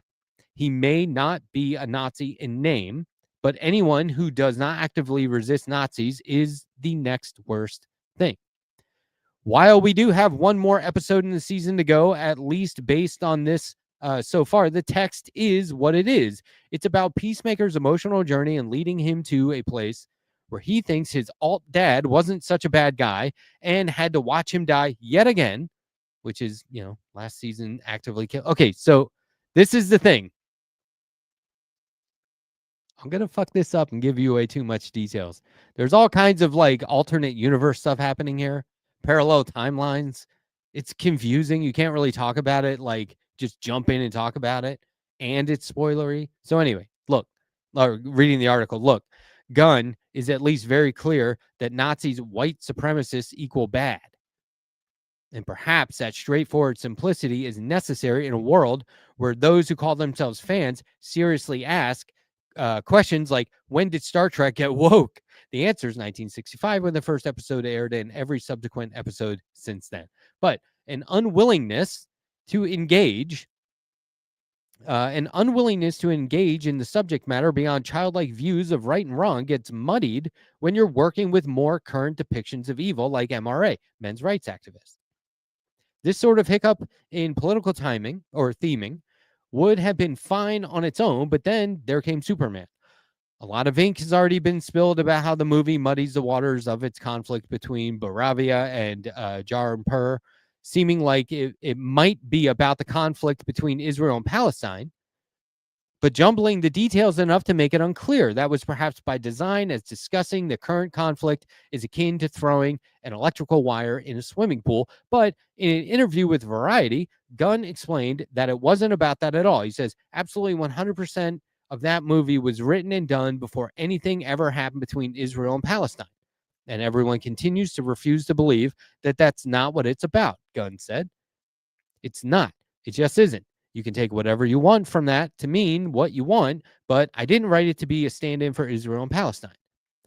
While one could point out that regardless of what happened post-October 7, 2023, the conflict between Israel and Palestine has been openly existing and occurring for decades. Once you accept that that wasn't what Gunn was writing about, the question becomes, what is Superman about? In the same interview, while Gunn noted that he is aware there's been more racism lately, and that's fucking discouraging, quote unquote, both Peacemaker and Superman aren't focused in that direction. He goes on to say, that isn't what I write the show for, Gunn continued. I write the show for the emotional angle, just like I wrote Superman to be about kindness.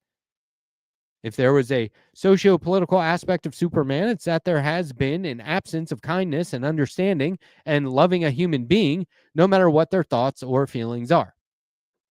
That's all well and good. This article is a trip. I'm going to talk about it a little bit after this. That's all well and good, but then why is he including the other aspects?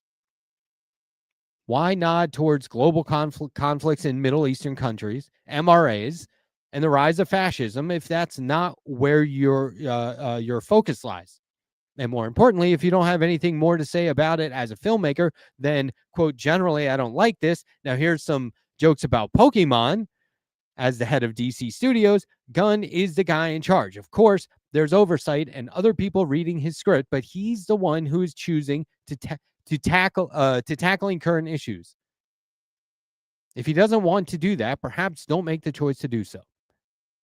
Perhaps Gunn is just earnestly naive about this sort of thing. In this week's episode of the Peacemaker, the official podcast, Gunn discussed running the script by Brooks before going forward with the Nazi Earth storyline, and then discussed some of his upbringing.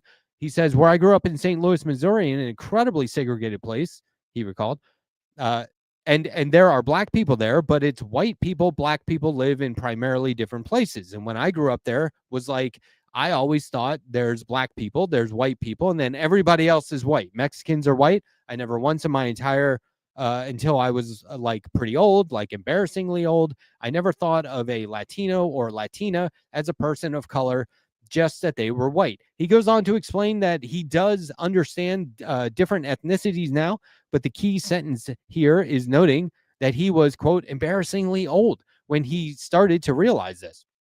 I certainly can't personally speak further to Gunn's upbringing or mental state, but it does point to an overall simplistic view of the world, perhaps exasperated by growing up in a homogenous era. But there's another school of thought that could argue a smart guy like Gunn knows exactly what he was doing. While he's talked a lot about Warner Brothers Discovery, the parent company of DC Studios, has been relatively offhands and encouraging of his work. It's impossible to imagine he's completely isolated from the greater machine as co-CEO of DC Studios. There's still a business to think of, and backing off from any overt political statements or passing them off as something else is a relatively easy way of attempting to avoid controversy, which I'll note and point out after this is coming your way anyhow. People are saying, oh, it's anti-Israel from the right. They're going to criticize him anyway. So go ahead and self-censor if you like, but that's where we're at. It goes on to say, Gunn, and this is the last paragraph I'll read from this article, and Gunn is someone who knows firsthand from controversy, having been fired by Disney from Guardians of the Galaxy Volume 3 due to resurfaced tweets amplified by right-wing provocateurs with the express purpose of getting him fired from the MCU Marvel Cinematic Universe film. Disney did rehire him after he had already signed with Warner Brothers to write and direct The Suicide Squad, and the rest is history. But it is impossible to believe that such an enormous experience didn't change Gunn in some way. In fact, he discussed this on a previous episode of the Peacemaker podcast, noting that he was hitting a wall after Guardians of the Galaxy Volume 2, and due to time off from the firing, had a journey of the soul/creative realignment that found him coming back looser in terms of camera work. But, and I'm extrapolating on this latter point, more buttoned up in terms of political leanings and off-screen humor.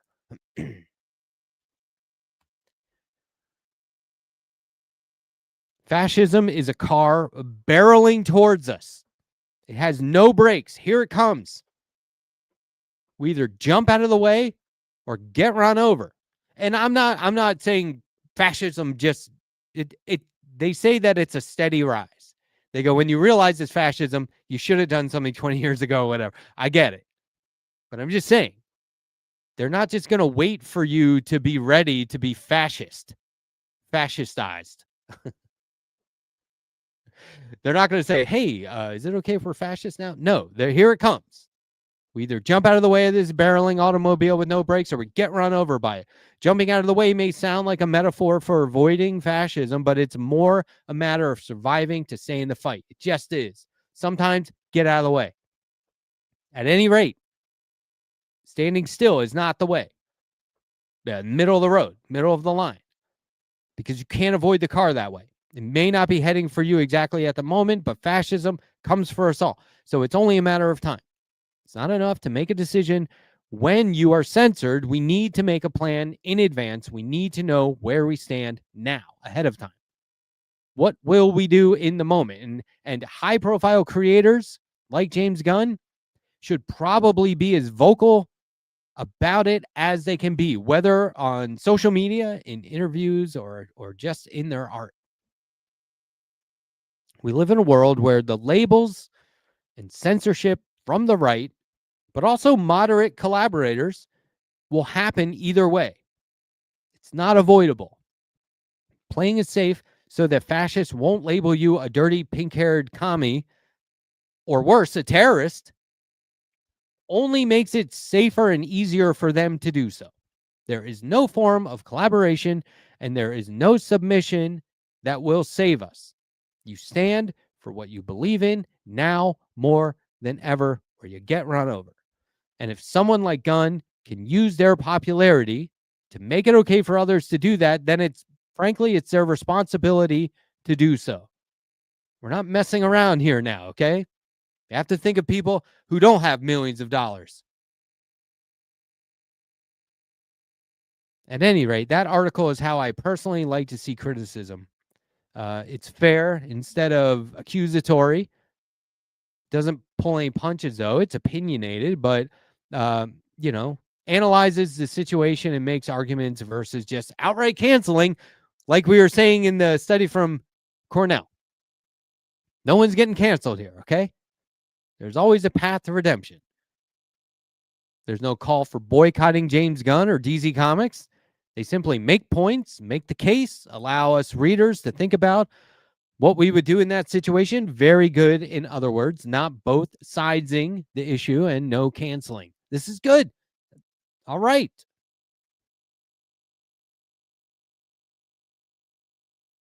Now, let's look at the other end of the spectrum and how the comics world is handling the political right-wing shift in popular media and still sticking with, forms of literary censorship here. This is Matt McGloin over at cosmicbook.news. I do not recommend it. This is some right-wing stuff, but hey, if you want to see what they're saying, check it out. Right here on Hey Funny Book with me. DC Comics Woke Fest toast with Paramount purchase of Warner Brothers Discovery. With the Trump-backed Paramount purchase of Warner Brothers Discovery currently in the mix, the woke DC Comics, quote-unquote, era could be over. Fans have long criticized DC's direction in recent years for pushing identity politics, and the rumored Skydance deal could bring a course correction from the comics to the big screen. We've already been told that James Gunn will be out as head of DC Studios, and we expect the impact will be felt all the way down to DC Comics.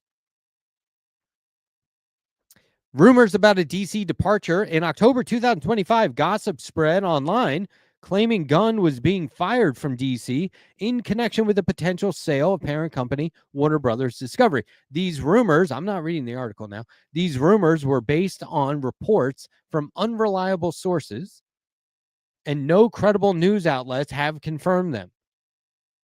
The origin of the rumors, the speculation, was driven by a segment of fans who want to see the DC extended universe restored and were critical of Gunn's direction for the reboot of Superman and the rest of the universe. Another factor was the potential sale of Warner Brothers Discovery, which some incorrectly assumed would lead to Gunn's termination. It may, but this article is going based on rumors. It's going off of rumors. And saying fans have long criticized DC's direction. How long are you criticizing somebody before you're not a fan anymore? I think what they're saying is that everything that came before they were a fan of. And right now they're not a fan of this. Okay. Because you don't like Superman kissing a guy? Okay. Let's keep reading. Woke DC, gay Superman, and declining sales. We're going to debunk this. Woke DC replaced Clark Kent with his son, John Kent, and revealed him as gay and bisexual in Superman, Son of Kal-El. The move that was the name of the comic book. Superman, Son of Kal-El. Okay? The storyline is that Superman went away. We all knew this was part of a greater storyline where he would come back. Okay? They didn't say, here's what we're going to do. DC, everyone at DC, gather around. Here's what we're going to do. We're going to take this Superman and get rid of him. We're going to put his son in there. We're going to make him gay, and that'll be Superman now. That was not the story. Okay? The move made national headlines, but not for the reasons DC hoped. Fans accused the publisher of chasing headlines instead of telling good stories. The title saw declining sales and was eventually canceled after just 18 issues. Now, if it were a big deal, they wouldn't wait 18 issues to cancel it. Okay? This same article references the cancellation of another comic book title, which I've talked about the last few weeks here, after issue 1. So, like, 18 issues is a big difference. Okay? It's a year and a half. And so, look, also, it wasn't canceled. I don't know if you can read that. Hold on. This is from Tom Taylor. He's the creator, the writer. He's the writer of the comic, right? He says, this is going back to the day that everyone was saying, oh, they canceled it. This was the 18-month endpoint. Not canceled. John Kent's solo title is being renamed Adventures of Superman, John Kent. And so John has an iconic Superman series to himself and to include his name in the title. Instead of calling him Son of Kal-El, they're calling him John Kent, Son of Adventures of Superman. As for sales, let's check what the #1 selling comic on Amazon is right now. Oh, try reporting facts. That comic and that storyline has remained successful and just it hasn't gone anywhere. It just hasn't. That's like it's a silly thing to say. It's unfactual.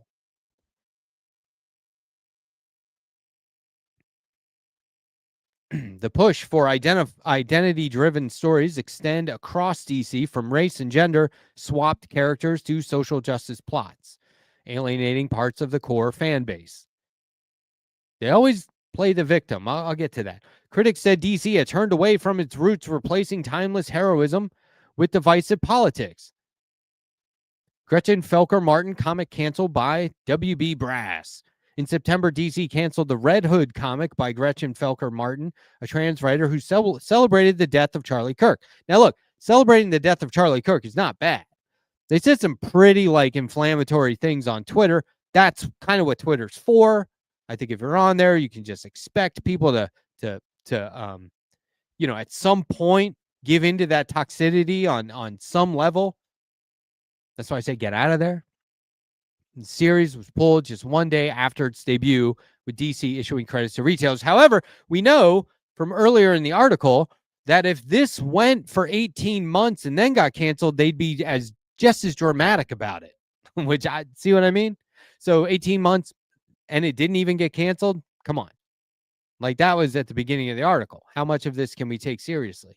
So while official statements cited public comments inconsistent with DC standards of conduct, THR's reporting said the decision came directly from Warner Brothers executives. And that is something I had not heard, not DC Comics editorial. So I haven't looked into that. I don't know if that's true. It's a dead issue.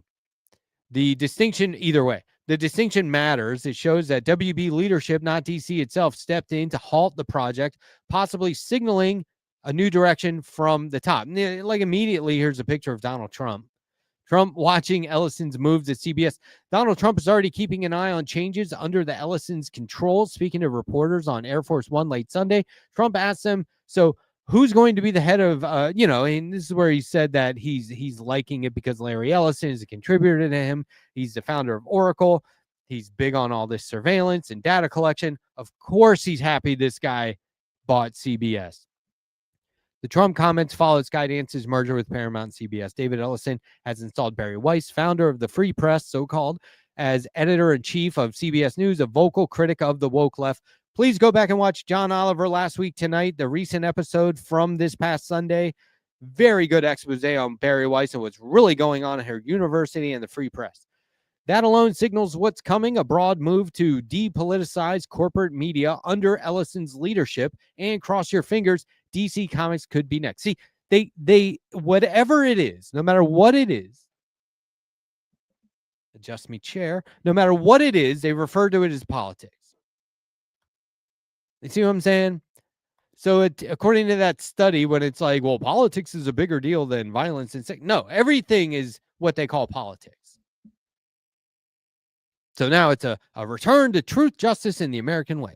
If Paramount and Skydance complete the WBD, the Warner Brothers Discovery purchase, we expect the Ellisons to purge the woke influence from DC Comics, which includes a returning Superman to truth, justice, and the American way. And here they're referring to our ideology as political. They're saying it's all politics because you're making it politics. No, we're trying to give everyone equal opportunity. There's nothing political about the fact that people have not been given equal rights. There has been a lack of diversity and inclusion. That's what we're trying to address. Under Gunn, American Way was dropped in favor of the Human Way from Superman's famous line. Gunn also attacked conservatives in his DC content, equating Nazis with people who love Jesus and stating a Nazi world is no different than our own. Take it from me, I've been researching this for a project I'm working on, a personal project, and they say all kinds of conflicting shit. So for somebody to say that Nazis love Jesus is right somewhere, okay? If the Paramount merger happens, here's what that could mean for DC. Now, this guy gives his wish list. End of progressive storylines that alienate readers. Focus on classic heroism and moral storytelling. Stricter oversight from studio leadership. Damn. New creators chosen for storytelling, not social messaging. Is Mark Waid going to work for the Trump-backed Ellisons? Same with Gunn and every other woke creator at DC. That's the question. Will it matter? Will they stand for it? Will they kowtow? What will happen? We're all just going to wait and see. Mark Waid, by the way, one of the head writers and sort of like a showrunner for current DC Comics. He is the archivist. He knows everything there is about the history of DC Comics. He's amazing. He does all the commentary on the Super Friends TV show. I love it. Rebranding of DC's image to restore trust among longtime fans. In short, Trump allies are poised to make DC Comics great again, literally. The cancellation of Red Hood by WB Brass may have been the first sign. The Paramount deal could make it official. As Trump himself said, Larry Ellison and David Ellison will do the right thing. That might just mean the end of DC's woke era and the return of Superman's truth, justice, and the American way. Look, those articles, those two articles that we just read are wildly different takes on basically the same topics of politics and media. Neither is satisfied with Gunn completely, who should rightfully feel caught in the middle, but that's the nature of fandom. Gunn was prepared for that. The distinction that I'd point out here is the former article calls for a commitment to the issues versus playing it safe, while the other blows past the playing it safe to what, false claims and criticism for supposed ideology simply because it's adverse to their own negative outlook on the world. Whereas the former makes an argument for embracing the issues we face as a society, the latter makes a call for censoring anything outside of right-wing fascist views. See, this is what I'm saying. It's like, you might not have appreciated that article, the first one I read about James Gunn. Man, they're being harsh. In contrast to this one, not harsh. Just saying, like, come on, man. Let's really do this. This other guy, they want stricter oversight and claim that if Trump likes it, it's good for the whole country. It's good for everything. Good for comics. No. No one person is just going to put a stamp of approval on it and we all go, oh, well, it's got to be great.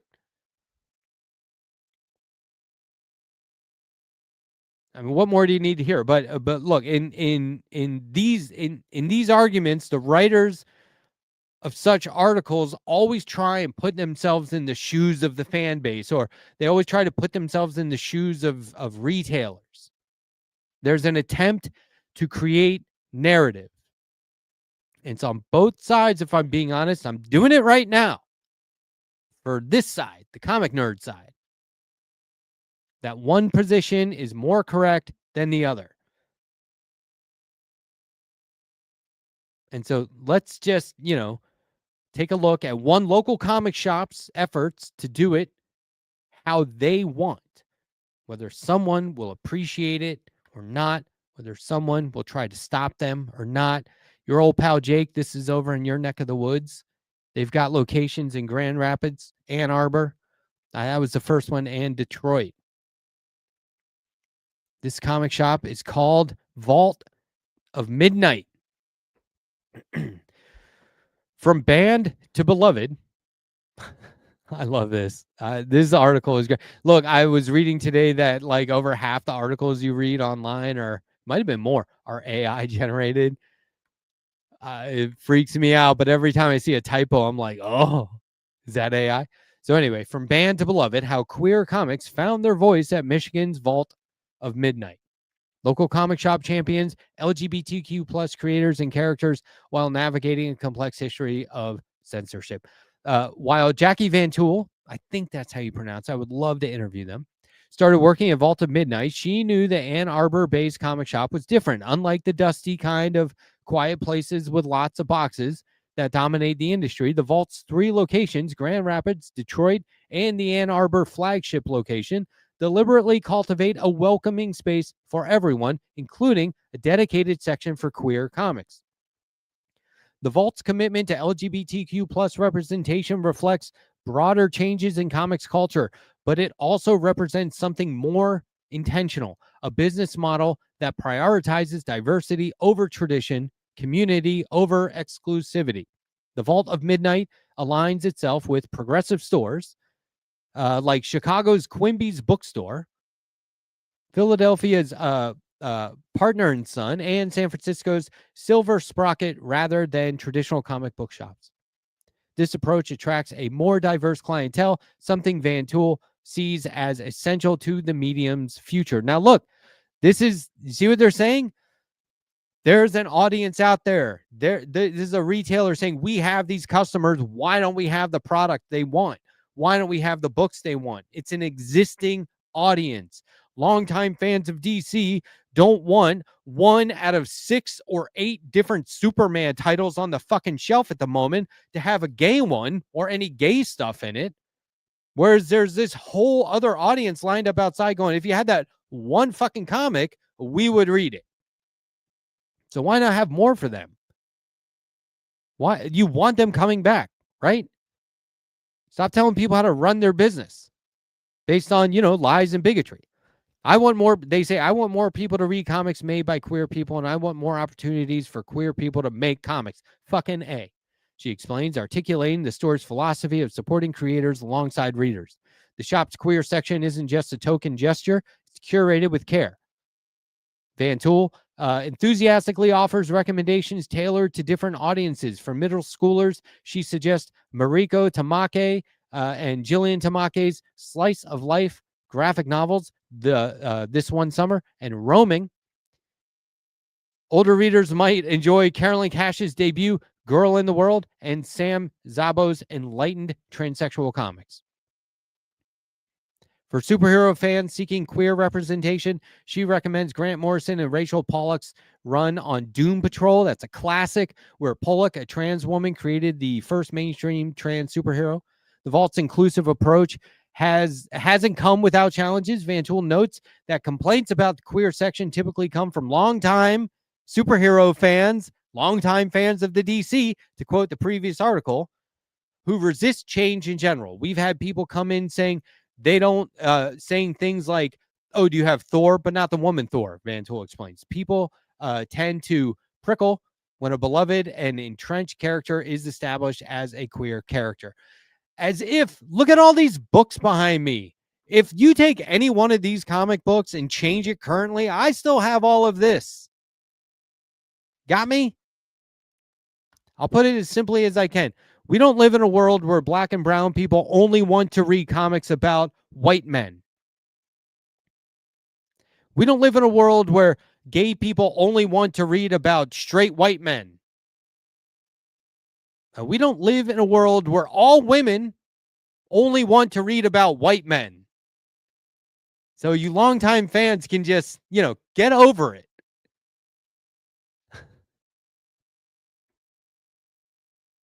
But you'll forever hear claims that sales are plummeting and they canceled that shit. Well, but then they still haven't brought back your stuff. You're still complaining. That Superman kissing a guy was 2022. Sales are not plummeting. That cannot be the case. Otherwise, why have those more diverse stories? Those more diverse stories and stories that, are supposedly, Wonder Woman's gay or whatever. Those have been around for a long time, long enough to have been suppressed or outright censored in the 50s. Okay? That's what the Cornell study said, and that's what the Vault of Midnight said. Again, I read a study and 2 articles, all came out within days of each other at the beginning of this month. This is what we're talking about. I'm not trying to find politics and comics. That's what they're fucking talking about. That's what the studies are based on. It's literary censorship one way or another. Either because we can't have racism in society, or racist, like the books aren't racist enough for them or bigoted enough for them. They don't want stories about trans, but how would they feel about anti-trans? Would they be against that? See, that's a tell. Okay. I'm out of time. I'm going to save some stuff for next week. Cool shit I got for you next week. Art always finds a way into the worst of times. We repurpose iconic imagery for our movements and our causes. We utilize the design and color in the world around us to showcase its beauty and power in the face of terror and oppression.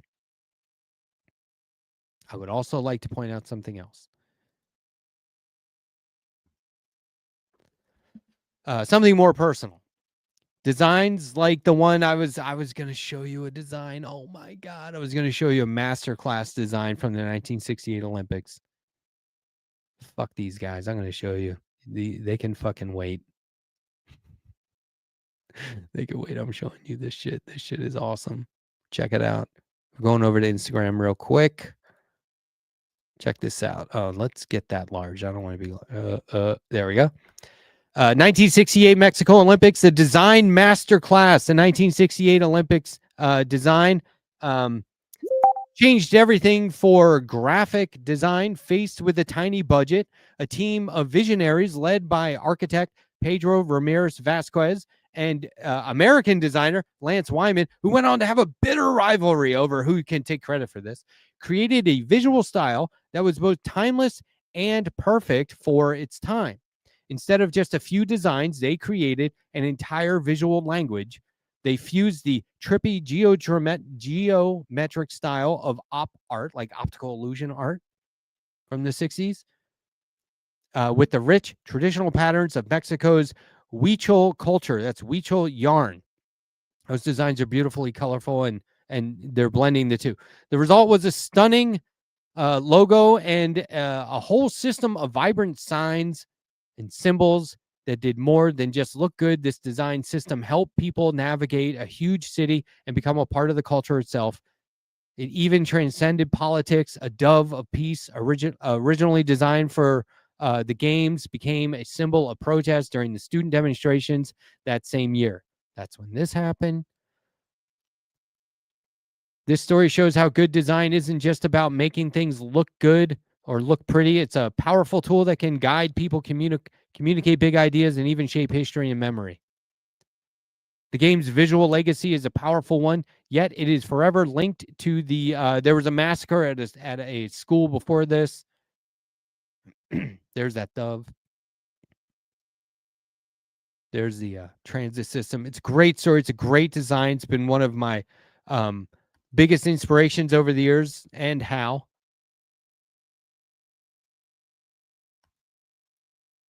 But we repurpose icons and imagery for our own movements and causes. We utilize designs and color to show the beauty and the power of the world around us in the face of terror and fascism.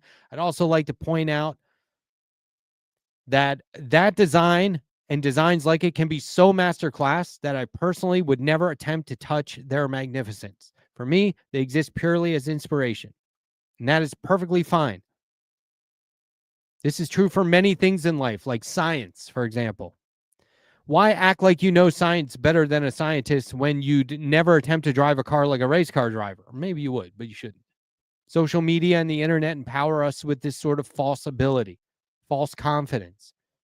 Accessibility to information does not equal comprehension of facts, and it shouldn't. It's fine, is my point.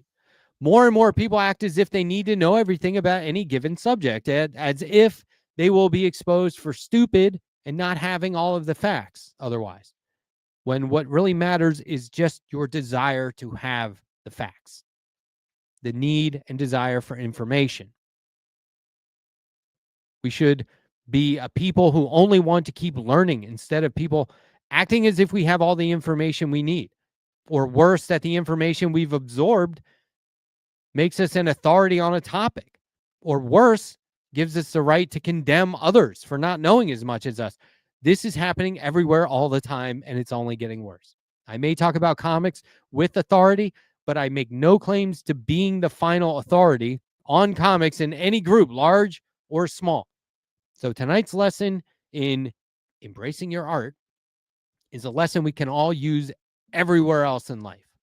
Let experts be experts. Learn from them and never let their knowledge make you feel small. You should not be intimidated, or you should be pleasantly intimidated. If you do feel small, however, check in with yourself. Maybe that's just you, or call those fuckers out. But rely on expertise. Share knowledge in the hopes that we can all grow and learn. It's fundamental, as they say. Find ways to provide information to help people do that instead of shutting them down for being wrong about something. Hey, if someone doesn't have all of the facts or information, or just doesn't have them straight, it's not a reason to shun them. It's an opportunity to enlighten them.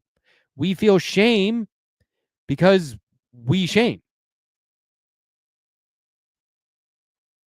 We feel stupid because we always call each other stupid. We always say, that's stupid. Yes, we want a more inclusive world, but not at the cost of self-censorship, because someone out there knows more than we do. Yes, we want a world of free expression, but not because hate deserves a seat at the table. Yes, some people are better than us at some things, but not because we're worse than them at those things. Do you see my point? There is no both sidesing it in the end. If you aren't at the top of your game yet, then keep at it. And if you are an expert in your field, then bring the rest of us with you. This is true for the artist in all of us. Some develop quicker than others, but that doesn't mean no one else should try. Your art is yours until we choose to share it with the world. And if that world doesn't receive it, then look, it's actually quite simple. Just remember the Letterhack's first and most important rule. Fuck everybody. Left Past 10 starts right now.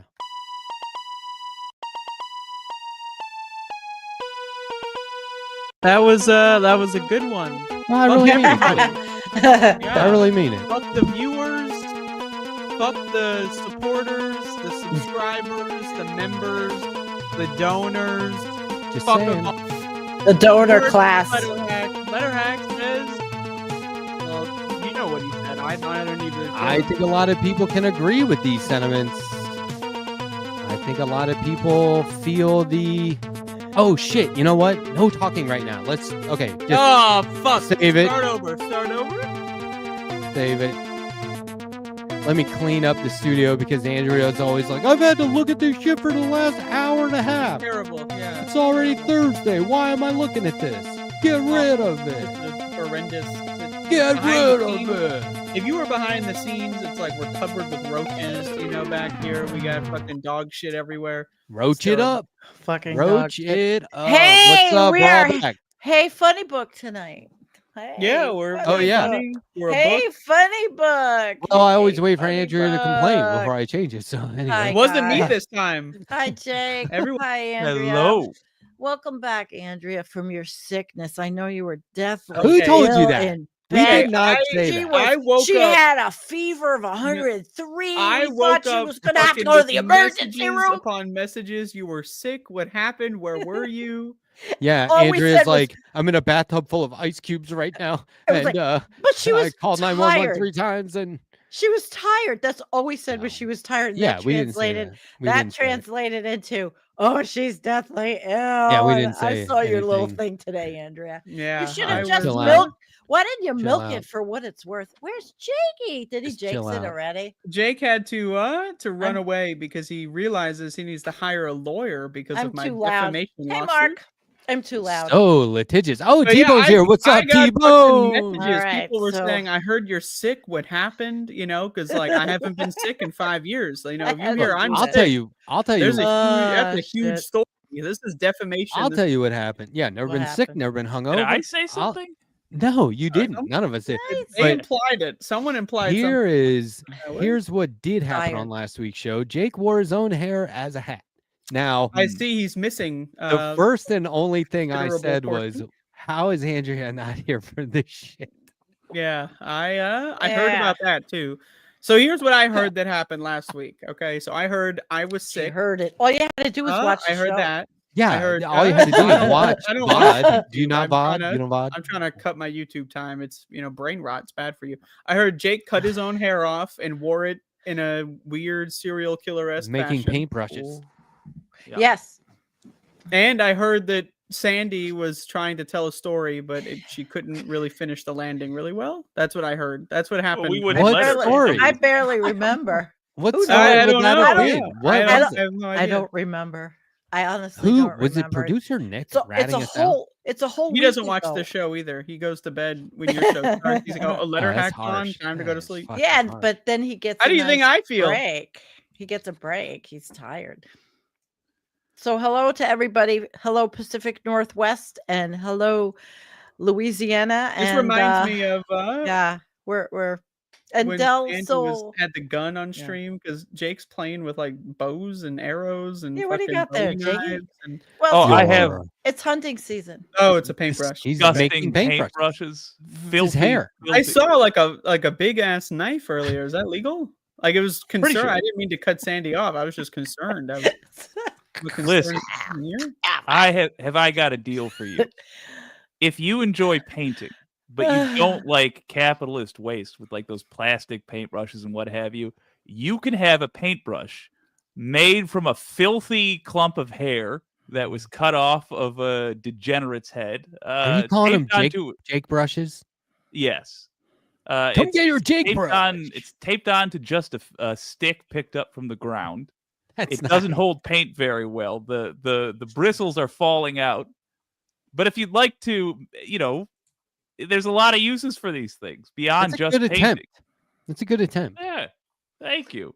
I'm If gonna you be wanna put it with blame me your- for a crime. If you could find a way to make them hold the paint, I'll buy 20. Gross. I wouldn't recommend it. They're really hideous. Also, it smells like burnt hair because I tried to burnt the end. Hey, the bits. I'll send off you some of here. mine Ooh. because I'm gonna get it. Oh! trimmed. I'll Yeah. I'll save it. I'm gonna trim it because Way too We'll have all excited, the other Jake. problems, Way but too it won't be excited. Yeah, this is Filthy, exciting. filthy hair. They don't- It's like- Filthy animal, you. It's like, filthy hey, I'll animal, send you my hair.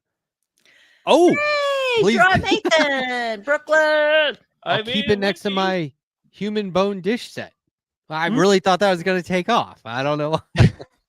Because you probably it was well. At least it's not like human skin. Like There's no Ed- good reason why that should. Ed- Well, I will say, if you're going to wear a face mask, it should be your own face. Well, I thought there was more Vikings. Okay, I'm wearing a wig on Saturday. I think. Oh shit. Okay. Ooh. Yeah, I'm gonna dress. You got a stream on Saturday? You got a No, stream I'm going to No Kings. I'm not bringing Okay. my phone. Oh God, no. Disguise. Oh, you're I'm gonna not go in bringing my disguise. phone. I don't even know where I'm going Now, yet. Are you going to the protest in character? Are you going Mhm. to like use a fake voice and tell? I have people no your name clue. or something? I have the wig, and I'm looking at what do I want to wear. Do I want to pretend I just like bumped into this thing and didn't know what was going on? I mean, I don't know. You I gotta don't- get like the big ass sunglasses, the big hat. You have to have a cup that you're sucking on, even though it's empty, and it's that empty sucking sound. Or- You gotta have like or- a fucking dog in your purse and everything. You gotta go, what's going on here? I don't have a dog. It would have to. You be gotta a get cat. you gotta get a dog. Just I pick one assume up this off is street the or- empty sucking sound response. Yes. I always have my thing of something to drink. Well, Just make anyway, sure it's how empty. Bill Maher As does? long as it's Are you empty, saying? I'm gonna have I'm not fun. following. Are you saying you don't want it to Oh. look like you intended to go to this thing? I don't That's know the yet. point. No. I want to enjoy something with it. Like I haven't decided if I'm going to go as someone else or I don't know. I'm just No, like, this is a good fair. idea. This thinking, stimulates people's brains. You know, you got to Yeah. go and ask random people what's going on here. Have them yeah, explain but it in their I'm words. not bringing my phone. I'm absolutely not Fuck your bringing phone. my You don't need phone. it. No, I'm not. I'm not bringing anything identifiable other than me. My Make sure to vehicle. bring your Bring your passport. Jake bugs to get your Jake brushes. Yeah. So But I have a recommendation. Jake bug. I just don't know what city I'm going to yet, and I'm not going to tell anybody what city. Hey, I'm can we going to just let people know anyway. real quick that you're watching Left Past 10? It's our weekly panel show where we are freeform, unscripted. We draw no conclusions. Not Sometimes Ivana. we're going to have to... That's a lot better. That's a lot. Okay. No, No, I'm not going as Ivana. I have a suggestion for people that are going. Okay. You can absolutely. My suggestion is that you dress like you're going to be arrested, because that's sort of, it's not really the point. The point is to show people solidarity, but dress So like you're wear going like an orange jumpsuit? That'd be funny. That would be good. What do you mean though? Like or hospital pants. exact I have clothes? hospital pants. Like, do you So have exact dress- clothes in mind? Yeah, I have a dress in a t-shirt. Sweatpants, something comfy. Yeah. dress in a way that when you are arrested and I'm it not is getting caught on, arrested, motherfucker. I'm sorry. I'm too Well, old. you know, that's not his point. That's not his point. I know. Sorry. dress him as go. though you're going to be arrested, and dress in a way so that when you are, if it happens, it accomplishes something. So just the visual is effective. Take the 60s protests as your example. So dress nice, in other words. Dress in church clothes. Dress in a way that it disturbs people to see you getting arrested. That's kind That's of what I the recommend for that's everyone. like a the same giant sort wig. of cute power. It's similar to the cute power of the people in the costumes.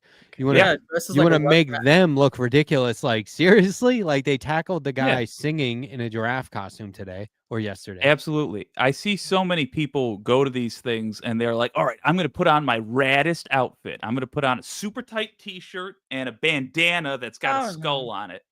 And all this nonsense. Oh man, I used to if love. There doing that. was during I'm the- not Fucking- surprised. your badass costume, you know, 2020. you get all your fucking weapons, you get your fucking little spike, Folks- you know, boots and everything, you know. Just go Folks to at town. home, if you see that person in your crowd, understand that that is our equivalent of the guy that dresses in combat gear but has never been in the military. It's the same thing. Don't be. There's- Oh yeah, I've the never Rolling been in the military. Stone- That was me. Rolling Stone was grabbing people in the 2020 protest marches and interviewing them, and you could tell they were always like, "Oh, grab them! Oh, they look good." You know what I mean? Like they look like a protester. It was always like central casting, millennial Yeah. protester. So not you know. in hospital clothes, or But that's- I mean, these they that's weren't gigantic pants. they weren't being negative. So fine, do whatever you want. But it was still kind of like not genuine. But our culture is one that Put the knife away when permits- we're on this subject, by the way, just for optical reasons, operational. good Probably point. not a good idea. Permits and even encourages people to like look exactly like we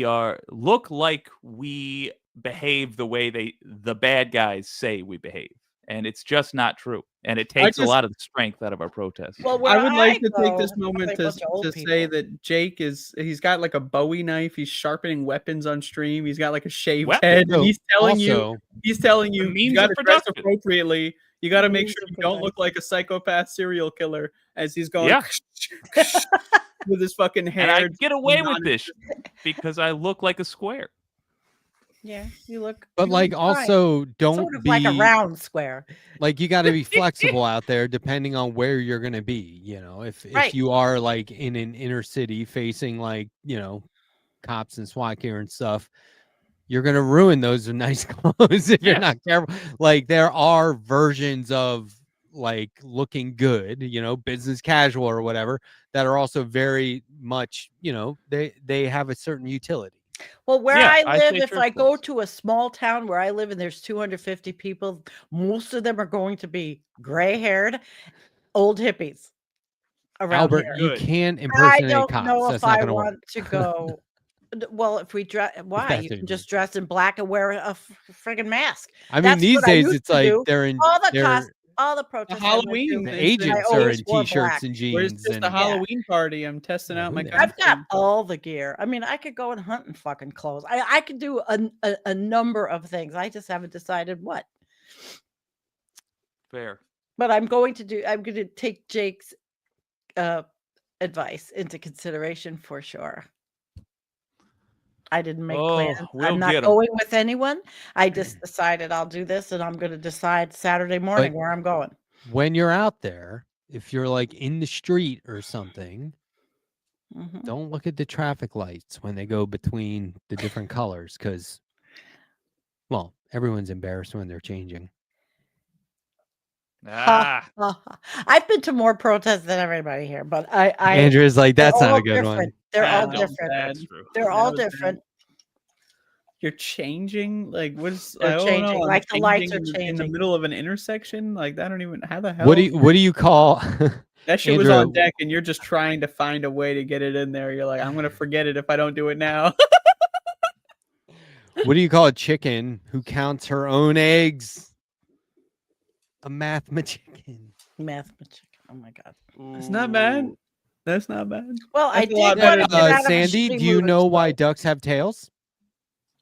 Gotta hide their butt quack. Butt quack. Mm. Butt quack. Have you heard that one? That was No, but I good, needed that's to good. laugh. I needed Speaking of to laugh. chickens, the other day I ordered one chicken and one egg separately on horrible. Amazon. I'll let you know which one comes first. I can't remember any jokes. Well, I mean, I have look, to I was pull them going out of through my some joke back. books on that shelf back there because I got to Oh. get rid of some of those books, but then I wouldn't know what to do with my shelf.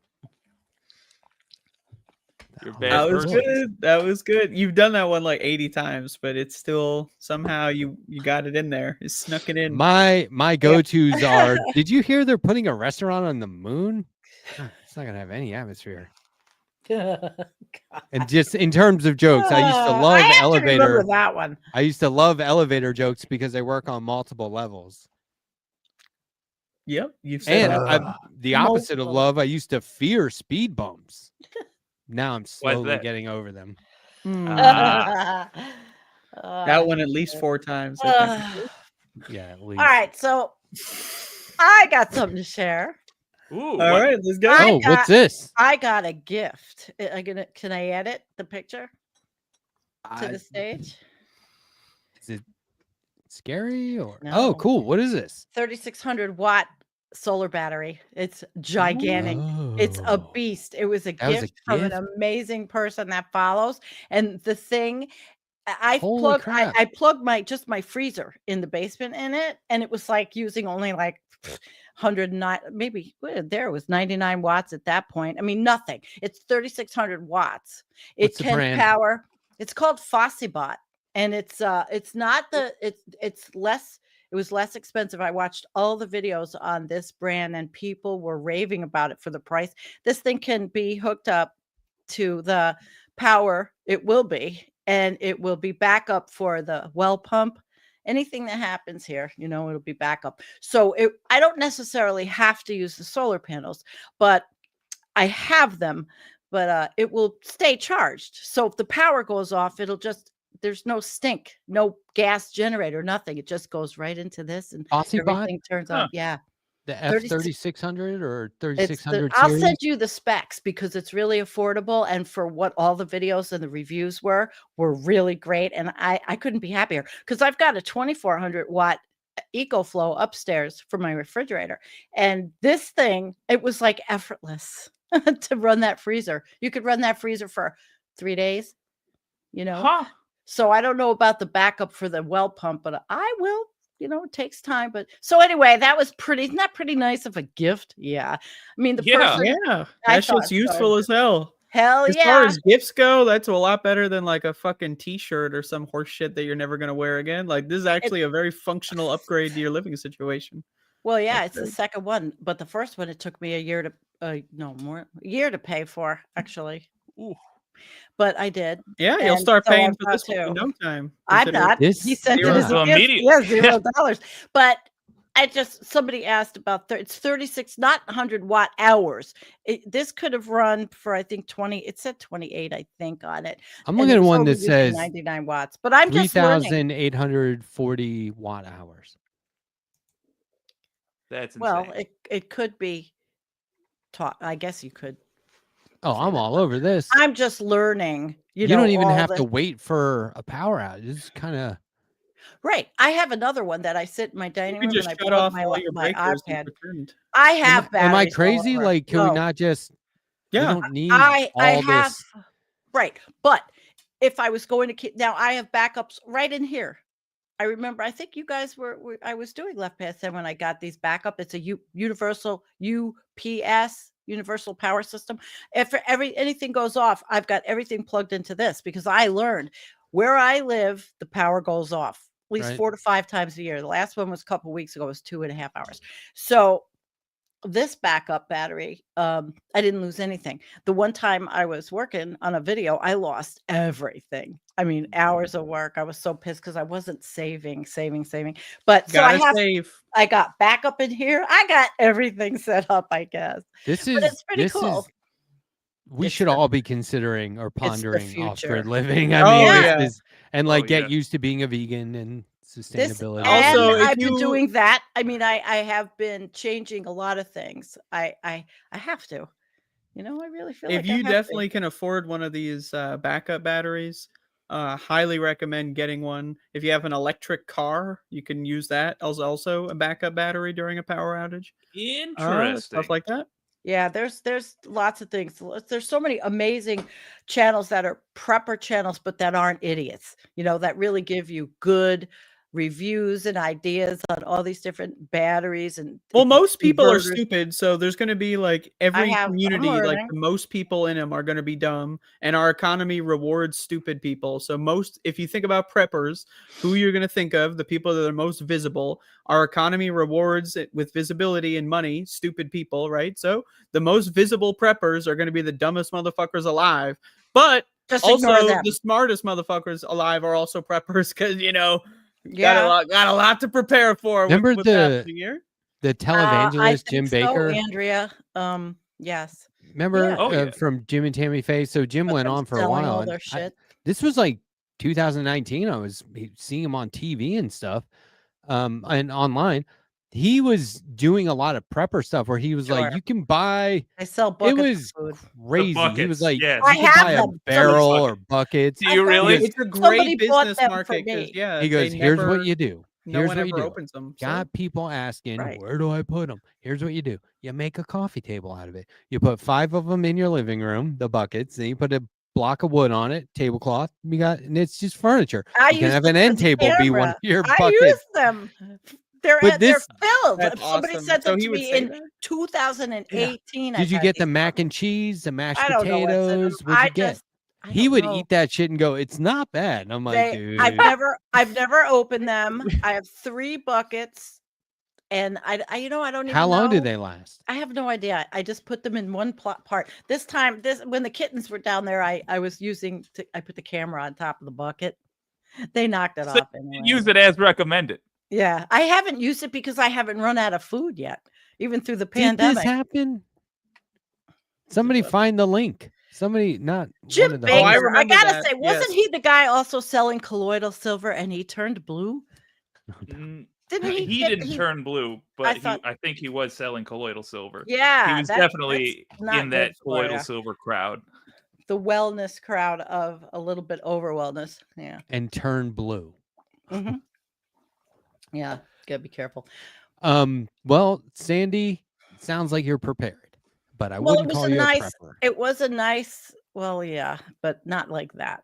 But just prepared for extreme weather events. Now we might have big snow. The Great Lakes are extremely warm.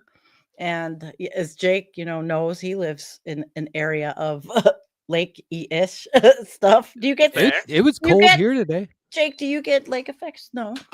this evening? Yeah. So we both have that So do we. lake effect snow. Lake effect. Like Lake Explain Erie that to me. effect. Okay. Tell us what we the lake live- effect is. Lake effect Sandee. snow Start from the is top. all right. When you Our live climate near is defined by the lake here. you anyway. live yeah, but it's a little bit different. Lake effect, Buffalo, Detroit, any Great Lake. What happens? They're so large. What about that, good lakes? Well, little lakes. How about I just don't know. okay lakes? What about bad lakes? I'll listen. Less than Sandy. perfect ponds. What about Kerry Lake? I'm waiting. Goddamn Spitz. I knew somebody would come up with something to make me laugh. I did a show last night and I still haven't gotten over it. It's new science and it's really fucked up. Okay, so sorry. No, Keep going. I'm not. It increases precipitation. It does because what happens is the lakes hold on and the clouds go over, they pick up the precipitation and they come over to the land and then they drop it as snow. They call it lake effect because it's pretty well indigenous to this kind of area. I mean, where I didn't even know what lake effect snow was when I moved to Buffalo. And then I learned pretty quick because I lived on the lake and we got 3 feet regularly in the 3 backyard. feet. Is it 4 feet? Can we get 4? What I are the got poly 4. market odds on the lake effect for Sandee's? I don't get it like that here. I'm 4 feet, 4.5. No, I'm 85. I got $100 miles on 5 away. feet. I'm 85 miles away from the lake. In my old house, Wow. I lived across the street from the lake. I lived right on Lake Erie. We would get 3 feet of snow. I'd have to go out and shovel all the way around the back just to let the dogs out in the back to open the doors. Who let the dogs out? Woof, woof. I can bark too. I'm so multi-talented. Good timing. Yeah. I had to smile though. Oh, fuck last night's show. Really, the research that's coming out about what's happening in the poly crisis of our environment and climate is not good. So It's called broadly global tipping speaking, points. Global tipping broadly points. speaking, when you're talking about like a global tipping point, Mhm. what are regular folks going to see? As in people who do not intend to study it but are encountering its effects. They will see what's happened in Alaska up there by Typhoon Haifang, that they will lose their homes, flooding in the coastal areas, tornadoes like what happened. We had extra tornado activity in the Midwest this year. That was a little bit crazy and it was early. We have done pretty well with hurricanes, but it's really extreme weather and it's happening around the world. It's not just, what we see in our little backyards. I mean, Right. Spain, China has just had insane rain and flooding and other places, but the tipping points that the scientists came up with, the coral reefs are pretty well fucked. So speaking of water, I just I don't wanna installed depress bidets in my everybody. house. All the bathrooms in my house have Well, now bidets you're now. If anybody prepared. wants to, Wash their ass. yeah. I mean, if you're If anybody visiting or would like to come something, have a classy shit. do whatever you want in there. Really, I mean, but Very like nice, Matt. What's the total cost ratio? How much You're time? very did it well take? prepared now. the cost ratio. What do you mean? The yeah, instruction manual is fucking hilarious. Did you That put it's in the Hello piping? Tushy or whatever. Oh, it's that. Yeah. It's Hello Tushy. My daughter bought me one of those years ago. I was sitting in the basement. Yeah. Oh, you gotta install it. What are you waiting for?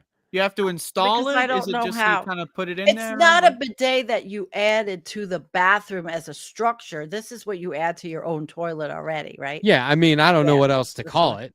It's Hello Tushy. I think, yeah, she had Just, it. I think bidet covers that. it, but you're right. It wasn't Yeah. a separate thing. I Yeah, put I'm it in all thinking of- 3 bathrooms. Cool. It's wow. Yeah, it's like Yes. must have. Yeah, don't fuck around. Don't So, sleep on it, as they say. I hope that people do not ridicule me for saying this, but every time I do shit, I do take a shower. I can't. I Oh, don't do that's it in what this public. is. It's what That's this right. is. Yeah, It's a tiny shower. But that's the thing is like I am psychologically I'm already there. I just I don't. I'm gonna. To me, if like the whole area needs to be, it's not just whatever's in the bowl. It's everything. Thank you for sharing, Andrea. Arms. My feet, my toes. Just stepping into the bathroom. So I have to do a full body clean down, every single I time. drank so. to forget. Yeah, I mean that too. Rub the that too. memory. Ah, good. Anyway, So it's much it's interesting worth stuff. it for sure. I mean, you know, I'm canceling all hairbrush. Well, I'm sales. gonna have to go find that box. It's downstairs. I just moved it Oh, from yeah, dude. one I place mean, to another. this I'll I have this just new friend of mine, Scott. He'll put it in. I was in Costco and bought some TP, and I was like, this is literally going to last me the rest of my life. I'm not sure we have like the shelf life for This is this. great Oh, I haven't used toilet I'm not paper in going a to long need that. I'm time. going to have to start like blowing my nose with this shit. because you now. jump in the shower. That's right. I clean It's my gonna go entire bad body on every me. time. Damn. Wow. Psychologically, I I'm take, already like, there. 3 I'm going to showers a start day, saying at that least, a so. lot. I'm going to start saying psychologically, I'm already there. Psychologically, I've been there, and now Oh, I'm mental. not. I've lost it. Like with anything, I've lost it. I'm going to try and use it later tonight.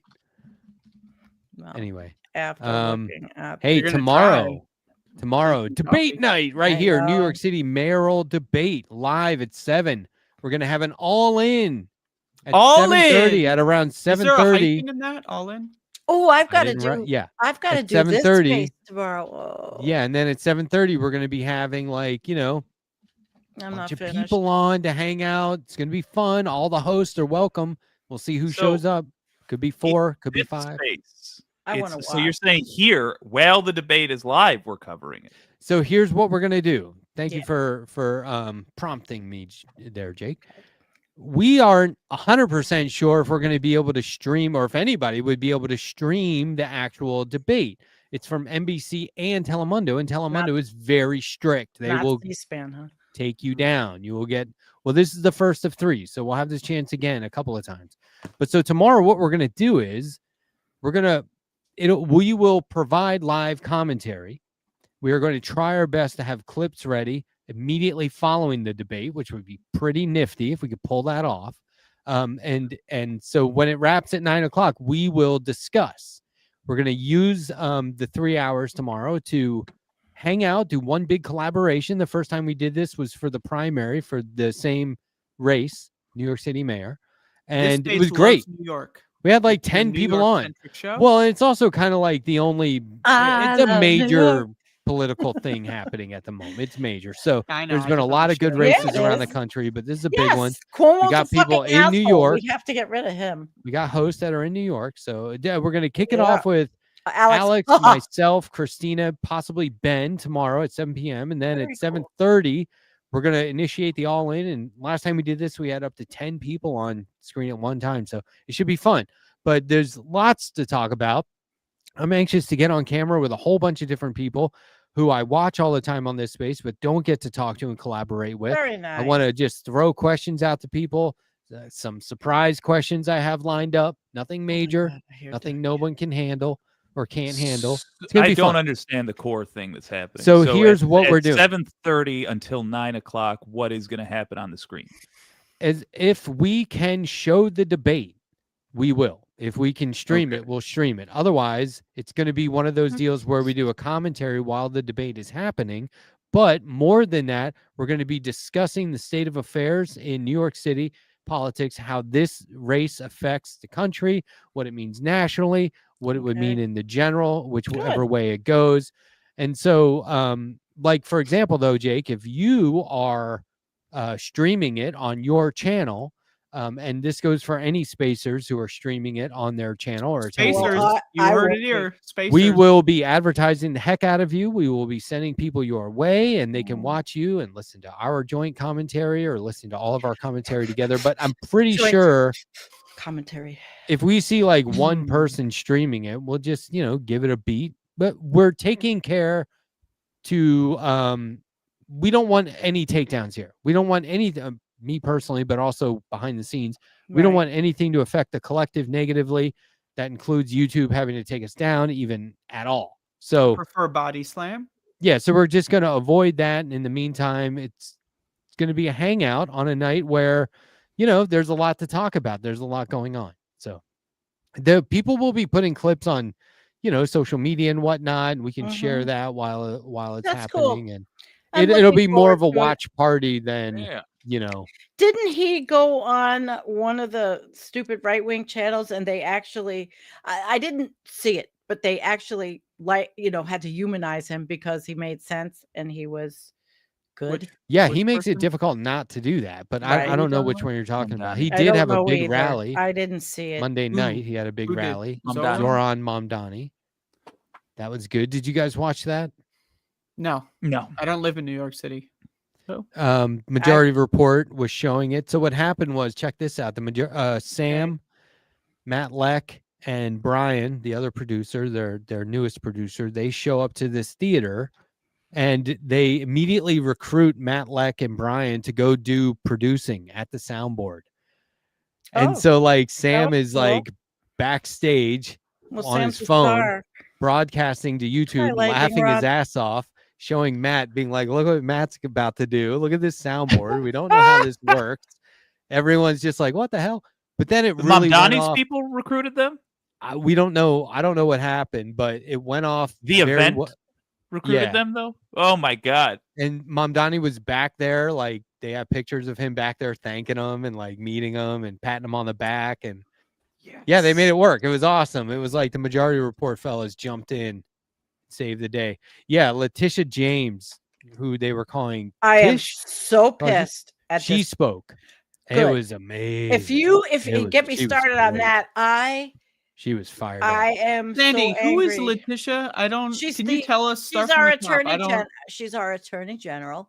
Okay. She's a very good attorney general, but she happened to have had Trump's case come by her, and she got him convicted of things. Various. So now things. he's And going after her. Yeah, but the bullshit charges are so they're trying to uncover. They say mortgage fraud. It's a paperwork. She bought a Yeah. second house where she had to say that she wasn't going to rent it out or use it as an Airbnb, and then she Right. like let her niece stay there. Yeah, it Or was so somebody related stupid. to her stayed Mhm. there, and I'm not sure what the arrangement was, but it wasn't like a renting situation, and so they're using that. I heard Trump saying something like 30 years or something crazy. Like it was like blatant. Like That is she, incredible. it's blatant. I As mean, in, it lacks credibility. I don't believe Look, it. these He's going people are after his so-called stealing. These enemies. people are stealing billions, and they're talking about a $16 like filing fee or some shit, and her knee. There's nothing. It's just it makes me very angry Abuse of authority. because she's a capable woman, and they hate women, and they Well, want to 'cause she take went after everything Trump. away from women. She went after but they hate women. She Did tried to y'all hold him see that accountable clip for his of lawbreaking. Even though they have Pam Bondi and Noam, those are Trump useful talking idiots. to a reporter saying like, I just like to listen to this one talk, or I just like to watch her talk, and then just ignored the question and moved on. Oh, her lips are like they're Man. like what? What did he say? Like bullets or something like that. I mean, he's Some horseshit, man. It was old pretty pervert. incredible. remember he was You know at what was I it? would The have asked him for a National- $5 bill for that comment. Remember, My we Lord. watched this. We actually watched this on screen. I could probably find it quickly. Oh, but you were watching clips last week. That's what I heard too. this was a while ago. But we some clips. watched Trump at it was like the National Association for Black Journalists or something. Remember Oh, this? that And he was just that was years ago. embarrassed Wasn't it? himself. It was like a year ago. It was before he was elected.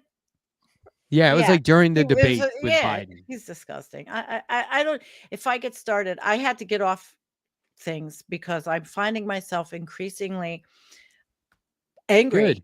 And Good. it's Get not off. that good. Well, no, I mean the anger is like You'll you- stay you engaged. feel crazy. Yeah. I just everything. It's everything is crazy. It If you is. start to feel overwhelmed, I find it is very I went useful outside today. To shave your To head and make paintbrushes. shave your head, make It does work, I heard. paintbrushes. By the way, I'm canceling all paintbrush orders. No! It's disgusting. I was don't want to gonna put. So I'm not going to I don't- send you trimmed hair. No, I don't want to Shit. put my fingers in a filthy bowl of hair anymore. I don't want to have a filthy bowl terrible. of hair anymore. Horrible. funny. It's gonna start rotting soon. It's terrible. What? There's little flecks of things in it that I didn't think were in my hair, but apparently Ew, were. Jake. Yeah, I hope they're not bugs. You're Anyway, making- I'm feeling itchy. All of a sudden. yeah. It's Anyway, disgusting. let's move on. I went out. Yeah. I'm going to send up a picture to you guys. If you're feeling overwhelmed, it I do have a comes in. suggestion. and that is to summarize what you think is wrong with the world. By just, I do that on my show. Yeah. if there's an issue that has pushed you for the night, and you're like, God dang it, and you're gonna keep thinking about it because you can't stop thinking about it. The useful way to think about it is to boil it down until you can explain it in one sentence, because that's the most useful thing you can do right now. Okay. That's actually good advice. Unlike most It's of what very good Jake advice. recommends to the wider Most audience, is that terrible. was pretty solid. It's That was very good no advice. notes. I got a couple notes, but I'll share them after. That's pretty good. Anyway, don't draw too many conclusions. Okay, come on, don't go off format. And don't draw with a Jake hair brush, but not for brushing your hair. It's actually just a hair brush. Don't draw with any of those. It's not going to go well. I Listen. would. You I've can't got- avoid this stuff. The videos of ICE in Chicago and wherever they are just. It's tough. I think. Horrible I to think watch. I feel like if I bought everybody an should ice just stay pick home. Stay home. and, Don't go and an anywhere. optometrist- General, don't go to work. Don't go anywhere. Yeah, General yeah. strike. Yeah, Okay. actually. Lobotomize Yeah. myself. Yeah, it's a lobotomy on Good one, myself. good one. to avoid. Okay, where are we now? In my Okay, backyard. so now we're This is All the right way in my now? back. This No, is right now. that was got a little that was musclewood. my trail cam. We need one. Have you named this we guy? Need, no, we need one of them. Pepe Le Pew? We need one. Of, I know, right? That wasn't the funny one though. I had a Is funny that? one. Can you put that back up for a second? Just You put want it to back see up that real again? quick. Yeah, I mean, wanted to there's get no the reason one- to take it So down. look This at the is center. thrilling There's to a me. beam of light. Is that a UFO? That's Is from that an the, alien that's spacecraft? from the camera, from the That trail fucking- He cam. sees the He's camera, looking- right? Yeah, he sees the camera. But Well, that's you not see, the like, one. I beam have a of light better is like one. a tractor beam coming down like an Now, alien. Andrea, It spacecraft. does, that- doesn't it? Do you know what that yeah. is? I don't Not even go in my Badger, it's a backyard skunk. at night. Have you seen those? One of those chased me one I time. want to find the other one. I've seen Yeah, you many have all skunks. those They're animals. very. I They're got dangerous. chased by a skunk one time. Yeah. I It was- wanted to show you that. I was like better freaked one. out because it was like 5 a.m. I was trying to get to the bus stop and it was Damn it. chasing me all the way there. And I was like, I'm not gonna run past the bus stop. I can't Like I find have the to one. I call got it at the bus stop. coyote. I got the Oh, let's see. the coyote. Okay, Yeah, here he's we go. cute. My wife and I were talking about get one of these, and I Oh, was like, well, we definitely. see these things all Get a day trail long. We cam. don't need to see them on infrared. They're fun. This You is just at look out the night. window. Oh, Oh, wow. He's looking for that skunk. That was a big one. Yeah. He's like, do you guys fucking smell that shit? I swear to Yeah. God, hold on, I just smelled it. Yeah. That was a Do pretty that one. again. Let's see it again. I Yo, like you it. want to see that one again? Yeah, they There- prance. They walk so All right, wait. delicately. Like that's what's scary. That's how Max the dog walks, like a little. Look, Yeah, like Little that. just so Just a intentional little- and yeah. little It's piece like a of shit that prance. guy is. Max, we're talking. See, you about. know That's what that's scares a me. bigger one than that's not a fox. That's a coyote, I think. I was driving to work in Colorado one time, and you would take the back way, which is longer than the standard way, but quicker Mhm. because no one goes that way. So why take the short way if it takes longer than the long way, right? So this is my philosophy. Well, doesn't But that, I'm like, out there. destroy your Then- tires or something? I'm out there really early in the morning, and like 6 Maybe this was the one. coyote run across the street. Oh yeah. Just like, and I like hit the brakes, and they just Thank went God. leaping through, and I was like, no one's gonna believe that ever happened. Maybe this. I is never the one. told anyone at work, and I think I told my wife, but like, it's just one of those moments where you're like, no one's gonna believe that. This guy Look got at that pissed. tail. Yeah, yeah, Getting ready yeah. for some face. Ah, he's a cutie. Oh wow! Holy Oh. fuck! Can you talk to him through it? I feel like I'm playing Oh. a JRPG right now. Badass! versus Look at robot. him. I haven't been back there in a little bit, but That skunk is Yeah. like, do you realize I'm a fucking skunk? He's like, what is this? Yeah. An AI skunk? No. So why did Yeah. you challenge the camera? It must be moving or it's focusing. the it's lens got or something? light, and the light is a beam of light that turns on when it sees movement. Show that to again. That's record. threatening as To shit. But it's not a record. tractor beam from an alien spacecraft. Just to No. be clear. I don't know why And I was- this is the first time we've done this on this show. It's kind of annoying. that Yeah, we've this had is. this It for just so kind of long. happened. This is a very And- organic. Look. Oh, Do you see how its eyes are reflecting? Yeah, that's Yeah. because So- of the light. Yeah. So one thing that happens. No, I went back. I Oh, went back. I hear all I got this it. noise out there. Look, I have watch to when he sees. He's like, huh? What? Who? You talking to me? Yeah, he's seeing what you I'm talking to me? describing right now. So when you turn on an infrared light, it looks like the bulb itself when it's shining. It's me. Just It scares looks them. like. Yeah, it looks like reflecting These eyes. fucking cats. I gotta go out. I hear all kinds of noise. Sandy's got to keep Out these the cats door. from scratching. It's okay, Sandy. Take your time. Wait, I want to look and see if I have any more today. Yeah, I went out today. Those I are had cool. to get the hell out and go for Do a you long keep walk. them in the house to record ghosts? Like, are you going to be like, oh, do you want to see furniture moving? Check this I out. have cameras. I took would so- love to You see saw the Sandy videos I paranormal saw. activity. Just set up like you see the cats running around. What's that? Oh, it's just a cat. Oh, Here's cat. another one. I don't know which guy There's this gonna be a lot was. of false spot. Why haven't they done that? Like a paranormal activity movie, but there's just like shit. so many Raccoon. like house cats. everywhere. Raccoon. Nice. Look at this fucking. Oh, he's a little chubby guy. Extremely bulbous. Yeah, they're very happy on my place. I don't know why, but they just are. This They got guy. Why are they all? Motherfucker. Well, do you put seed out right here or something? Why are they all right there? No, because they're on my pathway. I don't know. I What's don't the know. pathway? What exactly? I what is the mow major- pathways. I don't mow like some people mow everything around their place. I have 6 Right, acres. you just go in I one just straight mow line. paths and make it like a fairyland in there. It's very nice. And so when I get a little freaked out by like working in here and knowing all this shit's going on, I have to get outside. And today I got outside and I still have cabbage to pick and Brussels sprouts, but I processed Brussels sprouts and I ate half of my one of my catawba melons. I never grew them before. Wow. Catawba? It was so good. It was well, no, I didn't eat the whole thing. Now I don't know which guy this was either. Let me What do see. you I dip have your cadabas in? I don't know Nothing. what that is or what. I don't Oh, it's have a any melon. idea. It's like Oh, okay. watermelon.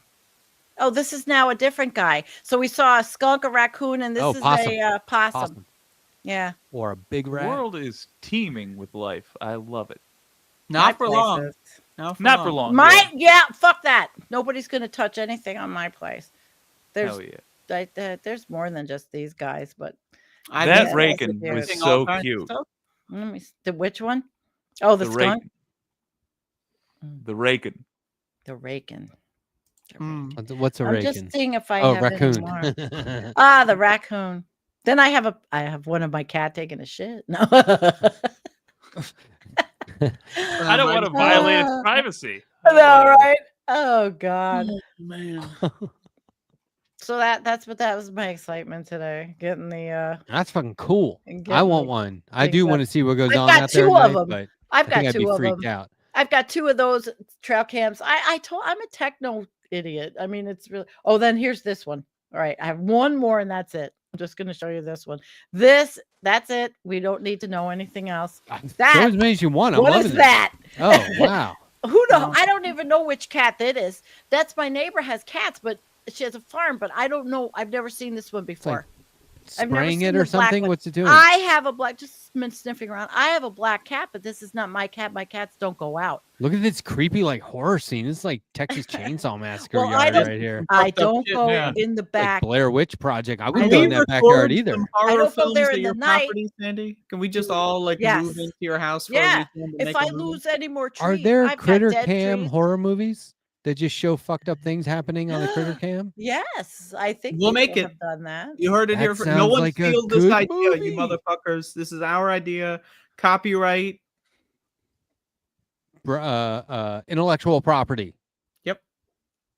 I think that would be cool. Reading. Yeah. Rocky Raccoon checked into his room. Just only see to some find feet Gideon's walk body. by, and you're like, "The fuck is that? I don't know. Somebody got I don't know lost. if I I don't know. have Whatever." anymore. But then, like that same day, a year later, feet walk by.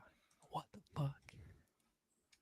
Then you look into it, and you're like, "Somebody died on that day. I wonder if that's." And then a year later, Died on then every you day. watch your cam every night. And a year later, now you're on year 2. All right. I've got one more You're animal. like, I'm gonna camp out in what do you call them? A blind, a deer blind. And Yeah. I'm gonna watch, Yeah. and it's like, I have one in my backyard, but it fell apart. I'm gonna follow him. No, Now but the movie's like taking not off there. while you're following the feet through the dark. And that's that's where the movie really And you starts. know there's skunks out there. You know there's coyote. The viewer is informed of all the challenges and obstacles that are existing in the dark. Then you're following a guy, and then you lose him. I'm in. We You can do lose this. him. We have You all go the tools. back to the critter cam. We and have then when you're all the- watching it, you see he was behind you the whole time. Ooh. Yeah. I've See, got one Andrea, more. I like because you Want just this spoiled one the more? movie. You just spoiled the end of the movie. Now I can't watch it. I have That's one not the more end. animal. It's a found footage. That's not the end. Let's check it out. Also, Yeah, Andrea, this is- I'll make a movie in the woods with you. This is Yeah, the- let's do it. This Hell is yeah. this is called the Hey. MAGA freak. What's your name? What? Adolf Hitler, huh? Oh, jeez, Why- look why are at you this doing this? guy. Holy shit. Mexicans Really and Jews? happened. What about Mexicans and Jews? No, you guys are the illegal immigrants. You need to read a book. You need to be educated before you make assumptions like that and you do some stupid shit. Huh? I hope this guy just Sure. falls into a gutter and nobody helps him. Yeah? I find Oh. Where do I live? that-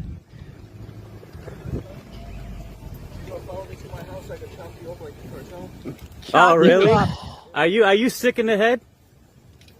Do you got issues? You got issues? You got issues, obviously. I'm just asking because you seem like you are. Who Drive walks north on around? Kellogg Avenue for Who a walks half mile. around like this? What's going on? Like, come on, man. Have some respect for humanity. Oh God. Trump is nothing I'll but a fear fucking Trump. evil man. You guys are his puppets. I don't care. Yeah, I can tell. I don't know. People I got like off, you, I ripped people it like from you Twitter. have no education, have no direction.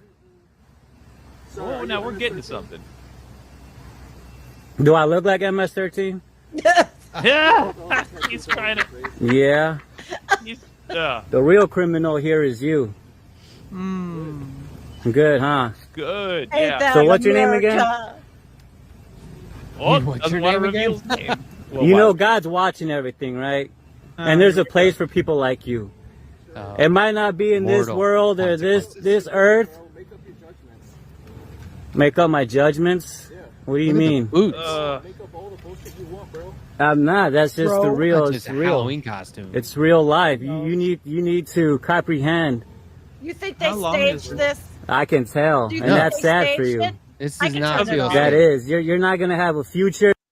Do you This think feels they like the staged kind it? of awkward interaction that naturally happens. Yeah, it's not. Especially- that doesn't feel staged. This guy who's following him You're not around gonna doesn't have, like- quite know what to say to reach a fucking Nazi. Although bless How him do for you? But trying. how does this guy just I happen don't to think be he's trying. I walking think he's on just the making street? fun Look, of. in want me to my take it off? town, in my town, in when I lived in Longmont, there was a guy. It was a very popular bar with a sidewalk, a big sidewalk seating area, and we every week we're hanging out. We would watch this guy in full military camo, multiple guns, machine guns, everything, just walking up and down the street. And we were like, one day he's gonna lose it, or and it's totally legal. There's nothing wrong with it. And who the fuck is gonna go up to that guy and be like, "What are you doing, bro?" Nobody. But just like I is love going up the to that idea guy. that like imagine like 10 minutes before he leaves the house, like, oh, it's my one day of the year where I arm up and walk down the street. Yeah, but nobody was like going up talking to him because they were just like, Jesus. But like, I don't know if somebody was walking around dressed as like This the guy. little old brown shirt. I was trying to pretty figure fucking out if terrible. it was staged or not. I ripped it from Twitter, and I don't know. It wasn't anything. It was just up. Now it's was something I somebody searching. defending that guy walking on Twitter? What Twitter profile did you or account did you get that All from? I was doing a search for videos on something. I don't remember exactly, and I see it, and I looked at it, and I'm like, "Oh, this is good. I'm gonna rip it." I haven't used it. I don't know if I can use Yeah, it it's for just that anything. it's but Twitter. You don't it know was if just- somebody's like, they were interrupting this guy's walk. Leave him alone. He didn't hurt you. Weirdo. This average Republican this is was just American. out Yeah. trying to enjoy his day. We're not allowed Yeah. to tuck our shirts in and wear boots anymore. Come on. Jeez, But yeah, that felt let's authentic. think about it from this angle that he I put can, on yeah. the Nazi costume Yeah. and he knew he's inviting these interactions. And yet like, so he's thinking, what am I going to say to the Yeah, aliens? what What to am I going to expect, say yeah. to the gang members?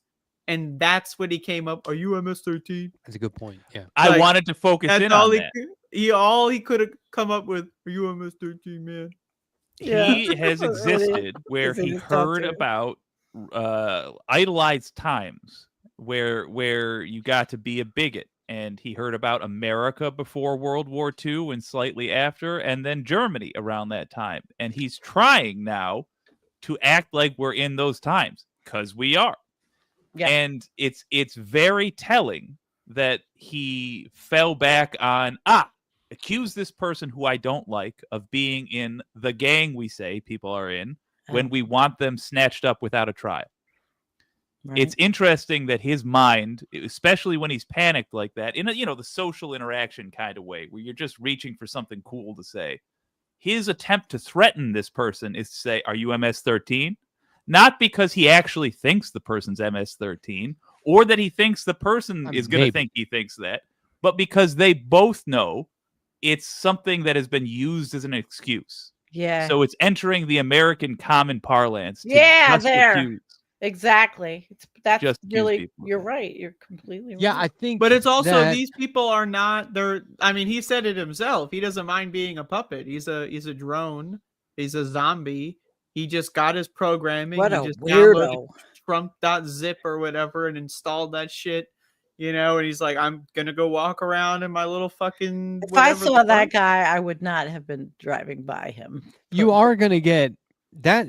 I love this point, though, Andrea, that like he's out, come on, you're wearing that. There was a guy who did this like on Halloween, I think it was. He went into a bar dressed like this, and people were like, what the fuck are you? And he wasn't even meeting anyone there, right? And the whole thing was just him being like really offended that they like he was being discriminated against. And that's not what was happening. Like, you got to be kidding. There's Can only I note, one by the way, reaction you're going to according get. to StreamYard, we have 88 viewers. Very coincidental. I don't know why that is. Oh shit! But outside Flying up. of a Nazi rally, you are only going to get like one reaction out of that, and I think that's just. He knew he was being Fuck. filmed, so he And there are- obviously was out there for a reaction if it wasn't staged. And if you He go to should the biggest Nazi rallies, Matt Schlapp is going to molest you. So it's a real tough place they're at. That's right. That's right. I was reading an article today, and I'll never be able to not assume it's all AI because most articles are being written by AI now, apparently. But like, there's an article about the sentencing of the guy who this is how I heard it. Tell me if you guys heard it framed this way. The guy who firebombed Governor Josh Shapiro's house last summer. Have you heard this? No, Like he keep going. firebombed their house. Oh, I knew It's not that. a Yeah. dad Oh joke. yeah, I haven't heard Okay. about the Yeah. sentencing. I haven't heard any new news about him though. So, What's up? oh well, I mean, he got 25 to 50 or something. So here's the summarization they gave in this article, and all I heard was firebombed, and I was like, well, I don't really need to know much more about him. That's fucking crazy, right? Like, please don't do that. Although I did hear something about it being in relation to Shapiro's stance with Israel, right? Like he's pro-Israel. So I don't know. I was like, okay, bad move. Please don't do that. I don't Glad know. everyone's all right. So here's know the if thing. it was Today I'm bad. reading about the summarization of how he did it. I'm asking myself, was this planned? This is a terrible plan. And why? I'm not the guy that goes, this sounds like bullshit, but this sounded like bullshit to me. So tell me what you think. My detector was going on. They said that he threw a Molotov cocktail at this house. I'm going to leave information out and then fill it in after I tell you this, okay? Because this is like, was this a plan or what? He throws a Molotov cocktail at this. And of course, we live in the world where I have to denounce this sort of action. I think this is crazy. Like I was saying earlier, I'm not promoting this. Then he goes in to the house with a sledgehammer, finds that he can't. They don't say that he used the hammer to get through the front door. They say that he gets to a hallway where he can't go through a door with the sledgehammer to get to the bedrooms where they're sleeping. So then he throws a second Molotov cocktail in the house. Now, I don't know how While he's in using the a house. sledgehammer While he's in there. Yeah, so he gives himself that obstacle to enter. Like, now I have to go through fire, and then he does it on the way out. He gets away. It's all on camera, of course. I mean, you can't see his face, but it's all on camera. He fucking gets away. Short while later, calls 911 and turns himself in. They say, "Why'd you do it?" And he said he was pro-Hamas. Right? Or he said he did it on their behalf or whatever. So, Plant. there are, and this I is why I'm love like, Israel. this sounds fishy. So Sorry. I love then, Trump. it's the first night of Passover, or I think it's Passover. There's 22 people in this fucking house. 2 of them are the Shapiro's children. The rest are like adults, and they're staying over. So like they're passing over. So right away, it's like, if there's 20 people in the house, 20 adults, and there's a firebomb, everyone's waking up. But no, this guy's in a hallway with a sledgehammer. See what I'm saying? Then come to find out, 2 state troopers guarding the house. Where the fuck were they? How did he get in? How did he get away? How the did he same thing with- conduct this operation? It seems like the worst plan. Seems like he was very lucky in his success, even though he didn't complete his mission, which was to do ultimate harm. And then why does he turn himself in? What the fuck? Like, That's not dude, if you're real. that lucky, so see what I'm saying? Yeah. And the rest of the article was a statement from the Shapiros about how they can't live a normal life anymore, which Well, would what do you make sense. think? But like, Judge Goldstein from South Carolina. Is that Yeah. her name? Yeah. We haven't heard anything. Nothing. torched her house to the ground. Nothing. Nothing. Well, Where's the outrage? Right. But like Yeah. that story, I'm not the kind of guy to go, this sounds like bullshit, but that sounds like fucking That sounds like bullshit. bullshit. It sounds. How do you have a second Molotov cocktail and you're using a sledgehammer? Don't you have to hold on to those? Sledgehammer is really what got me. When The you what? have Molotov cocktails, what the fuck do you need a sledgehammer Right. for? And like, did he put it down for a second? Because Was that's he just in like his a own bottle movie? of fuel. Like, you can't He was flush in it his around. own movie. Hold on. Mr. It's Governor, insane. Mr. Governor, please get back in bed. Let me put this sledgehammer down for a second. and How did he refuel know my where to go? Molotov. I can safely, I think we can safely assume there's a better article out there that explains all I'm this. sure But there just is. going off this one article, how the fuck did the guy know where to go once inside? And that's wild, right? well, It's a weird.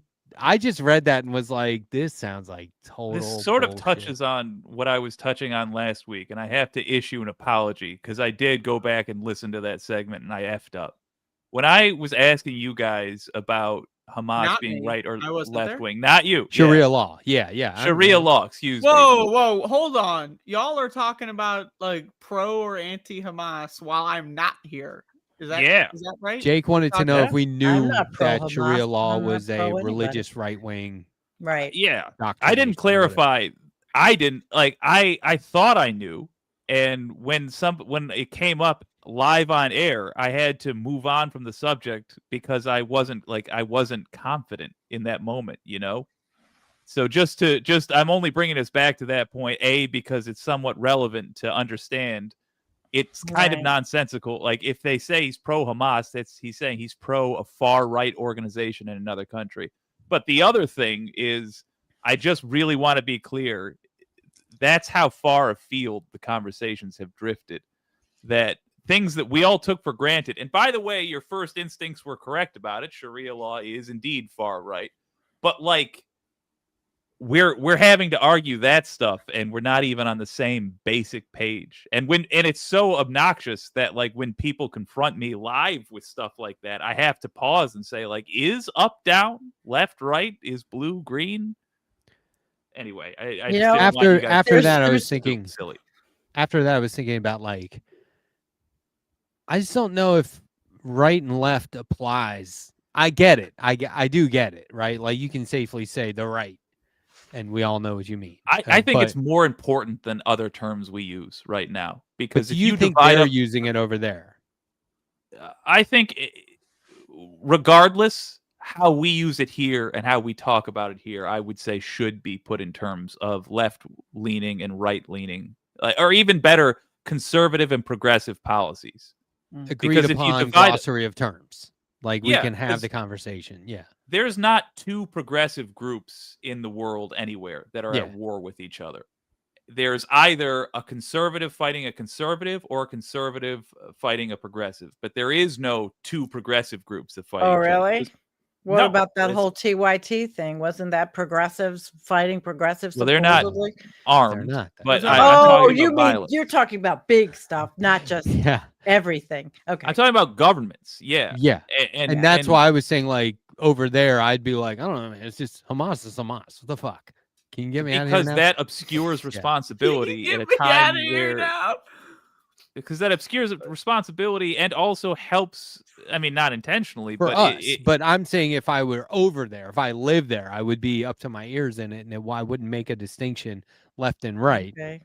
It's life or death. mean, I but I suppose. see what you're All saying. right, For our Jake. All right. purposes, Since yeah. I wasn't thought here I'm last- just saying I thought I last want- week that's what you were getting at. I want Jake to just summarize real quick because I was not here last week. Basically, what the hell are you talking about? Because I don't really understand what. Can I'll I put you tell her how in the it same came up? awkward position. Let me just do it. I can't think of a better phrase, and I'm panicking live. Raw. Is Sharia law, in your opinion, a right or left belief system? Well, if you were to ask me that question and there's not an other option, I guess I would have to say A, right. Religious Final answer. fundamentalist. Yeah. But That's all what's I was the asking. larger context of why are you bringing up Hamas? Because when I asked out of morbid curiosity if the person that I was talking to, who was a right winger, thought it was right or left, they said, well, left. Obviously, it's left leaning. What? Because they think Yeah, that anybody exactly. we are advocating kindness to is on our side politically, and that's a crucial distinction to make, I think. Okay. Gotcha. So, with how about all that Doc? being said, Yeah. before we move on, I just want to say, just for the record, I love Donald Trump. I Oh. love Israel. And yes. What? I Do you love America. Scott Bessent? I love Scott Besant. I love America. Besant? I love Argentina as well. Shout Yeah. out to Oh my Argentina. God. I have a video of Scott Bessent. I love Javier Milei. He's a great guy. I love Juan Guaido. Shout out. Get him back in the news. He'll be in there any day. Any day. You know, Basant was in line for Lutnick's role. He's 'Cause such an that's asshole. what he served as in the first Trump administration, and Musk was like, he's gonna be too like by the book, put him in Oh, Treasury, and He's then a lying skunk. I and then have a get video Lutnick I in made. here, and he'll do the crypto. And they're like, oh, Yeah. cool. But now the stuff coming out with Lutnick, Yeah. it's kind of like, what is really going on? Do you want to Why watch did something he I take made? $50,000 cash in a bag during an FBI sting? No, What's that it wasn't. trying That was to do? Homan. That was Tom Homan. Yeah, that was Tom Homan. Homeland Security. Oh, that was Homan. Lutnick doesn't have to take 50,000. He's a gazillionaire. He's the Oh, stuff- right. he's- Yeah, he's of Cantor course. Fitzgerald. Investment I banking, made yeah. a video. You want to watch a video? A quick one? Scott I Bessent? do. Okay. Doing What is it? Uncertainty is part of negotiation. He's such an asshole. It's a scam because Where's it this from? exhibits all I common made it. characteristics of scams, most notably, one, misleading is you promises, talking? especially the No. idea that you can become rich with I little to no edited it. effort. And game theory is called strategic uncertainty. So you're not going to tell the person on the other side Such of the bullshit. negotiation where you're going to end up. And nobody's better at creating this leverage than President Trump. I am saying this strategic uncertainty is part of negotiations. I am saying this strategic uncertainty is part of negotiations. I am saying this strategic uncertainty is part of negotiations. This reporter behind me was quite snarky the other day when President Trump talked about the girl having two dolls. And he said, well, what?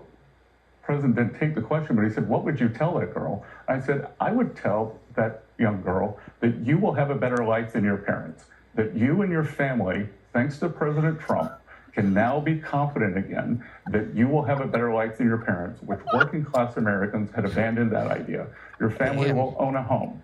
You will be able to advance. You will have a good education. You will have economic freedom. Down to 12 That's what FPS. we are advancing. All common characteristics of scams, most notably, One, misleading promises, especially the idea Oh, that that's you good can B-roll. become rich with little to no effort. In game theory, it's called strategic uncertainty, what you're talking about. Nobody does it better than President Trump, and it can be unsettling for the markets, but why are they unsettled? Because they have a lack of information. President Trump has asymmetric That was information good. for what he's willing to do. We don't disclose it.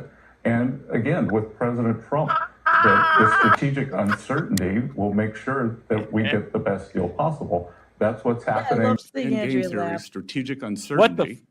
In game theory, it's called strategic Okay. uncertainty. Wait a minute. Can you So pause it? You're not going to tell the person on the other. Can you pause it for a second? Okay. So half of There's these edits so much. I love. There's so much to just discuss right now. Yeah, that's Hold why I on. played it. We half have to of these finish edits it, I Megan. love. The I other love half making I have videos. no fucking idea what you're The trying to tell me. laughing face with the homeless person. Yeah, I don't missed know the what that context. was. Why is that? Well, because he was saying that you're going to have a better life than your parents. Yeah, but like if you're not listening all the way, you're just seeing Oh. like someone laughing at a trippy. homeless person. You gotta pay And then attention. there's Side of like the negotiation. fucking satanic Right. creature. Wait a minute. Oh my Don't unpause for God. a That's while. like what he is. 30% So that's opacity. that's editing Holy brain. Fuck. Yeah, That keep is it so. paused here. That's who Yeah, I well, am. we This will is get. amazing. This is phenomenal. Well, I this do is lots useful. of this. I have 100 million It's of them. I useful made these. feedback. These are great. So We gotta here, get so these here once it a week. is. That's editing brain, and you have when you watch this footage, you will have watched it literally hundreds of times before it's over. So every single word to you is going to be like it's carved in diamond. But the average person watching it is not going to catch what the person is No, saying. right. You have to really. We're pay just going like, attention. oh, we're laughing at homeless When I people make now? videos, you have to Homeless make a people, you no. fuckers. You have to pay attention. Yeah, And 'cause this even guy if they're paying attention, you also need to account for that bit of time it's going to take their brain to process and understand what they've heard. I would just say cut out about half the graphics and certainly delay them, but don't stop keep doing at it. Like least I like 80% of the graphics. The Satan this one, that one's great. Yeah, That's the fantastic. Satan one's great. The bullshit, the timing on the bullshit The was bullshit so was good fantastic. too. The elephant, I didn't even see that coming, and I'm sure there's more elephants to go. No, I'm ready The to elephant's one of the ones I don't get. but I Oh didn't boy, follow here we that. go. Here we go. Okay, let's. Okay, all what right. what is this video for? for me to get my shit out. What is person on the this? other side of the negotiation where you're going to end up, and nobody's better at What is creating this the? leverage than What is President this? Trump. I believe that he is referring Hold on, Sandy. to Seriously, you're not sub-deals acting as someone who was banned from YouTube for 4 months. The fuck was that? Good. Telling a story with graphics and videos. Well, and but words. okay, Yes, we're sir. on a collective though here. What was that? I don't. What was the gun? Is there going to be more of that? Just don't give anybody any ideas. I'm not.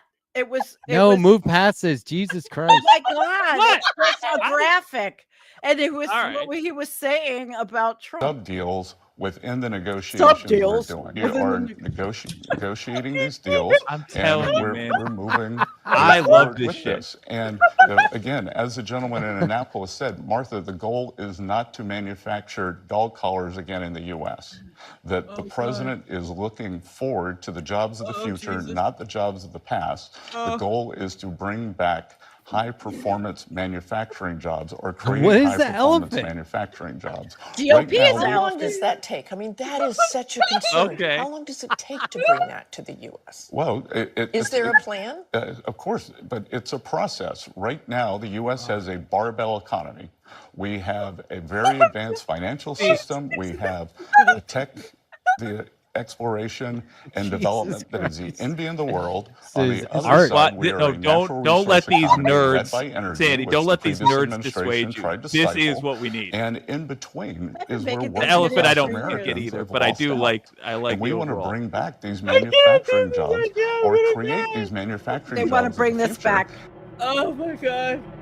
Oh my god. So, like, I really think I think this is needed, and that's the exact kind of like. I love that you timed. Oh my God, I bullshit. have hundreds of these. I mean, I've made videos for 9 years like this, but I have lots of them.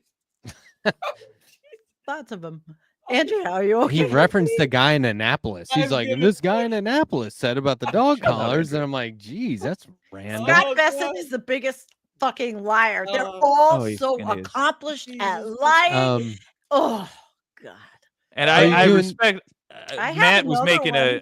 a safety decision lots for of the them. network overall, but I do think showing Well, that the was yeah, but it was showing from the the death 18. and the No, but you didn't hear what he was saying. It wasn't about killing anybody or anything like that. Oh my god. Doesn't matter. It was just a visual of a. Oh It my was god. like a When Wild that- West. A Wild West. When that thing. shit popped back up. Do you know man. how many millions of Wild Oh, West images I oh could my recommend God. on top of that? Just no. see a guy like Ignore these nerds. That putting for a his second. horse in front of a saloon. When the motherfucking disturbing Sandy imagery pulled as gun out he on was election talking night. and trying to sound What all, we're living through one this. We're second. living. Yeah, I mean, if you're through just talking this. about art, I get it. I get it. The disturbing living imagery through while this. he was talking about all this stuff is good. Like that's good art, and that's exactly what people need to hear and see. Like a lot of the folks that are just like scrolling through Facebook and have no sense of what's going on. Well, I use it in my They need this. shows. I use these in my shows, and everybody understands, when I make videos that I'm dark. I'm always dark. Good. It's never going to be.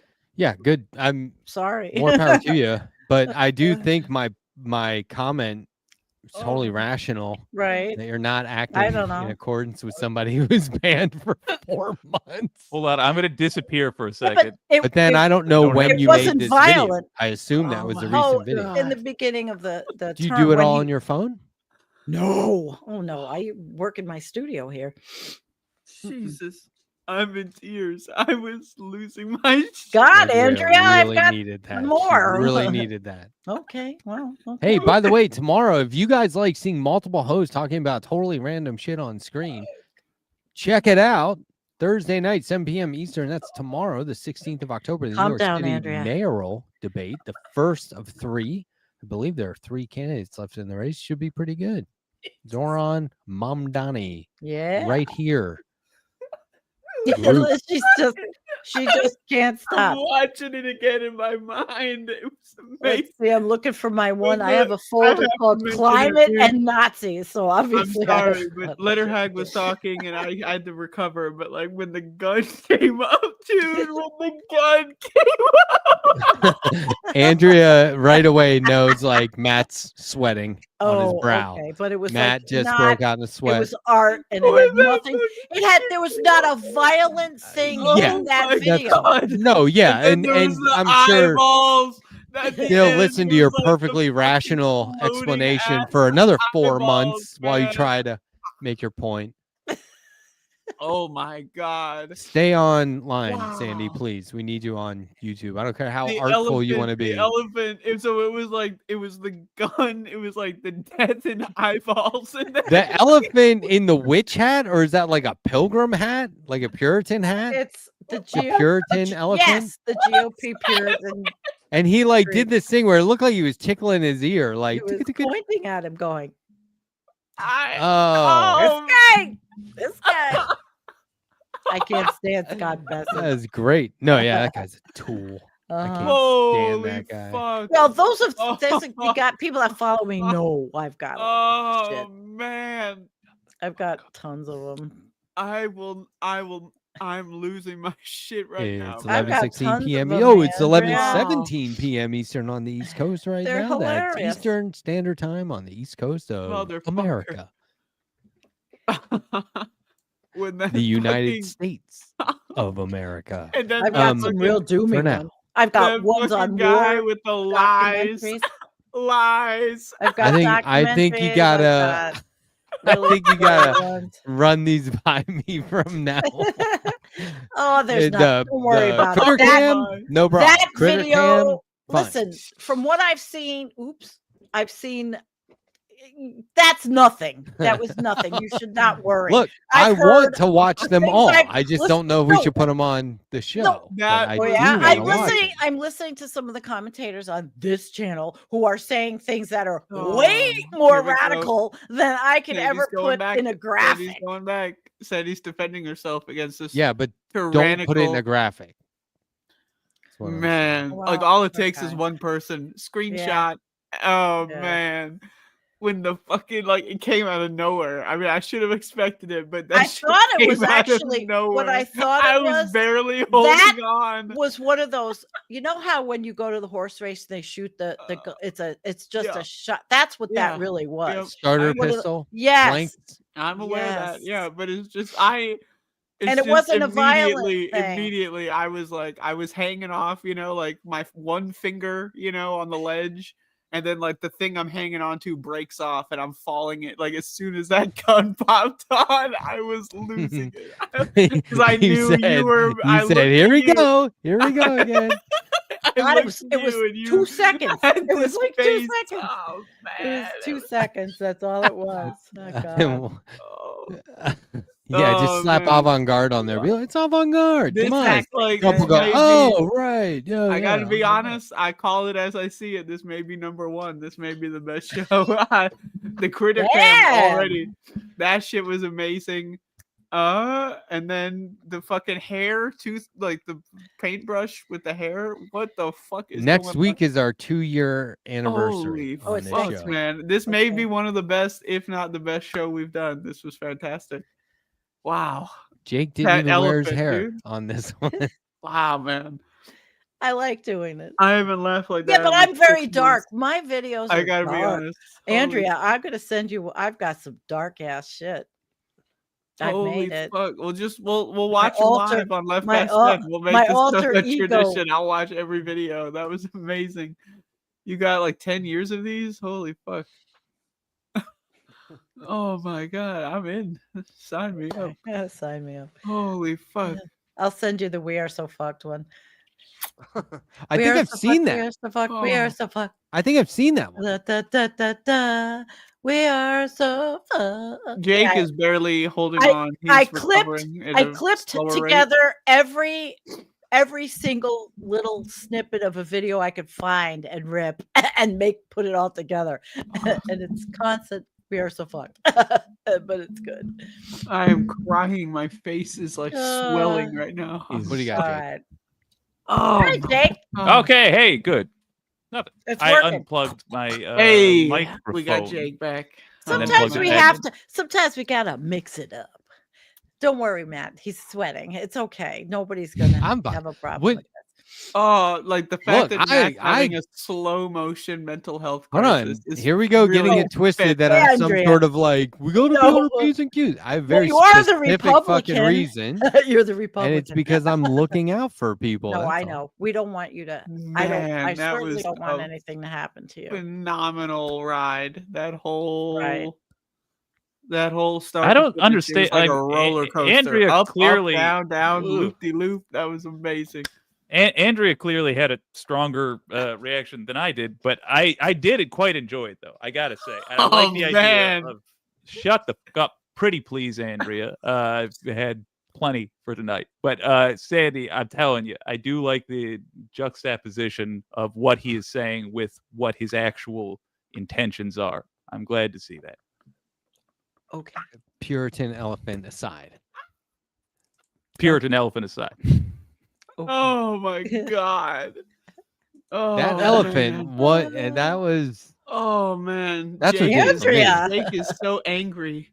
He is full of rage at the I joy that I am emanating. I haven't been don't this like happy joy. I'm all happy I year. could make you happy. Fun. I haven't been this happy since fucking ever. so And Jake is sitting here to Yes. shut I'm just the hating. fuck up. Probably why hating my on channel never I gets to can't believe 5,000. you would laugh. My channel doesn't get to 5,000 because people Oh think I'm too man, fucking that weird. might have been the icing on the cake. Holy shit, that might be what we needed to hit number one. Just, I think so. I It's a think way that to is- work Jake was it just trying to out. make the same point he made like 10 minutes. He already made that point like 10 minutes ago, wasn't that? You I clearly actually said it. have one called Bunker Babies. You want to see it? This is pretty. This is pretty. Sandy, what did we just now say? now we're paranoid. Yes, You're gonna get scammed. I wanna want watch- to see you wanna these. watch- No, I don't want to Let's see go. them right now. Oh, okay. Yes. I'll send you. Well, Bunker Babies is not have Thumbs anything up. in it. I would love to watch It these. doesn't have anything bad in it. Bunker babies. Well, it's It called doesn't. Bunker Babies. There's a 100% Let's chance go. we're I'm going to get ready. the whole channel I'm shut down ready. tonight. No, it's not. It's just showing where these places are in the country that are underground that What? used to be missile silos. But Tell us I more. added graphics and art and editing and music. Why? And shots of dead kids. Nope, nothing Why like that at all. bunker? Why babies? babies? As in like Because hot Zuckerberg and chicks all, or like no. literal infants? These guys What are do you? bunker. They're bunker babies. They're all. They're going to go to their bunkers. They're babies. They're big babies. They're going to go to their bunkers. I did a whole show called Bunker Babies, and so I made a video. My shows. I used to do my shows. They were very serious, and I would always make a video, like a wild video for my shows. Yeah, we used to get Please see the thousands of views video. I before the really pan. You want to watch I Bunker really- I wanna Babies? watch What they could possibly object to. It's Really? just called Drop Site Massacre. No, it's not that. I'm not. I wouldn't bring anything like that because I don't have anything like that on my channel like that. I Of don't. course I not. can't It's what they breathe. will interpret it as. We know you're not a psycho. Oh We god. know you're not making like No. shit you can't put online. Oh, but I got mucus You up. should be able Babies is to. It's cute. fine. But Andrea, I'll send it to you. You can watch Oh it. I'll man, send I it gotta large watch mail. Bunker Babies. Where can I put it? Holy It's only a few minutes. Fuck. I'll drop it somewhere. I don't know Oh where. my god. Oh my god. Bunker Babies. Holy shit. It's actually it's actually Oh. you learn from this video. I'm learning. Oh, it's educational. But but No, it's, to a, but it's again, it's to a Christmas song. but Oh. again, That's who even was better. who was the person providing voiceover in the last video? Who was that? I'm still trying to get. That wasn't voiceover. That was Scott Besson. No, No, there the guy was describing a the video scam. describing like a I have chart to look or for the. graph I or have to something. look for the link to his. Oh, video. okay. It's not like Yeah. a known. No, I wrote to him and told Amazing. him I was going to. He asked him if I could use it. He had a little obscure channel, like I don't even remember who it was. You know, I find these little obscure channels too. People that do things and then you write to them. Those are the best channels. Yeah. The ones Right. that have like anything less than like, you But know, some of whenever them are those people super put ads in their creative. videos, yeah, that's when Yeah. they get shitty. But And they're really creative, Same. and then you write to them and you say, "Hey, I want to, yeah." god damn, that was I a don't great think video. I don't think Bunker Babies Holy is. fuck. It's not bad. There's nothing in it except I'm for, extreme. all right. I'm There's extreme. guards. I There's- want to watch there's, Bunker Babies. there's guards. All right, I'll turn it off the minute Do if not. you freak out. No, we're not. No, watching no, no. There's no way to. Please, just let it give be me known. the night off. We don't do fucking clips on this show. See, and Anyway. now that was my rule. Paranoid. I'm gonna put the critter cam leave back for up. Put 1 the week, critter now cam back I up. come back. This is like when Trump gets in there, or like Obama gets in there, but like we have drone strikes in the surveillance state. We're good. You know, I want so, the we're critter playing cam clips live. now. Oh wow! Yeah, you Be like the the fifth critter cam. panel. The critter Oh, cam is I cute. would enjoy just the fifth host of the show is just a live critter cam. Not even Oh, live, just man. looped videos of That's the animals cute. you see. Yeah. That would be good. That aggressive skunk. Yeah. Very aggressive. They're so Wild. like. He looked like It's he was so like, "I'm a fucking skunk. You want some of this?"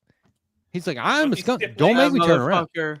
Well, there were like the multiple phases of the tail. Like at first Yeah. it was like kind of raising, and then it was like really raising. It's like I'm getting Then ready it to was let like, loose. all right, it's on. It's like I hope you have tomato juice on hand. This is gonna Holy get fuck. funky. Skunks threaten you like a sassy gay gentleman, and I love it. Remember?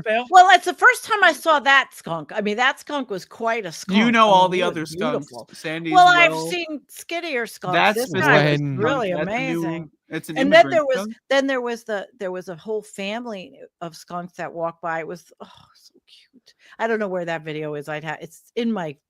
I'd have to look for it, but the whole family in there, and then I had raccoons with the whole family too, and they're all. I walking really by. like that So skunk video cute. though. That should be on TikTok. Like people would be like, that would go Fuck viral, TikTok. right? I went Or, to you know what I mean. All right, I was on TikTok when my channel was down, and I put kitten videos and all this crap up there. But once I found out that it's getting sold to, and that, Yeah, but I mean, I'm know not what I mean, using like it. that. The internet is craving that. I Video. know, but I'm not. It is. I'll make it. I'll put it on my own channel. Then you could share it from there. But I don't want to be on TikTok. I not after I saw Hey. that paying the Hey. $7,000 influencer and all that bullshit. Mm. I'm getting off. I want to be on Substack and YouTube. And I like Substack because I already wrote a couple of things, and I think that I could maybe get creative there. But it's hard to multi-stream there because you have to set it up every single time. I haven't streamed there yet, so I don't know. I only got 40 people. Could someone like Remember- explain the difference between Substack and like WordPress? Like, I'm still trying to grasp. I don't know. It's a fucking blogging site, like blog. Yeah, but I think Substack has more. You can I don't know, have more audio and functionality. video. You Yeah. can set it up more like I don't know WordPress enough to know, but like you don't can either. send out Everything, your that's all Substack of as a them. newsletter. I Is that the shit same? on like fucking like So- Blogspot, and like when I was in fucking 6th grade, I was doing that shit. What? So, do you remember in Goodfellas? I'm just thinking about like how people use the "I hit a skunk" line so many times to cover up like illegal Yep. shit. Like, remember in Yep. Goodfellas? He's hosing his trunk out, and his family's like, "What Thought it the was a fuck?" He's deer. like, "I hit a skunk." Well, that's what they say. They need the knife because they hit a deer and the hoof Yeah, is stuck in the. hoofs. Yeah. But then he's cleaning his car out the next day. He's like hosing out the trunk, and they're like, "What happened?" He's like, "I hit a skunk." It's like Oh. one skunk. No, It's a whole family. It was a race of skunks. It was a clan. It was a country, a nation, even. we An have entire our collective critter of cam people. would pick up like how many did I see? I saw 20 some, like 22 armadillo in my backyard at Oh, once. that had to be. There was like two intense. groups of like 11. And I was like, holy shit. And it was the middle of the day, and they do not come out in the middle of the day. And I was like, hey, Carrie, here's what's digging holes in the yard every night. Like, because they were out there like digging. So they just come out at night and they They're just start aerating digging the holes. lawn. Yeah. Yeah. They get grubs and I think Too grubs, compact. right? They get shit. I basically live in the Australian outback when it comes to insects and stuff. It's Yeah. like you go outside after dark, it is scary. It's terrifying. So When I that's used to what they're live in after. North Carolina, that shit, like you just go out there, like, you know, without socks on. You ever make that mistake? You know, No. you get back inside, there's shit Ouch. crawling up you. Oh, Jesus fucking Christ. Oh, Okay, God. you want a kitty video? That's Yes, more. clean and sweet. Very much so. This is only. Absolutely. I only have 2 left. 2 cats? Well, no, 2 of the kittens. They were watching cat TV. Sorry, I make that noise when I'm teasing my Yeah, I got these 2, the black and white one and Fuzzy. No, that's Boots. Fuzzy went to their new home. I The was black just one's counting going- those cats and thinking we're down 2. Yeah, and I have 2 left. This one is probably staying, Boots, and my daughter's taking the all black one. Boots is litter mate, but they all stay upstairs now. The 2 of them. Nobody goes out in the basement anymore. It's too cold. But I have an amazing cattery down there, but it's too cold. Too cold. I like that. Harry Crumb, John Candy. Did anyone see the new John Candy documentary by No. Tom Hanks' son? It's Ooh. it's pretty good. I liked it. I don't appreciate documentaries that use like consistent music, like constant music. Like, just give me the real life. What's with the music? Like, it's a documentary. Why are you making me feel like I have to feel a certain way? But it was that guy. I knew about John Candy. There wasn't an internet, but like I was a huge fan of him growing up and felt like I had seen everything he did. I pretty much did based on there was a movie he made on his own, which I'm not sure I've seen. But that guy packed so much into his life, like a lifetime of stuff. Like he was pretty nonstop. Well, he died at a young age, Andrea, which is what He I did. mean. But like Very young. he Why are you had saying that to me? double. I thought you were laughing. Sorry. He had Oh, double the no, amount of I heard things a you would noise, do though. in his time accomplished. He owned like a football team that wasn't very good, a Canadian football team, and they went to their Super Bowl. I forget what they call it, the Gray Game or something like that. They went to their version of the Super Bowl. Some shit It- going on outside. like he and Wayne Gretzky owned it. But anyway, Nice. they were showing him doing like improv, like ad-libbing on set, and it was Home Alone. Remember he and Oh yeah, the Catherine hockey team. Turner, Kathleen, what's her name? O'Hara. Catherine O'Hara. They were on like that train together, and just like What movie? Home Alone. Home Alone. And Oh, she needs to get back to her son, and she's like traveling any way she can. And he introduces himself as the head of this polka band. He's like, "We're from Sheboygan. We're big in Sheboygan." But like all Polka the band, stuff that's that what it he was. says, hardly any of it was in the script. And he is fucking gold, pure gold. And he is sitting with Catherine O'Hara, who's like one of the funniest people ever. They were kids together at SCTV and doing Canadian sketch comedy. So like they've done this before. And she said, like, when she was in that moment, she was like, I didn't do anything. It was all him. I didn't improv at all. I was playing the straight man. He was saying shit like he would just turn to her and be like, do I smell of rat to you? You know what I mean? Like he would like explain it, but just like coming out of John Candy's mouth, that's the funniest shit in the world. You know what I mean? So like, Yeah, he was barf in Spaceballs. yeah, and like And when they I get to Mel named one Brooks of the talking cast. about him, it's Oh, intense. I would And love to see that then. for as like touching as it was, I was laughing out loud a lot. I was dying. But then there's like for his funeral, Oops, that's not the word. there's this moment where it's No, like why is Steve Martin and Martin Short were pallbearers, Here it is. and they're in the limo heading to like, you know, the cemetery. And they're on the 405 in Los Angeles. Right. And Steve Martin looks out the window and is like, where are all the fucking cars? And they shut it down. They shut down the Damn. 405 for the Damn. procession, which is like the third time they had ever done it. One for a pope, one for a president, and one for John Candy's funeral. And so just imagine yourself like it's Martin Short and Steve Martin are both like, this is amazing. Like, I can't believe we're experiencing this. Just like that moment is like good story content otherwise, if it were not like a real, even as a real moment. But the way they present it in the documentary was very genuine and authentic, and it wasn't like you know, they didn't lead off with that. But just that you can be that popular and see so many things and have so many fucking adventures. You know, Steve Martin, Martin Short, these guys have done a lot of cool shit. But to be in that moment when they shut down because the traffic's insane out there. Like it's legendary bad traffic on the 405. It's crazy. It's always gridlock. But like just to be there when it was shut down, pretty like it's like monumental. It's like Well, it gave him a rare opportunity to retool it. They say, you know what? We should fill in some potholes while we're out here. Mm. That's probably the kind of shit they started riffing on right away. But John Candy was iconic. He was amazing from the get-go. He was a fantastic guy. He's a really good person. I know. Very young. Very young. Yeah, he was By funny. the way, this is not related to anything, but you look fantastic today, Matt. I wanted to bring that up. I do? Yes. That's nice. I washed my hair. That's good. It's been a while. That's a unique shirt, and I quite enjoy it. Oh, yeah. Do I look like I own the means of production? You do. I was gonna say you look like you've got a secret agent tied up in another room, and you've trusted that they'll be disposed of by your slow killing machine. Woolrich. I Mills. like that look. It looks sharp as hell. Thank you, Woolrich Mills.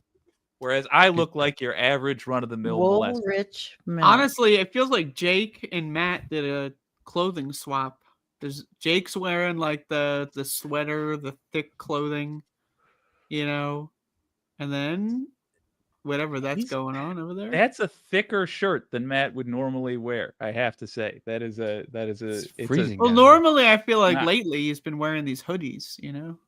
True. It's cold as shit down here. I've been wearing sweaters Cold since as May. shit. Cold as shit. Really? That's wild. That cold? Wow. Put the tootsies up. Ugh. Del Griffith, director of sales. Looking for showering division. Remember that from Showering division. Planes, Yeah, trains, and automobiles. I Name's Del want to Griffith, see. head of sales. I think we already mentioned this once upon a time, but it's been a long time desire of mine to see planes, trains, and automobiles in space. I just want to see the Star Wars version of In two idiots space. transversing, or Warhammer 40K for the real nerds out there. But just the idea is the plot of Hitchhiker's Guide to the Galaxy, or the sequel, or whatever, but in a more serious sci-fi setting would be fun. How about when they're driving the wrong way? The people in the car are like, "You're going the wrong way," and they're like, "How do they know where we're going?" Yeah. And then they look at him and they're like, "Okay, thanks," and they motion that they've been drinking. Well, he's barf. Go for Bartholomew. Oh yeah.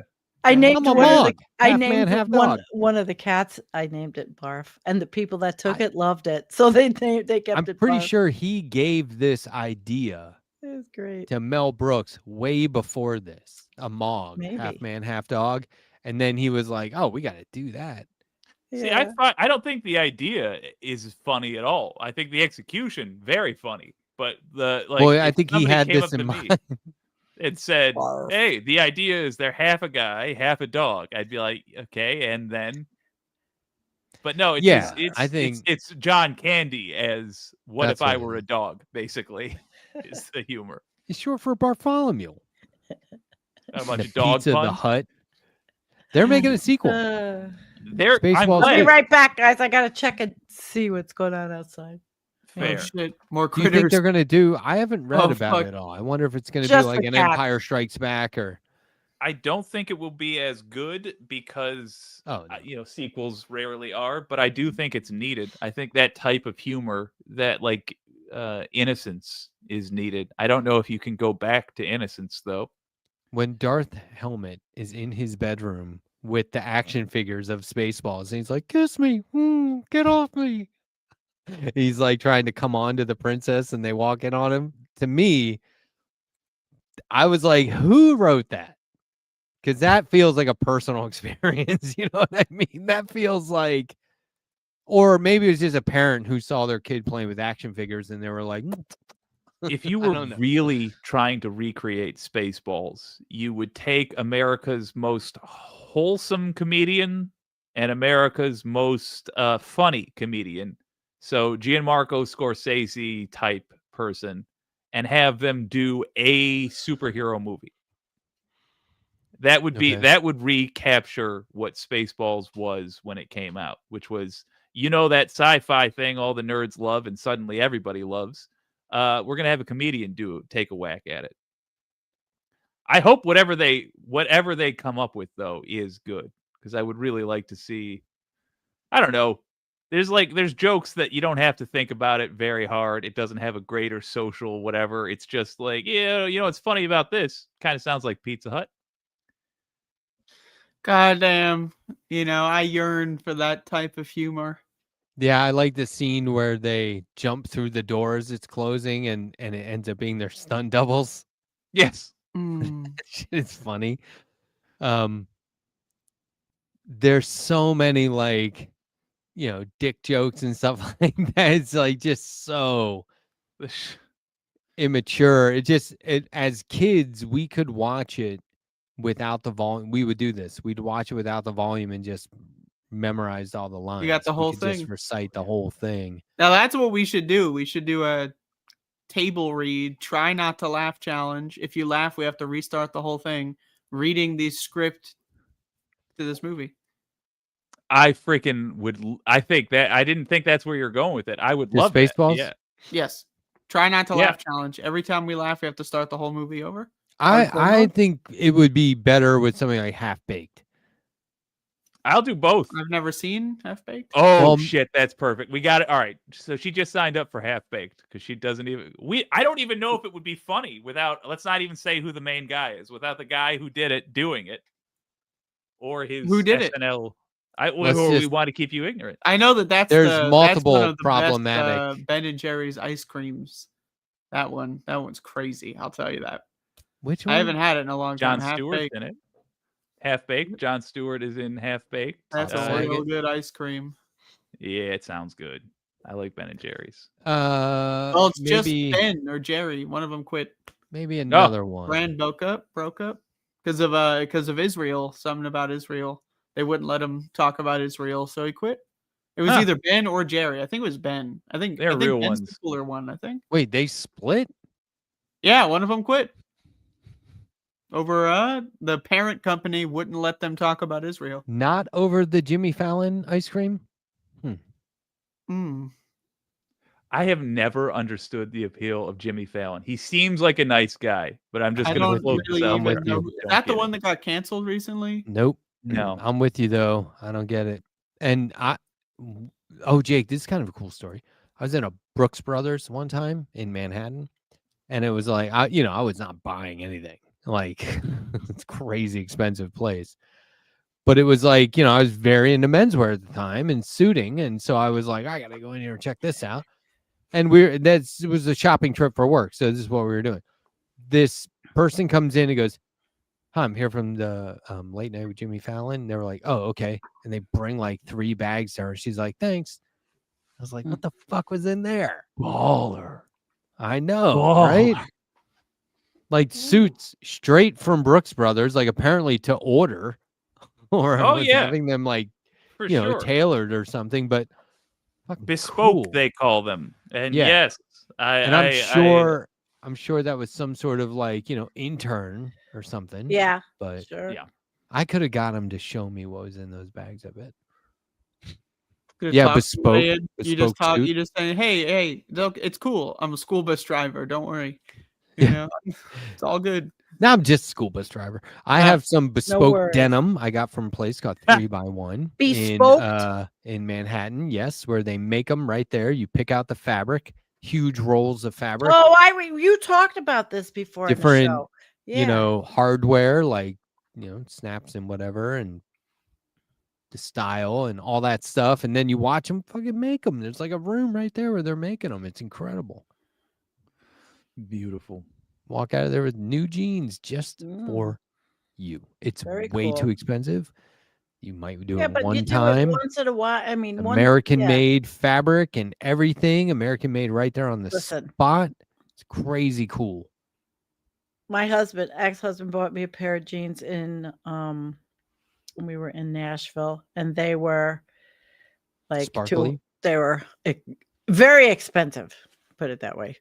Like hundreds of a couple $100. I mean, I was like, "Are you kidding? You're crazy." Were they like really decorative, like bedazzled and stuff? Or they were embroidered. They're black. I still have them, but they're a size 4. They'll never fit half of me. But they were black, and they had silver embroidery on the back. They're gorgeous. They're just beautiful. They're just hanging as show. They're beautiful jeans, but they're crazy. The prices down there, and this is way back, they were insane. Boots were hundreds and hundreds of dollars. Hundreds. Like these people were nuts. yeah, I mean that stuff doesn't change either. It's still He really was expensive. nuts buying those. Still stuff. hundreds of Like, dollars. when I was in the Think about apparel it, industry, it's actually cheaper because of the value of the dollar over time. when I was a designer in the apparel industry, people were always like, we would get comments where they're like, "Oh, that stuff's made in China," and I'm like, "Look, 1, I don't own this company. 2, there's no way you're making this stuff in the U.S. and not. I mean, right? The jacket we make in China is worth $900. So like, and we made them everywhere. It wasn't just China. We were making shit all over Europe and Asia. It was crazy the amount of outlets we used, but like, and we had a really strict vetting process. But like, I was like, 1, where would you make it here at the time? And 2, like, are you willing to pay that price? There's no way. There's no way. It's so expensive. Like, I really wish somebody would figure it out or had figured it out, but it's ski apparel. Like, anyway. And they accused me of having Olympic race suits made in China. And I was like, actually, they don't know what they're doing. They can't. So they're really bad at it. So we don't do it there for that reason. And they were like, "Oh, really?" And I was like, "Yeah, we're not just trying to, this shit is expensive. We're not just trying to make it as cheaply as possible. They're wearing it in the fucking Olympics. We sponsor 5 different countries. They're not coming to us because it's affordable. They're coming to us because that shit fucking works, and that It's is the not best. cheap. You make it the best possible version that it can be. But you always get the it's made in China, and it's like, okay, and sometimes that makes sense.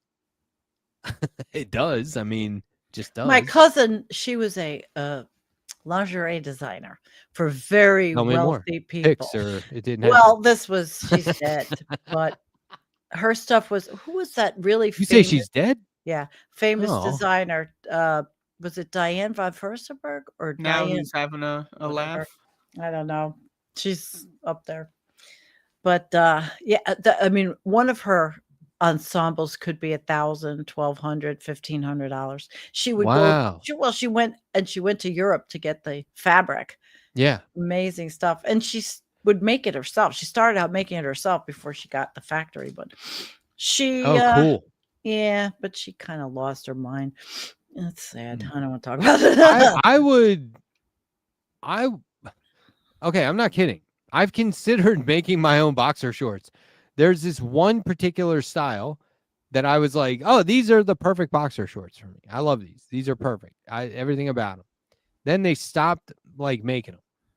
And I'm not kidding you. I went online and bought like, I have like 6 unopened packs upstairs in a closet because you can't get them anymore. And I was like, I'm buying the rest. I was like, You're fuck just this. quartering the market. They're all mine now. I mean, it I wasn't know that the much. pain. Yeah. Especially if you're particular about a specific thing, something you wear all day. Absolutely. I'm Yeah, like like that with a mouse. This is the mouse that I have. Like I don't have do like 4 of these, and they're discontinued. Yeah. That's like Charles Oh. Schultz used one kind of nib pen for Yep. inking, and they went out of business, and he bought the remaining stock like in the warehouse. It wasn't like a couple of boxes. It was like a truckload. Oh or yeah, more. Just got to get the whole thing. Yeah. He's like, I'll take those. If you like something, you want to use it. Yeah. And then when And it I was doesn't like, Chuck, I exist did the anymore- same thing with my boxers, dude. I was about to make them on my own, which Hmm. I could do. I saw like how you could do it, and I was like, I could do it. They're not that complicated. So when you need to, in like maybe 15, 20 years, you'll be able to. Maybe you should make them now while you have the information, right? I do. Look, if Yeah. you end up making boxer shorts, I will go to you for advice on how to make suits because I'm right there with you. I feel like I've been let down by humanity. We're almost there with suits. We're not quite. There are improvements to be done. Jake, I met these 2 guys one time. This was in Manhattan. They were I called them the tailors from Tokyo. I wrote them into a story once. These guys, 2 guys, would come over, set up in a pretty nice hotel room, and just start. They would call their clients and go, "Hey, need a new suit?" And they'd say, "Yeah." They'd come on over at this hotel. You would go over there. They'd measure you, show you fabrics, do it all right there, make your fucking suit. Hell yeah. Crazy. It is. I was like, are you kidding? And they were like, the one guy, I'll never forget, the one guy comes out with like a box of shoes and goes, and I was like, okay. And he goes, and we have shoes. And I was like, oh, okay, cool. And like, I was like, do you have belts? It was awesome. These guys are wild. DSW truck with bullet holes on the outside. Yeah. No, but they were sharp, and they would do they could do outlandish stuff, like real elaborate, like artsy liners and stuff like that. But they were cool because they would also just like hook you up. So they could be like, do you want us to hem those? You could just hand them your pants you're wearing. They'll fix them up right there. It was like they got the sewing machine, everything. Like they just live for it. They'll be like, here, put your foot up right there. These I'll do 2 it right now." guys travel around doing, as Jake said, like bespoke fits and suits and making them from scratch. I could see that as a life. I'm telling This you. is fake news. How cool, right? Mine has the Fake scroll. news. I just want to say this is fake news, just so everyone What is knows. free fake- scroll? It's What where is you that? can do it's where there's like a little button on the mouse, and then you do one wheel. We and have then the it same just- mouse here, right? Smart Logic or whatever, Logitech. I have Yeah. a- I That's have a every phone. mouse wheel though. You scroll And No, it's but roll. there's a button here. I'm on a lot of drugs. Give me a break. I've But never if it tried- wasn't, that would be weird. If it and didn't it's- have a Jake, it's that like a would be wheel. You know, like you spin the wheel. There's no resistance. mine Oh, has so a it just wheel. keeps going. It just keeps Yeah. going. Yeah. It's very Okay. fun for videos because for videos you can like set a speed basically with energy, kinetic energy. And you know, it's really cool for videos. So when I do a They're both video or ways. something, when I'm scrolling, I would use. You It's just also wa- good for video games because you can spam frame perfect inputs. Oh. So Fair. unlocked mouse wheels are banned in a lot of competitive video games for that reason. Mine isn't. I'm not wireless though. I'm hooked up. Oh, you got to hook up. Wireless is for the birds. Yeah. Fuck the birds. They've got the flu. My, Drop 'em like my flies. keyboard is also hooked up. I don't have anything wireless. Wireless? Fuck Even wireless. these. Look at Even this. these. I got wires. everything. Look Yeah, at me too. Andrea's using a cigar smelling camcorder. That's got wires. I only use it when it's plugged in. A cigar smell. Ah, look at Damn. mouse knife. No, to your point, Andrea, you are Yep. still You relatively are analog. so A little bit. Analog to beautiful me. to me. That is to say, you're not digital to me either. Yeah, I'm tired. You're like a Okay, we're rabbit ear going on 2 antenna hours to of me. excitement. Oh this yeah, is a it's great app. This is a great app. 11:54 Eastern on the East Coast. That's Yeah, we Eastern could just Standard Time end it on now the on East a Coast high note, of the United too. States of America. I'm all. Let's just put the lipstick on right before I go I to bed. knew a guy from you South know America. why I use this stuff because I'm dried out. I knew a guy from South America, and every time I would say water. America, he would go. "Pfft." And I finally was like, "What, dude?" And he's like, "Why are the United States America? I'm from South America. It's a We good could be point. America." And I was Really like, good. "No, North that's a America. continent. I'm talking about a country on a continent, North America." Where the United States of America, I think it makes sense to just shorten that to America. You are from Mexico, which is in South America. You wouldn't refer to North yourself America. as American or, well, And I no, do- but it wasn't Mexico. Nobody Regardless. wants to Is this a refer. fucking joke? Nobody Am I- wants to like, am I refer listening to a themselves. fucking joke right now? Yeah, because nobody wants to refer themselves as American anywhere. But he used to US. snark. Out of here. U.S. I'm What? on this. guy's I'm not with on your your friend on this. I Yeah. hate to say it, but Fuck you, Matt. I'm That also we shouldn't shorten it to America. No, it's nonsensical US, to shorten it to USA. America. Yeah, it doesn't clarify to do that. I'm a United States. You're talking about the thing that we all like. You haven't thought not to do that until right now, right? No. Every time you say America, you go, feels wrong. Yeah, on this show. Yeah. Is that On what you're this show. teling me? Yes. In that's fact, what we I'm gonna do all the even time. Feels it's wrong. fitting for the 2-year anniversary because on this show we've even talked about it. I'm of the camp that if you are in South or North America, you are American. We're essentially referring to that hemisphere of the world. That's you right. could be said like that. Now I'm not. You're right. not In my American. everyday parlance, when I say I'm an American, I mean I'm from the United States of America. Because I would But their fucking point is love- correct. I would I mean- love if people clarified, like, I'm an American. And what I mean by that is I was born in the United States of America. I would love if I people always did say that. I'm If from they were the like, US, USA. Yeah. have you seen USA, that United show, States. The Office? And you're like, United yeah, the States. American version, which, just so I'm clear, by that I mean it was United States of America version. Well, is there So- one in Brazil? Is there one in fucking goddamn Cuba? And Is so- there a fucking, So you're is like, there a hot dogs are all Panamanian American. And by that I office? mean all United States of America. I'm New Yorkin. So to I'm Andrea and Sandy, not where are you from, not what are you, but if you are a, what are you then? So if you are a Mexican, you are a Canadian, you are. I don't a- self-identify as any New Yorkin. as a citizen of anything. I'm a It doesn't human- matter what you, I'm know a how person. you feel. It matters what is the correct term. What should you we are say? United States resident. I am a citizen of Earth. United States of America resident. Like, What I- if- what What would you if say somebody is instead? from America and does not hesitate to say they're from the United States? What should they say? I am a U.S. citizen. Yeah, that's I A like it. citizen of the United States of America. Resident. When I'm a U.S. America. I just think American is what we have right now, but I think we got to invent a new word. Well, you see, you know you're what? dealing with someone who will rigorously train myself in my lucid dream sleep to undo certain words and It language was from my. it was from my just one of parlance. those classic situations where I was like, you know what I meant though. Like Yeah. we're not gonna go there now, right? Like now we're gonna go there. Well, you We're like asked, yeah, 200 damn right, some you're years asking.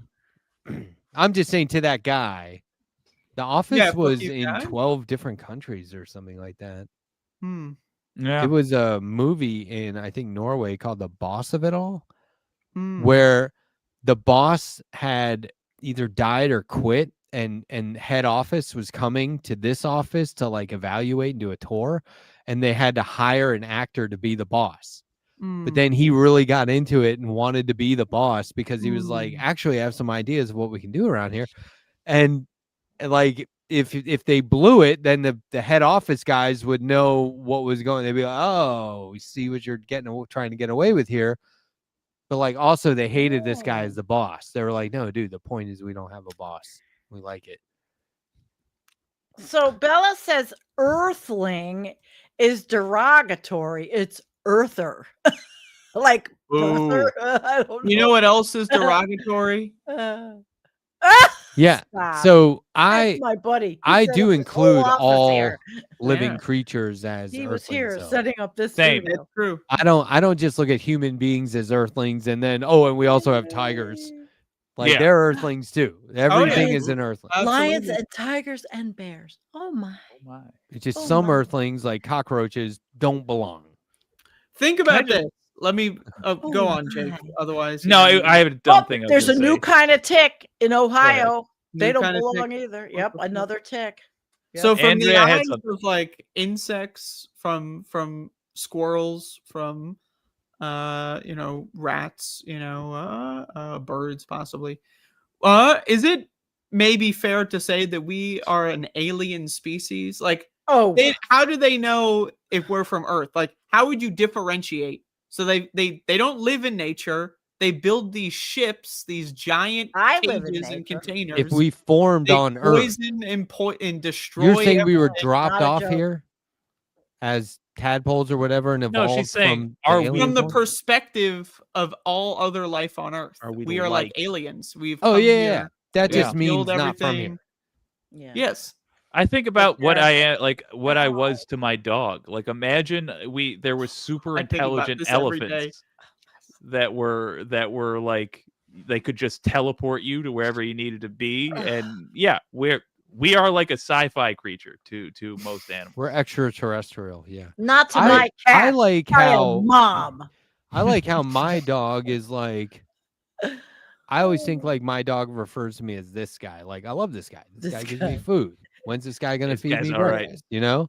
As And long then as it's not this fucking when a guy. stranger comes over, she starts barking. She's going, "Who the fuck is this guy? Now who's this guy? Who the fuck is this guy rolling up on our porch? Fuck this." That's how That my sounds dog. like a person with a single mother who's no, I won't say it. But I do love This guy. I told this recently. We talked about this recently when I was calling bingo and I was on a stage in front of like 200 people and my dog walked in and was like, "Of course, it's my daddy is up there. Of course, he's my whole world. He's obviously everyone's whole world here. He's in charge. Obviously, he is calling the shots." And it was like, "Oh, doggy, if I can only explain to you, this guy I'm calling bingo to seniors, and it's not what you think." As you can see, actually, a I'm lot getting different. punished here. I'm This actually is the not lowest fun. on the totem pole. I am at the bottom. You see the Sometimes they get a janitor? free He's cupcake above out of it. me. Like, Hey, so it's not all loss. Yeah, they would Cupcake. they would donate or they would raffle off baked goods at the intermission. Fair And enough. I would always say, don't forget sharing is caring when it comes to those baked goods. sharing is caring, guys. And you said it exactly like that. Yeah, I did. I'm not kidding. I told you this too, I'm sure. I used to say innuendo. I used to drop innuendo all the time. It was a room of 200 people right over their head. There was a guy who You was just like, entertain yourself. You go up there and what you and do do is, because little you know it's stand-up like an routine. air machine where the ball with the letter on it or the number pops up, right? I love watching those machines. They're And really there was fun to just what you stare were at. supposed to do is put those balls in a vinegar solution so that when they rolled around the air, they were clean of oils and shit, and it would operate better. But there was a guy who told me one time, clean your balls every night before you do this. And I was like, what? And he goes, the balls, you use vinegar. And I'll look it up. And I was like, oh, okay. And so then every fucking time I'd say, just so everyone knows, I cleaned my balls Matt before cleans we his balls turned on with the machine vinegar. tonight. And nobody said shit. Nobody. Every now and then, a couple of the guys, because it was at the Oh, Elk Lodge, jeez. and I knew like my neighbor was like a good friend of mine. He was there, Yeah. and he would always look at me and be like, No. disappointed. No. And I was like, what? Nobody knows what I'm talking about. I'm not being derogatory. But it was so fun to say that in front of people and get away with it. It was crazy. There were other things I would say too, but I can't even remember what they were. Yeah. Boston Brian, hey. What's up, Boston Hey, Brian? buddy. Good to He's see in you. the chat. Hey. I was the other day. Hey, this is all a fun right. Boston Brian story I have for everyone. So the other day, I've been recommending I Boston Brian to I everybody. went to I didn't go to the store, but I was on my little phone device and I was looking at donuts and I got Boston cream. And you were like, I wonder if Boston That reminds Brian me needs of Boston cream Brian on this Okay. date, 1:00 on Wednesday. That's your Boston Brian story. That's my Boston Brian I think I was talking story. about this recently where like Yeah, a friend of mine was saying he said otherwise Normie said, you know what, man, we all got to listen to this shit now. And he was like, I've been listening. Oh yeah, because he mispronounced Midas Touch. And I said, oh yeah, Midas Touch. And he goes, yeah, they're pretty good. Some of that's over my head. I don't know. Sometimes I feel like Over they're your way too head? into it. Like well, he's not into politics. That's what I'm saying. Oh. This guy's kind of a normie. So if they're just talking about, if they're like, and then Scott Passant, motherfucker, he'd be like, who? What? It's funny So- because it's not politics anymore. Well, right. So that's why he's paying attention. I was like, hey, look, I would listen to Boston Brian. He's Midas Touch adjacent, basically, right? Like he's associated with those guys. And it is, I said, It's approachable. because I'm talking to like a childhood friend of mine, one of my Mm-hmm. homies, and I was like, he is one of us, dude. We could just hang with this guy and get along great. He would have been hanging with us playing cards every fucking night. This guy, he's the perfect guy to listen to if you need like trustworthy, honest commentary on politics. Yeah, he's good. Which is what he's after, not necessarily any sort of high level analysis or, you know, a lot of this stuff is made for people who pay attention to it a lot. A lot of these Yeah, podcasts, that's our right? biggest. Ironically, that's our biggest. It should be weakness. more accessible, but then, you know, I love also accessibility. real, like more genuine. Yeah, and the difficulty is going to be still saying true things while addressing the concerns of normies, about half of which are just made up.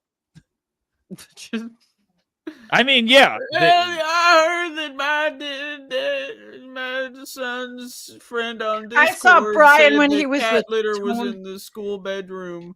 And Yeah, that's like an actual that's the thing. shit that they do. Yeah. You Hey have to be Brian, like, do you well, still do things with Tony? I mean, not Tony. Michael's. What's his name? Michael's podcast. I have his. Please excuse It's me for Tony one Michaels, moment. I think. I have a sweatshirt that says, "This microphone kills fascists." nice. Yeah. Or kills or eats know or so. what? I don't know. I have that sweatshirt. It's a hoodie, and I forgot I wore it around here one day. And I went to the truck stop to get gas. I went inside. I'm like, oh, I have this. I thought I heard Really? you out there. Mm-mm. I'm sorry. I just like to imply that I am a truck stop prostitute. I don't know why I started making that joke, but it's been like a run-on Okay. joke. Tell Tony it I started said when hi. It started when I got demonetized, which I was like, hey, I've been doing stuff for money. I've been working down, but I don't remember how it started, but like in that You area. were in some sort of a You were a stupor truck stop. phase, perhaps. I mean, I was already there for free. I may as well. Yeah. Yeah. Oh, That's funny. Well, truck stop. My first husband was a trucker, Mm. and he I think he had a truck stop. Somebody. Oh, is that how I know you? From the picture on the Oh, dashboard. I have stories. Goddamn. We'll I've save had them a for next long week. life. We'll Yes, we're do a tired. whole We're story not gonna time. hear the story of Is the this not our CB 2-year radio. anniversary show? Is it next week? I think it's don't this know. week. I don't keep 2 track of the years shit. I don't already. even. God damn. I think it's next week, Like a unless trip. I'm stupid. But it's very possible No. I'm stupid. I've It's actually got a very not- low IQ. It is not possible that you are stupid. It is just It's not possible. possible. It's possible. Yeah, it's definitely We possible. need you not to be. Oh, looking fantastic.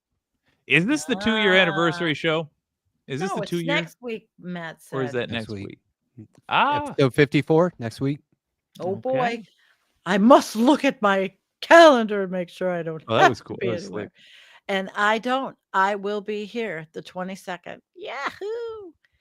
I would like to yeah, make an yeah. announcement of some kind. Mm. If Okay. that is that allowed?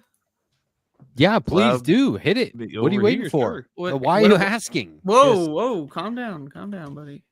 Calm down. Just chill. Okay, hold on. why are you asking? Just hurry up and say it. Chill out. It's just some video game stuff. Okay, it's no big deal. All right. So I released a new video graphic game wadification. Let me get this on here. Oh, so it's Doom related? This is Doom related. Ooh. Halloween Hell is yeah. here. Because you would call it a mod if it wasn't Doom, right? If I it see wasn't some Doom, I wouldn't pumpkin-colored call it pinkies. anything because I only play Okay. Doom. But a WAD is specific to Doom. It's correct.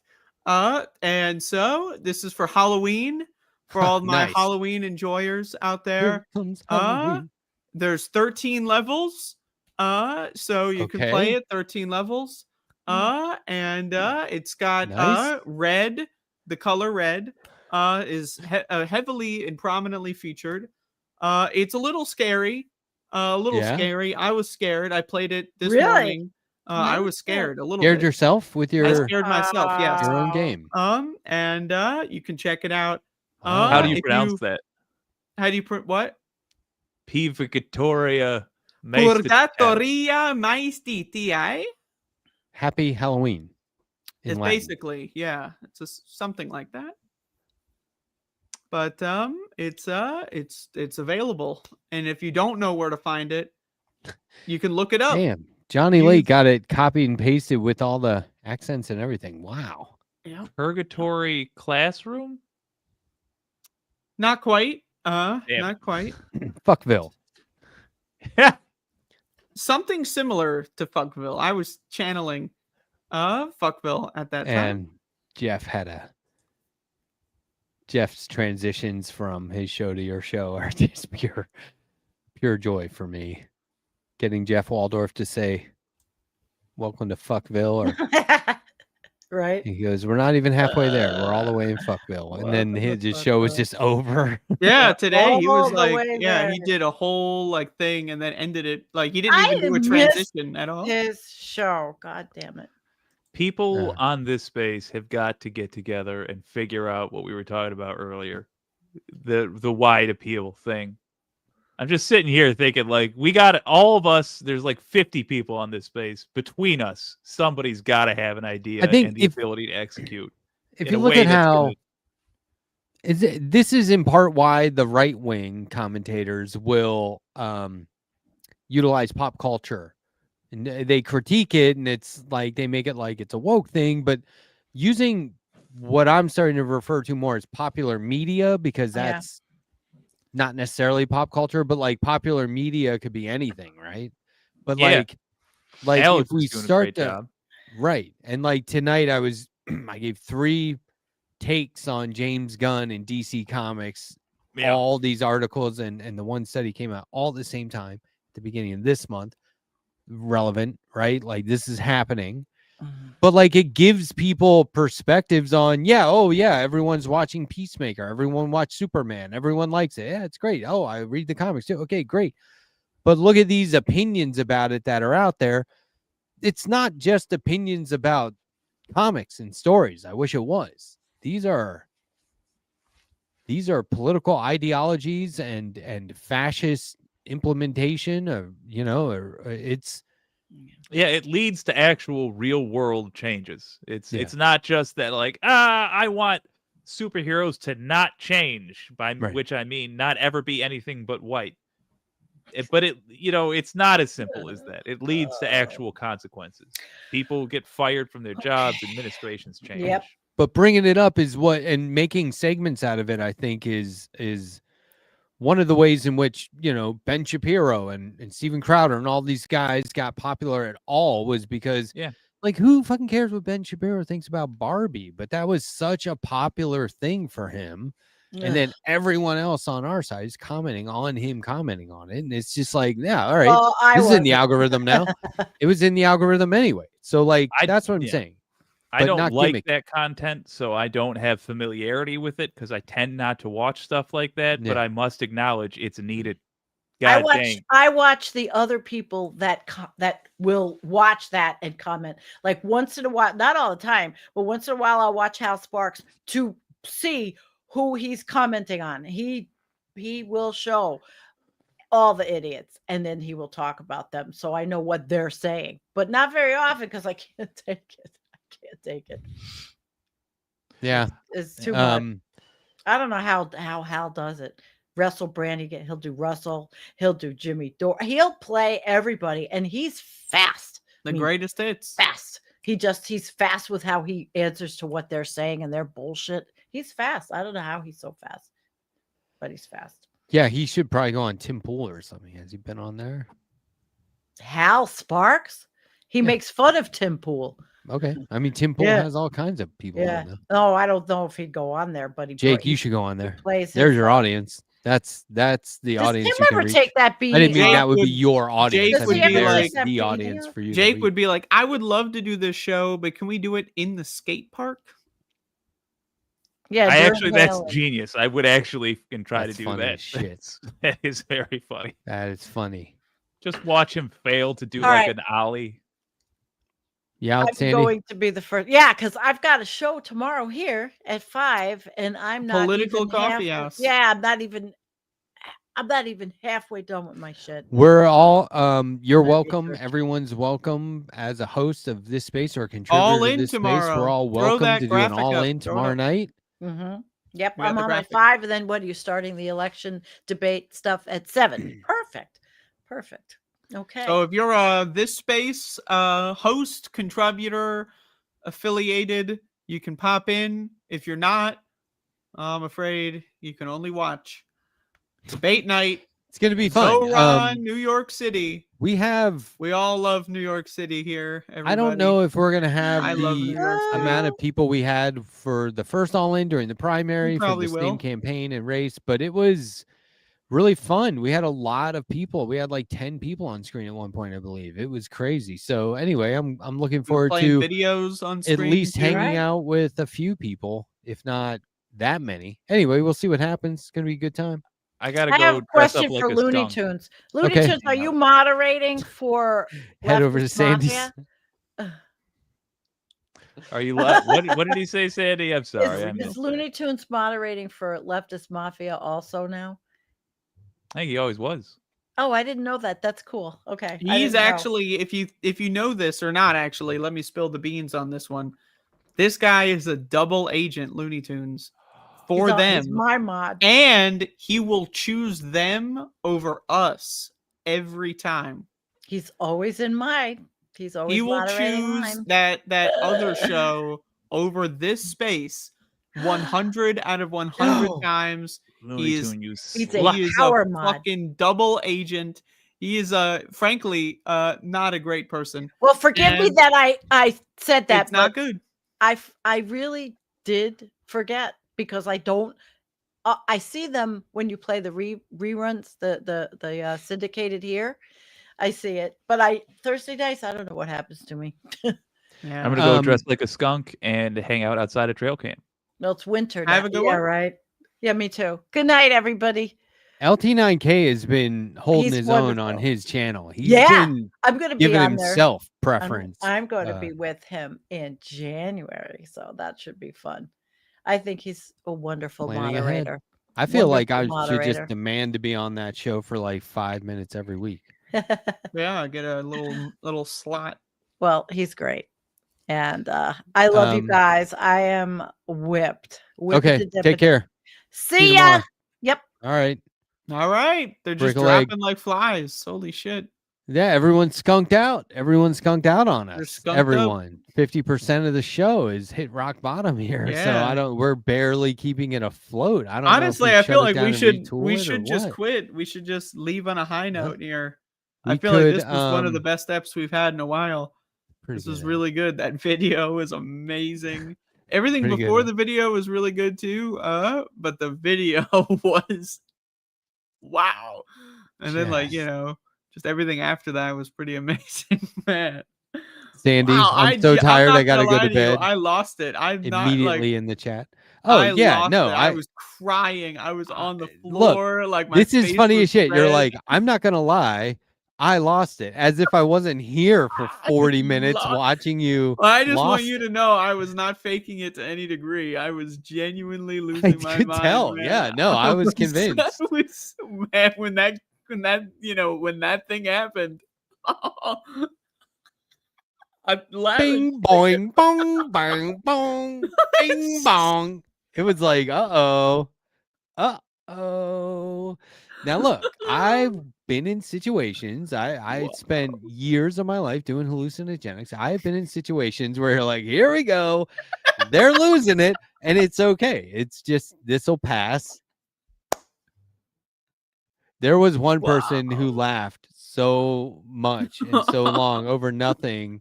They had the giggles for like 3 hours. We took them home. Shut up, man. We dropped them off. It's like 2 a.m. We're in the car.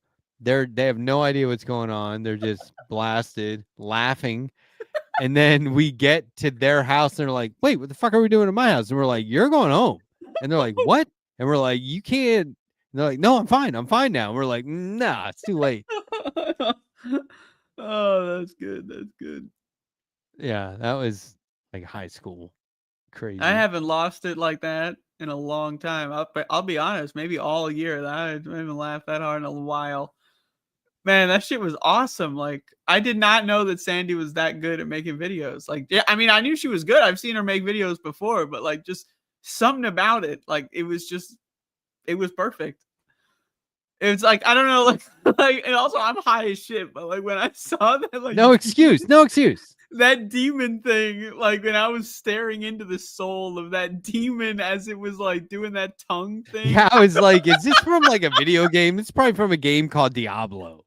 I was like, is that from the movie Legend? I have never like felt so scared watching a video because I knew I was in for some shit like that. Tomorrow night, if it gets real bad and we hit rock bottom tomorrow we'll play night, that video. We'll just put it on loop and then that's like, look, that video reminded me of, it's like, Ring, the Ring, that tape that they Ring put Boo, in. yes, Yeah, Sadako, that's what that yeah. video reminded me of. Just like a bunch of weird ass shit. Oh yeah, it's like a found footage thing. They're like, there's a tape. If you watch it, you'll go crazy. Yeah.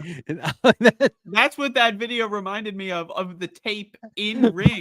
Like that tape in that context would be wildly inappropriate. Like the elephant in the Puritan hat at that point would be man, no. That's what it had similar. But those videos where you watch them and they make you go crazy, they're never that like crazy. They show people like going backwards. Subliminal message, They're like, those people are going backwards, and I'm like, it's a VHS tape. Maybe they just edited it. They just hit rewind, dude.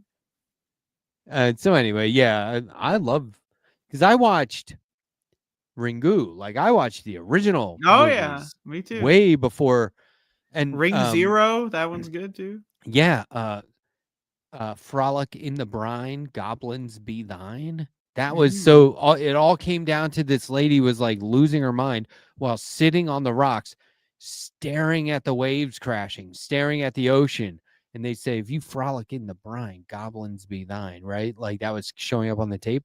And they said the paranormal energy, like some spirits got into her, and that paranormal energy bonded with water. So wherever there was water, there could be evil, which sucks if you're on we're like planet Earth. You know what I'm 70% saying? water, yeah. Like, yeah. So I was like, wow. And they didn't reveal that shit till like the third movie. I was like, wow, this is good. Yeah, they did that classic horror movie sequel thing where they have to just explain, just don't stop talking, just keep talking. We Yeah, have more. yeah. Oh wait, The new let it all character, out and scene, this I new call it. character is just Yeah. going to keep talking. Let And that it new all character is someone that was like they're in the background in the first It's movie. flashbacks and present day explaining literally everything Everything's gotta instead of be just giving explained. you. Yep. Yeah. No, that's funny. But like you could take pictures with water. They were like you could capture images in the water, like, but like, you know, it reflect. It's genius. It's just such a genius thing. The concept. I was really Yeah. impressed by that. And then they do the American version. You're like, you're just trying to make it a scary thing now. Although they were fucking scary. I like the American Ring. They're more goofy, of course, but like, yeah. And there's a new. I haven't even. I think you they made a mean new the one. United States version. Yeah. That's They a are callback. also That's a the callback. American Rings too. So Anyway, shit. Better go. I mean, we got a whole show to do tomorrow. Yeah. Oof, like a long one. I might show up. For everyone wondering, it's all in.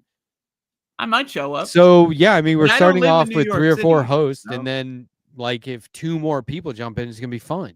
And we're definitely gonna get that. I mean, and we got some. We have way more people than we did when we first started.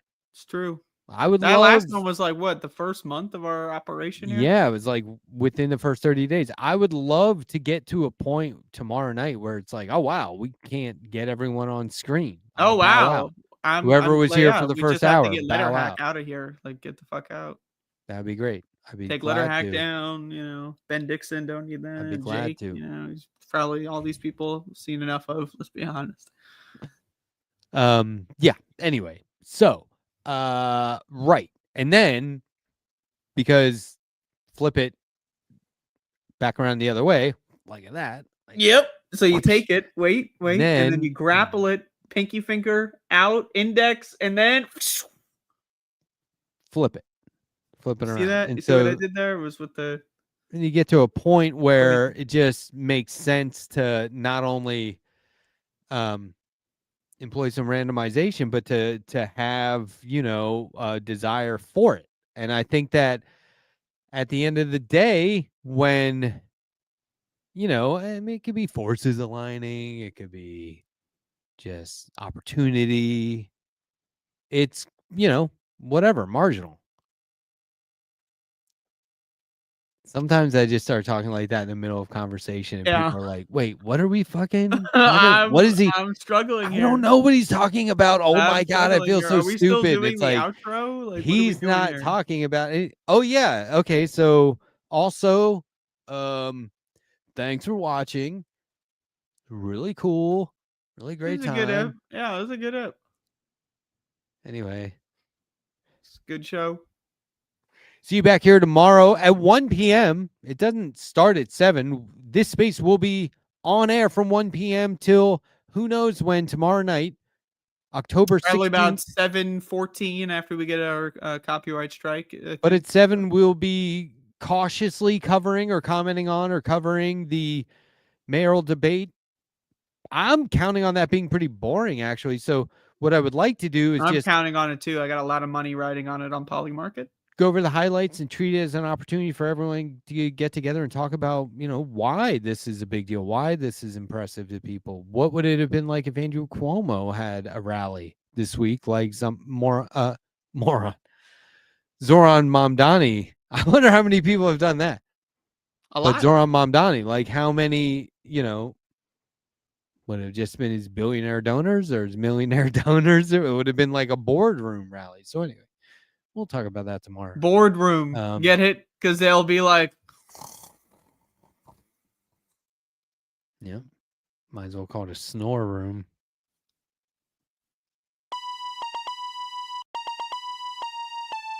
Now that was a mic drop. That's the kind of thing that you don't keep talking afterward. That's such a perfect note to end on. Hey, talked about it immediately shut up, following. Shut up! I'm trying to watch. I'm watching the movie. Oh yeah, shit. We don't talk during this point. It's 10 p.m. Don't talk during this part. Wednesday, 10 p.m. LP10. Holy fuck! I love this part. Oh. It should be LPT. But then the size of the text grows. Always the exclamation point. It's very disconcerting. There's beer in the background. There's no mouths for some I'm wearing a purple track. No mouth. Sandee mouth. has a mouth. That's weird. Jake kind of somewhat has a mouth. Very strange. Very bizarre. Just like this show.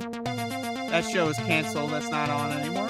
Yeah, the debate that's is still 7. on. What you can do is watch the debate live or not. Maybe it won't be live. Who knows? All right, goodbye.